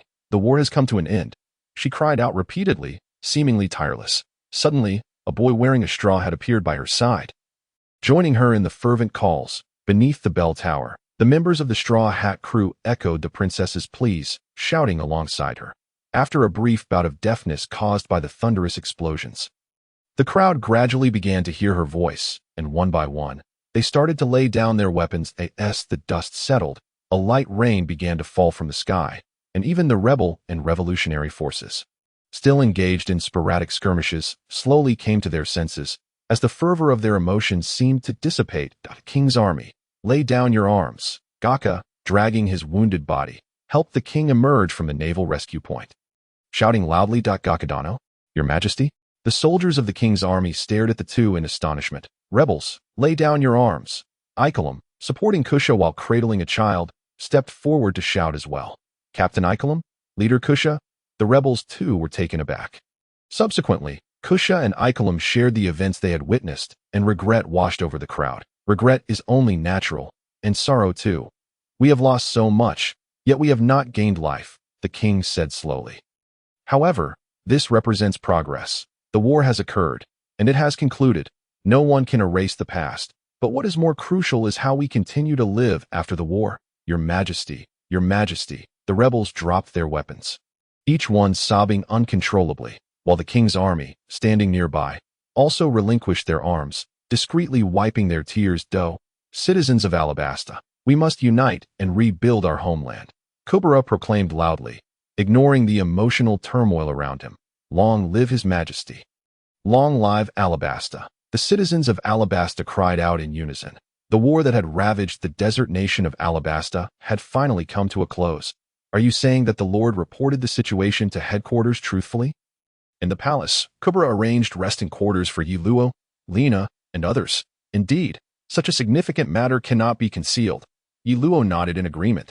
But the Lord has managed the situation admirably and thwarted Crocodile's conspiracy. Lina inquired, puzzled. That is the extent of the matter. It no longer concerns me. Let everyone rest, and then we shall set sail, Yi Luo declared, plopping down onto the sofa with a smile. Are we not going to apprehend the Straw Hat crew? Lina hesitated before asking. Now is not the time. Besides, we owe them a debt of gratitude for their assistance, Yi Luo replied, shaking his head. Yes, my lord. After the incident, Lina's attitude and perspective towards the Straw Hat crew had significantly improved. At least they were not the type of pirates that committed heinous acts. Report. At that moment, a naval officer entered, calling out. What is it? Yi Luo looked up and inquired. Colonel, the warship dispatched by headquarters has arrived at the port. Should we proceed? The soldier responded loudly. They arrived rather swiftly, didn't they? Very well. Inform them that the leave is over.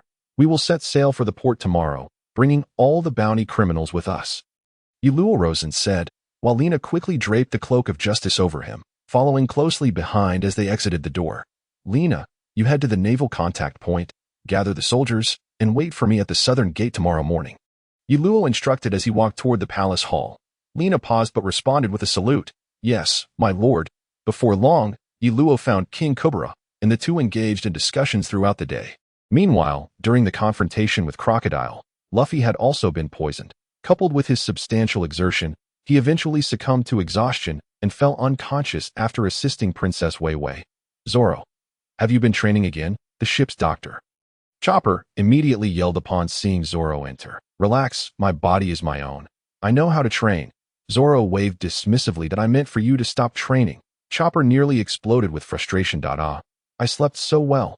At that moment, Luffy awoke. Oh, Luffy, you're awake. The Straw Hat crew rejoiced upon seeing their captain stir. What? I was unconscious for 3 days. That means I missed 15 meals. Luffy exclaimed in shock after learning the duration of his unconsciousness. I can't believe it was Tina who came. When Yi Luo and his troops arrived at the port city, the person before him was none other than Rear Admiral Tina from the Navy headquarters. Tina is here to congratulate you. Not only did you successfully eliminate a warlord, but you've also been promoted. Everything has gone exceedingly well for you. Tina smiled as she spoke. Are those old geezers suspecting me of foul play? Fear not. My report is entirely transparent. I did not deceive them. One might say I was simply fortunate. Yi Luo chuckled, flopping into a lounge chair beside Tina. As an advocate against the warlord system. Yi Luo's stance on the warlords was well known, which is why he had refrained from reporting Crocodile's actions previously. Without sufficient justification, he risked being summoned back by headquarters and replaced. However, once Crocodile dispatched high-level agents, the situation was virtually settled, especially with Robin's involvement. Neither the world government nor the Navy would remain idle. Here is your promotion letter. Tina should now refer to you as Commodore. Tina casually tossed the appointment letter from headquarters to Yi Luo, took a puff of smoke, and smiled. Well then, since you're here, I'll leave the affairs of Alabasta in your hands. I need to return to headquarters. Yi Luo rose and made his way back to the cabin. I apologize, Admiral Tina, Lina said somewhat sheepishly to Tina. Tina understood but was quite irked. After all, it was she who had taken this rascal out to sea for his first mission, and now he had surpassed her. Watching Yi Luo's retreating figure, Tina said calmly, then turned to Lena with a smile. By the way, congratulations are in order for you as well, Lieutenant Lena.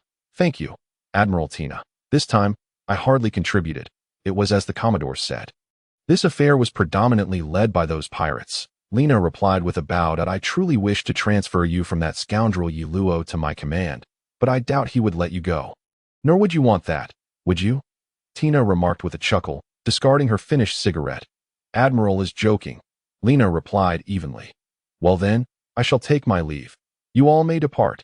Tina waved at Lena after noticing that all the criminals had boarded the ship. Then returned to her own warship. Back in the cabin, Yi Luo was organizing the spoils from the Alabasta incident.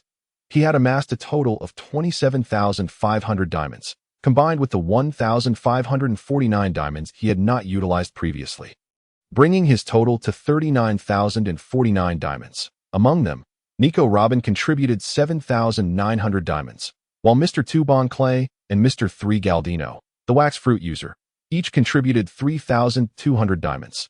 The quick/fruit user, Mr. 1 Das Bones, accounted for 5,100 diamonds, and Crocodile's 8,100 diamonds, along with the 10,000 diamonds received upon completing the mission, made up the entirety of the 27,500 diamonds. Should he save or continue to draw? Yi Luo found himself in a quandary. With the high-ranking agents of Baroque Works and Crocodile all aboard his ship, he needed to escort them to Impel Down, so he planned to return to headquarters, indicating that he would not have any diamond income for the time being. Oh well, I'll decide upon my return. I've gained quite a bit of strength and need to consolidate. Yi Luo pondered, stroking his chin. A few days later, Yi Luo returned to the Navy headquarters through the gates of justice. Hey, you little rascal, you've become a Commodore during our time apart. At the port, Yi Luo happened upon the lecherous-looking Admiral Tsuru. What are you doing here? Setting sail? Yi Luo asked in surprise. The Marshal wishes to see you.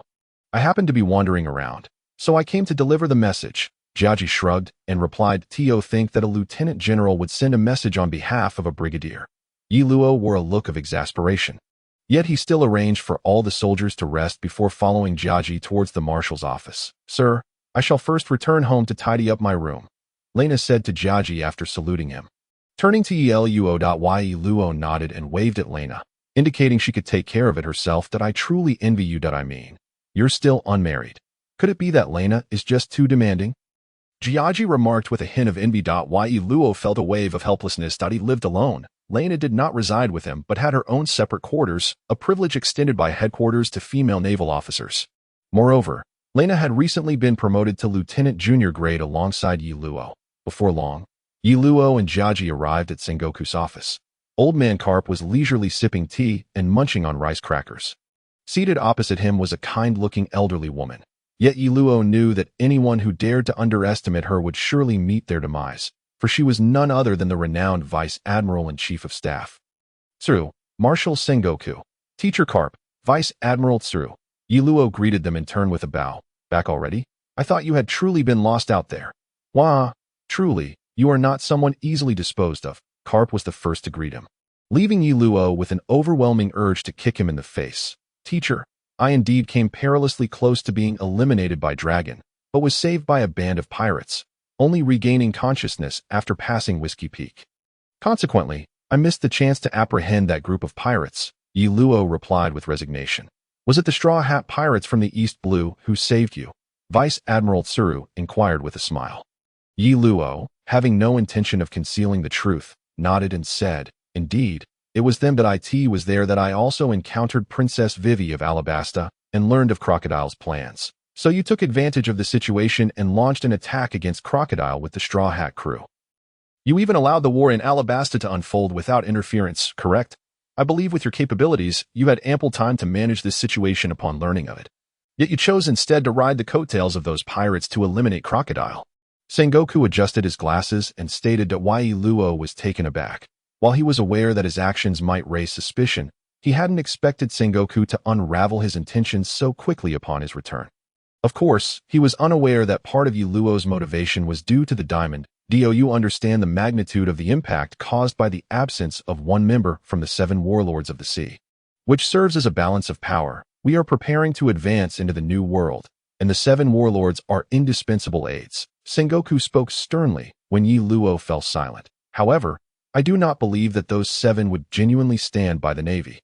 Yi Luo replied in a low voice. Sengoku was left speechless by Yi Luo's rebuttal. Enough, Sengoku. The child has only just returned from a successful mission. There is no need for such severity. Besides, it is merely a sand crocodile. Since he dares to set his sights on Alabasta, the world government will undoubtedly not let him go. Vice Admiral Tsuru interjected diplomatically. What of Nico, Robin? Don't tell me she escaped. With your strength, she should have had no chance to flee. Sengoku sighed and continued his inquiry. She was pierced by crocodile, and I chose not to intervene, but it seems she was ultimately taken away by that group of pirates. I am uncertain if she can be rescued, Yi Luo replied calmly. What? Yi Luo.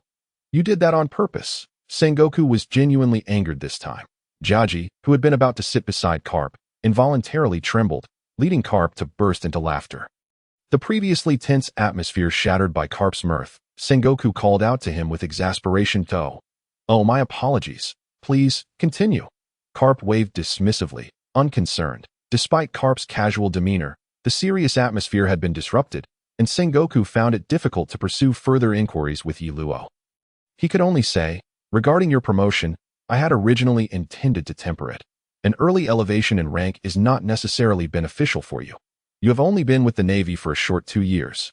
Although you have captured numerous pirates and demonstrated corresponding strength, I hope you will not hold this against me. Marshal, you just thought I understand your intentions, and I am willing to resign if necessary. Yi Luo shook his head and responded. No need for that. However, during this period, remain at headquarters and hone your skills. The new world is of utmost importance, and as a rising star of the Navy, I have high hopes for you. Do not be like certain individuals who neglect their training and waste their time. Sengoku cast a glance at Jiaji and Garp, speaking with resignation. Jiaji wore an innocent expression. Being conscripted was already unfortunate enough. And now he was being dragged into this mess. He resolved to keep his distance from Yi Luo in the future, for he truly seemed like a harbinger of misfortune. Upon exiting Sengoku's office, Yi Luo immediately sought out Garp to request a sparring session. It appears you have gained quite a bit during this time, but you should rather seek him out. The old man is too aged for a proper bout. Garp pointed at Jiaji, chuckling. Yi Luo looked towards Jiaji, who shook his head vigorously, saying, fighting this kid is pointless. He has only those 3 moves, and once he uses them, he is out of steam. There is no thrill in that. Very well, I shall seek an exchange with Sister Guillaume. Yi Luo pouted. To Jiaji's corner of his mouth twitched as he helplessly stated, just so you know, I won't be a punching bag. I will be using my full strength. If you can't withstand it and fail before even executing your techniques, I won't be playing along. Rest assured, this time I shall surprise you. Yi Luo nodded, smiling. That as the 3 conversed, they made their way towards the training grounds. As the indoor space was too cramped for their sparring, Garp, meanwhile, remarked that although he was old, he had no issue observing the spectacle. In Sengoku's office, after Yi Luo and the others departed, Sengoku turned to the unyielding Tsuru and asked, what is your opinion of that lad? In terms of potential, Garp's judgment is seldom erroneous. Tsuru replied with a smile. You know that is not what I am asking. Sengoku adjusted his glasses and said. Tsuru sighed, gazing out the window. His proposals are quite enticing. Many in the Navy are moved by his ideals. However, you and I both understand how difficult this path is. There have always been various opinions within our ranks. And now with one more added, it is not a significant issue. Ultimately, it will depend on how far he can go, won't it? Sengoku remained silent for a moment before asking, are you suggesting we continue to allow this? What other course is there? Tsuru replied, Do you align with Akainu's ideals? We still must proceed as such that as long as he does not act against the Navy, we cannot take action against him. Perhaps he truly can succeed? Sengoku, have you never entertained such fantasies? Tsuru asked softly. Tsuru. Sengoku looked at Tsuru in astonishment, unable to believe what he was hearing. Tsuru shook her head and said, the young one's ideals are commendable. But we both know the probability of success is exceedingly slim. I am merely indulging in fantasy. I do not genuinely align myself with him. Sengoku exhaled. If even his closest comrades were swayed, he would truly need to reconsider how to deal with Yi Luo on the training grounds. Yi Luo's attire was already tattered, blood trickling from the corner of his mouth, but Jiaji was not in a better state. His left arm unnaturally twisted, clearly dislocated, and his clothes bore multiple tears. You really have surprised me, but this change in your physical prowess is quite rapid, isn't it? Jiaji gritted his teeth and said, "Cough, cough. Unfortunately, I still cannot match your strength. My internal energy is depleted." Yi Luo replied with a wry smile. Jiaji exhaled, resetting his dislocated arm, and remarked, "Even without your so-called internal energy, your current physicality should not be underestimated." Wahahaha, little Yi, have you eaten something extraordinary to become so formidable all of a sudden? Garp, who was observing, asked with a grin. Yi Luo rolled his eyes and said, "Teacher, I am a normal human. I have not consumed any devil fruit." Just now, it was not only Garp, but even Akiji harbored doubts that Yi Luo might have consumed some potent animal-type devil fruit. Otherwise, the enhancement of his physical abilities was simply terrifying. Although Yi Luo's speed and energy had indeed increased significantly, the enhancement of his physical capabilities was the most substantial gain, especially in contrast to his possession of the Blood Dragon Orb. Their sparring session came to an end. Yi Luo had merely intended to test his own strength and had no intention of competing with Akiji. Based on the recent sparring, Yi Luo estimated that he possessed the strength of an ordinary rear admiral from the Navy headquarters, yet he was still far from the elite rear admirals, let alone veterans like Garp or Tsuru. "Teacher, with my current strength, do I have any chance of escaping against an admiral?" Upon returning to his residence, Lena had already tidied up Yi Luo's standalone villa. What are you thinking? With your current strength, you stand no chance against an admiral. Escaping would depend entirely on their mood." Garp replied with a dismissive smirk. "Then, for the time being, I would appreciate your guidance." "Teacher," Yi Luo nodded in response. "I can't teach you that peculiar inner strength of yours, but your recent physical enhancements can indeed bolster your training in martial arts. Previously, I hesitated to intensify your training due to your frail physique. But now that your constitution has improved, you can advance further in hockey, martial arts, or the 6 styles of the Navy." Garp nodded earnestly. "Yes, teacher," Yi Luo affirmed with a nod. After Garp departed, Yi Luo took a shower, changed into his pajamas, and then activated the system. Aside from the experienced diamonds obtained from capturing Crocodile, he had one opportunity for a spin on the roulette, which he had yet to utilize.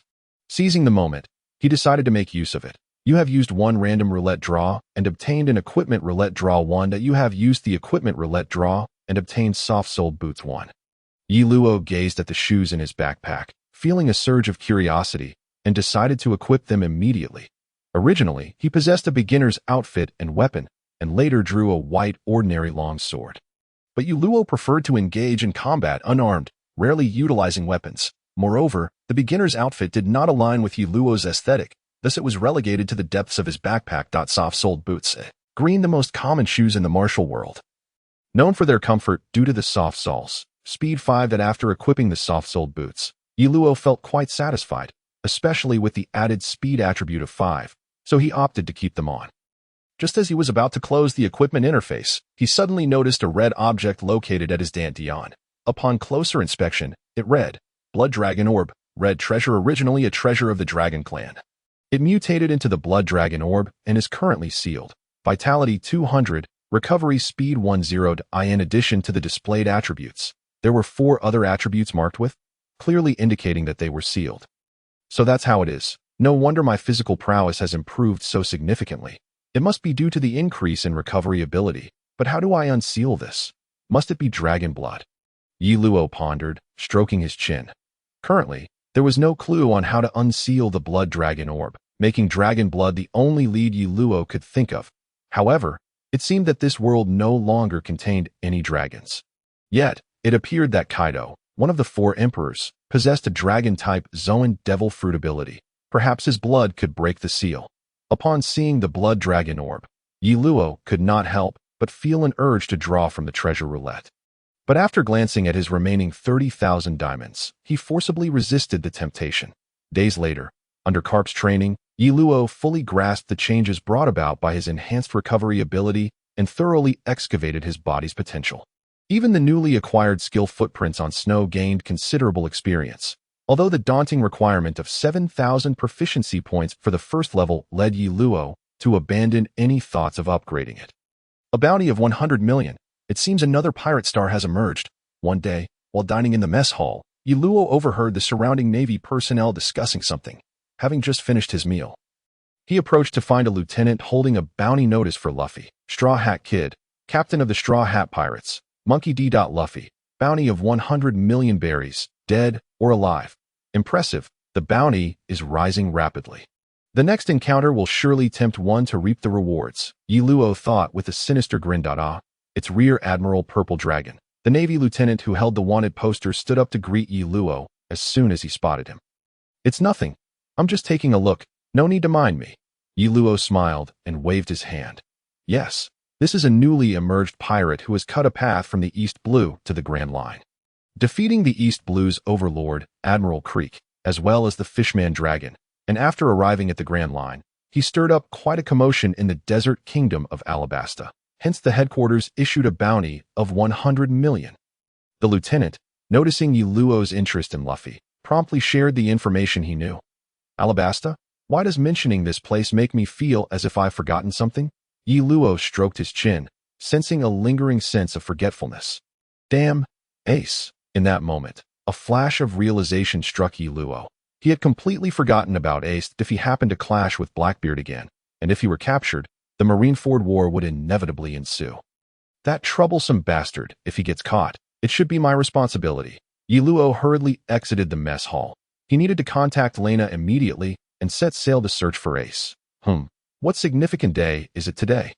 Upon arriving at the port, Yi Luo noticed that the area seemed to be welcoming someone, prompting him to inquire with the responsible Navy personnel. Report, Rear Admiral Purple Dragon. Today is the day the Navy summons the 7 warlords. The Navy responded, Did I see? Which individuals have arrived? Yi Luo nodded and asked. He recalled that Blackbeard had sent his subordinates to vie for a position among the 7 warlords. Report, sir. Only Don Quixote da Flamingo and Bartholomew Kuma have arrived so far. The Navy replied with a salute. Yi Luo nodded, seemingly aware that even Mihawk's man had come, yet it was of little concern to him, as the meeting was convened at Mariawa, a location he had no desire to visit. Thus, he called upon Lena and the soldiers to prepare for departure in search of Ace. Sir, where are we headed now? Once the Huajia set sail, Lena inquired of Yi Luo. First, to Jaya. I recall Blackbeard making an appearance there. Additionally, we should inquire about the whereabouts of either Blackbeard or Ace. Straw Hat Luffy would also suffice. Yi Luo was uncertain of Luffy's current location, but he remembered that prior to Luffy's arrival at Sky Island, he had encountered Blackbeard in Jaya, followed by the fateful meeting between Blackbeard and Ace. Now that his subordinates were vying for a position among the 7 warlords, it was certain that they had plans to retaliate against Ace. Thus Yi Luo needed to act swiftly to thwart Blackbeard. Yes, sir. Lena saluted but hesitated as if she had something to say to Yi Luo. If there is something on your mind, feel free to speak. Yi Luo lounged in a recliner, prompting her inquiry. Sir, is it truly all right for us to leave like this? Didn't Fleet Admiral Sengoku express a desire for you to remain at headquarters for a while? Lena contemplated before speaking directly to Yi Luo nodded. There is no other choice. I had planned to stay for a while, but if this matter is neglected, it could lead to a great disaster. Lena silently nodded. Yi Luo rarely explained his reasons for actions, something she was acutely aware of, and thus far, he had not miscalculated any lives, leading many within the Navy to regard him as a strategist. Days later, Yi Luo, holding Ace's Vivre card, pursued the direction indicated by it, yet he still found no trace of Ace. What if Ace has indeed fallen into Blackbeard's hands? What should I do then? Should I persuade the old man to become a pirate? With himself, Luffy, and Whitebeard, it might not be impossible to safeguard Ace. Yi Luo stroked his chin, contemplating the potential scenarios ahead. However, the old man would likely refuse. After all, he had captured pirates for a lifetime, and suddenly turning into one would surely seem peculiar. Perhaps he could coax the old man into joining the Revolutionary Army. As he daydreamed about the Revolutionary Army, Yi Luo gazed at the azure sky. Report, Rear Admiral. Pirates sighted ahead. It's the Kid Pirates. Just as Yi Luo contemplated the future, the lookout suddenly reported. The Kid Pirates. What a familiar name. Yi Luo furrowed his brow and spoke.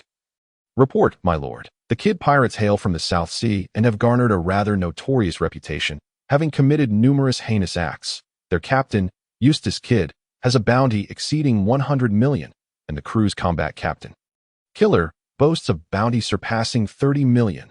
Lena reported Doe, a rather fine quarry indeed. Let us close in. At that moment, Yi Luo recalled that these were the very pirates who had obtained the title of Supernova alongside Luffy. and were the only new pirates at Sabaody Archipelago with a bounty surpassing Luffy's at the time. It seemed one among them wielded the powers of a magnet fruit. Meanwhile, the Kid pirates had also spotted Yuluo's warship. However, for Kid, who had just entered the first half of the Grand Line, encountering the Navy was hardly a cause for alarm. "Captain, it seems they've noticed us. Should we make our escape?" the combatant, Heat, inquired. "Escape? Why would we flee from a mere warship? If they dare approach, we shall sink it." Kid replied nonchalantly. "Captain, the opposing force is likely Rear Admiral Yuluo from the Navy headquarters. We should best avoid confrontation," Killer warned. Is he not the so-called Pirate Bane? The Navy's supernova? Kid's expression grew serious. Though he was arrogant, he was not foolish. Indeed, he captured Crocodile, one of the former warlords of the sea, in Alabasta, which elevated him to Rear Admiral. Killer affirmed with a nod. Kid, now visibly impatient, remarked, "Troublesome indeed that it seems we have encountered a formidable opponent. Very well, now is not the time to clash with the Navy. We shall retreat. My lord, it appears the enemy is preparing to flee." The movements of Kid's crew naturally caught Yuluo's attention. "Flee? I have yet to witness a pirate ship that can outrun a warship. Engage them and sink their vessel." Yuluo chuckled that in terms of both speed and firepower. The Navy held the upper hand against pirates. Not to mention Yuluo's ship, the Huajia, was formidable in its own right. However, when it came to individual strength, pirates often had the advantage. Sure enough, it wasn't long before Yuluo's Huajia closed in on the Kid pirates, bringing them within cannon range. My lord, shall we commence bombardment? A naval soldier approached to inquire. Since Yuluo preferred to personally apprehend bounty criminals, he often forbade direct cannon fire in unfamiliar situations. "Same as always. I shall go first. You may fire at will. After all, I am not a devil fruit user, so there's no need to worry about collateral damage." Yuluo smiled as he rose. Making his way to the deck, "Lena, once I engage, you are in charge of command." "My lord, why take such risks? It would be wiser to bombard them first and only attack once they are in the water or we have closed the distance." Lena clearly disagreed with Yuluo's approach. However, Yuluo paid her no mind, leaping into the air and using moonwalk to soar toward the Kid pirates. "Captain, someone is flying over from the warship." Heat exclaimed in astonishment upon witnessing Yuluo's approach. Their ship was still in the early stages of the Grand Line. They had never encountered a Navy officer with mastery over the six powers, and thus were somewhat intimidated by Yuluo's aerial grace. "Who is Eustace Kid?" Yuluo called down from above. "I am Eustace Kid. The Navy ought not to be so arrogant." Kid glared up at Yuluo. His face darkened with anger. "Oh my, what a dangerous pirate you are. It seems your journey ends here." Yuluo smiled slightly as he dove toward Kid. Clang! Just before Yuluo could reach Kid, a warrior adorned with a blue and white striped mask, featuring several small holes, wielding a spinning scythe, struck at Yuluo's arm, halting his advance. "Armament Haki!" Both Kid and Killer exclaimed in unison. Impressive indeed. Yuluo was taken aback, as he had not expected them to recognize Haki at this juncture, especially since Luffy, as the protagonist, had yet to grasp its existence due to his own circumstances, before Yuluo could make another move. A creature resembling a zombie, with its mouth sewn shut and adorned with blue-purple thorn patterns, unleashed a torrent of flames toward him. "Oh dear, what an extraordinary crew you have. Is this a circus performance?" Yuluo remarked with a smile as he emerged unscathed from the flames. "Damn it, let's go." Kid glared at Yuluo, gesturing with his right hand. Countless metal objects and blades flew toward Kid's right hand, forming a massive metallic arm that charged at Yuluo. Yuluo executed the light snow steps, while launching a Rohan fist directly at Kid. Boom, boom, boom. The sounds of their clash resonated, intermingled with the cannon fire from the Navy striking the pirate ship. "It seems you cannot escape now." Yuluo smiled slightly, having gained the upper hand in their earlier exchange. Despite the ongoing interruptions from the underlings, he believed Kid stood little chance of fleeing across the vast sea. "Kid, now is not the time for rashness. We must retreat." Killer urgently pulled Kid, who had just been repelled by Yuluo. "Damn it, when we meet again, I will not let him off so easily." Kid resolved, intending to escape with his trusted crew via a small boat. However, Yuluo had no intention of letting them go. Standing atop the sinking pirate ship, he smiled softly and declared, "First move of the dragon subduing 18 palms. Rising dragon's regret." A colossal dragon's head surged toward the small boat, obliterating it and thwarting Kid's escape. They miraculously survived?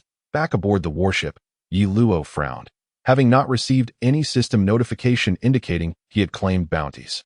What troubles you, my lord? Lena approached with concern. Oh, it's nothing. It seems a few of those pirates managed to escape. Yi Luo shrugged, stating the obvious. Should we continue searching this sea area? Lena inquired, her brow furrowed.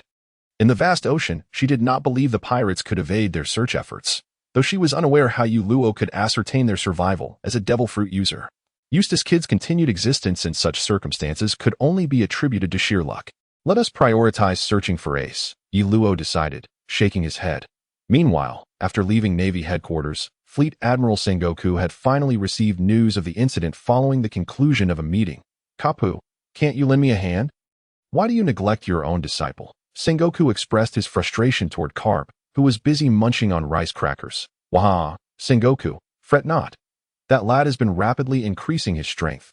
He is likely out at sea seeking worthy opponents. Garp replied, utterly unconcerned. Fine, I won't press you further. But if that lad returns and causes me any significant trouble, you will personally handle the aftermath, Sengoku declared, his irritation palpable. However, upon finishing his statement, he realized his old friend Garp had already dozed off. Whether he had heard Sengoku's words was a mystery only Garp knew. Garp, you old fool, have you fallen asleep again? Sengoku groaned in exasperation. Pop! The bubble on Garp's nose burst due to Sengoku's voice, abruptly waking him. That he blinked in confusion before looking at Sengoku and saying, my apologies, I must have dozed off. Age has its toll. Sengoku exhaled deeply, reminding himself to remain calm. To shift the topic, he asked Garp, what has become of the two youngsters you brought back from the East Blue? I hear your aide is personally instructing them. Back when you brought Yi Luo, you showed no interest at all. Are those two potentially more gifted than Yi Luo? Those two youngsters? They can't compare to Yi Luo. Even without my guidance, little Yi would have achieved great things. However, those two are promising seedlings in their own right. Garp chuckled in response. Garp always possessed ample patience and tolerance for the youth, especially those young Navy recruits filled with aspirations for justice. Have you informed little Yi that he now has two younger disciples? As their senior brother, he must look after them on the high seas, Sengoku said with a smile. Garp's smile suddenly froze. He had completely forgotten this detail. Wah! I truly look forward to the day Yi Luo returns to headquarters.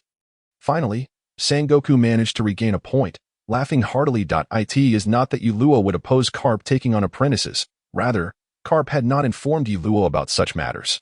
Clearly, Yi Luo would perceive Garp as fearing his jealousy, which would inevitably lead to misunderstandings. However, it would not truly escalate to any significant consequences. It was merely a certainty that Yi Luo would seek out Garp to lament his grievances later, hoping to gain some advantage in the process. This was something both Garp and Sengoku were acutely aware of. Is this Gaia?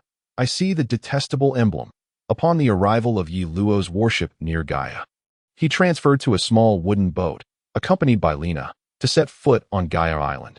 That must be the emblem of the Don Quixote family of the notorious Doflamingo, right? Since when did he take an interest in the first half of the Grand Line? Lena inquired curiously, gazing at the circular smiling face emblem hanging in the tavern. Never mind. He is not our target. Let us not concern ourselves with him for now.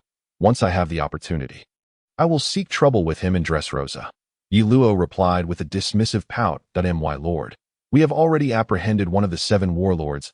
If we pursue trouble with Don Quixote Doflamingo, the marshal will truly be furious.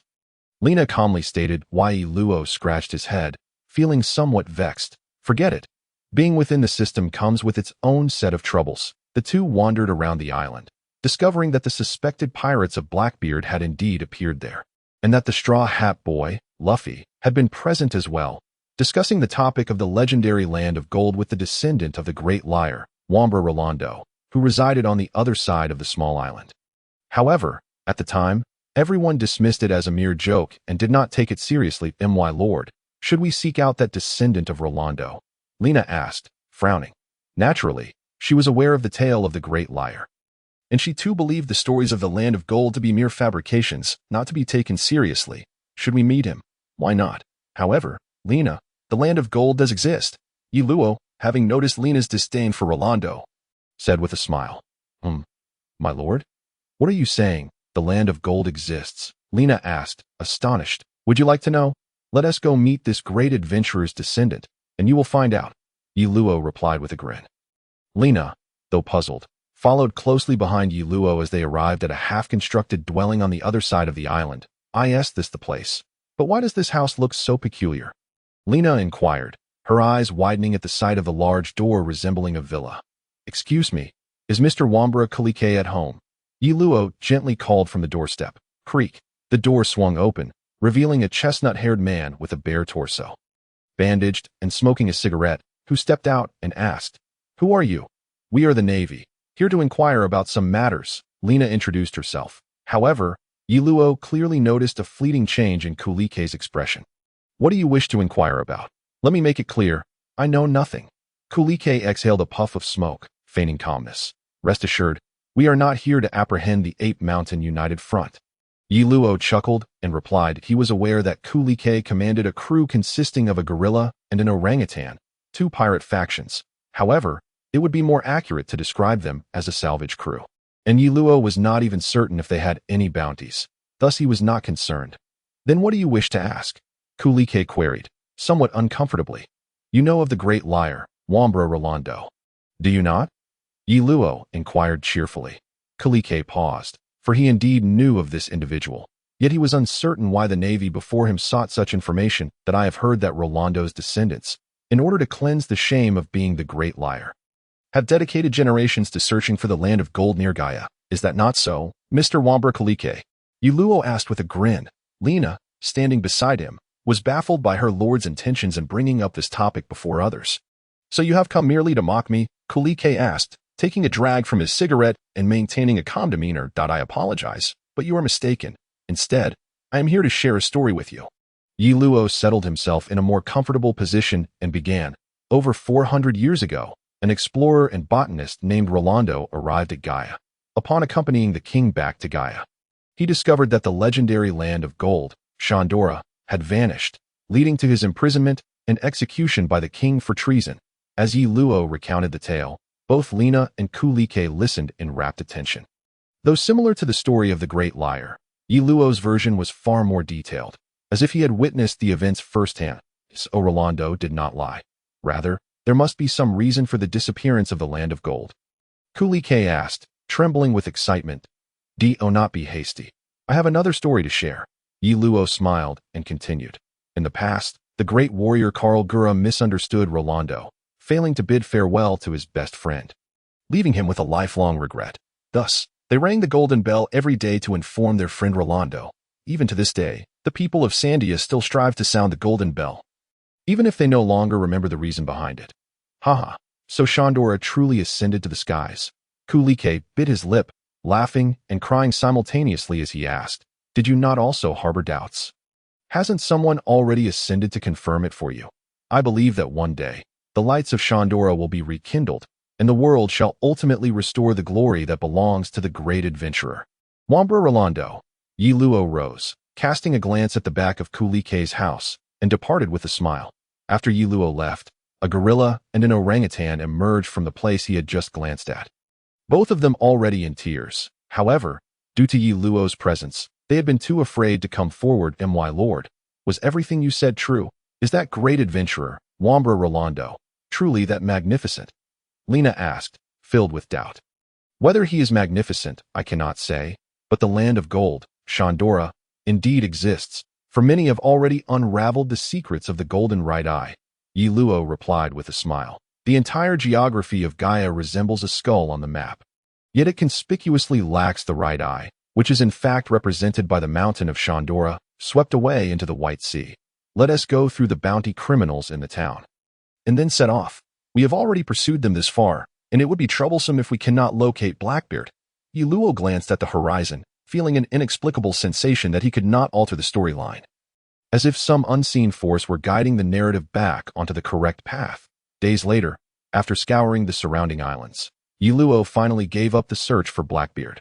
Meanwhile, signs suggested that Whitebeard and Red-Haired were preparing to make contact, causing a wave of tension within the Navy. Let us proceed to the New World and seek out Whitebeard.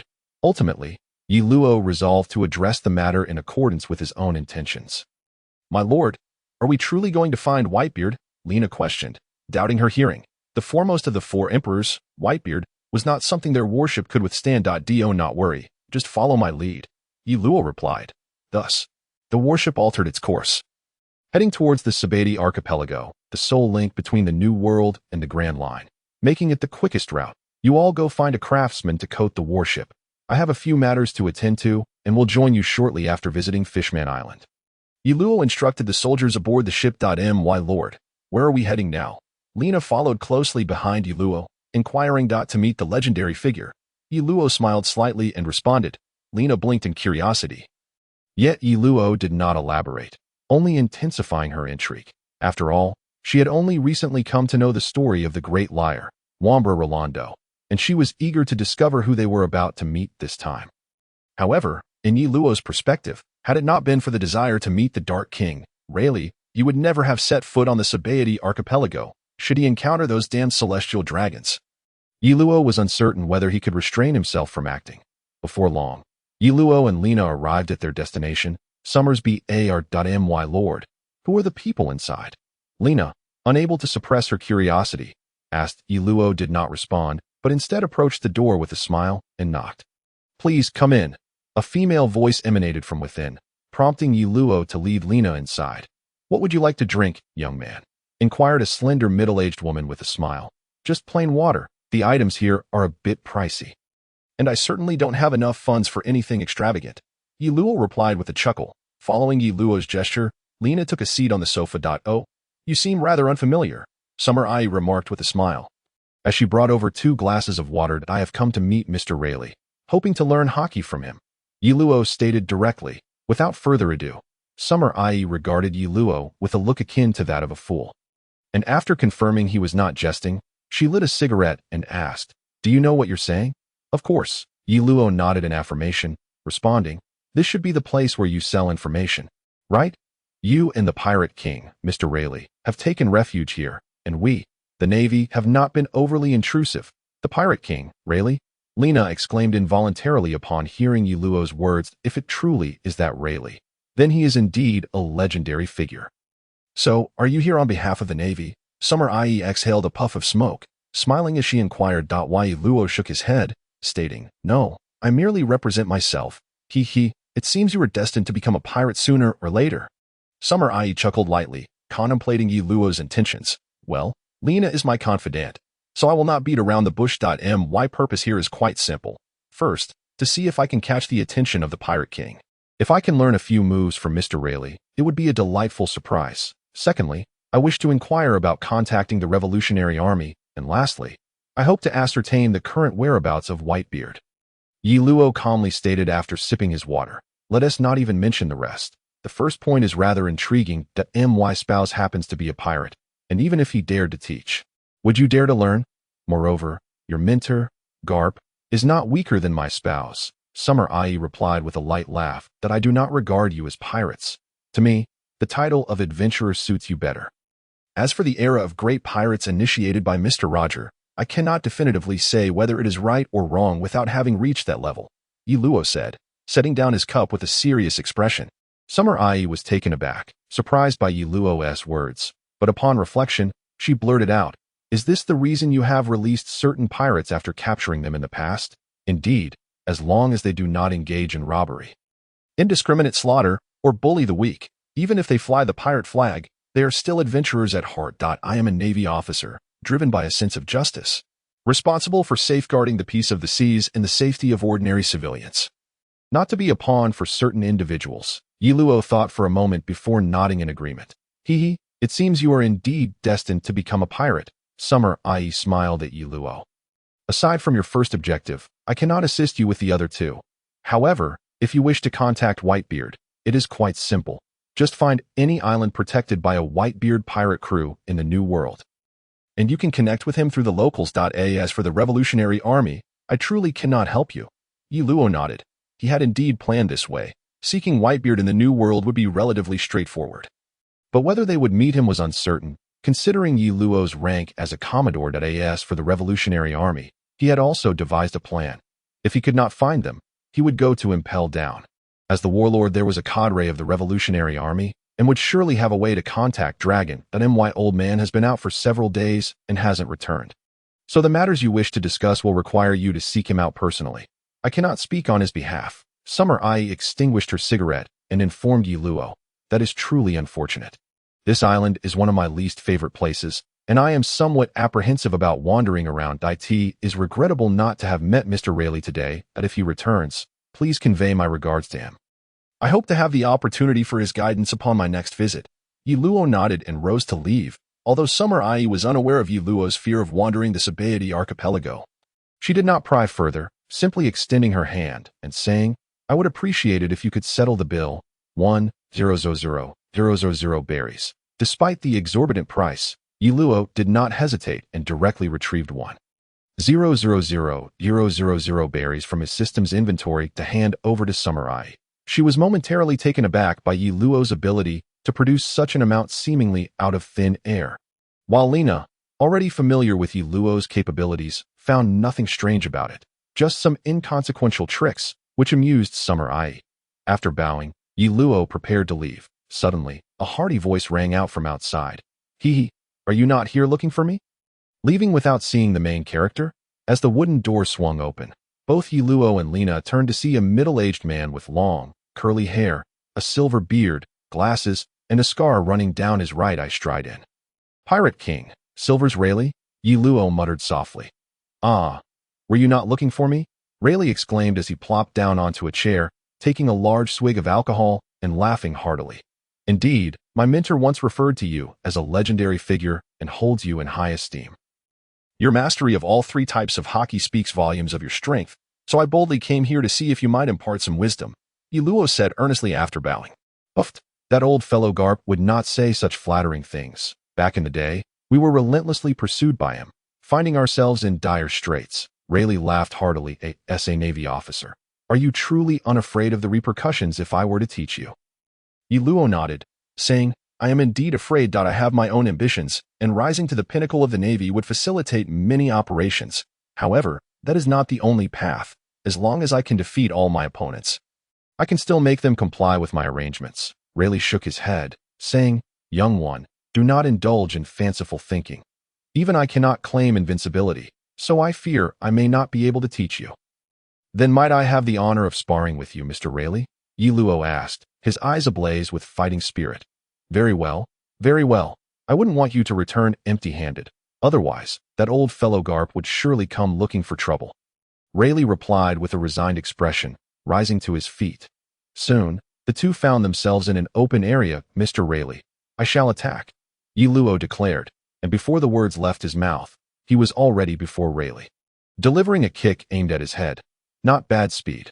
Rayleigh effortlessly dodged. While Yi Luo remained silent, focusing intently on his assault, while Rayleigh merely evaded without counterattacking. After a series of missed strikes, Yi Luo paused to catch his breath, his gaze sharpening as his movements transformed entirely, altering the rhythm of his attacks. Interesting. Although Rayleigh still appeared quite relaxed, he could no longer completely evade Yi Luo's strikes, occasionally having to block them with his body, though his hand remained firmly on the hilt of his sword. Sir, be careful. I am unleashing my ultimate move. After being blocked by Rayleigh, Yi Luo jumped into the air, his hands performing intricate gestures as the internal energy within him surged. Rayleigh narrowed his eyes, watching Yi Luo in midair with a smile, saying nothing. First form of the 18 Dragon-Subduing Palms. The dragon soars with regret. A colossal dragon head of energy formed, hurtling toward Rayleigh below. What an intriguing method of energy release. It seems not to be the ability of a devil fruit, Rayleigh remarked lightly, waving his hand gently while holding his sword. The massive dragon head energy was effortlessly cleaved in two. Yi Luo, positioned behind the dragon head, was forced to interrupt his subsequent move, using moonwalk to evade Rayleigh's slash. Boom! Yi Luo tilted his head slightly and saw a massive bubble tree behind him had been sliced in half. Second form of the 18 Dragon-Subduing Palms. The dragon flies in the sky. Lilei did not pursue Yi Luo as he descended, granting him the opportunity to counterattack. Third form of the 18 Dragon-Subduing Palms. The dragon appears in the field. With a flurry of 2 consecutive strikes, Yi Luo remained vigilant, desperately channeling the internal energy within him while keenly observing Rayleigh's movements. Yi Luo unleashed another 2 rapid attacks, Rayleigh's gaze finally shifted to a more serious demeanor. However, instead of continuing with slashing strikes, he transformed his entire arm into a shadowy black, seemingly intending to personally gauge the strength of Yi Luo's 18 Dragon-Subduing Palms. Boom, boom, boom. The clash between Rayleigh and the dragon-shaped energy resulted in a series of explosive reverberations. Yet, Yi Luo did not allow himself to be distracted. He pressed on with his technique. 18 Dragon-Subduing Palms, fourth form. Hong Jian Yu Lu. Indeed, as soon as Yi Luo executed this fourth move, Rayleigh emerged unscathed from the smoke of the explosions. Witnessing Rayleigh's unharmed state filled Yi Luo with immense frustration. With this fourth strike, his internal energy was nearly depleted, but gritting his teeth, Yi Luo summoned every last ounce of his power during the moment Rayleigh engaged with the dragon-shaped energy. Delivering his final blow, 18 Dragon-Subduing Palms, fifth form. Qianlong Wu Yong. Boom! At an unknown moment, Rayleigh, having dissipated the fourth strike, appeared right before Yi Luo, and as soon as Qianlong Wu Yong was initiated, Rayleigh immediately countered with a fist against Yi Luo's. Boom! Boom! My lord, Lieutenant Lina, witnessing Yi Luo tumble like a kite severed from its string, rushed forward. He's just a child. Why strike so hard? Aunt Xia reproached Rayleigh, who had just appeared beside her. She held a favorable impression of Yi Luo, not viewing him as an ordinary marine. It was precisely because of this that she had previously remarked that Yi Luo would inevitably become a pirate. Historically, those marines who harbored lofty ideals and a sense of justice, upon ascending to higher ranks, often found themselves either complicit in corruption or forced to leave. This child just executed a technique that posed a threat to me. Hence my response: if I hadn't acted, I would have been the one injured. I'm getting old, with creaky bones. Thus, it's better he bears the injuries. Rayleigh chuckled heartily. Aunt Xia looked at Rayleigh with a hint of surprise. She was well aware of his strength, yet could not fathom how Yi Luo, so young, could pose a threat to him. Is it possible? She thought that a fine prospect. That old coot Garp has struck gold.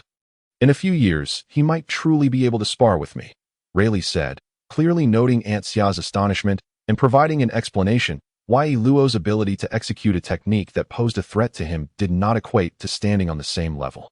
It merely indicated that Yi Luo's final strike possessed the energy intensity capable of injuring Rayleigh. However, Rayleigh was no fool. How could he simply stand there and allow the attack? Thus, he concluded that Yi Luo would need several more years of honing to genuinely contend with him. Lieutenant Lina, what is going on? Just as Lina finished bandaging the injured Yi Luo, the Marines, sensing the immense explosions, hurriedly arrived. It's nothing. Medics, come check on the Brigadier General, and then we'll return to the ship. Lina glanced at the spot where Aunt Xia and Rayleigh had stood, now devoid of anyone, and decided not to linger, intending to take Yi Luo away directly. Cough, cough. Rest assured, it's nothing serious. Has the ship's coating been completed? Yi Luo, having risen from the ground after being sent flying by Rayleigh, coughed a few times and spoke up. Report. It has been completed and is ready to set sail, a marine soldier replied. My lord, shouldn't we rest for a couple of days before departing? Lina queried with concern. It's fine. I'm merely exhausted. Besides, you're still on board, aren't you? I will recover quickly if we don't leave now. News of my confrontation with Rayleigh will soon reach headquarters, and I certainly don't want to be dragged back by the Admiral. Yi Luo shook his head and declared, though he felt somewhat disheveled.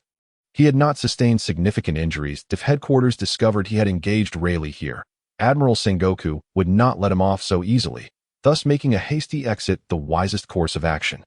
Soon enough, upon returning to the Huajia, Yi Luo immediately set sail towards Fishman Island, which lay within Whitebeard's territory. It was likely he could establish contact with Whitebeard through Fishman Island, a naval vessel.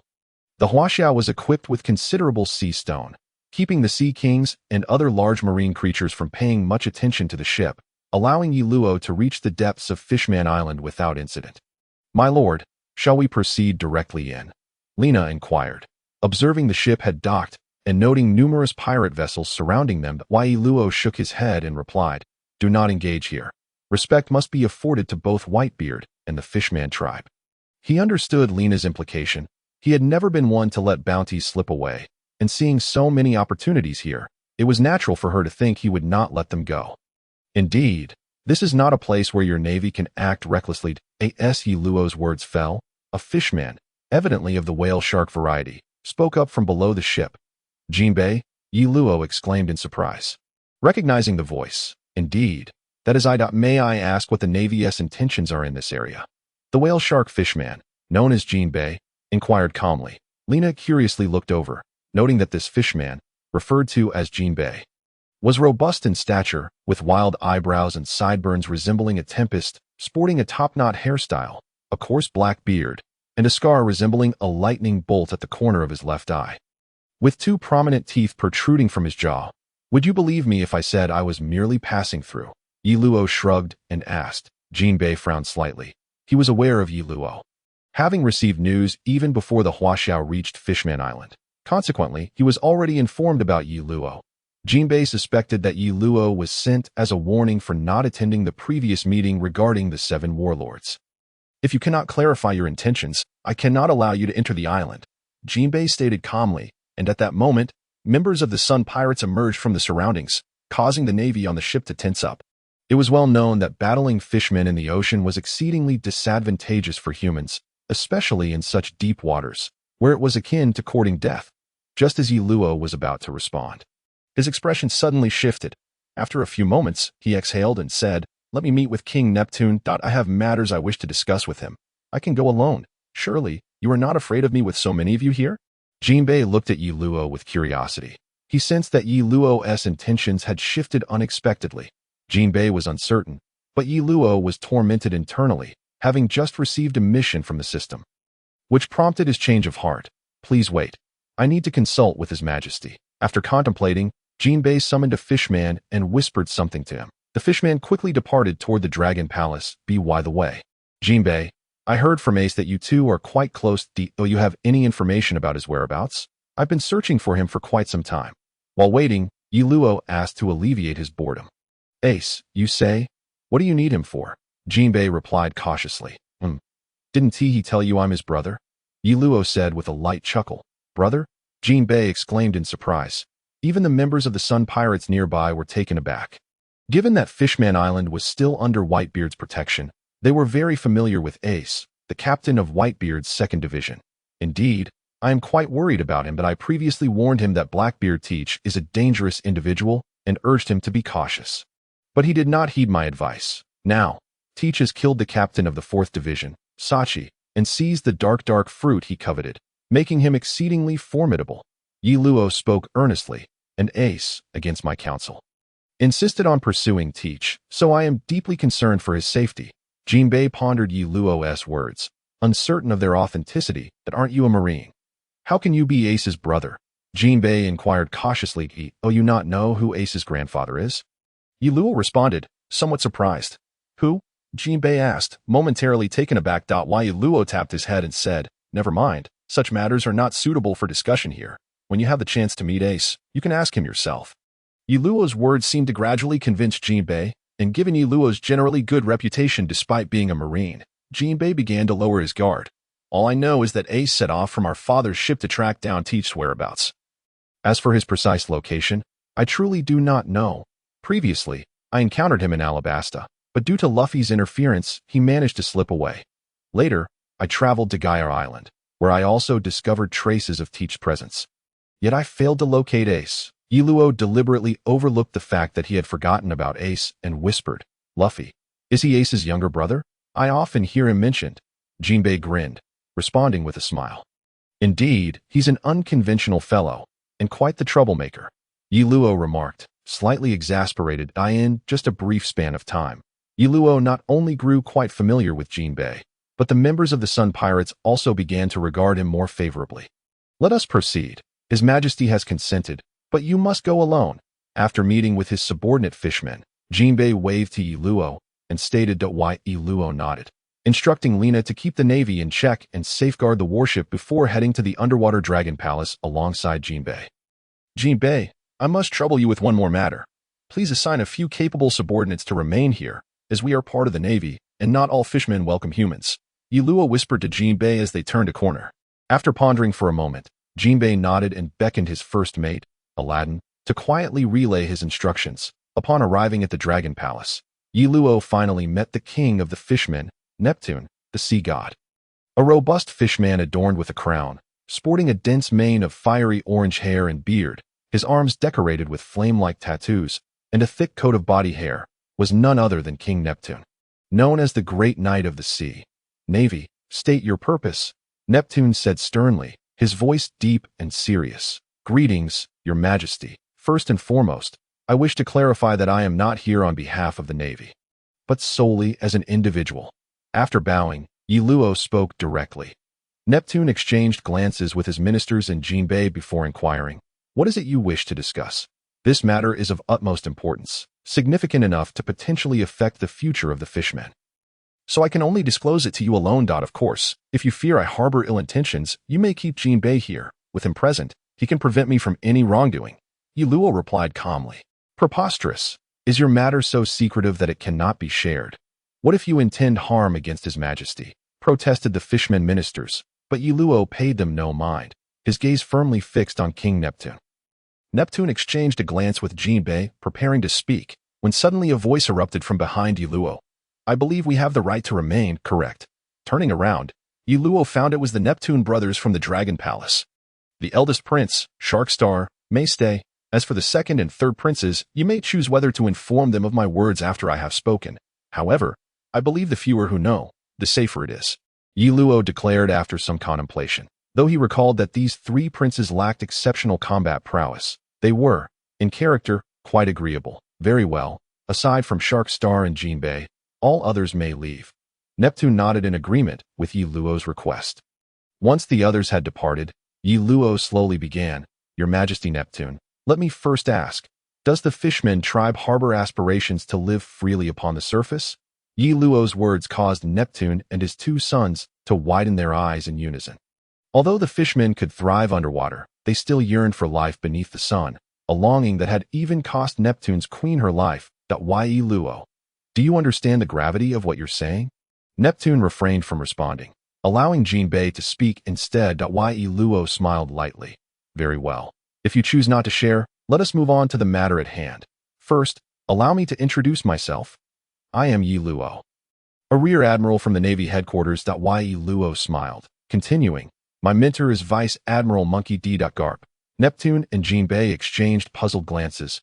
They could not fathom why Yi Luo would mention this, questioning whether he sought to boast of his status. It seemed rather beneath him, while Shark Star frowned, holding a deep disdain for such humans. As I mentioned to Jinbei earlier, I am Ace's brother, and I speak the truth. We have shared a brotherly bond over wine. Furthermore, Ace's brother is named Luffy, as you are undoubtedly aware, but do you comprehend the connections within this?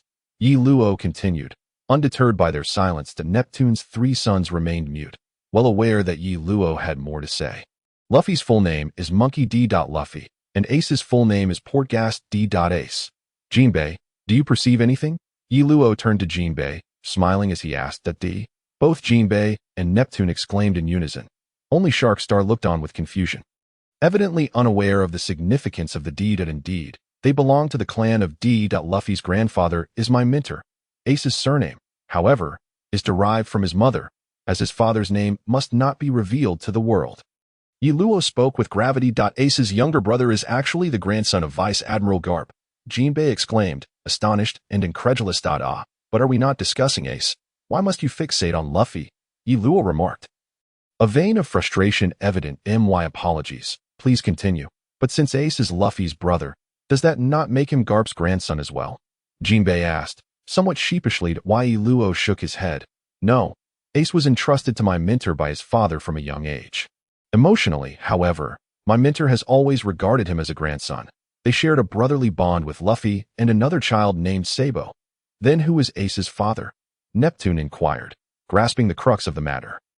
Yi Luo cast him an appreciative glance, recognizing his conversational acumen, unlike the bumbling Jinbei, who struggled with dialogue. Gold. Roger, Yi Luo stated calmly. Neptune and his son's eyes widened in shock. Their mouths agape as they stared at Yi Luo. Yi Luo, are you certain? Could you possibly be mistaken? Jinbei stammered, bewildered. Thus, do you now grasp the seriousness of the situation? Yi Luo exhaled deeply, stating, seriousness? What seriousness? While this is indeed unexpected, surely not many are privy to this information. As long as it remains undiscovered, there should be no issues, Besides, Ace is currently on his father's ship. No one will pay him any mind. Though shocked by the revelation, Jinbei waved his hand dismissively. Fool, are all fishmen so incapable of logical thinking? Yi Luo exclaimed in frustration, immediately catching himself and bowing to King Neptune. I apologize. I was a bit hasty. I meant no offense. Then enlighten us. Just how serious is the matter? Sharkstar fixed his gaze on Yi Luo, demanding an explanation. Surely you are aware of the infamous Blackbeard? Yi Luo sighed, posing the question. Jinbei looked at Yi Luo in surprise. This was the second time in a short span that he had heard the mention of this name. I previously warned Ace that Teach is no ordinary man. You know of the red-haired Shanks, do you not? I believe he understands why I harbor such trepidation regarding Teach. Yi Luo continued. Now that Crocodile has lost his warlord title, one position remains vacant. The government has summoned the remaining warlords to discuss this matter, and Teach has sent his subordinates to express his desire for that seat. And what of it? Ace previously rejected the warlord summons. Jinbei shook his head. Alas, do you believe that if Blackbeard desires the warlord title, the government will simply acquiesce? Certainly not. Thus, Teach must present something that satisfies the government or demonstrate his strength. Do you understand now? Yi Luo lamented. Neptune and Sharkstar remained somewhat perplexed, yet Jinbei began to grasp Yi Luo's reasoning. Are you suggesting that Teach has his eyes set on Ace? But he should be unaware of Ace's true identity. Zhangping, in a state of confusion, asked. Yellowon nodded and replied. Indeed, he is unaware, yet that does not deter him from contemplating the idea of capturing Ace. The captain of Whitebeard's 2nd Division poses an irresistible temptation for both the government and the Navy. Trading him for the title of a warlord of the sea, I believe, they would not refuse. However, Zhangping wished to counter, but was at a loss for words. Surely, Ace could not be so easily captured by Blackbeard. Finally grasping the crux of the matter, Neptune directly inquired. Zhangping responded. I concede that Teach possesses some strength, but capturing my brother Ace seems implausible. Are you familiar with the Yami Yami no Mi? That is the very fruit Teach stole, and do you truly comprehend Teach's abilities? He is a being who has even wounded Shanks. How could he be the mere figure you are accustomed to seeing? Yellowwa shook his head. Neptune and the others exchanged glances, beginning to believe Yellowwa's words. Though our father and Ace share a good relationship with us, to speak frankly, what does that have to do with us on Fishman Island? It hardly seems severe enough to warrant the destruction of Fishman Island, does it? Prince Sharkstar furrowed his brow and asked. Yellowwa turned to Zhangping, chuckling softly. It's quite simple. Let us entertain a hypothesis. If Ace were to be captured by Teach and handed over to the Navy, they would undoubtedly execute Ace publicly, using it as a means to strike fear into all pirates. What would transpire next? Brother Zhangping, can you fathom it? Should that scenario unfold, it would spell trouble. Our father would certainly not take it lightly, and a conflict between the Navy and the Whitebeard pirates would be inevitable. Zhangping expressed his concerns. Indeed, once the Navy secures Ace, they would clandestinely prepare, only announcing it publicly when fully ready, not only to lure Whitebeard into an attack but also to undermine the Whitebeard pirates, thus serving as a springboard for advancing into the New World. And what of Fishman Island, which relies on the protection of the Whitebeard pirates? Do you think it would remain unaffected? Yellowwa analyzed. Neptune looked at Zhangping, sensing some exaggeration in Yellowwa's words but still eager to hear Zhangping's thoughts. However, upon seeing Zhangping's troubled expression, Neptune asked, Zhangping, could things truly unfold in such a manner? Yes, if Brother Ace were truly captured. Our father would not stand idly by, but engaging a fully prepared navy would indeed be disadvantageous for the Whitebeard pirates, Zhangping hesitated to say. Moreover, Whitebeard has grown old, while he remains terrifyingly strong. He is no longer invincible as he once was, is he not? Yellowwa completed Zhangping's unfinished thought. Zhangping cast a grim look at Yellowwa, wishing to refute, but knowing deep down that Yellowwa spoke the truth. The atmosphere in the room grew heavy with silence, and after a moment, Yellowwa continued. Furthermore, I suspect that Father Whitebeard is aware of Ace's true identity. Zhangping and the others regarded Yellowwa with confusion. Never mind, that is of little consequence. The pressing issue is to locate Ace before he engages Blackbeard. It would be best to dissuade Ace from confronting him. If that proves impossible, then at least someone of Zhangping's caliber should be present. Just in case, my own identity is somewhat peculiar, preventing me from fully assisting Ace, hence my arrival at Fishman Island. Yellowwa spoke earnestly. Regardless of the outcome, although your initial intention was not to aid Fishman Island, This favor shall not be forgotten. Neptune nodded that I, too, extend my gratitude to you, brother Yellow. From now on, should there be any way I, Zhamping, can be of assistance, do not hesitate to ask. Moreover, concerning Brother Ace, I shall dispatch someone to gather information. And upon receiving news, I shall personally go to accompany Brother Ace. Zhamping nodded, acknowledging Yellow's intentions. Please inform me as soon as you have any updates regarding Ace. I have matters to discuss with him. Additionally, regarding Ace's lineage, it would be wise not to disclose it to outsiders. The more who know, the greater the risk. Yellow agreed with a nod. Very well. May I inquire if you have any other matters? Neptune asked, also nodding. Indeed, I have two additional objectives for this visit. One is to ascertain Whitebeard's current location, as it is imperative I communicate this matter with him. The other must be discussed solely with your majesty. Yellow replied. After a moment's hesitation, Zhamping revealed Whitebeard's ship's location to Yellow, harboring no belief that Yellow could bring any trouble to their father, even if he is Garp's disciple. Having said that, Zhamping exchanged a look with Prince Sharkstar and rose to leave.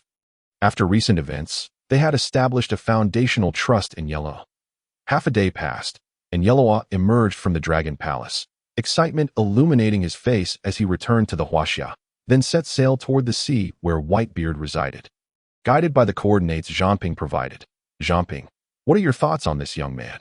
After Yellow's departure, Neptune sought out Zhamping for his opinion.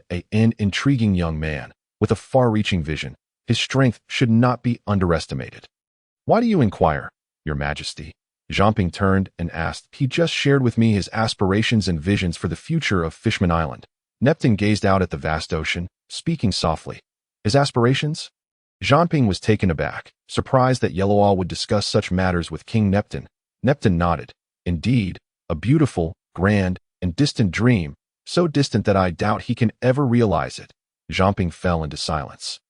His curiosity piqued, yet hesitant to ask further, opting for silence instead. Let us give it a try.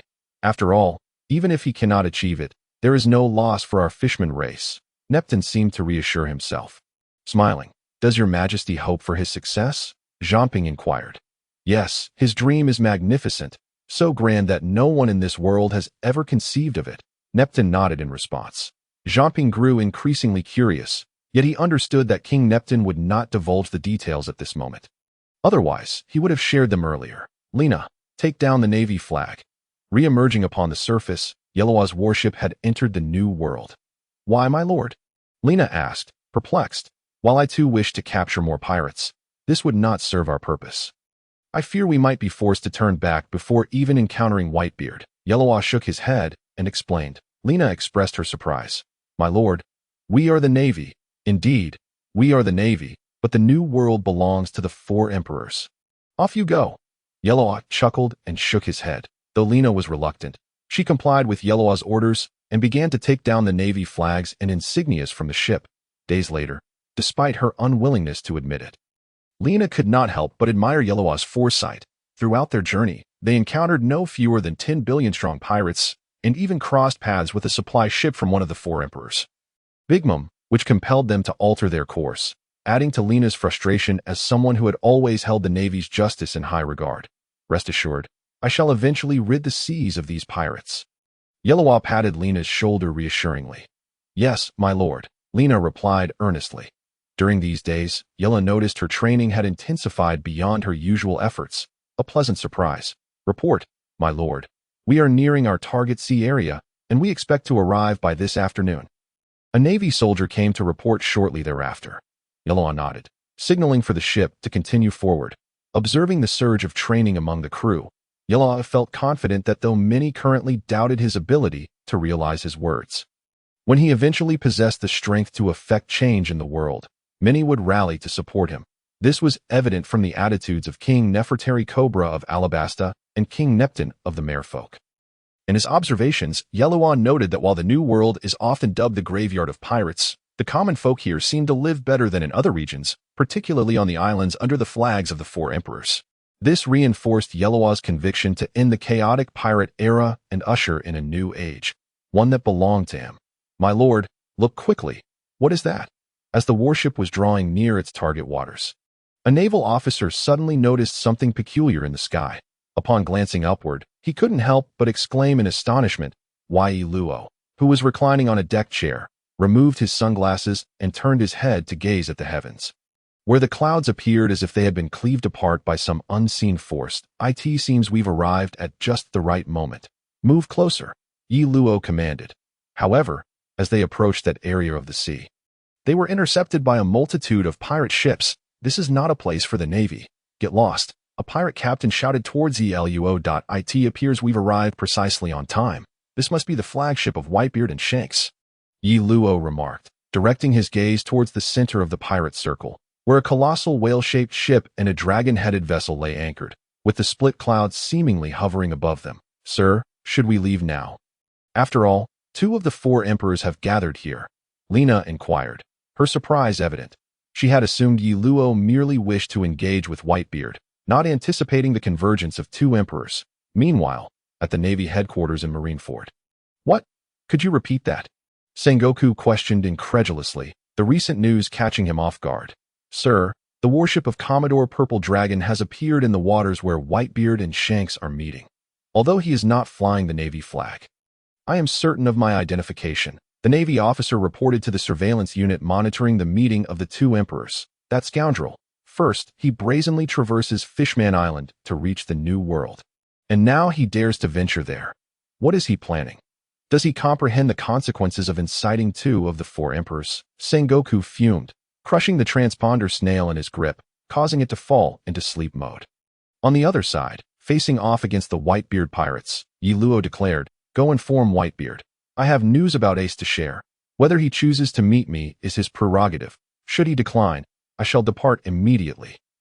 The pirates exchanged glances, uncertain of how to proceed, as relaying such a message might undermine the reputation of the Whitebeard pirates. One person should notify Pops.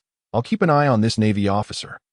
A stout, short fishman with spiky hair and the number 8 tattooed on the left side of his neck, dressed in a blue-sleeved white shirt, stepped forward. It's Captain Namor of the 8th Division. The nearby pirates exclaimed in recognition. Yi Luo regarded Namor with a smile, but refrained from speaking. I have received word from Jinbei, but whether Pops wishes to see you is still uncertain. Namor whispered to Yi Luo, No worries. I believe Whitebeard will agree to meet me. Yi Luo replied with a light chuckle. Indeed, shortly thereafter, a message arrived from the Moby Dick, Whitebeard's flagship, even amidst his meeting with Shanks. Whitebeard consented to Yi Luo's request to meet due to the matter concerning Ace, albeit insisting that Yi Luo come alone. Lina, you stay here and wait for me, Yi Luo instructed Lina, who appeared anxious. Sir, I should accompany you, Lina asserted, her concern evident. Yi Luo shook his head, using Moonwalk to leap onto Namor's ship before they boarded a small vessel heading towards the Moby Dick. Pops, I've brought the person, Namor announced as they stepped onto the deck of the Moby Dick, addressing the imposing figure on the deck. I've heard you have news about my son Ace, Whitebeard chuckled. Yet, he didn't even glance at Yi Luo while speaking. Indeed, I hope you can recall Ace. Blackbeard Teach is not a foe he can defeat, Yi Luo asserted, unwaveringly meeting Whitebeard's gaze. However, his words seemed to irk the other members of the Whitebeard pirates, prompting Whitebeard to raise a hand, silencing the murmurs. Shanks, seated beside him, regarded Yi Luo with a sharp, inquisitive gaze, pondering his intent. Do you think you can dictate my actions? It is not the place of a mere commodore of the Navy to instruct me, Whitebeard retorted, visibly irritated. At present, I am not a Navy officer. I am merely Ace's brother, Yi Luo declared with a solemn tone. Both Whitebeard and Shanks narrowed their eyes at him. You must comprehend the peril that Blackbeard poses. And as his captain, I trust you are well aware of the sensitivities surrounding Ace's identity. When the Navy summoned the 7 warlords, Teach dispatched his underlings to Mariewa to secure a position among them. I believe he has already set his sights on Ace.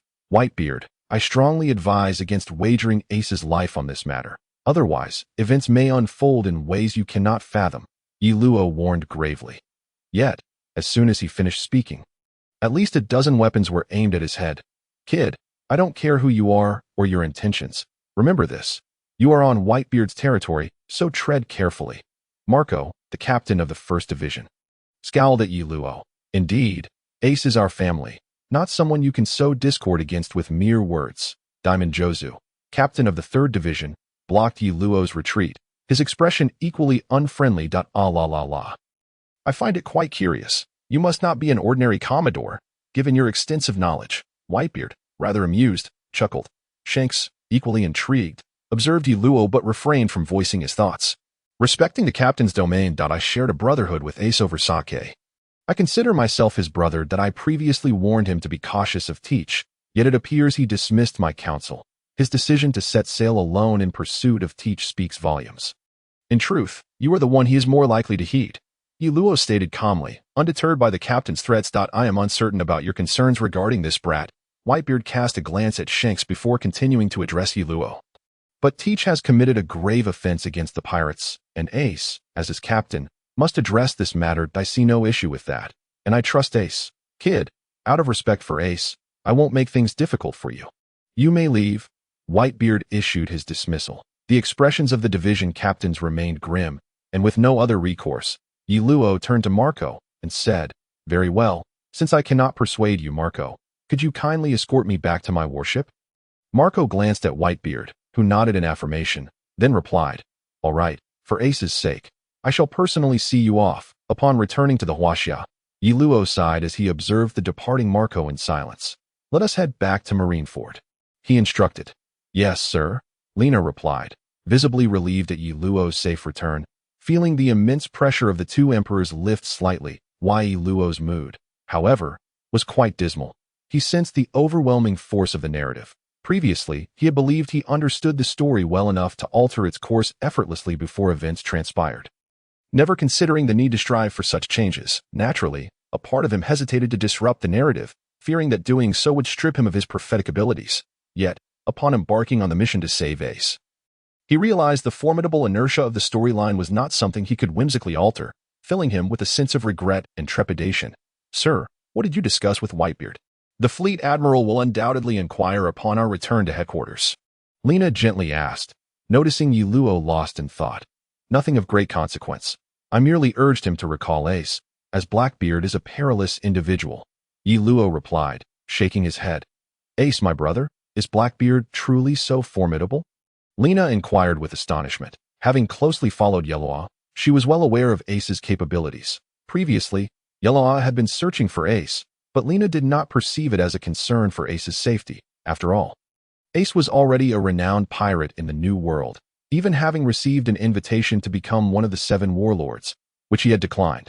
Now, this so-called Blackbeard was merely a pirate attempting to seize an opportunity to rise to power following Crocodile's downfall.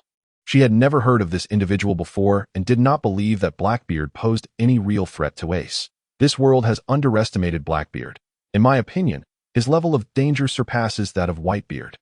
Yeloa declared solemnly. "What?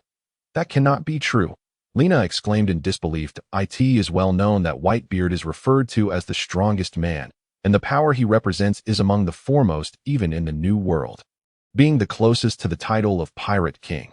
Never mind. This is not the time for such discussions. Let us return to headquarters." Yeloa shook his head, realizing that his concerns were likely unavoidable. Therefore, he needed to prepare for the worst. He must locate a particular individual who was crucial to his plans, even if not for Ace's sake.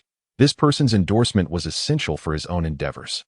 Moreover, despite having personal motives for this journey, he had captured numerous pirates along the way.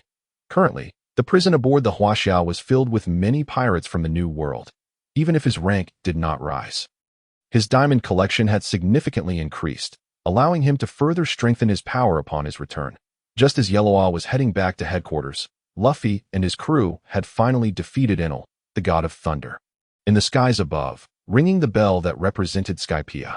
Meanwhile, on Gaia Island, Wumbulin Kurik, who had been waiting, silently shed tears, having finally uncovered the truth about his ancestors, thus lifting the shackles and curses that had burdened the Wumbulin family for so many years. Behind him, the captains of the monkey pirates and the gorilla pirates, the ape and the gorilla, were weeping, having learned the truth from Yeloa. Upon hearing the bell toll, they understood its significance. Their captain's life-risking battle had ultimately triumphed. At the Navy headquarters, a significant event unfolded as Admiral Akiji, Kazan, mysteriously vanished, prompting concern from the Gorosei. However, they felt somewhat helpless regarding this lazy justice executor, ultimately deciding to let him be. After completing their adventure in Skypea, Luffy and his crew returned to the seas, only to encounter Silver Fox Foxy on Long Ring Island. Accepting his challenge for a Davy Back fight, Silver Foxy was a master of Davy Back fight, boasting an undefeated streak of 920 matches, primarily achieved through cheating, yet still posing quite a challenge for the single-minded Luffy at the Navy headquarters in Marineford. Stood before Sengoku, who gazed at him with a grim expression. Suppressing his inner rage. Is this the reason for your presence in the New World, to engage with Whitebeard and red-haired Shanks? I had no idea red-haired was also present. 2 emperors, how terrifying. Thankfully, they did not intend to detain me. Otherwise, I truly would not have made it back. Yellow replied with a casual demeanor. However, as he spoke, he recalled the moment when Shanks had blocked his path on the return journey, initially believing that a confrontation was imminent. Instead, Shanks had merely engaged him in conversation before departing.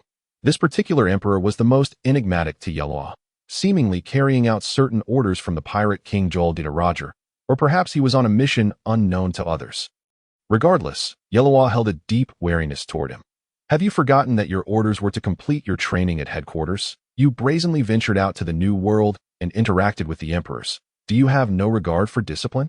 Sengoku, incensed by Yellow's demeanor, slammed his hand on the table and shouted, My apologies, Sengoku, please do not be angry.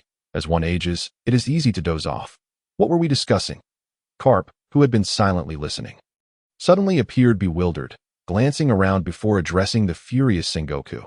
Though his apologetic demeanor lacked sincerity, mirroring Yellow's own attitude, it turned out he had dozed off during the conversation and was awakened by Sengoku's outburst. Mistakenly thinking the anger was directed at him. Enough, I will eventually be driven to my grave by the 2 of you. Sengoku, known for his scholarly demeanor, was now visibly agitated, waving his hand to dismiss Garp and Yellow. Come on, master, if we don't leave soon, the admiral may transform, Yellow urged Garp, hurrying to exit Sengoku's office. What on earth? Just because I fell asleep, is it necessary to be so furious? Garp grumbled, walking alongside Yellow. This time, I managed to acquire a batch of excellent wine, which I will send to the master later. We also captured quite a few pirates, and I secretly stashed their treasures. Next time we set sail, we can exchange them for berries, enough for us to live comfortably for a while. That sounds splendid. The Navy's benefits are lacking. Having served as a Marine my entire life, I am still less wealthy than you youngsters. Wah! Sengoku, overhearing the 2 openly discussing violations of military discipline and the confiscation of pirate treasures, felt veins throbbing on his forehead. Internally, he vowed to find an opportunity to teach these 2 reckless individuals a lesson. Little Leaf, you have been rather reckless this time. Upon arriving at Yellow's quarters, Garp finally ceased his jesting and spoke earnestly. Master, concerning Ace, I had no other choice. Yellow shook his head in response. Is the situation that dire? Garp inquired with a furrowed brow. There's a possibility that Ace may lose his life, Yellow replied softly. Garp stiffened, then patted Yellow's shoulder, saying, I am getting old. The future is yours. Take care of yourself. Rest assured. Master, I will uphold the justice I believe in, Yellow affirmed resolutely. Garp offered a bittersweet smile, pondering, I fear that your sense of justice may conflict with that of the Navy. However, he kept this thought to himself. Knowing that many capable officers had left the Navy to become pirates due to such discrepancies, do not worry, master. I will certainly succeed. Piracy is not my path. I will lead the Navy to embody true justice. Sensing Garp's concerns, Yellow spoke earnestly. Child, that path is fraught with challenges. Garp sighed that if dreams were easily realized, they wouldn't be called dreams, would they? So do not lose heart, for I will need your assistance down the line. Yellow beamed with determination. I fear my old bones may not be of much help, Garp chuckled, shaking his head. Your reputation is my greatest support. Yellow smiled softly. Speaking of which, I almost forgot to mention that during my last trip to the East Blue, I brought back 2 young lads. When you have time, please look after them for me. As for the wine you brought back this time, send half of it my way. I will not linger any longer. With that, Garp seemed to grow anxious and promptly stood to leave. That Yellow's previously smiling expression suddenly stiffened, and he gritted his teeth, saying, You old rascal, how unreasonable. You've forfeited your share of the profits. What? Just moments ago, you were calling me master to escape from Sengoku. Now, you refer to me as an old rascal. How disrespectful. As Garp reached the doorway, he turned around and playfully punched Yellow on the head, causing a bump to rise. Despite knowing that Garp was taking advantage of his strength, Yellow had no choice but to nod tearily, saying, "I understand. I will take good care of the younger ones. And I will promptly deliver your share of the profits." Upon hearing this, Garp nodded in satisfaction. "You only listen when I adopt the role of a teacher." Wah! Watching Garp leave while chuckling to mask his own embarrassment, Yellow felt a mix of irritation and admiration. Meanwhile, Luffy and his crew had just concluded their battle with Silver Foxy. Although it had been perilous, their collective strength ensured a victorious outcome. "Hey, would you like to board our ship and travel to that island over there?" Luffy inquired of the diminutive elder who had been traversing the stilts alone for a decade on Long Ring Island. The old man shook his head and replied, "The 10 small islands of Long Ring are interconnected. Thus they are regarded as a single island. There is no means of storing records, so there is no need to trouble you. Since the matter has concluded, why not come to my home for a visit and take a moment to rest?" As the elder spoke, he walked towards the door, only to collide with something with a loud thud. "What is this?" "It's a person," he exclaimed. "Has he been here all along?" The Straw Hat crew was startled by the sudden appearance of a tall man at the entrance of the elder's tent. But he seemed to be asleep, only roused by the old man's bump. "Who are you?" the man asked, removing his eye mask and addressing the Straw Hat crew. "And who might you be? Do you not realize you are blocking someone else's entrance? I thought you were a tree." Usopp retorted with displeasure. However, Robin, standing behind them, trembled in fear upon seeing the tall man, as if deeply intimidated. "Robin? What's wrong? Do you know him?" Her companions looked at her in astonishment. With Zoro readying his sword, "He is," Robin stammered, unable to articulate her fear. "It's Robin. Long time no see. You've grown into quite the young lady," the tall man said lazily. "What? So he is an acquaintance of Robin S?" Luffy remarked, scrunching his lips. "Just someone I knew from before," the tall man replied softly. "Fool, how could it merely be someone you know? Robin is clearly terrified." "Who are you really?" Nami asked with a serious expression.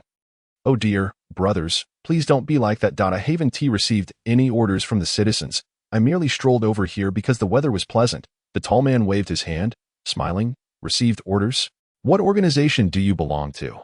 Zoro glared at the tall man, demanding answers. "He is a Navy officer, a vice admiral from the Navy headquarters, Kazan." Robin finally regained some composure, though disbelief lingered in her voice. As if she hadn't expected the tall man to appear here. "A vice admiral?" The crew gasped in surprise. "Indeed, a vice admiral from the Navy headquarters, the highest combat power within the Navy, of which there are 3. He is one of them, known as Admiral Kazan. Above him is only the fleet admiral." Robin explained to her companions. "Why would a vice admiral from the Navy come after us? Shouldn't he be chasing after those with higher bounties?" Usopp, now frightened, had hidden behind Zoro. "A vice admiral? That means he must be even stronger than Leaf." Zoro's fighting spirit ignited. "Come now, everyone, don't get so worked up. Didn't I say? I'm not here to capture you. I merely wandered over," Kazan remarked nonchalantly. The Straw Hats were astonished by Kazan's presence, yet he seemed genuinely disinterested in confrontation, leading Usopp to suspect that Robin might have mistaken him for someone else. After all, a Navy admiral shouldn't behave in such a manner, which was hard for him to accept. Nevertheless, the Straw Hats soon witnessed Kazan's nonchalance, as he even found conversing with them too exhausting and opted to recline while speaking. It turned out he had seen Robin's figure in Leaf's report, and upon inquiring, discovered that she had vanished from Alabasta, leading him to suspect she had boarded Luffy's ship. Although Leaf had deliberately omitted certain details in the report, Kazan discerned the truth at a glance and followed their trail. "This old man wishes to reach the next island, does he not? Allow me to assist you," Kazan said, shaking his head as he addressed the short elder of Long Ring Island. "Elder, do not trust him. He is from the Navy," Luffy replied earnestly, after a moment of silence. Luffy recalled that, to a normal person, the Navy would be the heroes, while they, the pirates, were the villains. However, Usopp remained skeptical. Although the 10 islands of Long Ring were technically one island, that was only during low tide. Ordinarily, they were indisputably 10 separate islands. Kazan's offer to help the short elder made Usopp doubt his intentions. "No, he can indeed do it," Robin interjected, having witnessed Kazan's abilities in her youth. Regardless, Kazan accompanied the short elder and his injured white horse to the shore, with the Straw Hats following closely behind. where they would witness the true strength of the so-called strongest combat power of the Navy. Ice Age. With that, Kazan plunged his hands into the sea, unleashing his powers to freeze the entire surface of the water. This can't be real, Usopp exclaimed in shock as he gazed at the vast expanse of frozen ocean before him. Kazan demonstrated the might befitting an admiral before the Straw Hats, yet he harbored no malice, resulting in an oddly calm atmosphere that I thought about it, and still felt I couldn't let you go just like that. So you shall perish here. It was unclear what Kazan was thinking, but ultimately he decided to act, encasing Robin in ice. Usopp, you take Robin and flee, Luffy instructed the timid trio after learning from Chopper that, even if encased in ice, timely treatment could still offer hope for recovery. Thus, he ordered Usopp and the others to leave, knowing they would be of no help if they stayed. However, Nami did not flee immediately. Instead, she obstructed Kazan, interrupting his technique, and consequently stayed behind. It seems this matter cannot end well, Zoro said, brandishing his weapon as he fixed his gaze on Kazan. Wait. This battle is mine alone. Do not interfere, Luffy declared loudly, focusing intently on Kazan. Well, I don't mind, but I have no ship, so if you fail, I'll have no choice but to eliminate all of you, Kazan replied indifferently. Zoro and Sanji exchanged glances before retreating with Nami, leaving the battlefield to Luffy. Chopper, hurry and treat our injured hands and feet. Quickly, Zoro urged, his expression grave. Why are only you back? Whereas Luffy? Usopp, who had just emerged from aiding Chopper to unfreeze Robin, asked. Tio thaw the frostbite, use warm water to melt it, and gently massage it to aid muscle recovery. Nami, you assist Robin, while I tend to Sanji and Zoro's injuries. Chopper showcased his skills as a doctor. Luffy is staying behind to face him one-on-one. Sanji and Zoro, having jumped into the water to thaw their frozen limbs, quickly boarded the ship. So you all just abandoned Luffy and fled? Isn't that too heartless? Usopp shouted in rage. Now is not the time for that, Zoro calmly interjected as Sanji and Usopp began to argue. Chopper, how long until we can recover? No, your frostbite is severe, even if you go now. You want to be able to exert your full strength. Chopper firmly refused, fully aware of Zoro's intentions. Meanwhile, Luffy, in his duel with Kazan, had already met his fate. He was entirely encased in ice. Oh no, I've been duped. The challenge to a one-on-one duel means that if you are defeated, you cannot lay a hand on your crew anymore, right? Nico Robin is a true demon. You cannot handle her. As long as she remains on your ship, it's tantamount to inviting disaster. Monkey D. Luffy. Kazan shattered the ice beside Luffy with a kick, but refrained from killing him. Though it would be effortless to eliminate you here. Your grandfather's kindness prevents me from doing so. However, consider the matters in Alabasta settled between us and the Navy. This also provides a fitting resolution for that bothersome fellow if I were to take action against you. I fear that little leaf would never forgive me. Kazan shook his head, donned his attire, and rode away on his bicycle. When Zoro and Sanji arrived, they found only Luffy encased in ice. After bringing him back to the ship, Chopper began his full-scale treatment. Everyone, both of them have regained their heartbeat. Not long after, Chopper emerged on deck to announce the good news. Will we encounter such foes again, capable of annihilating our entire crew in mere moments? Usopp lay sprawled on the deck, feebly uttering, "What nonsense are you spouting? You're exhausted too. Get some rest." Zoro fell into a momentary silence before offering words of comfort.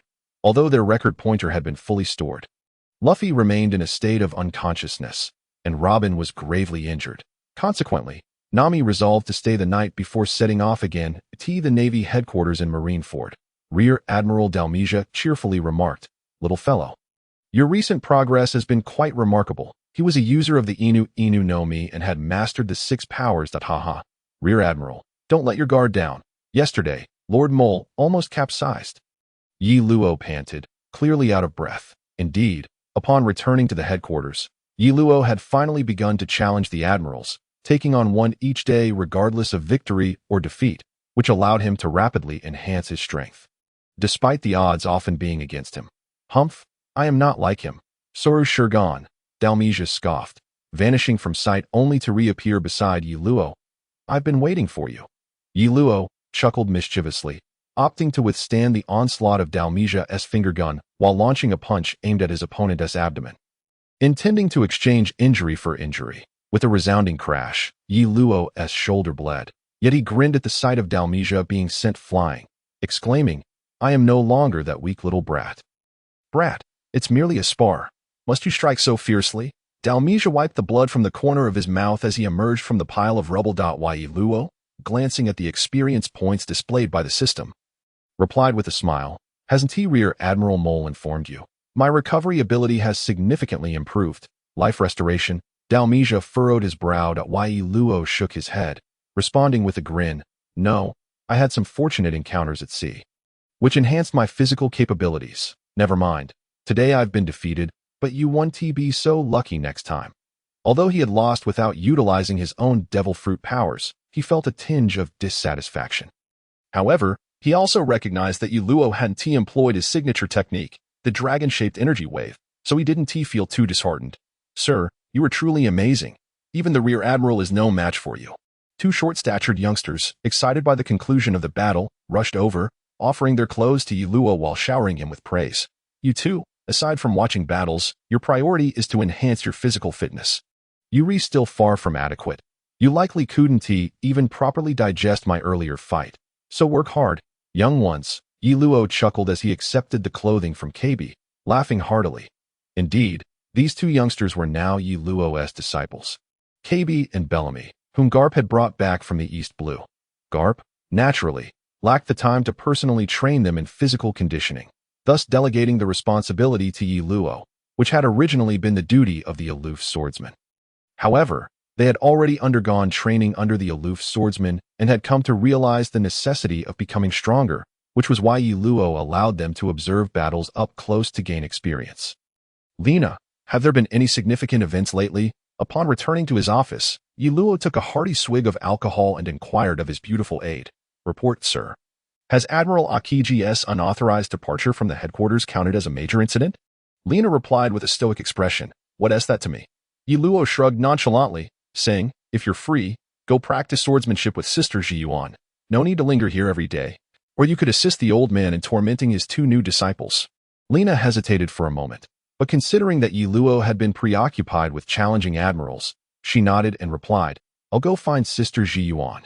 Clearly, she lacked enthusiasm for tormenting newcomers. Once Lena departed, Luo opened the system, observing the diamond count displayed as 53,299 diamonds. He appeared to hesitate. With the acquisition of the snow-shadowing lightness skill, his speed was temporarily sufficient, and thanks to the Blood Dragon Pearl, his physical stamina had also been bolstered. The only aspect left to improve was his internal energy. After all, he had only begun cultivating internal techniques recently, and even with the Zixia secret manual in hand, his internal energy remained limited. Coupled with the energy-draining dragon subduing 18 palms, he had developed an impression of being unable to sustain prolonged battles. However, to upgrade the Zixia Divine skill to level 2 required a staggering 15,000 proficiency points, which was rather disheartening. Even now, his proficiency was just slightly over half. Yet, gazing at the 8 remaining skill points, Luo felt torn. Forget it, one must risk it to gain. Off you go.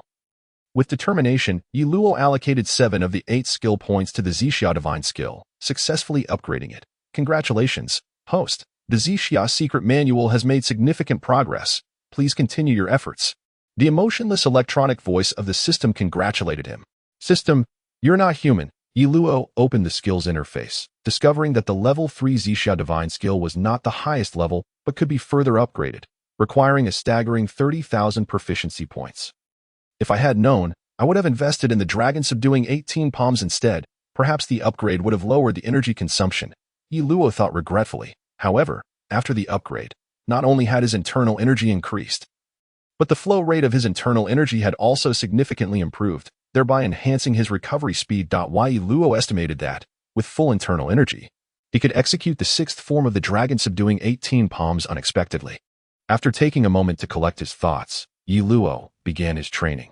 Having encountered numerous top-tier figures in this world, his mindset had begun to shift. Originally, he believed that only by becoming invincible could he pursue his ambitions without obstruction. However, after witnessing Whitebeard and his pirate crew, and contrasting that with the solitary figure of Rayleigh the Dark King, Luo realized that, alongside personal strength, having a group of supportive allies was equally vital. Thus, upon returning to the headquarters, Luo began to reach out to those in the Navy with whom he had established a good rapport, those who shared his ideals of justice and supported his vision. These individuals would become his future assets. Old man Garp must have sensed Yi Luo's intentions, which was why he had previously remarked on being too old to be of assistance. However, what everyone failed to understand was that Yi Luo did not wish to splinter the Navy, but rather to reshape it into a true bastion of justice. The current Navy was too beholden to the world government. And it would not be an exaggeration to call them their lapdogs. The root cause was nothing more than money. Despite the Navy's formidable strength, it was built upon a mountain of military funding. Without the support of the world government, the Navy would immediately face dire straits, unable to maintain even its current personnel, let alone recruit new members in the future. At it seems it's time to seek out that cross-dressing king. Ultimately, I must have a word with Dragon. Yi Luo roused himself from his training, glancing at the sky outside before rising to depart. I knew you'd come looking for me with some troublesome matter. It is either testing new techniques or something exceptionally bothersome. Why not seek out your teacher instead? Wouldn't it be more fitting for Mr. Garp to take you to impel down? Mr. Chabwa, with an air of exasperation, addressed Yi Luo's unannounced visit. Rest assured, I'm not heading to the 6th level. The freaks there are too numerous. I'm going to the 5th level to find someone. Yi Luo replied with a grin. Just so you know, don't cause any trouble, Chabwa warned. But before he could finish, Yi Luo had already taken him and left the headquarters. This is the entrance to the underwater prison, impelled down. It is quite troublesome to enter, so I want to accompany you. Once again, I must emphasize, don't stir up trouble. Even Mr. Garp will have difficulty interceding for you. The inmates here are all exceedingly dangerous. Chabwa stood at the entrance of Impelled Down, his expression serious as he cautioned Yi Luo to don't worry. I'm just looking for someone to ask a question, then I'll leave. Yi Luo nodded affirmatively. Cough, cough. Welcome to my hell. Impelled Down, a man adorned with an Egyptian pharaoh headdress, sporting a fearsome visage and a pair of small black demon wings, greeted Yi Luo. Both Yi Luo and Chabwa exchanged incredulous glances at Hannibal, wondering if this fellow was a bit unhinged. My apologies. Mentioning my ambitions may have been a bit revealing. I am currently serving as the acting deputy warden. Hannibal, please take care of me. Hannibal smiled warmly. Hello. I am Rear Admiral Chabwa from the headquarters. This is Major Yi Luo from the headquarters. He needs to go to level 5. Thank you for your assistance. With a nod, Jiaji spoke. Hannibal also nodded and said, The warden, that despicable Warden Magellan, is currently in the warden's office on the 4th level. I and Deputy Guard Domer will lead the way. However, before that, you must undergo a security check. I won't be going. Just take him there. Jiaji shook his head and pointed at Yi Luo. Soon, after a series of inspections, Yi Luo finally arrived at the frigid hell of level 5. All right, I shall enter alone, after all. It is somewhat perilous within. Moreover, I've heard there is an invitation from the devil here. Yi Luo stood at the entrance of the frigid hell and remarked, You actually know about this? Both Hannibal and the guard of the 5th level expressed surprise. A brigadier general of the headquarters. Is it strange for me to know this? Yi Luo chuckled as he stepped into the frigid hell, leaving Hannibal and the others momentarily stunned. Thus they did not follow. Deputy Warden, is it truly all right to let him enter alone? The guard asked with concern. It's fine. Even if something happens, it will be Magellan's problem. This way, Impelled Down will again belong to me. Ha! Oops, it seems I have inadvertently revealed my ambitions. Hannibal spoke to himself. However, the others were unfazed. They were all too aware of the Deputy Warden's ambitions, which were well known even among the prisoners. Upon entering the frigid hell, Yi Luo had to begin channeling his internal energy to withstand the surrounding blizzards. Indeed, the temperature here was exceedingly low. I recall that at the entrance of a forest, Luffy and his companions encountered a pack of wolves and were rescued by the Revolutionary Army's lightning after being injured. Yi Luo mused as he walked, searching for the forest that lingered in his memory. After a while, Yi Luo had already dealt with the 3rd batch of snow wolves and scoured several similar forests, yet he still had not discovered the partition of the frigid hell. Damn it! Where on earth is that cross-dresser king, Ivankov? Although Yi Luo was not in a hurry, remaining here was becoming increasingly uncomfortable. After searching for quite some time without finding Ivankov, he had no choice but to continue searching while pondering. While watching the anime, I only remember it being mentioned as the partition between the 5th and 6th levels, but there was no mention of how to enter. Truly irresponsible. Yet, there seems to be something peculiar here. Yi Luo murmured quietly as he fixated on the entrance of a sewer that appeared before him. After contemplating for less than 3 seconds, Yi Luo decided to investigate. Although the term sewer was somewhat unappealing to him, The notion of a partition between the 5th and 6th levels might indeed be explained by what lay within the sewer.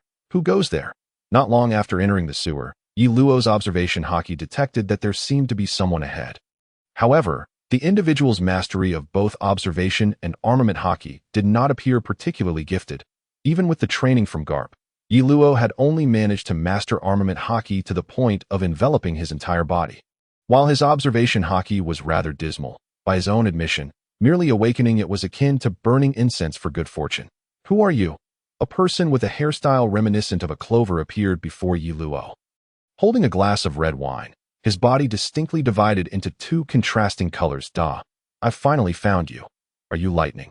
I'm looking for Ivankov, Yi Luo exhaled, stating, after searching for so long, fortune had smiled upon him. And he had finally located the revolutionary army hidden here.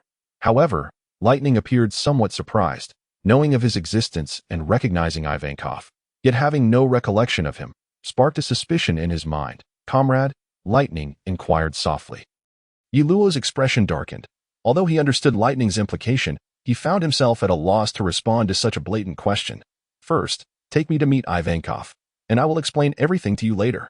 Yi Luo deftly sidestepped Lightning's inquiry. Lightning interpreted this as a tacit acceptance of his insinuation and led Yi Luo deeper into the sewer. Hey, boy, who are you? Before long, under Lightning's guidance, Yi Luo finally encountered the legendary cross-dresser king. Ivankov, how should I say this? Let me be straightforward. I wish to meet Dragon. Yi Luo contemplated briefly before speaking. Dragon? Who are you?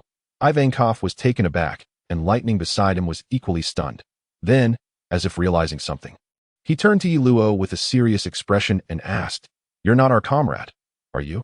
Yi Luo shrugged in response. I never claimed to be part of the revolutionary army, but I harbor no ill will towards it. I have come with extremely important intelligence to share with you. A long time ago, I accidentally learned that the cross-dresser King Ivankov is part of the revolutionary army, which is why I took the risk to come here to find you. Boy, first tell us your identity. Otherwise, how can I trust you? Ivankov asked with a smile. My identity is not a problem to disclose, but the real question is whether you will believe me. Yi Luo replied helplessly. Ivankov and Lightning were momentarily taken aback, realizing Yi Luo had a point. Now that they knew he was not part of the revolutionary army, they would have no reason to believe anything he said. Therefore, my identity is irrelevant. What matters is my intelligence. You must allow me to meet Dragon, or if you're skeptical, you can relay the information and have Dragon come to find me. It is of utmost urgency. Yi Luo stated earnestly. Boy, not only do we currently not believe you, even if you truly were our comrade, do you think that, having been imprisoned in this underwater facility for so long, I have any means to contact Dragon? Ivankov blinked at Yi Luo. Yi Luo was taken aback, his expression darkening. How about I find a way to get you out, and you take me to meet Dragon? What do you say? Yi Luo exhaled. Ivankov and Lightning exchanged incredulous glances. Who was this guy to dare utter such words? It should be noted that since the construction of this underwater prison, only one person had ever escaped. The legendary pirate Shiki the Golden Lion. What critical intelligence do you need to convey to Dragon? Ivankov asked, his demeanor turning serious, as matters concerning the revolutionary army demanded caution. The situation is too complicated. Just tell Dragon that I am the disciple of his father, and let him find a way to contact me. I have extremely important matters to discuss with him. Yi Luo shook his head and replied, Father? Both Ivankov and Lightning exclaimed in astonishment. Yi Luo nodded and continued. This matter has significant implications for the revolutionary army, the navy, and the pirates. What exactly is happening outside? Ivankov inquired solemnly. Should the situation be truly urgent, he would not hesitate to escape immediately. The navy is preparing to advance into the New World and has already planned to take action against one of the 4 emperors, Yi Luo said in a low voice. What? Is the intelligence accurate? Ivankov's face changed dramatically as he asked. 100% accurate. And during that time, Mary Geos will undoubtedly be at its most vulnerable. The Navy will not have sufficient forces to protect the Holy Land, making this the Revolutionary Army's opportunity, Yi Luo affirmed. Because of Yi Luo's goals and ideals, one of his objectives was to eradicate the celestial dragons, so before achieving that aim, he had no qualms about collaborating with the Revolutionary Army. He could even envision a scenario where, in the end, they might jointly govern. His aim was for the Navy to become a truly righteous military force, responsible for eliminating all darkness upon the seas, which did not conflict with the Revolutionary Army's ideology. The Revolutionary Army sought to overthrow the current regime through all kingdoms, and Yi Luo was not particularly fond of the current governance either. Thus, they could cooperate. Ultimately, the governance of all kingdoms could be managed without Navy interference, but should the Navy discover any kingdom harboring darkness, they would join forces with the Revolutionary Army to launch an assault, truly becoming the protectors of the world's common folk. At that point, the Revolutionary Army would handle management, while the Navy would provide military might and oversight, separating military and political power to avoid either the Navy or Revolutionary Army treading the same path as the Celestial Dragons. This was the goal Yi Luo had been planning and striving towards all along. Mary Geos is not as simple as you imagine, even if the Navy were to empty its ranks. It cannot simply be conquered at will. Ivankov clearly expressed a wariness towards Mary Geos, or rather, the Celestial Dragons, that I am well aware of that. However, I did not suggest the Revolutionary Army occupy Mary Geos. For you could never take it, but seizing the opportunity to plunder Mary Geos would certainly be quite feasible, wouldn't it? Yi Luo remarked with a smile. You underestimate the Celestial Dragons.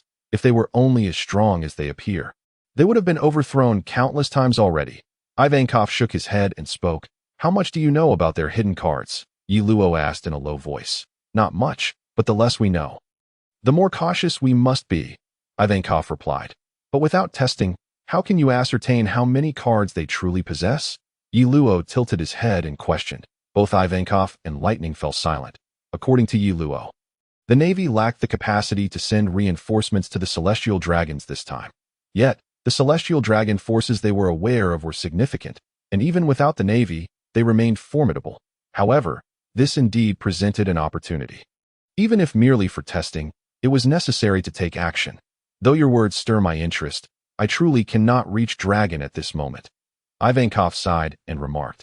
Then how about this? Share with me the location of one of your strongholds or comrades, and I shall seek them out to relay a message to Dragon.as for whether Dragon wishes to meet with me. That shall be his decision. Yes, reluctantly, Yi Luo conceded to this alternative. Very well.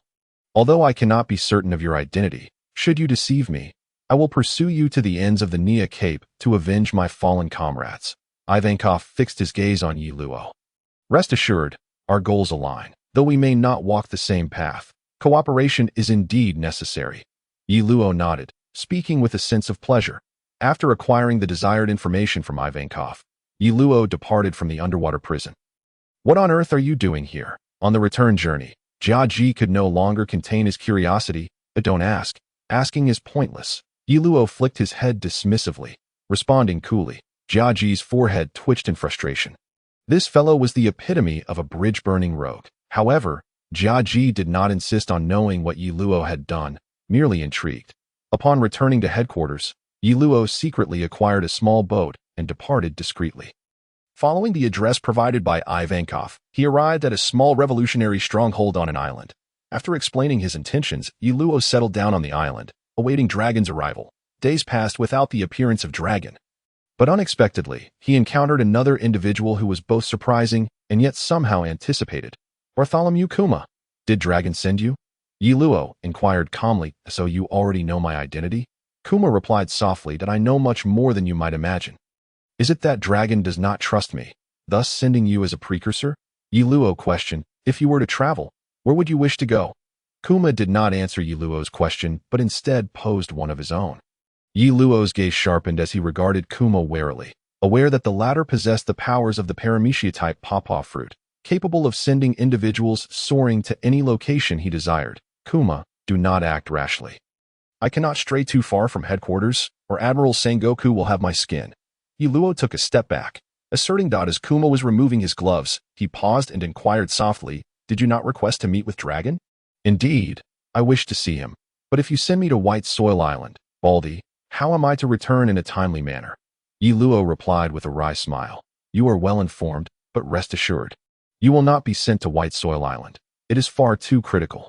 Kuma gradually approached Yi Luo, stating, very well, if you send me flying too far, please explain my situation to Admiral Sengoku. Yi Luo gritted his teeth, resigned. With a swift motion, Kuma struck Yi Luo, who did not resist, being sent flying by the force of Kuma's blow.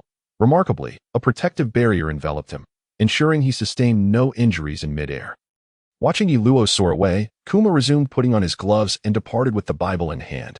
What a scoundrel! Where is he sending me now, after soaring through the sky for some time? Yi Luo retrieved food from his system space, replenishing his strength while muttering curses. Though he had lost track of time, the sky's appearance suggested he had traveled a considerable distance without any sign of slowing down. A day later, while Yi Luo sat in meditative practice, he gradually began to descend. Am I finally arriving? Yi Luo murmured as his eyes opened. Welcome. As he landed, a charming young girl with orange hair, wearing goggles and a short dress accompanied by high heels, greeted him. Who are you? Yi Luo asked, finding her strikingly familiar, as though she were the girl who had accompanied Sabo. Hello, I am the acting master of Fishman Karate in the Revolutionary Army.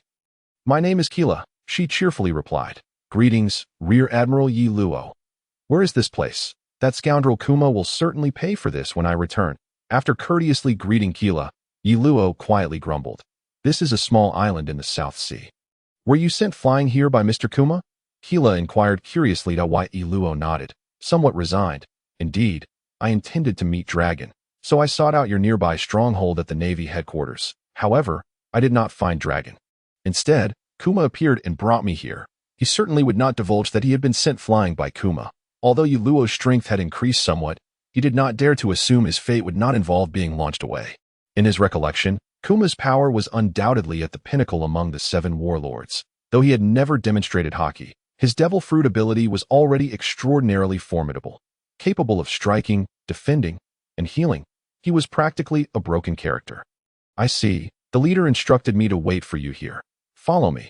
After confirming Yi Luo's identity, Keela beckoned him. She was quite curious as to why Yi Luo, a naval officer, sought an audience with the leader, and why the leader was willing to meet with him. Shortly thereafter, Yi Luo finally came face to face with the leader of the Revolutionary Army, known to the world government as the most dangerous criminal in the world, Monkey D. Dragon, the son of the old man Garp and the father of Luffy, the protagonist of the One Piece anime. Mr. Dragon, it has been a while. Yi Luo greeted familiarly, plopping down in front of Dragon. What brings you to me? Dragon, shrouded in his green cloak, smiled as he looked up. Yi Luo scanned the surrounding revolutionary members. Aside from Dragon, he recognized only Sabo and a commander who appeared to be a member of the Mink tribe, while the others were unfamiliar to him, likely being high-ranking officials of the Revolutionary Army. There are indeed some matters I wish to discuss with you, Mr. Dragon, specifically regarding the Celestial Dragons and the Holy Land Mary Geos. Yi Luo nodded, his demeanor sobering as he spoke. A member of the Navy. What business do you have to discuss with me? Dragon chuckled softly, inquiring. That depends on your perspective, whether it is truly for the sake of the people or merely for the sake of power. Yi Luo replied, tilting his head. After a moment of silence, Dragon stated, that is not for you to worry about. Please state your purpose. Before I proceed, I have one question. Does your revolutionary army seek revolution for the sake of revolution, or for the people? Yi Luo fixed his gaze on Dragon and asked, We naturally fight for the oppressed, the impoverished people suffering under your navy's oppression. Sabo interjected with a hint of sarcasm. Very well. May I ask, are you aware of Alabasta, the desert nation that recently found itself embroiled in conflict? Surely you have not been oblivious to that. Yi Luo turned to Sabo. That incident was not our doing. You have already investigated it, have you not? It was the handiwork of Crocodile. Sabo frowned in response. If you truly fought for the impoverished, why then have you not offered assistance to Alabasta, which fell into war due to conspiracy? With your intelligence network, you surely cannot be unaware of the true nature of the Nefertari royal family, can you? Yi Luo observed Sabo with a sidelong glance, a smirk playing on his lips. That is the territory of a warlord, and it falls under your navy's jurisdiction. Do not use your past to accuse us. Keela, who had been guiding Yi Luo, retorted angrily, leaving Sabo momentarily speechless. For a moment, Yi Luo found himself at a loss for words. He was not one to shirk responsibility, yet fortunately, Dragon grasped the underlying meaning of Yi Luo's statement and did not voice any ridicule, resulting in an oddly quiet atmosphere. That I wished to reorganize the Navy. After a prolonged silence, Yi Luo looked up at Long and spoke. Long removed his hat, gazing at Yi Luo with keen interest, and inquired, Reorganization. Do you have any idea how challenging that is? Indeed, I am aware, Yi Luo replied earnestly. However, if one lacks dreams, what differentiates them from a salted fish? Currently, the Navy is far from being the righteous force it claims to be. Under the immense pressure from the world government, the Navy has committed countless acts that betray justice. Hence, I aspire to alter this situation. Long nodded gravely and responded, throughout history, many within the Navy have shared your sentiments. Yet their choices have invariably led them to abandon the Navy, becoming pirates instead, continuing their journey across the seas as they see fit. Why, then, do you wish to reform the Navy? Yi Luo grinned, revealing his pearly teeth, and gestured towards himself, stating, those with the capability alter their surroundings. Those without are shaped by them. And I am one of those capable individuals. Yi Luo's declaration astonished Long, while the surrounding revolutionaries gazed at him in surprise. Ha! What an intriguing fellow. But tell me, what do you possess at present? Mere words hold no weight. How many subordinates do you command? Long laughed heartily at why Yi Luo hesitated, having always believed that only by strengthening his own prowess could he realize his dreams. However, Long's query left him at a loss. His strength paled in comparison to the formidable figures surrounding him, not to mention Long himself. Even the 4 commanders and the cadres of the Revolutionary Army constituted a significant force. I have already conversed with the kings of Alabasta and Fishman Island. They will lend their support. After a moment of silence, Yi Luo spoke. O young one, you are still quite green, that I suspect those 2 cunning old foxes have not truly committed to anything. Have they? They merely stated they would acknowledge your new navy upon your success, correct? Long observed Yi Luo with an odd expression, laughing heartily. What does that signify? Are they seeking to reap the rewards of your triumph? This hardly amounts to an alliance, as there has been no reciprocal investment. Those solely seeking benefits cannot be deemed allies. Long's words rendered Yi Luo increasingly silent, but he spoke the truth. Both King Cobra of Alabasta and King Neptune of Fishman Island had only mentioned what would occur upon Yi Luo's success, without promising any tangible assistance. This was a consequence of Yi Luo's belief as a transmigrator, thinking he required no help from others. Thus he had failed to recognize the implications of their statements. If all you seek is such a promise, then I can assure you now, as long as you can fully control the Navy, rest assured, our Revolutionary Army's goals will not conflict with yours. Long remarked, observing Yi Luo deep in thought, smiling. No, that's not what I mean. Yi Luo lifted his gaze to Long and declared, I admit I was previously naive in my thinking, but I am still young. Give me time, and I shall devise my own methods. My aim is to collaborate with the Revolutionary Army to overthrow the Celestial Dragons and the world government, establishing a new governing body composed of your Revolutionary Army and the various royal families. While the Navy maintains order across the seas, that is impossible. Long shook his head. The vast military expenditures of the Navy are currently funded by the world government. Once the Celestial Dragons are overthrown, that funding will cease, significantly alleviating the financial burdens of the kingdoms and improving the lives of their citizens. I can only guarantee that we will not attack the Navy, but continuing to support you is out of the question. Let me rephrase. Yi Luo perked up, initiating a discussion with Long regarding their future. This discourse extended over 3 days, and when Yi Luo and Long finally reached a consensus, Yi Luo, using the foresight of a transmigrator, made a series of arrangements. Although Long did not entirely agree, he did not oppose either. According to his assertion, if Yi Luo's words held truth, the Revolutionary Army would act according to Yi Luo's plans when the time came. Very well, I must return to headquarters to make some arrangements. This meeting with the members of the Revolutionary Army has been immensely beneficial. I look forward to our future encounters. Yi Luo stood upon a small vessel, smiling and waving goodbye to the cadres of the Revolutionary Army. Chief, can we truly trust his words? After Yi Luo's departure, Sabo turned to Long, a hint of unease in his voice. Did he not mention that he knows your origins? A meeting with Ace or Luffy would clarify everything. Such matters cannot be fabricated.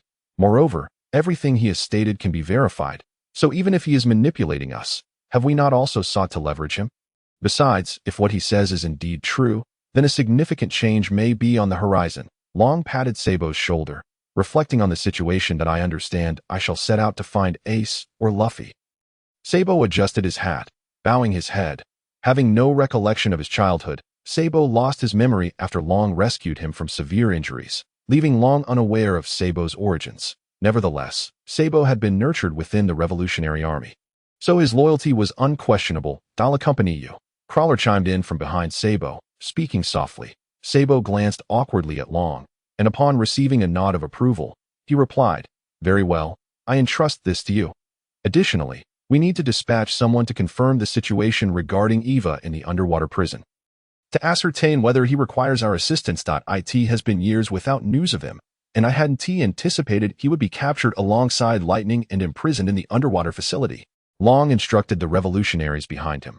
"Understood, Chief, we shall proceed with the arrangements." One of the revolutionary soldiers saluted before departing. "This is troublesome. I never expected to end up in the South Blue. It seems I must borrow a military vessel from the division, or returning will be quite the hassle." Yi Luo, having learned of his location from the Revolutionary Army, scratched his head in frustration. Upon arriving at the nearest division, Yi Luo discovered why the Revolutionary Army had appeared in the vicinity. They had liberated a kingdom in the South Blue. The regime of Saint Dor, successfully overthrowing a tyrannical government. Brigadier General Zilong, the military vessel you requested is ready.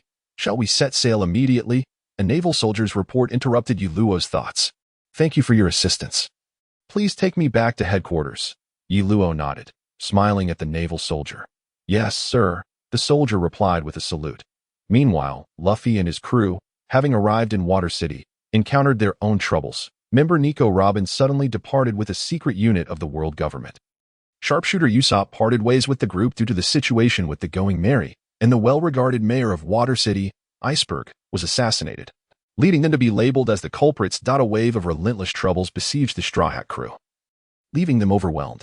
The most distressing revelation came through their investigation, uncovering that the assassin of Mr. Iceberg appeared to be none other than Nico Robin herself. This prompted them to recall the words of Admiral Akiji, casting a shadow over Robin's presence. Unyielding, Luffy stealthily infiltrated the mayor's residence that night, intending to confront Robin and uncover the truth. However, he encountered CP9, who had come to seize the plans for the Pluton. After a fierce battle, Luffy and his crew were utterly defeated. Fortunately, Nami learned the truth from Iceberg. Robin intended to sacrifice herself to ensure the Straw Hat crew could depart smoothly from Water City, even at the cost of resurrecting Pluton. When Nami and Chopper found Luffy stuck in a wall and Zoro inverted in a chimney, Nami tearfully revealed the truth to Luffy upon learning that Robin had not betrayed them, but instead was sacrificing herself to aid them. Luffy and Zoro regained their spirits, as Nami put it. Harboring doubts would hinder their strength. Now that they knew the truth, Luffy and his crew were determined to defeat their opponents and rescue Robin. However, they failed to catch up with CP9 as they took Robin, Frankie, and Usopp away on the sea train. Consequently, with the assistance of the mermaid Kokoro and Iceberg, they boarded the unfinished sea train Rocketman, crafted by the esteemed shipwright Tom, in pursuit of Robin, who was being taken to Eni's lobby. Frankie's younger brothers also implored Luffy to set sail with them, to which Luffy readily acquiesced. Furthermore, the shipwright trio, consisting of Frankie, stealthily infiltrated Rocketman, becoming Luffy's temporary allies. Yet, the colossal tsunami, Akula Laguna, presented the first formidable challenge they had to confront. Meanwhile, Sanji, who had discreetly boarded the sea train ahead of them, left a transponder snail for Nami and successfully rescued Frankie and Usopp.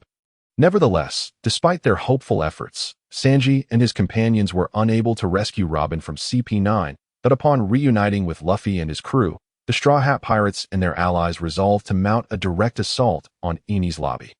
Simultaneously, Yi Luo, who had just traversed the Calm Belt to reach Justice Island, seemed to sense something amiss.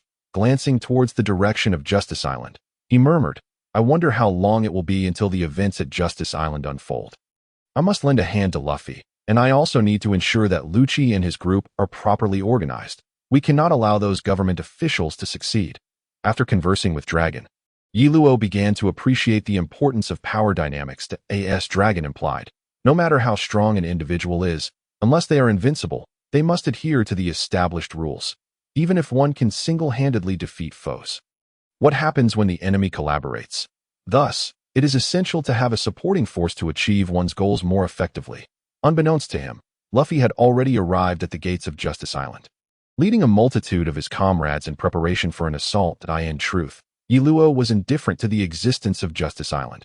He understood that it served more as a venue for the government to silence dissent than as a bastion of justice. Therefore, he had no intention of visiting Justice Island. My lord. The Marshal requests your immediate presence in his office. He is quite furious regarding your recent escapade. Upon arriving at headquarters, Yiluo was promptly informed by Lina to report to Sengoku's office. Understood. This was an unforeseen circumstance. I did not intend to venture out. It was simply an accident. Yiluo had already coordinated with Dragon and Kuma to present a unified front, claiming that he was inadvertently knocked away by Kuma during a sparring session. Indeed, when Yiluo recited his excuse, although Sengoku remained skeptical, he could not further reprimand Yiluo, given Kuma's corroboration. Old man, I have recently gained some new insights. Care to test them? Upon exiting Sengoku's office, Yiluo promptly sought out Garp to propose a sparring session. His so-called newfound understanding was, in fact, the mastery of the basic technique known as the Luohan fist. Prior to this, Yiluo had not placed much importance on such rudimentary techniques, as they lacked unique power application skills like the Dragon-Subduing 18 Palms. The manual merely instructed how to execute the moves. Typically, Yiluo would only practice it casually while enhancing his physical conditioning. Which is why, despite having acquired the manual quite some time ago, he only recently achieved full proficiency. The reason Yiluo undervalued techniques was that he understood the existence of the observation haki, a nearly game-breaking ability. For instance, Kobe's observation haki had developed to a point where he could momentarily glimpse the future. Even the ordinary observation haki would render Yiluo's techniques ineffective, as opponents could predict his moves. Attacking according to set patterns would be tantamount to courting disaster, which is why the top-tier battles in the world of One Piece often manifest as straightforward confrontations, as everyone possesses observation haki, rendering cunning tricks unnecessary. However, after perfecting the Luohan fist, Yiluo finally comprehended that it was not the techniques that were futile, but rather his lack of mastery that rendered him a non-threat to others. With the Luohan fist now perfected, Yiluo felt that his understanding had reached a masterful level, with each movement flowing effortlessly, no longer bound by rigid techniques, allowing for a more spontaneous execution. This newfound freedom revealed the inherent advantages of the Luohan fist's techniques, power application, and combat efficacy, even at a basic level. He eagerly anticipated the advanced manuals, knowing they would yield even more unexpected benefits. Oh, this is truly exciting. Ever since you accompanied me to the East Blue, you've been finding ways to avoid sparring with me. Why, then, have you come seeking me out now? It seems you've gained quite a bit from your recent excursion. Garp chuckled at Yiluo. After the trial, the master will understand. Yiluo replied with a mysterious smile. Garp waved his hand casually and laughed heartily at his aide. Go fetch those two youngsters. Let them witness how I torment their senior brother. Yiluo's expression darkened. Were it not for the necessity of Garp's assistance, he would never have sought out this old coot for a sparring match. After all, Garp's strength likely represented the pinnacle of the Navy, and the old man had a penchant for showing off. With Kobe present, he feared he would be thoroughly thrashed yet again. Once Kobe and Bulumeb arrived, Yiluo completed his warm-up, while Garp leisurely munched on sunbae. Master, senior brother, Kobe and Bulumeb greeted respectfully. I've had some insights recently, and my strength has improved a bit, so I specifically sought out the master for a sparring session to verify my progress. You two can observe. How much you learn depends on your own efforts. Yiluo nodded and stated, All right, little leaf, let us see what you've truly comprehended that has given you the confidence to challenge me. Garp replied with a smile, removing his cape as he stepped into the arena. Master, you jest. To challenge you is still a few years premature for me. This time, I merely wish to demonstrate my newfound insights, which I believe will benefit the overall strength of the Navy. Yiluo assumed the starting position for the Luohan fist, speaking earnestly. Isn't that the fist technique you used previously? Didn't you abandon it back then? Why have you picked it up again? Garp immediately recognized Yiluo's stance. When Yiluo first employed the Luohan fist, Garp was genuinely taken aback. Although it was a simple and straightforward technique, it posed a considerable threat to opponents lacking observation haki. Unfortunately, Yiluo seemed to have abandoned it for some reason, rarely using it in battles, only occasionally practicing it during training. Indeed, I have gained new insights into the Luohan fist. Please guide me, master. With that, Yiluo charged forward, foregoing the use of armament haki, as he intended for Garp to evaluate his Luohan fist. Garp also naturally refrained from utilizing armament haki, but with his observation haki and familiarity with Yiluo, he easily evaded Yiluo's strikes. Kid, although your technique has become much more fluid, it still lacks the capability to threaten an opponent. After dodging a few times, Garp remarked with a grin, "Do not rush. Master, the fun part is yet to come." Yi Luo took a deep breath, having merely tested the waters thus far. With that, Yi Luo enveloped his arms in armament haki and launched another attack at Garp. Garp raised an eyebrow, also covering his arms with armament haki. However, after a few exchanges, Garp's expression shifted slightly. Despite not having peak-level observation haki, he found himself unable to predict Yi Luo's movements. Why? Yi Luo smiled. As the original Luohan fist had merely consisted of 18 basic moves, yet with his mastery, he had derived 118 variations from those foundational 18, echoing the significance of the number 18. The core principles of the Luohan fist are the three fundamentals. The hands must be correct, the body must be correct, and the stance must be correct. After reaching full proficiency in the original 18 moves of the Luohan fist, an additional effect emerged, the practice of qi training. The so-called qi training encompasses both the internal and external, the spiritual and physical, the stillness and motion, enabling the practitioner to enhance external skills while simultaneously cultivating internal strength. Ideally, the internal cultivation best suited to the Luohan fist would be Shaolin's Yi Jin Jing and Shi Sui Jing, as they would yield maximum efficacy. However, as Shaolin's ultimate techniques, Yi Luo had yet to encounter them in the market, leaving their availability uncertain. In fact, if Yi Luo were to acquire both the Yi Jin and Shi Sui internal cultivation techniques, he would hardly need the Luohan fist at all. The dragon-subduing 18 palms would have already obliterated his foes. Quite interesting. I shall take this seriously. After several exchanges, Garp finally began to take things seriously. The changes in Yi Luo's techniques were sufficient to warrant his attention. That it was not that Yi Luo's Luohan fist posed a real threat to him, but rather Garp was curious to test the limits of Yi Luo's current capabilities, which was also the reason Yi Luo sought him out.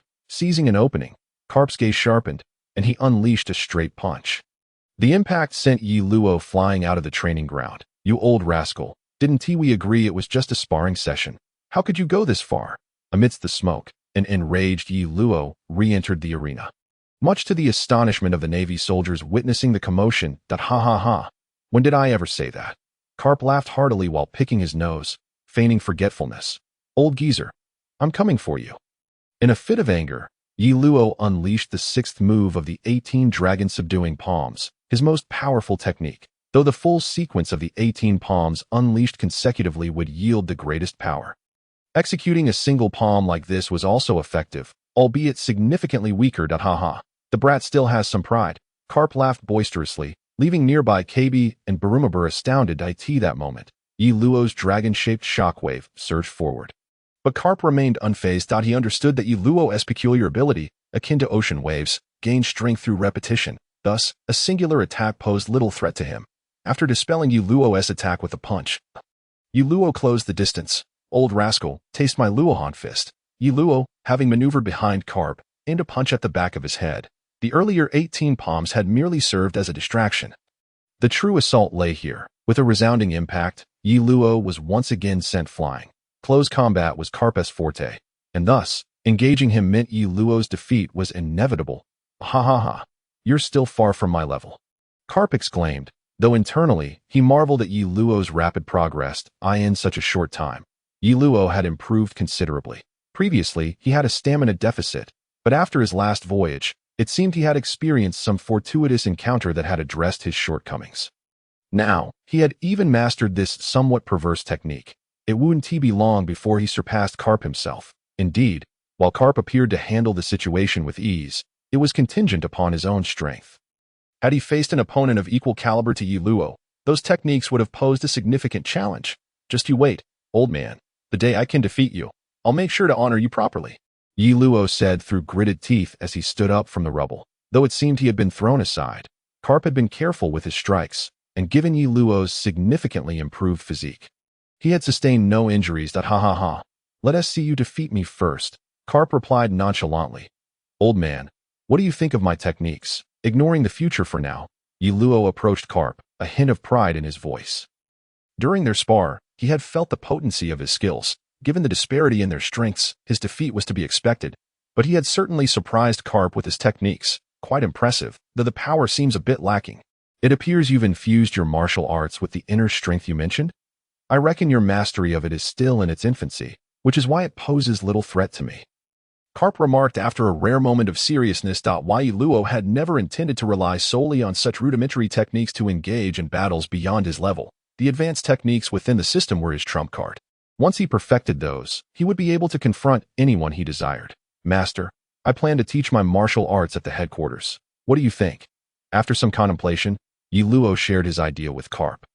Teach martial arts? What provoked this sudden thought? Garp inquired, taken aback. Master, first and foremost, my techniques are derived from my family lineage, comprising a complete set of forms. The reason I hadn't shared them at headquarters was not due to familiar restrictions, but rather, I believe the presence of observation haki rendered them less useful. Now that I understand these techniques can counteract observation haki at advanced levels, I have no more reservations. Teaching the soldiers would be beneficial. Most officers face foes with observation haki, and they are likely to grasp the techniques more quickly due to their superior strength and comprehension. As for the ordinary soldiers, even if they only practice fixed techniques, they should see considerable improvement against opponents lacking observation haki. Observing Garp deep in thought, Yi Luo continued, you should discuss this with Sengoku, but I believe it should not pose any issues. After some contemplation, Garp grinned and replied, well, you should talk to Sengoku then. Seeing Garp's approval, Yi Luo beamed. All right, I'll go speak with Admiral Sengoku right away.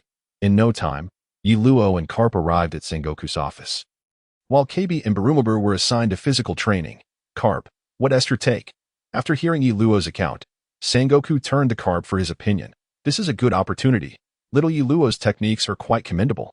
While they were indeed somewhat countered by observation haki before, he has proven that mastering them at a high level significantly enhances his strength. Moreover, apart from the officers, the majority of our navy consists of ordinary soldiers.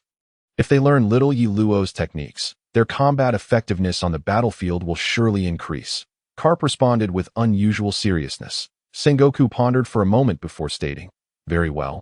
During tomorrow's morning training, Yi Luo will first instruct the soldiers. As for the officers, those who wish to learn may approach you. Yi Luo nodded, appreciating this arrangement. Not everyone is obliged to learn just because his techniques were effective. Some might be unwilling, and he had no desire to force anyone. He approached this endeavor with two objectives, to enhance the Navy's strength and to cultivate a loyal following. The next day, during morning training, before all the soldiers at headquarters, Yi Luo first provided a brief overview of his techniques, and then taught the first three forms of the Luohan fist. Due to the absence of inner strength to support them, the techniques lacked the potency Yi Luo possessed, thus many officers found them unimpressive. However, Yi Luo remained undeterred, teaching the soldiers the Luohan fist each morning until he completed the instruction of all 18 foundational forms, after which the respective captains would lead their teams in daily practice. Just as Yi Luo concluded his teaching, news reached headquarters of the Straw Hat Crew's assault on Eni's lobby, leaving him utterly astonished. He had not anticipated the plot to unfold so swiftly. He recalled that during the climax of the Eni's lobby battle, the Buster Call was likely to be initiated, yet there had been no orders received regarding it from headquarters.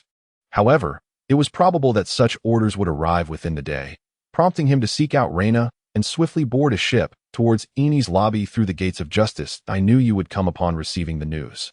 But as a Navy officer, I advise you not to intervene.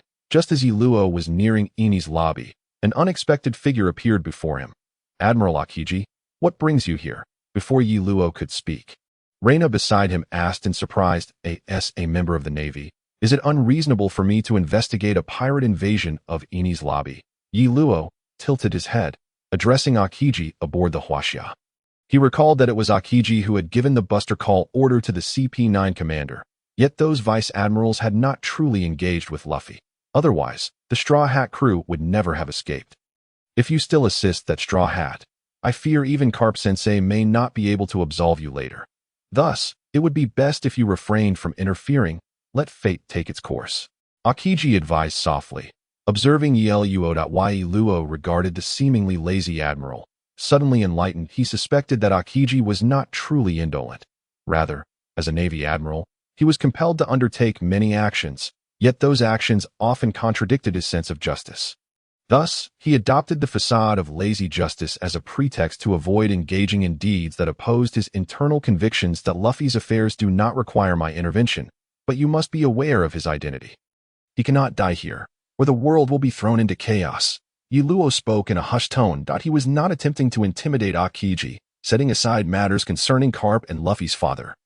If news of Luffy's demise reached them, even the usually composed dragon could act in unexpected ways. Furthermore, with Luo's guidance, Sabo might well recall past events, inevitably leading the Revolutionary Army to declare war on the Navy. Additionally, since Ace was still alive, it implied that the Whitebeard pirates would also intervene. In such a scenario, the Navy would not only have to contend with the Revolutionary Army, but also face a formidable Yonko, which, while unlikely to annihilate the Navy, could leave it severely weakened. Faced with Luo's threat, Aokiji did not voice any dissent. Even though he was aware of certain truths, he chose not to intervene, which was the very reason he had refrained from stepping forward. If Luffy were to perish on Enies Lobby, it would be due to his own actions. Even in death, the Navy would at least have an excuse. However, should Aokiji take action, the Revolutionary Army would undoubtedly retaliate, refusing to relent until he was dealt with. Let us go, Rina. We shall observe the unfolding events without intervening. Aokiji settled into a deck chair to rest. Luo understood his intent. He would not act, nor would he permit Luo to assist Luffy, hence his decision to rest aboard Luo's ship. Upon the arrival of the Huajia at Enies Lobby, he learned of the activation of the Buster Call, and upon witnessing the devastated state of Enies Lobby, he felt a surge of anxiety. Rest assured, the warships and the vice admirals will require some time to arrive. Seemingly perceiving Luo's concerns, Aokiji lifted his eye patch and spoke softly. Since the Buster Call has been initiated, does that mean Luffy is to be left here? Luo dared not gamble on whether the incoming vice admirals would act as they had in the narrative and spare Luffy. Thus he resolved to investigate personally. I warned you not to go. Aokiji had already placed his hand on the deck of the Huajia. Should Luo attempt to move, he would promptly intervene. Meanwhile, Luffy was engaged in battle with Lucci, clearly at a disadvantage. Despite employing his new techniques, Gear 2nd and Gear 3rd, he remained no match for Lucci. For Luffy's other comrades, they had largely concluded their respective battles, albeit with considerable difficulty, emerging victorious against their foes. The warships have arrived. Luo stood upon the deck, observing as 10 ships, led by vice admirals, emerged from the gates of justice, and he sighed softly. Do not be mistaken, we are the Navy, Aokiji stated gravely to Luo. This only reinforced Luo's belief that the so-called language justice was likely a mere fade of Aokiji's. Perhaps there was a hint of his character involved, yet he remained steadfast in his own sense of justice, which was why Luo was reluctant to clash with him. For the Navy, harboring true justice were precisely the individuals Luo sought to ally with. Just as the Straw Hat crew had rescued Robin, while Luffy was still engaged in combat with Lucci, the vice admirals summoned by CP9 via the Buster Call, along with 10 warships, had already arrived at Enies Lobby through the gates of justice. I hear that the one taking action is that fellow known as the Dark Justice. Upon witnessing the arrival of the warships, Luo appeared to abandon his efforts to rescue Luffy and turned to Aokiji with a query. Indeed, it is Rob Lucci, the one similarly hailed as a genius. Aokiji nodded in response. Though he is formidable, he is no match for me, Luo remarked with a hint of disdain. Boom, boom, boom. Before Aokiji could reply, the warships had already opened fire, unleashing a torrent of cannon fire upon Enies Lobby. Is this truly acceptable? To unleash the Buster Call upon Enies Lobby without restraint. Are you not concerned that Fleet Admiral Sengoku will seek retribution afterward? Luo watched the merciless bombardment from the warships and turned to Aokiji. Were you not already displeased with Enies Lobby? Aokiji replied coolly without lifting his head. Luo shrugged and said, while I indeed harbor disdain for Enies Lobby, to see it obliterated in such a manner is a slap in the face to the Navy. Thus, the Straw Hat crew cannot be allowed to survive. Aokiji turned to Luo, stating firmly, Hey, are you trying to pin the blame on Luffy? Do you not fear that the old man will unleash his wrath upon you? Luo chuckled lightly, questioning him. As long as we capture them alive, there will be no issue. Aokiji smiled slightly and replied. I see. Luo nodded, grasping Aokiji's intent. Capturing Luffy would likely earn him gratitude from Garp. And with Luffy's comrades annihilated at Enies Lobby, they would presumably forsake any thoughts of venturing out to sea, while simultaneously eradicating the Navy's morally corrupt Enies Lobby, with the scapegoats readily available. However, Luo was resolute in not allowing Aokiji to achieve his aims. Irrespective of his relationship with Luffy, numerous future events necessitated the involvement of this troublemaker. Boom! Just as Yi Luo and Aokiji engaged in conversation. The first pillar of the bridge of hesitation suddenly exploded, a colossal arm demolishing the entire structure. At that moment, Yi Luo noticed that Zoro and the others had already boarded the escape vessel behind the bridge of hesitation. Is this what you deem a genius? Yi Luo observed Lucci, who had been sent flying by Luffy and landed on a warship, and smiled as he posed the question to Aokiji. Yet Aokiji did not respond. His attention fixed on the two combatants as they continued to wreak havoc upon the warship. Damn it. Who ordered the bombardment while there are still ordinary sailors aboard? Was it Gecko Moria or Doberman? Yi Luo's expression darkened as he watched a warship succumb to the Navy's firepower. Set sail. We must rescue them. Without waiting for Aokiji to speak, Yi Luo commanded Rina. Yes, sir. Rina nodded and promptly instructed the warships to approach the battlefield. In truth, the Huajia had been anchored there for some time. Aside from Luffy and his companions, the others had observed the situation but had not ventured forward to inquire. I strongly advise you against acting recklessly. Aokiji, reclining on the deck, glanced at Yi Luo and cautioned quietly. He was uncertain whether Yi Luo intended to rescue the Navy's soldiers or seize the opportunity to assist the Straw Hats. Yi Luo met Aokiji's gaze and replied, I cannot comprehend your perspective, but those who disregard the lives of their own soldiers are unworthy of calling themselves just Navy. Aokiji was momentarily taken aback. It was the first instance Yi Luo had spoken such words to him. I have heard whispers of your perspective. While I too desire to see the Navy transformed in such a manner, the world is not as simple as you believe. Aokiji remained silent for a moment before responding. Dreams ought not to be simplistic. Otherwise, if they are too easily attained, they will strip one of motivation. Will they not? Yi Luo smiled lightly as he spoke. In that case, I shall await the outcome. With that, Aokiji closed his eyes, feigning sleep. Yet Yi Luo was aware that Aokiji had already locked onto his presence. Should he make any move, Aokiji would undoubtedly intervene immediately. This was why Yi Luo had never shared his thoughts with Aokiji. The disparity in strength rendered such discussions futile, for Aokiji would not grant him the opportunity to voice his opinions. Sir, the warships have obliterated Eni's lobby. Now only the bridge of hesitation and the first pillar remain, and the warships have encircled the area.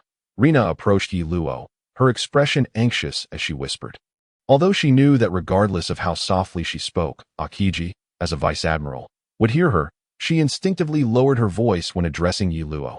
Have the soldiers been rescued? Yi Luo disregarded her concerns and inquired directly. A portion has been saved, but there are still some unaccounted for, Rina replied quickly, though she did not mention the remaining soldiers. Yi Luo was aware that the chances of survival for those left behind were slim. Damn it, which vice-admiral has arrived? Yi Luo asked furiously. It is Mouse Vice-Admiral, Doberman Vice-Admiral, Gecko Moria Vice-Admiral, Stollerberry Vice-Admiral, and Fire Mountain Vice-Admiral. Rina responded swiftly, just as Yi Luo prepared to say something. Aokiji suddenly opened his eyes and glanced at him. Yi Luo smiled, realizing that Aokiji had discerned his intentions. However, it mattered little, for he had secured an opportunity to assist Luffy, the justification being that someone had ordered the bombardment upon their own warship.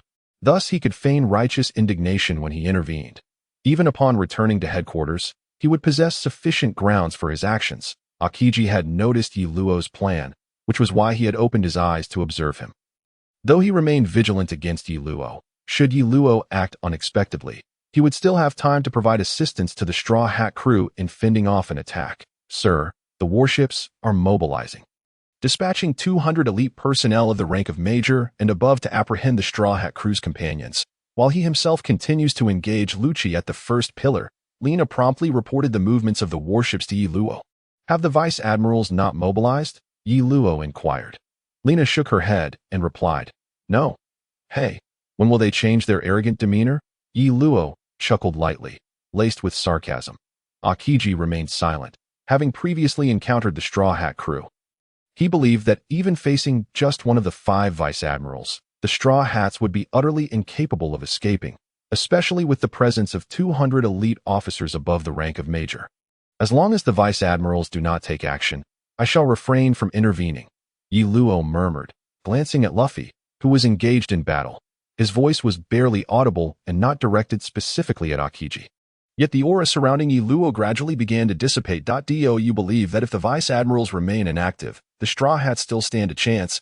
Aokiji finally posed the question. Yi Luo nodded in affirmation, responding, indeed, that young man is not so easily defeated. He is Rob Lucci. Aokiji frowned. Then let us wait and see, Yi Luo retorted, echoing Aokiji's earlier words. Aokiji smiled, conceding that such trivial skirmishes did not warrant his intervention. Unless Yi Luo chose to act. Otherwise, he deemed it unnecessary to step in. Although he had not been at headquarters recently, Aokiji was aware of Yi Luo's significant improvement in combat skills, especially since headquarters was currently promoting Yi Luo's fighting techniques.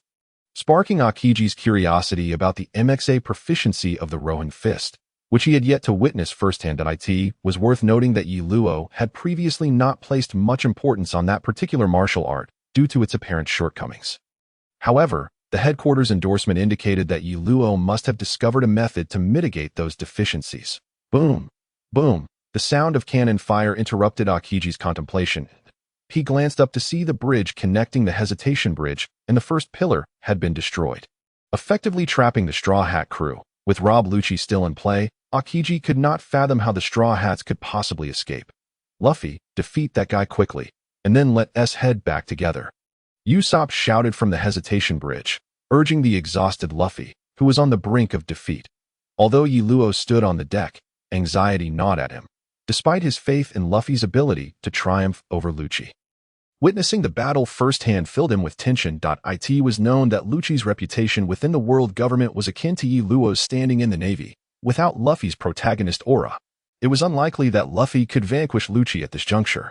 Lucci, much like Crocodile, had succumbed to the narrative, whereas the lightning user from Skypiea had at least possessed a logical advantage with his fruits counter. Lucci and Crocodile, however, were merely overshadowed by the protagonist's glow.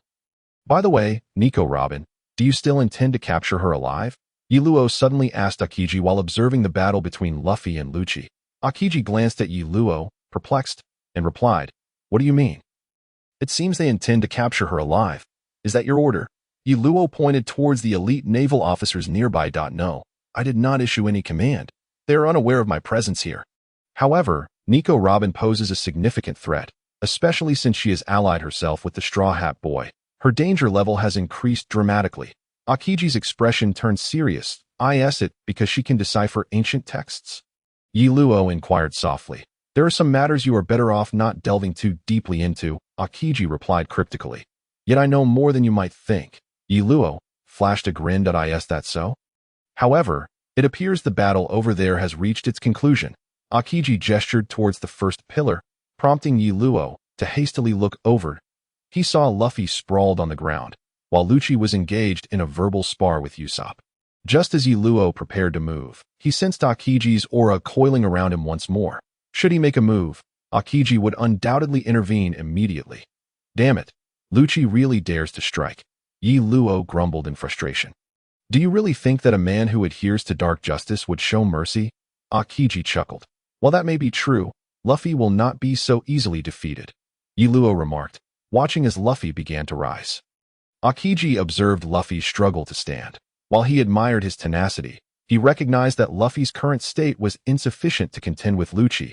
Thus he paid little heed to Yi Luo's words, remaining vigilant against any potential action from him. However, he could not have anticipated that, despite his grievous injuries, Straw Hat Luffy would actually triumph over the world government as prodigy, Rob Lucci. Not only Aokiji, but the Vice Admirals were equally astonished. They had deemed Lucci's strength insurmountable for the Straw Hats, yet reality delivered a resounding slap to their faces. Luffy, hurry, use your rubber powers to fly over here. I'll carry you away. Usopp shouted excitedly upon witnessing Luffy's victory.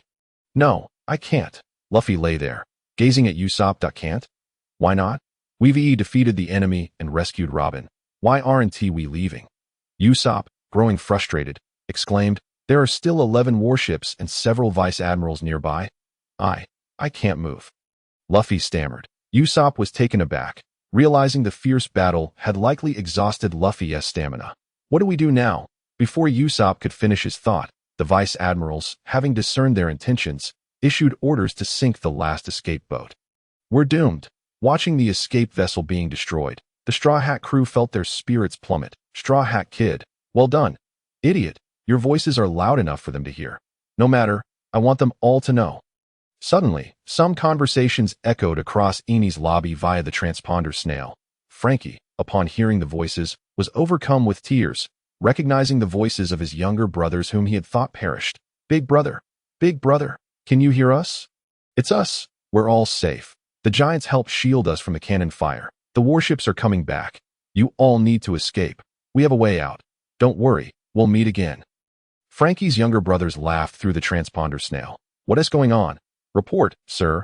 It appears the front gate was breached by the pirates. For some unknown reason, they have not perished. The Navy quickly grasped the situation, deeming them mere pirate rabble, sending 2 warships to address the matter. But the concern lay with the Straw Hat crew. Look at the first pillar. Straw Hat Luffy is lying there motionless, one of the naval officers reported. Immediately bombard the first pillar, the officer swiftly commanded after making the discovery. Everyone, jump into the sea. Quickly, Robin, can you throw Luffy into the water? Usopp shouted, tears streaming down his face from the hesitation bridge. Are you insane? Jumping into the sea offers no chance of survival, Zoro exclaimed in shock, immediately rebuking Usopp. But don't we have a comrade? It's coming to get us. Usopp cried out desperately. Chopper, can you see below? Usopp shouted, his voice filled with emotion. Oh, I see it. Chopper, equally tear-streaked, shouted back. Jump down, we're going home. Floral dance. Great flax flower. Robin utilized her abilities to toss Luffy into the sea. The moment Luffy was thrown, he caught sight of the Going Merry anchored beneath the hesitation bridge. At that moment, the Navy finally realized that, unbeknownst to them, a triangular-sailed ship had appeared in their midst. Who the hell brought that ship here? How did it breach our encirclement? Sir, we did not detect this ship earlier. We are unsure when it arrived, but judging by the flag, it appears to belong to the Straw Hat crew. Could it be they have been hiding here all along? Unlike the chaos surrounding the Navy, Luo finally breathed a sigh of relief. The plot remained formidable. Indeed, Luffy is the child of destiny. As even Lucci fell before him. However, just as Luo had relaxed for a moment, the figure of Aokiji suddenly rose behind him, leaping towards the Going Merry. Meanwhile, the Straw Hat crew, rescued by Kokoro, finally reunited. Robin, I truly appreciate your saving Luffy, who lies motionless on the deck, he began. But before he could finish, Robin covered his mouth with her powers. It should be I who expresses my gratitude to you. Robin replied with utmost formality. The other members beamed, yet Zoro, with a serious demeanor, interjected, such trivialities can wait until we are safely away. Moreover, who steered this ship here? Of course, Zoro's remark was met with unanimous disagreement. But just as they prepared to teach him a lesson, Aokiji leaped down from the Huajia. Although they had noticed the vessel's resemblance to a warship, they did not expect a marine admiral like Aokiji to descend from it. You truly have a knack for cursing our fortunes, Sanji exclaimed, puffing on a cigarette and gazing at Aokiji. Robin wore a look of astonishment, unable to believe Aokiji was present at that ice-wielding fellow. Luffy, still bedridden on the deck, remarked gravely upon seeing Aokiji. Iceball, Aokiji declared, extending his arms as 2 pillars of ice shot forth towards the Going Merry. I never expected to encounter a bounty-hunting pirate here at Judicial Island. How about this pirate crew for me, Admiral Aokiji? Just as the atmosphere thickened with danger, Luo's laughter erupted, shattering Aokiji's ice pillars with a single punch. It's Luo. Nami, Usopp, and Chopper cheered joyously. However, Sanji and Zoro did not relax at Luo's arrival. While Frankie and the others looked on with curiosity, wondering who this new Marine was and why the Straw Hat crew seemed so familiar with him. Why Luo? Are you planning to side with the Navy? Aokiji, now back on the Huajia, asked frostily. Of course not. You've misunderstood, Admiral Aokiji. This nameless pirate crew isn't worthy of your intervention. Haven't you noticed the Vice Admiral hasn't acted yet? Leave it to me, the Commodore. Once I am defeated, you can intervene. Luo replied with a smile. Hurry, everyone, run. Luo is buying us time. Nami, though unaware of the conversation between Luo and Aokiji, immediately deduced Luo's intentions upon witnessing their standoff. Frankie, how much longer do you need? Nami inquired while calculating the time. I'm still preparing. Frankie, standing at the stern, appeared anxious, planning to use the wind cannon to propel the Going Merry away. Hey, Straw Hat crew. Your bounty isn't low. You should just surrender. Before Frankie could finish his preparations, Luo's voice rang out again. Indeed, as a Marine, helping us withstand an Admiral's strike is his utmost limit. He cannot defy the Admiral's orders, Sanji calmly stated. If that is the case, let us fight. I've longed to spar with him. Zoro tightened the bandana around his arm. Why? Aren't we friends with Yi Luo? Chopper protested, still unable to accept the situation that he is a Marine. We are pirates, and that is the reason. Robin stepped forward, staring at Yi Luo. Oh dear, it seems you intend to resist. Then allow me to show you why I am called Commodore Purple Dragon.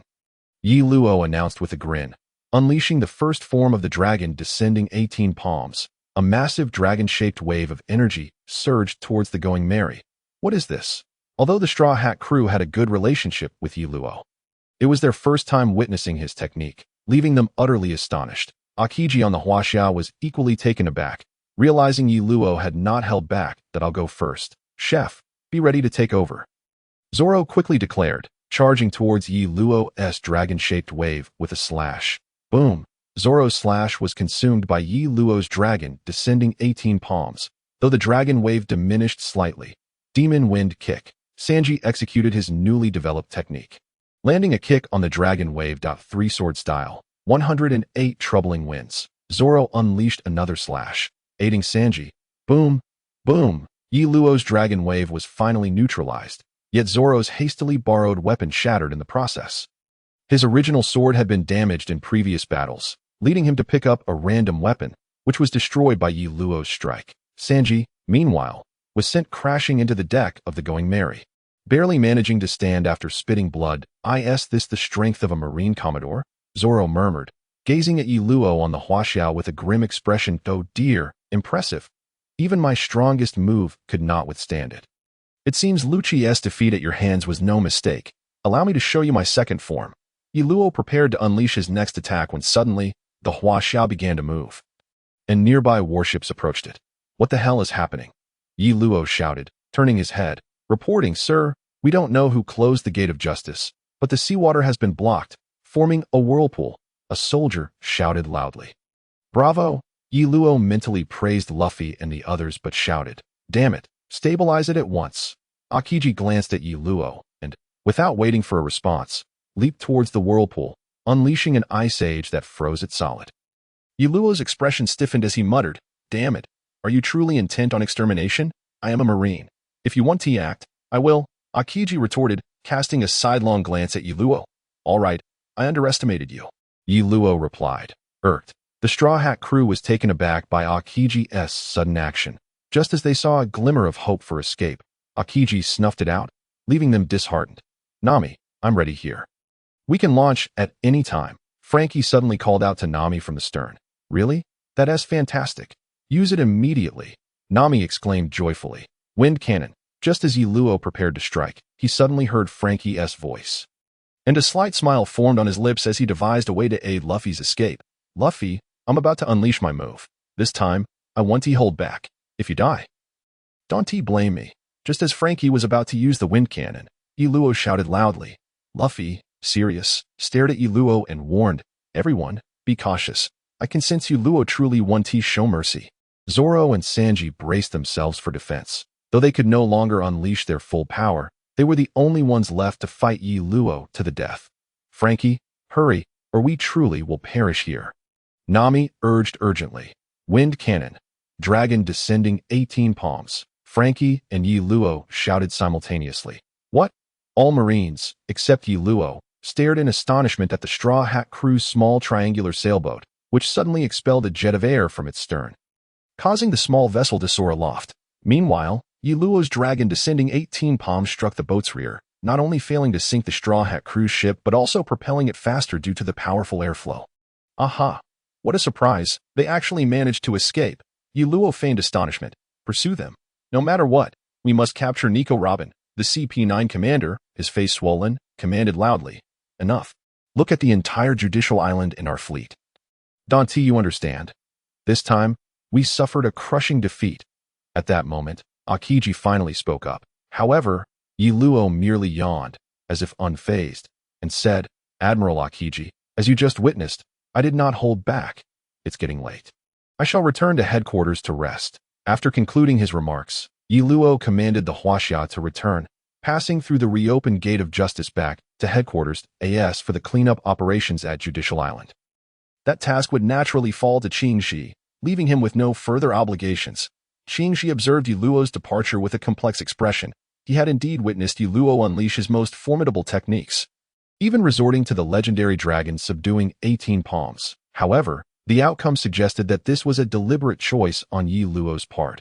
Yet, without having caught him in the act, Qingxi felt it prudent to refrain from further commentary, instead directing his subordinates to wrap up matters at Judicial Island while pondering how to report this incident to Sengoku. Upon returning to headquarters, Yiluo was promptly summoned to Sengoku's office, where he found Garp munching on rice crackers. Why, Yiluo? What on earth transpired at Judicial Island? Sengoku inquired, his face etched with fury.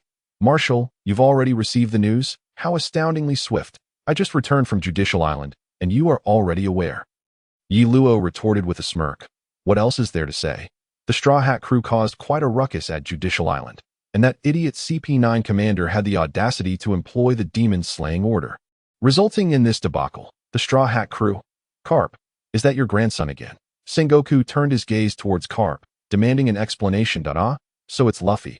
I never anticipated that little rascal would become so capable. Garp replied with hearty laughter. You imbecile. Are you here to praise him? Sengoku bellowed in indignation. What is wrong with you?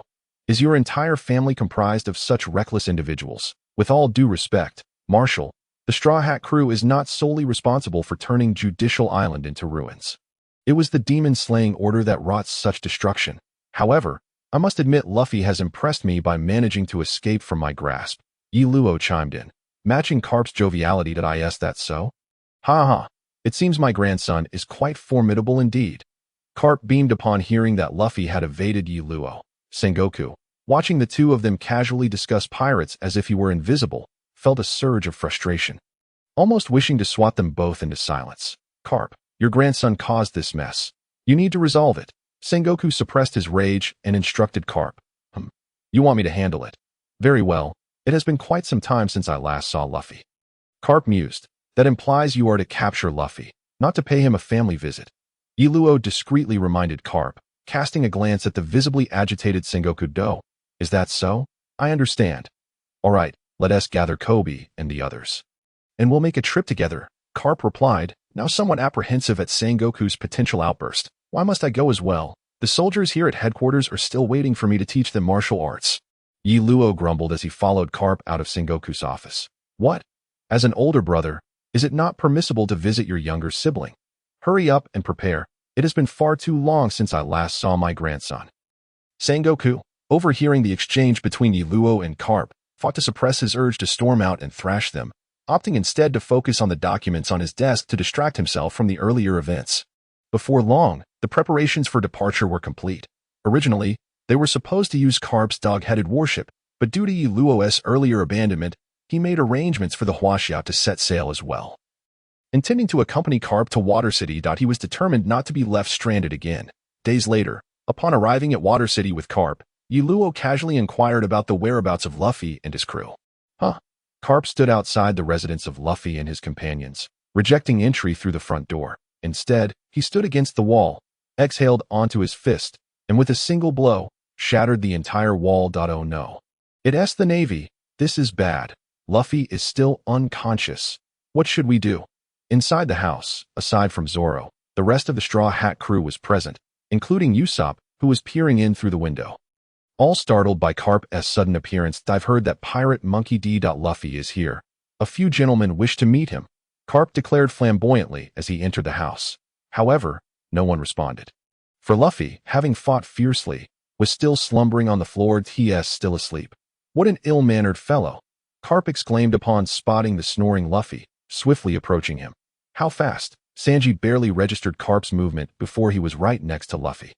Wake up, you brat, Garp shouted, landing a punch on Luffy's head, sending him rolling in pain. Yiluo, observing from the crowd outside, couldn't he help but smirk, recalling how often Garp had done the same to him in the past. Does it hurt? Aren't you made of rubber? How can you feel pain from a punch? Sanji asked incredulously. A punch from love cannot be defended against, Garp replied, removing his dog-headed hat as he gazed at Luffy. Awakened by Garp's blow, Luffy looked up in alarm and exclaimed, Grandpa, The moment those words escaped his lips, everyone, except Luo, was taken aback, including the Navy soldiers Garp had brought and the remaining members of the crew. What? This old man is Luffy's grandfather, and also Yi Luo's teacher. He is part of the Navy. Sanji and Nami stared at Garp in disbelief. You little rascal, you've certainly stirred up quite a commotion. It seems you owe me quite a few apologies, Garp remarked casually. Is he really your grandfather?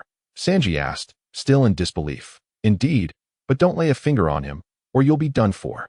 Luffy replied, sitting on the ground, recalling the many near-death experiences he'd faced because of Garp.